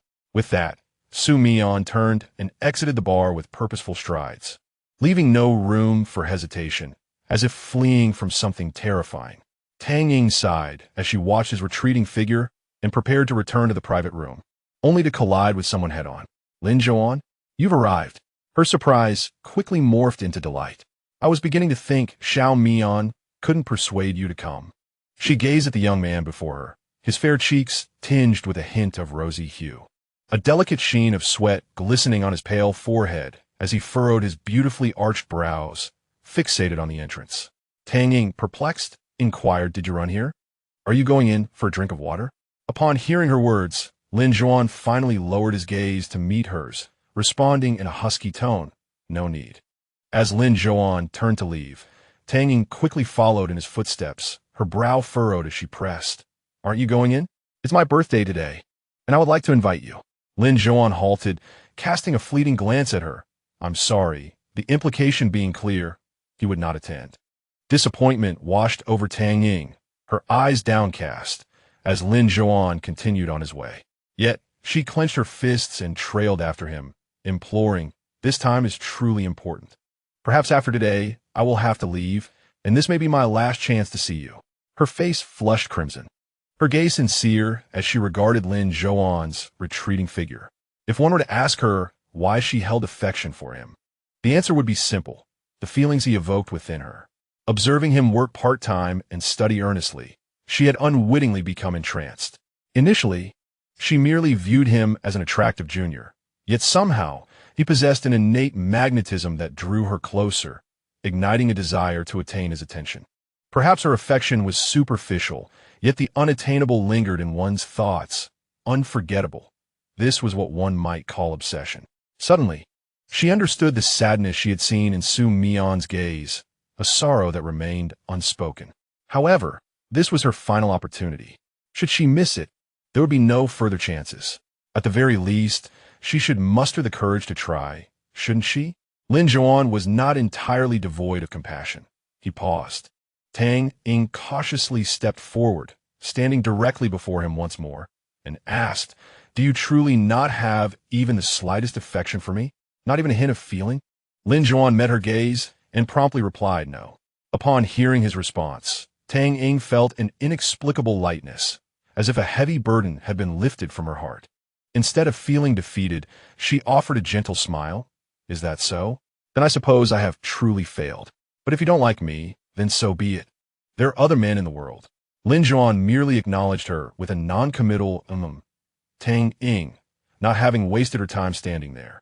Casually tossed her hair back and turned to leave, saying, "All right then, I will head back." However, after a few steps, Lin Zhouan's voice reached her, soft and gentle. "Happy birthday." Following that was the sound of his departing footsteps. Tang Ing paused for a moment, then lowered her head and smiled. Upon returning home, Xu Mian spent 2 hours in the bathroom, uncertain of his actions, yet unable to digest the events of the day. Although tomorrow was Saturday, due to a school schedule adjustment, he still had classes, a prospect he found utterly unappealing. The thought of encountering Lin Zhouan filled him with trepidation. Xu Mian was at a loss as to how to confront that individual. The mere notion of needing Lin Zhouan's assistance, and his compliance without hesitation, left Xu Mian's mind in turmoil. Did he not find it at all disconcerting? They were both men after all. Furrowing his brow, Xu Mian casually wrapped himself in a towel and emerged, only to find his cat, having finished its meal, curled up in its nest. With a deep sigh, he returned to his bedroom. He sat alone on the edge of his bed, enveloped in silence. Still grappling with the earlier question, why would Lin Zhouan help him only to later request such a thing? The thought was unbearable. He pressed his hand to his forehead, feeling an intense heat rush to his face. He desperately wished for amnesia, yearning for medication that could erase his memories. He would buy it immediately if it existed. He took out his phone and searched, feeling an overwhelming sense of anxiety. To his surprise, or perhaps due to his previous lack of inquiry, he discovered that many others had shared similar experiences on forums and message boards. He clicked on a post that caught his attention, which stated that such situations were normal. Mutual assistance among men was commonplace among brothers. Xu Mian stared at the response, his chest tightening. Was it truly acceptable for men to interact in such a manner? Did this qualify as mutual support among brothers? However, the thought of a similar situation with Chan Fong sent him spiraling. He quickly shut off his phone and tossed it aside on the bed. Lying there, he stared at the ceiling, wishing he could vanish from this world. Yet, the deed was done. He had crossed a line with Lin Zhouan. Deep down, he had always considered himself a straight man, having only ever been fond of Tang Ing throughout his life, and thus, he felt no attraction towards other men. Even though Chan Fong frequently prattled on about Lin Zhouan's good looks, which Xu Mian acknowledged, he harbored no such feelings. He also found himself unable to tolerate the sight of two men together, even without malice. It simply unsettled him. He had long believed he was unequivocally heterosexual. Suddenly, a glimmer of anger flickered in Xu Mian's eyes as he recalled the Omega who had drugged him earlier that day. He had yet to seek retribution. With a heavy sigh, he pulled the blanket over himself, furrowing his brow as he closed his eyes. Throughout the night, Xu Mian struggled to find restful sleep. And when he finally did, his dreams were plagued by unsettling images, leaving him too afraid to slumber again. For 3 or 4 consecutive days. At the stroke of 4 in the morning, Xu Mian sat on the living room sofa, his dark circles a testament to his sleepless nights. He had taken leave from school, unwilling to return to that place. Secluded in his room, he had resorted to ordering takeout, with Chan Fong visiting him several times, inquiring about his well-being and his absence from school. Xu Mian had concocted a casual excuse to brush him off. He glanced at his phone, noting the time, as his stomach began to grumble, signaling that mealtime had arrived once more. He ordered some food and nestled into the sofa, engrossed in a game while awaiting the delivery. Just as he met his demise in the game, the doorbell rang. Tossing his phone onto the sofa, he rose to answer the door and retrieve his meal. As the delivery person, clad in gloves, handed him the food, Xu Mian appeared as though he had been drained of vitality. Yet, when a familiar voice pierced the silence, something within him seemed to tug. His expression momentarily blank, he stared at the takeout, remaining in that stance for a few seconds before giving a perfunctory nod, intending to seize the package and retreat. However, the delivery person pressed a hand on the food, stepping inside and forcefully nudging Xu Mian further in, demanding, "Why aren't you attending school?" Chapter 73. Why don't you dare to look at me? The chilling yet familiar voice echoed above him, rendering Xu Mian utterly speechless. Clutching the plastic bag, he hesitated, contemplating whether to keep it or let go, ultimately releasing it and turning to retreat to his room. Lin Zhouan, however, firmly grasped his arm, preventing his escape. "Are you not going to take the food?" Xu Mian furrowed his brow, glancing at the takeout in Lin Zhouan's hand. His stomach continued to protest, yet he stubbornly replied, "No, I'll order another one later." Upon hearing this, Lin Zhouan fell silent, but his grip on Xu Mian's arm remained unyielding. Xu Mian frowned, avoiding eye contact with Lin Zhouan's face, feeling a sense of unease. After managing to process a fraction of his emotions over the past few days, this person had reappeared. "Let go." Xu Mian tugged at his arm, yet he could not free himself from Lin Zhouan's hold. Lin Zhouan silently observed Xu Mian, who had been looking down since he entered, tightening his grip and pulling him closer, softly asking, "Are you afraid to look at me?" Xu Mian pursed his lips, fully aware that he was indeed afraid to meet his gaze, for staring into those radiant eyes felt blinding. Turning his face away, he scowled, slightly impatient. "Aren't you supposed to be delivering food? Aren't you worried about complaints from other customers for lingering here?" "I only accepted this order," Lin Zhouan replied straightforwardly, moving a few steps closer, his beautiful brows knitting slightly. "Why are you afraid to look at me?" "I don't know why I should be afraid to look at you." Xu Mian, feeling a surge of defiance, lifted his head and glared at Lin Zhouan. Yet upon doing so, he realized he could only see those mesmerizing azure eyes staring back at him. He donned a helmet, obscuring his entire face. Damn it, had I known, I would have lifted my head straight away. I looked at him. "Is that sufficient? Can you release your hand now?" Xu Mian impatiently remarked, "I am hungry. I need to eat."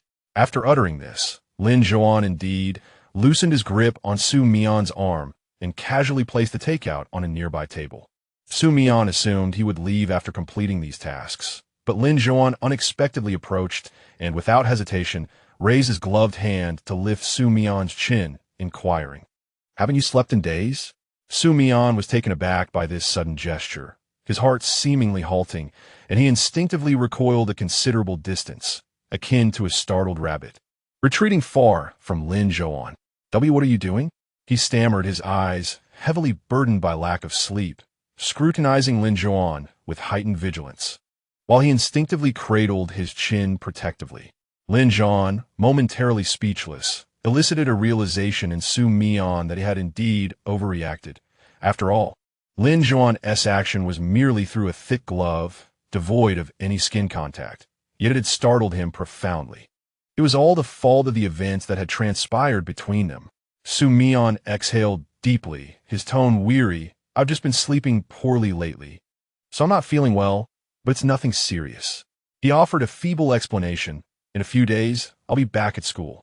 If the teachers inquire about me, tell them I'll be there soon." Lin Zhouan nodded in silence, preparing to take his leave.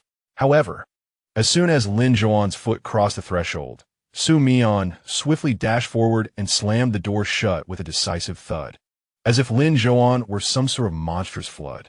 Outside, Lin Zhouan stood still. Xu Mian gazed at the firmly closed door, his anxious heart finally settling back in his chest. It seemed that ordering takeout was no longer a safe endeavor. Xu Mian, feeling somewhat bemused, rubbed his forehead, pondering how he had become this way. Yet, the previous incident had been a profound shock for someone as innocent as him, and he found Lin Zhouan's touch deeply unsettling. After spending another 2 or 3 days at home, Xu Mian still had not ventured out to school, but today he resolved to take a stroll outside. Otherwise, he would simply rot away at home. Exiting the park below, he made his way to a river that bordered the city, walking along its banks. He recalled a serene bar located nearby. Although he was not much of a smoker, he did enjoy drinking. However, he avoided bars, preferring the tranquility of a quiet tavern. He had never visited this particular quiet bar, but during high school, he had passed by a few times and noted its pleasing decor, which resonated with his taste. To his delight, it was still in operation. Upon entering, Xu Mian casually selected an unoccupied seat and ordered a few drinks with a modest alcohol content, sipping alone. The bar was enveloped in soothing melodies, accompanied by a male voice singing folk songs. His voice was rich, deep, and resonant, prompting Xu Mian to glance up. He observed a well-dressed man on stage, seemingly in his early 30s. Just as the singer concluded a line, their eyes met, Xu Mian feigned indifference and averted his gaze, and the man quickly followed suit. A cursory glance revealed that the audience comprised predominantly males, with few females present. Xu Mian furrowed his brow in mild perplexity, but paid it little heed. After finishing his drink, the folk song came to an end, and a figure approached him from his side. Xu Mian lifted his eyelids to see the man from the stage, now adorned in a silver-gray suit, smiling politely as he took a seat beside him. "Drinking alone?" the man inquired with an air of familiarity. Xu Mian frowned slightly, choosing to ignore him. Undeterred, the man leaned closer, enveloped in a cloud of cologne that irritated Xu Mian's senses. With so many vacant seats nearby, did he not notice? Xu Mian spoke balloonly. "Why must you crowd me?" The man merely chuckled, his gaze imbued with a hint of meaning. "Because I wish to sit here." Xu Mian's expression darkened immediately.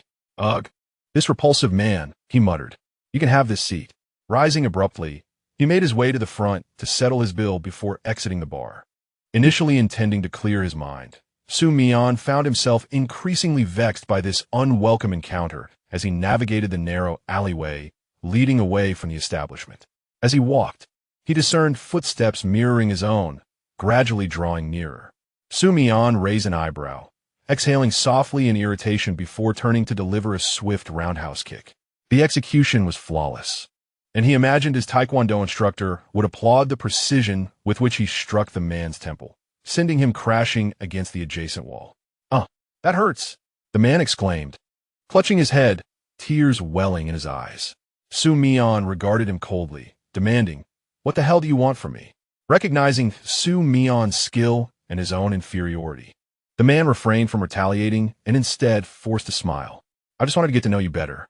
Rising gingerly, still nursing his injured head, he awkwardly approached Xu Mian. "Where did you learn such moves?" "Quite impressive." "None of your business," Xu Mian retorted. Xu Mian was utterly taken aback to find that someone had turned their attention towards him, and that someone was a man of considerable age. He felt an overwhelming sense of revulsion and snapped, "Do not speak to me. Unless you wish to be struck, I suggest you leave." The man chuckled softly. "No need to be so irritable. We just exchanged glances inside," he said, hesitantly gesturing towards himself and then towards Xu Mian. Wasn't it merely a coincidence that he had lifted his gaze at that moment? After all, strangers often meet each other's eyes on the street. Does that necessarily imply anything? "You are here to seek a man. I'm not a suitable option?" He stepped closer to Xu Mian, wrapping an arm around his waist, squinting and smiling. "I quite fancy your type." Xu Mian silently rolled his eyes in utter exasperation. As his gaze lifted, he inadvertently noticed a sign above the bar that read "Gay Bar." A slight smirk crossed his lips as he realized this had led to an entirely unnecessary misunderstanding. Perhaps had it not been for the previous encounter, he might have been inclined to forgive the man, considering it was his own misstep that had resulted in this confusion. However, glancing at the man's hand resting on his waist, Xu Mian felt a sudden tension in his jaw. Swiftly, he wrapped one hand around the man's neck, effortlessly pulling him aside, and then delivered a fierce kick. A shriek erupted, yet Xu Mian was far from finished. Grabbing the man's collar, he unleashed a flurry of punches to his face until blood filled the man's mouth and a few teeth lay scattered on the ground. He ceased only when the man lay incapacitated, bloodied, and bruised. Xu Mian's expression remained disturbingly calm, devoid of the fury one would expect from such an altercation. While a crowd gathered, phones in hand, capturing the scene. Before long, the wailing of police sirens echoed from outside the alley. "How could you do this to him?" a police officer exclaimed, apprehending Xu Mian. The man lay unconscious on the ground, blood pooling around him alongside the crimson-stained teeth, a truly gruesome sight. Xu Mian obediently raised his hands, willingly allowing himself to be restrained. Casting a glance at the fallen man, he turned to the officer and offered a bright, disarming smile. "This gentleman was harassing me. I merely acted in self-defense, perhaps a bit excessively, but is that not permissible?" The officer retorted, "That is far beyond excessive, while self-defense is justified. Your actions are rather extreme." Xu Mian's smile faded, his gaze turning icy. "Is that so? Yet, I have a fear of homosexuality and find such men repulsive." Is it not reasonable to be somewhat agitated? Police officer. After Xu Mian arrived at the police station, the officers reviewed the surveillance footage.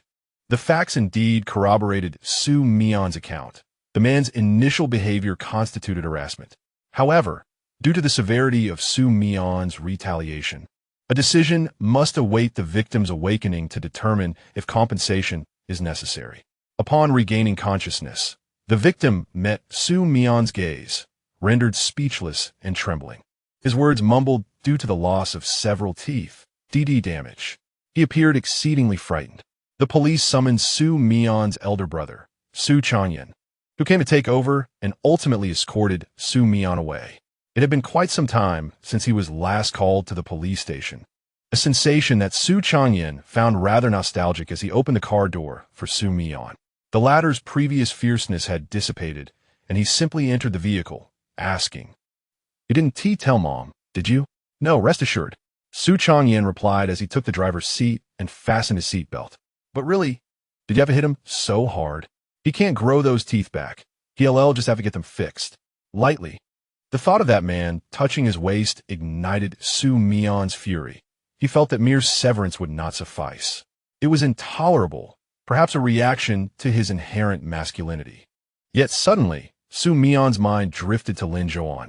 Well, that man was utterly clueless. You already have an aversion to men, and this fool dared to lay hands on you. It's no wonder you retaliated. Xu Mian chuckled, but honestly, you're squandering that handsome face. You've never even indulged yet. Are you really a man? At this point, Xu Mian hesitated. Memories of that day with Lin Zhouan flooded his mind, particularly when Lin Zhouan delivered takeout to his home. He momentarily froze, recalling that what transpired was even more outrageous, yet he was certain of their status as classmates.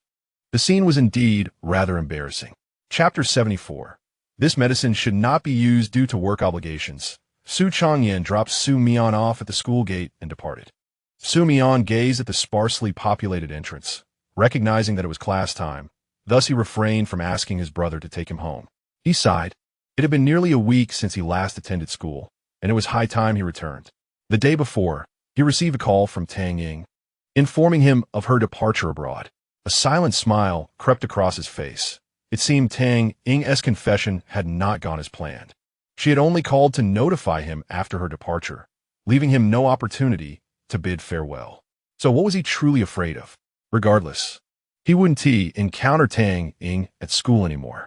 Xu Mian made his way directly to the classroom, where self-study was currently underway. During such times, seating was generally unassigned.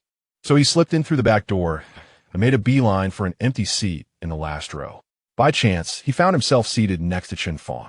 It felt as though a considerable time had passed since he last saw Chen Fong, and suddenly, Xu Mian felt a sense of familiarity. Chen Fong's eyes widened in astonishment as he lowered his voice and exclaimed, "Dude, you finally decided to show up. If you had delayed any longer, you would have failed several courses." Despite his attempt to speak softly, his voice still carried a bit too much volume. Standing at the podium was Lin Zhouan, who typically took charge of such meetings. He lifted his gaze and glanced at Xu Mian, who was bowing his head and discreetly nudging Chen Fong, urging him to keep his voice down. Feeling aggrieved by the reprimand, Chen Fong fell silent. At that moment, a familiar face emerged beside Chen Fong. Xu Mian lifted his eyelids to discover it was Gu Yanxie. However, he recalled that Gu Yanxie was not in their class. What was he doing at their meeting? Sensing the confusion in Xu Mian's eyes, Gu Yanxie was about to respond, but Chen Fong preemptively explained, "You wouldn't know since you weren't at school. He transferred to our class a few days ago." Gu Yanxie nodded in agreement, offering Xu Mian a cautious yet kind smile. "Yes, I've transferred to your class.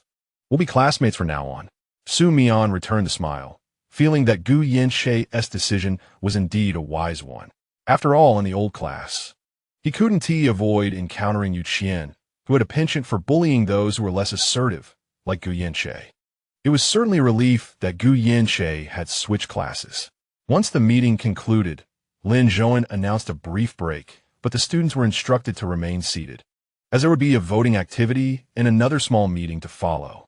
As the class dispersed, some students lingered in their seats while others headed to the restroom. After Gu Yanxie left, Fong Sun took the opportunity to sit beside Xu Mian, leaning in to inquire, "Hey, what have you been up to this week? I noticed you hadn't been to school at all." He sighed enviously. "That sounds so nice. I wish I could skip classes too." Xu Mian, however, preferred to avoid such incidents and would much rather attend school, as he mused that sleeping could happen anywhere. Fong Sun, full of energy, recounted his encounters with several boys from the lower grades, sharing his various bits of gossip. After discussing those trivial matters, he suddenly glanced at the adjacent seat occupied by Lin Zhouan and, covering his mouth, whispered, "Xu Mian, did you know that the top student has been acting strangely this week?" Xu Mian frowned, wishing Fong Sun would change the subject, as it was too sensitive for him. Yet Fong Sun, unable to contain himself, continued, "I've actually seen the top student zoning out several times. It's truly astonishing." Xu Mian looked exasperated. "Isn't it normal for anyone to zone out? But I've never noticed him doing it before." Fong Sun insisted, "No, it's true. He has been zoning out frequently this week. That's just how I feel about it." Xu Mian, Chun Fong, could no longer bear it. Although it is true that everyone can get lost in thought, Lin Zhouan's words are indeed seldom witnessed, and when seen, they are quite rare. Mu Xiaoyu nodded in agreement. Xu Mian wore an expression of utter bewilderment. "So what? His daydreaming has nothing to do with me." Just as the group found themselves in a stalemate, a sudden commotion erupted outside, bursting in with a loud noise, and then a person was flung inside. The figure at the doorway exuded an imposing presence, accompanied by a tall companion. Xu Mian raised his eyes and was met with a long unseen face. "Yu Qian, you coward. Did you think that transferring classes would keep me from finding you? What do you think you can escape to?" A brazen smile danced on Yu Qian's lips as he slowly crouched beside Gu Yanxie, who had just been thrown to the ground. "Are you dreaming? Do you, a subpar alpha, really believe you can transform into top-tier alpha?" Xu Mian's brows furrowed fiercely, and at that moment, Yu Qian's gaze locked onto his, igniting a fiercer flame of anger in his eyes, yet it was suppressed. He extended his hand. "Minggu, bring me what this person was about to use." The sturdy young man beside him promptly retrieved a small wooden box from his pocket and placed it in Yu Qian's palm. Xu Mian's gaze fell upon the wooden box, and he instantly froze, leaping to his feet. "What happened?" Chun Fong, sensing the disturbance, grasped Xu Mian's arm, while Xu Mian struggled to maintain his composure, his hands gripping the edge of the table tightly. Then, he heard Yu Qian's shameless voice echoing in the quiet classroom. "Do you see this? This guy, dreaming of becoming a top-tier alpha, actually dared to secretly inject this banned substance." The entire class's attention was immediately drawn. Gasps of astonishment erupted. All eyes turned to the banned drug in Yu Qian's hand. He stepped on Gu Yanxie's face, lifting his chin arrogantly, showcasing the drug in a grand display. "You should all know this banned substance. It is sold on the black market, though it is incredibly difficult to obtain. Its purpose is to alter our genes, transforming inferior genes into superior ones. Yet our country has long prohibited its use." Everyone was left in shock, their expressions growing grave. Gu Yanxie, with a foot on his face, had tears streaming down, sobbing softly, his voice quivering as he repeated, "I never intended to use it. I didn't buy the banned substance from the black market." It was a pitiful sight, yet no one in the class dared to step forward to assist, not only out of fear of Yu Qian and his imposing companion, but also due to uncertainty about whether Gu Yanxie had truly used the banned drug. This was an exceedingly serious matter. Previous news reports had indicated that those who used such substances were imprisoned. They were all omegas yearning to become alphas or top-tier alphas. Of course, there were countless inferior alphas, for those subpar alphas held even greater hope than omegas. "Are you a police officer? Why do you meddle so much? Is this matter even your concern?" Xu Mian coldly glared at Yu Qian. Yu Qian had come directly for Xu Mian, anticipating the provocation. "I merely happened upon this and witnessed it. Should I simply turn a blind eye?" Yu Qian's face bore an expression of fearless defiance. "This is a drug that is strictly prohibited nationwide." Xu Mian's voice grew increasingly agitated. Chen Fong looked at his brother in surprise. Xu Mian was never one to be easily provoked, typically suppressing his emotions. But today was different. "Remove your foot," Lin Zhouan also descended from the podium. Xu Qian hesitated for a moment. Although his expression remained unchanged, he did remove his foot from Gu Yinche's face. Xu Mian's eyes reddened slightly as he clenched his fists and approached, pulling Gu Yinche up from the ground. However, Gu Yinche seemed to have lost all strength in his legs, and Xu Mian struggled to lift him, letting out a sigh as he prepared to crouch down for better leverage. Yet, before he could even bend down for a second, a hand suddenly grasped the back of his neck. Xu Mian instinctively lowered his head, but the individual still held onto his collar, yanking him outward. Xu Qian, keen-eyed, immediately noticed Xu Mian's neck. He froze momentarily, realizing what was happening, and was about to call for that person to stop when Lin Zhouan seized the individual's wrist first. "What are you doing?" Lin Zhouan coldly demanded as he pulled the person away. The individual glanced at Lin Zhouan's hand and quickly withdrew, chuckling as he retreated back to Xu Qian's side. After helping Gu Yinche to his feet, Xu Mian turned to coldly regard the boy who had just grabbed him. This person had been closely accompanied by Xu Qian and was notably more robust than the average individual. It dawned on Xu Mian that Xu Qian's visit was far from casual. He had come prepared. "Zhouan, we haven't done anything. He was merely helping to pull someone up. There was no intention to fight," Xu Qian explained with a smile directed at Lin Zhouan. Lin Zhouan merely shot him a cold glance, saying nothing, although his eyes reflected disdain. Xu Qian bit his lip fiercely, his naturally relaxed hands clenching into fists. "I have already called the teacher. Perhaps you should wait for their arrival to discuss this matter," a girl nearby interjected, holding up her phone. She was the academic representative of their class. Upon hearing this, Gu Yinche trembled beside Xu Mian, fear deepening on his face as he seemed on the verge of tears. Xu Mian glanced at him, uncertain of how to proceed. He was the only one in the class who knew that the drug had been given to Gu Yinche by his sister. Gu Yinche had no intention of using it. It seemed he had reluctantly resorted to it, only to coincidentally encounter someone like Xu Qian at that moment. Calling the teacher to resolve this is quite fair, but Xu Qian casually chose an unoccupied spot to sit, his gaze fixed on Xu Mian, filled with profound, inscrutable meaning. "I have often pondered how someone like you could possibly be considered a top-tier alpha." Xu Qian's gaze swept over Xu Mian's entire being. Assessing him, his demeanor bore no resemblance whatsoever to an alpha. Chun Fong erupted, his eyes nearly bulging out in disbelief. "I advise you to shut that foul mouth of yours, or do not blame my fist for being unkind." Xu Qian audaciously rolled his eyes at Chun Fong, while a burly student beside him shielded Xu Qian from Chun Fong's scrutiny. "I am not merely criticizing your demeanor." Xu Qian suddenly interjected, extending his hand to tap on the table. Fixing his gaze on the standing Xu Mian. "It is precisely people like you who are unworthy of being a top-tier alpha." Those who heard this remark collectively inhaled sharply. Was this not an invitation for conflict? Xu Qian was indeed rather fearless. Yet, the subsequent statement left everyone in a state of stunned silence as Xu Qian rose from his seat once more. "This is the first time I have encountered a top-tier alpha who has risen through the use of banned substances." Upon uttering this, he flashed a smile at Xu Mian. Xu Mian appeared momentarily paralyzed, his previously murderous glare now frozen in shock, his complexion as pale as a sheet. The classmates quickly noticed something amiss with Xu Mian.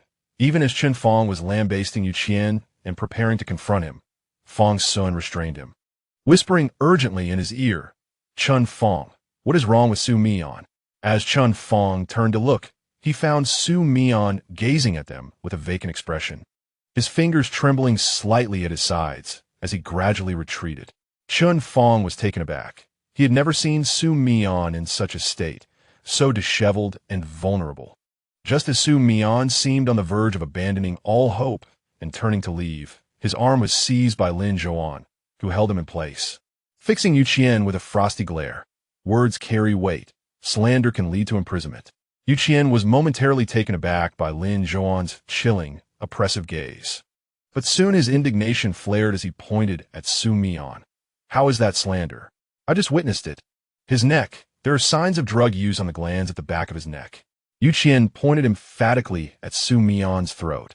recalling that his father was the director of the medical bureau and had previously encountered reports containing images of injected glands, which bore an uncanny resemblance to the ones on Xu Mian's neck, spiderweb-like marks, with a line drawn from the center of the gland outward, where the drug had been applied. Due to the severe burning sensation, the wounds could not heal, leaving behind white scars.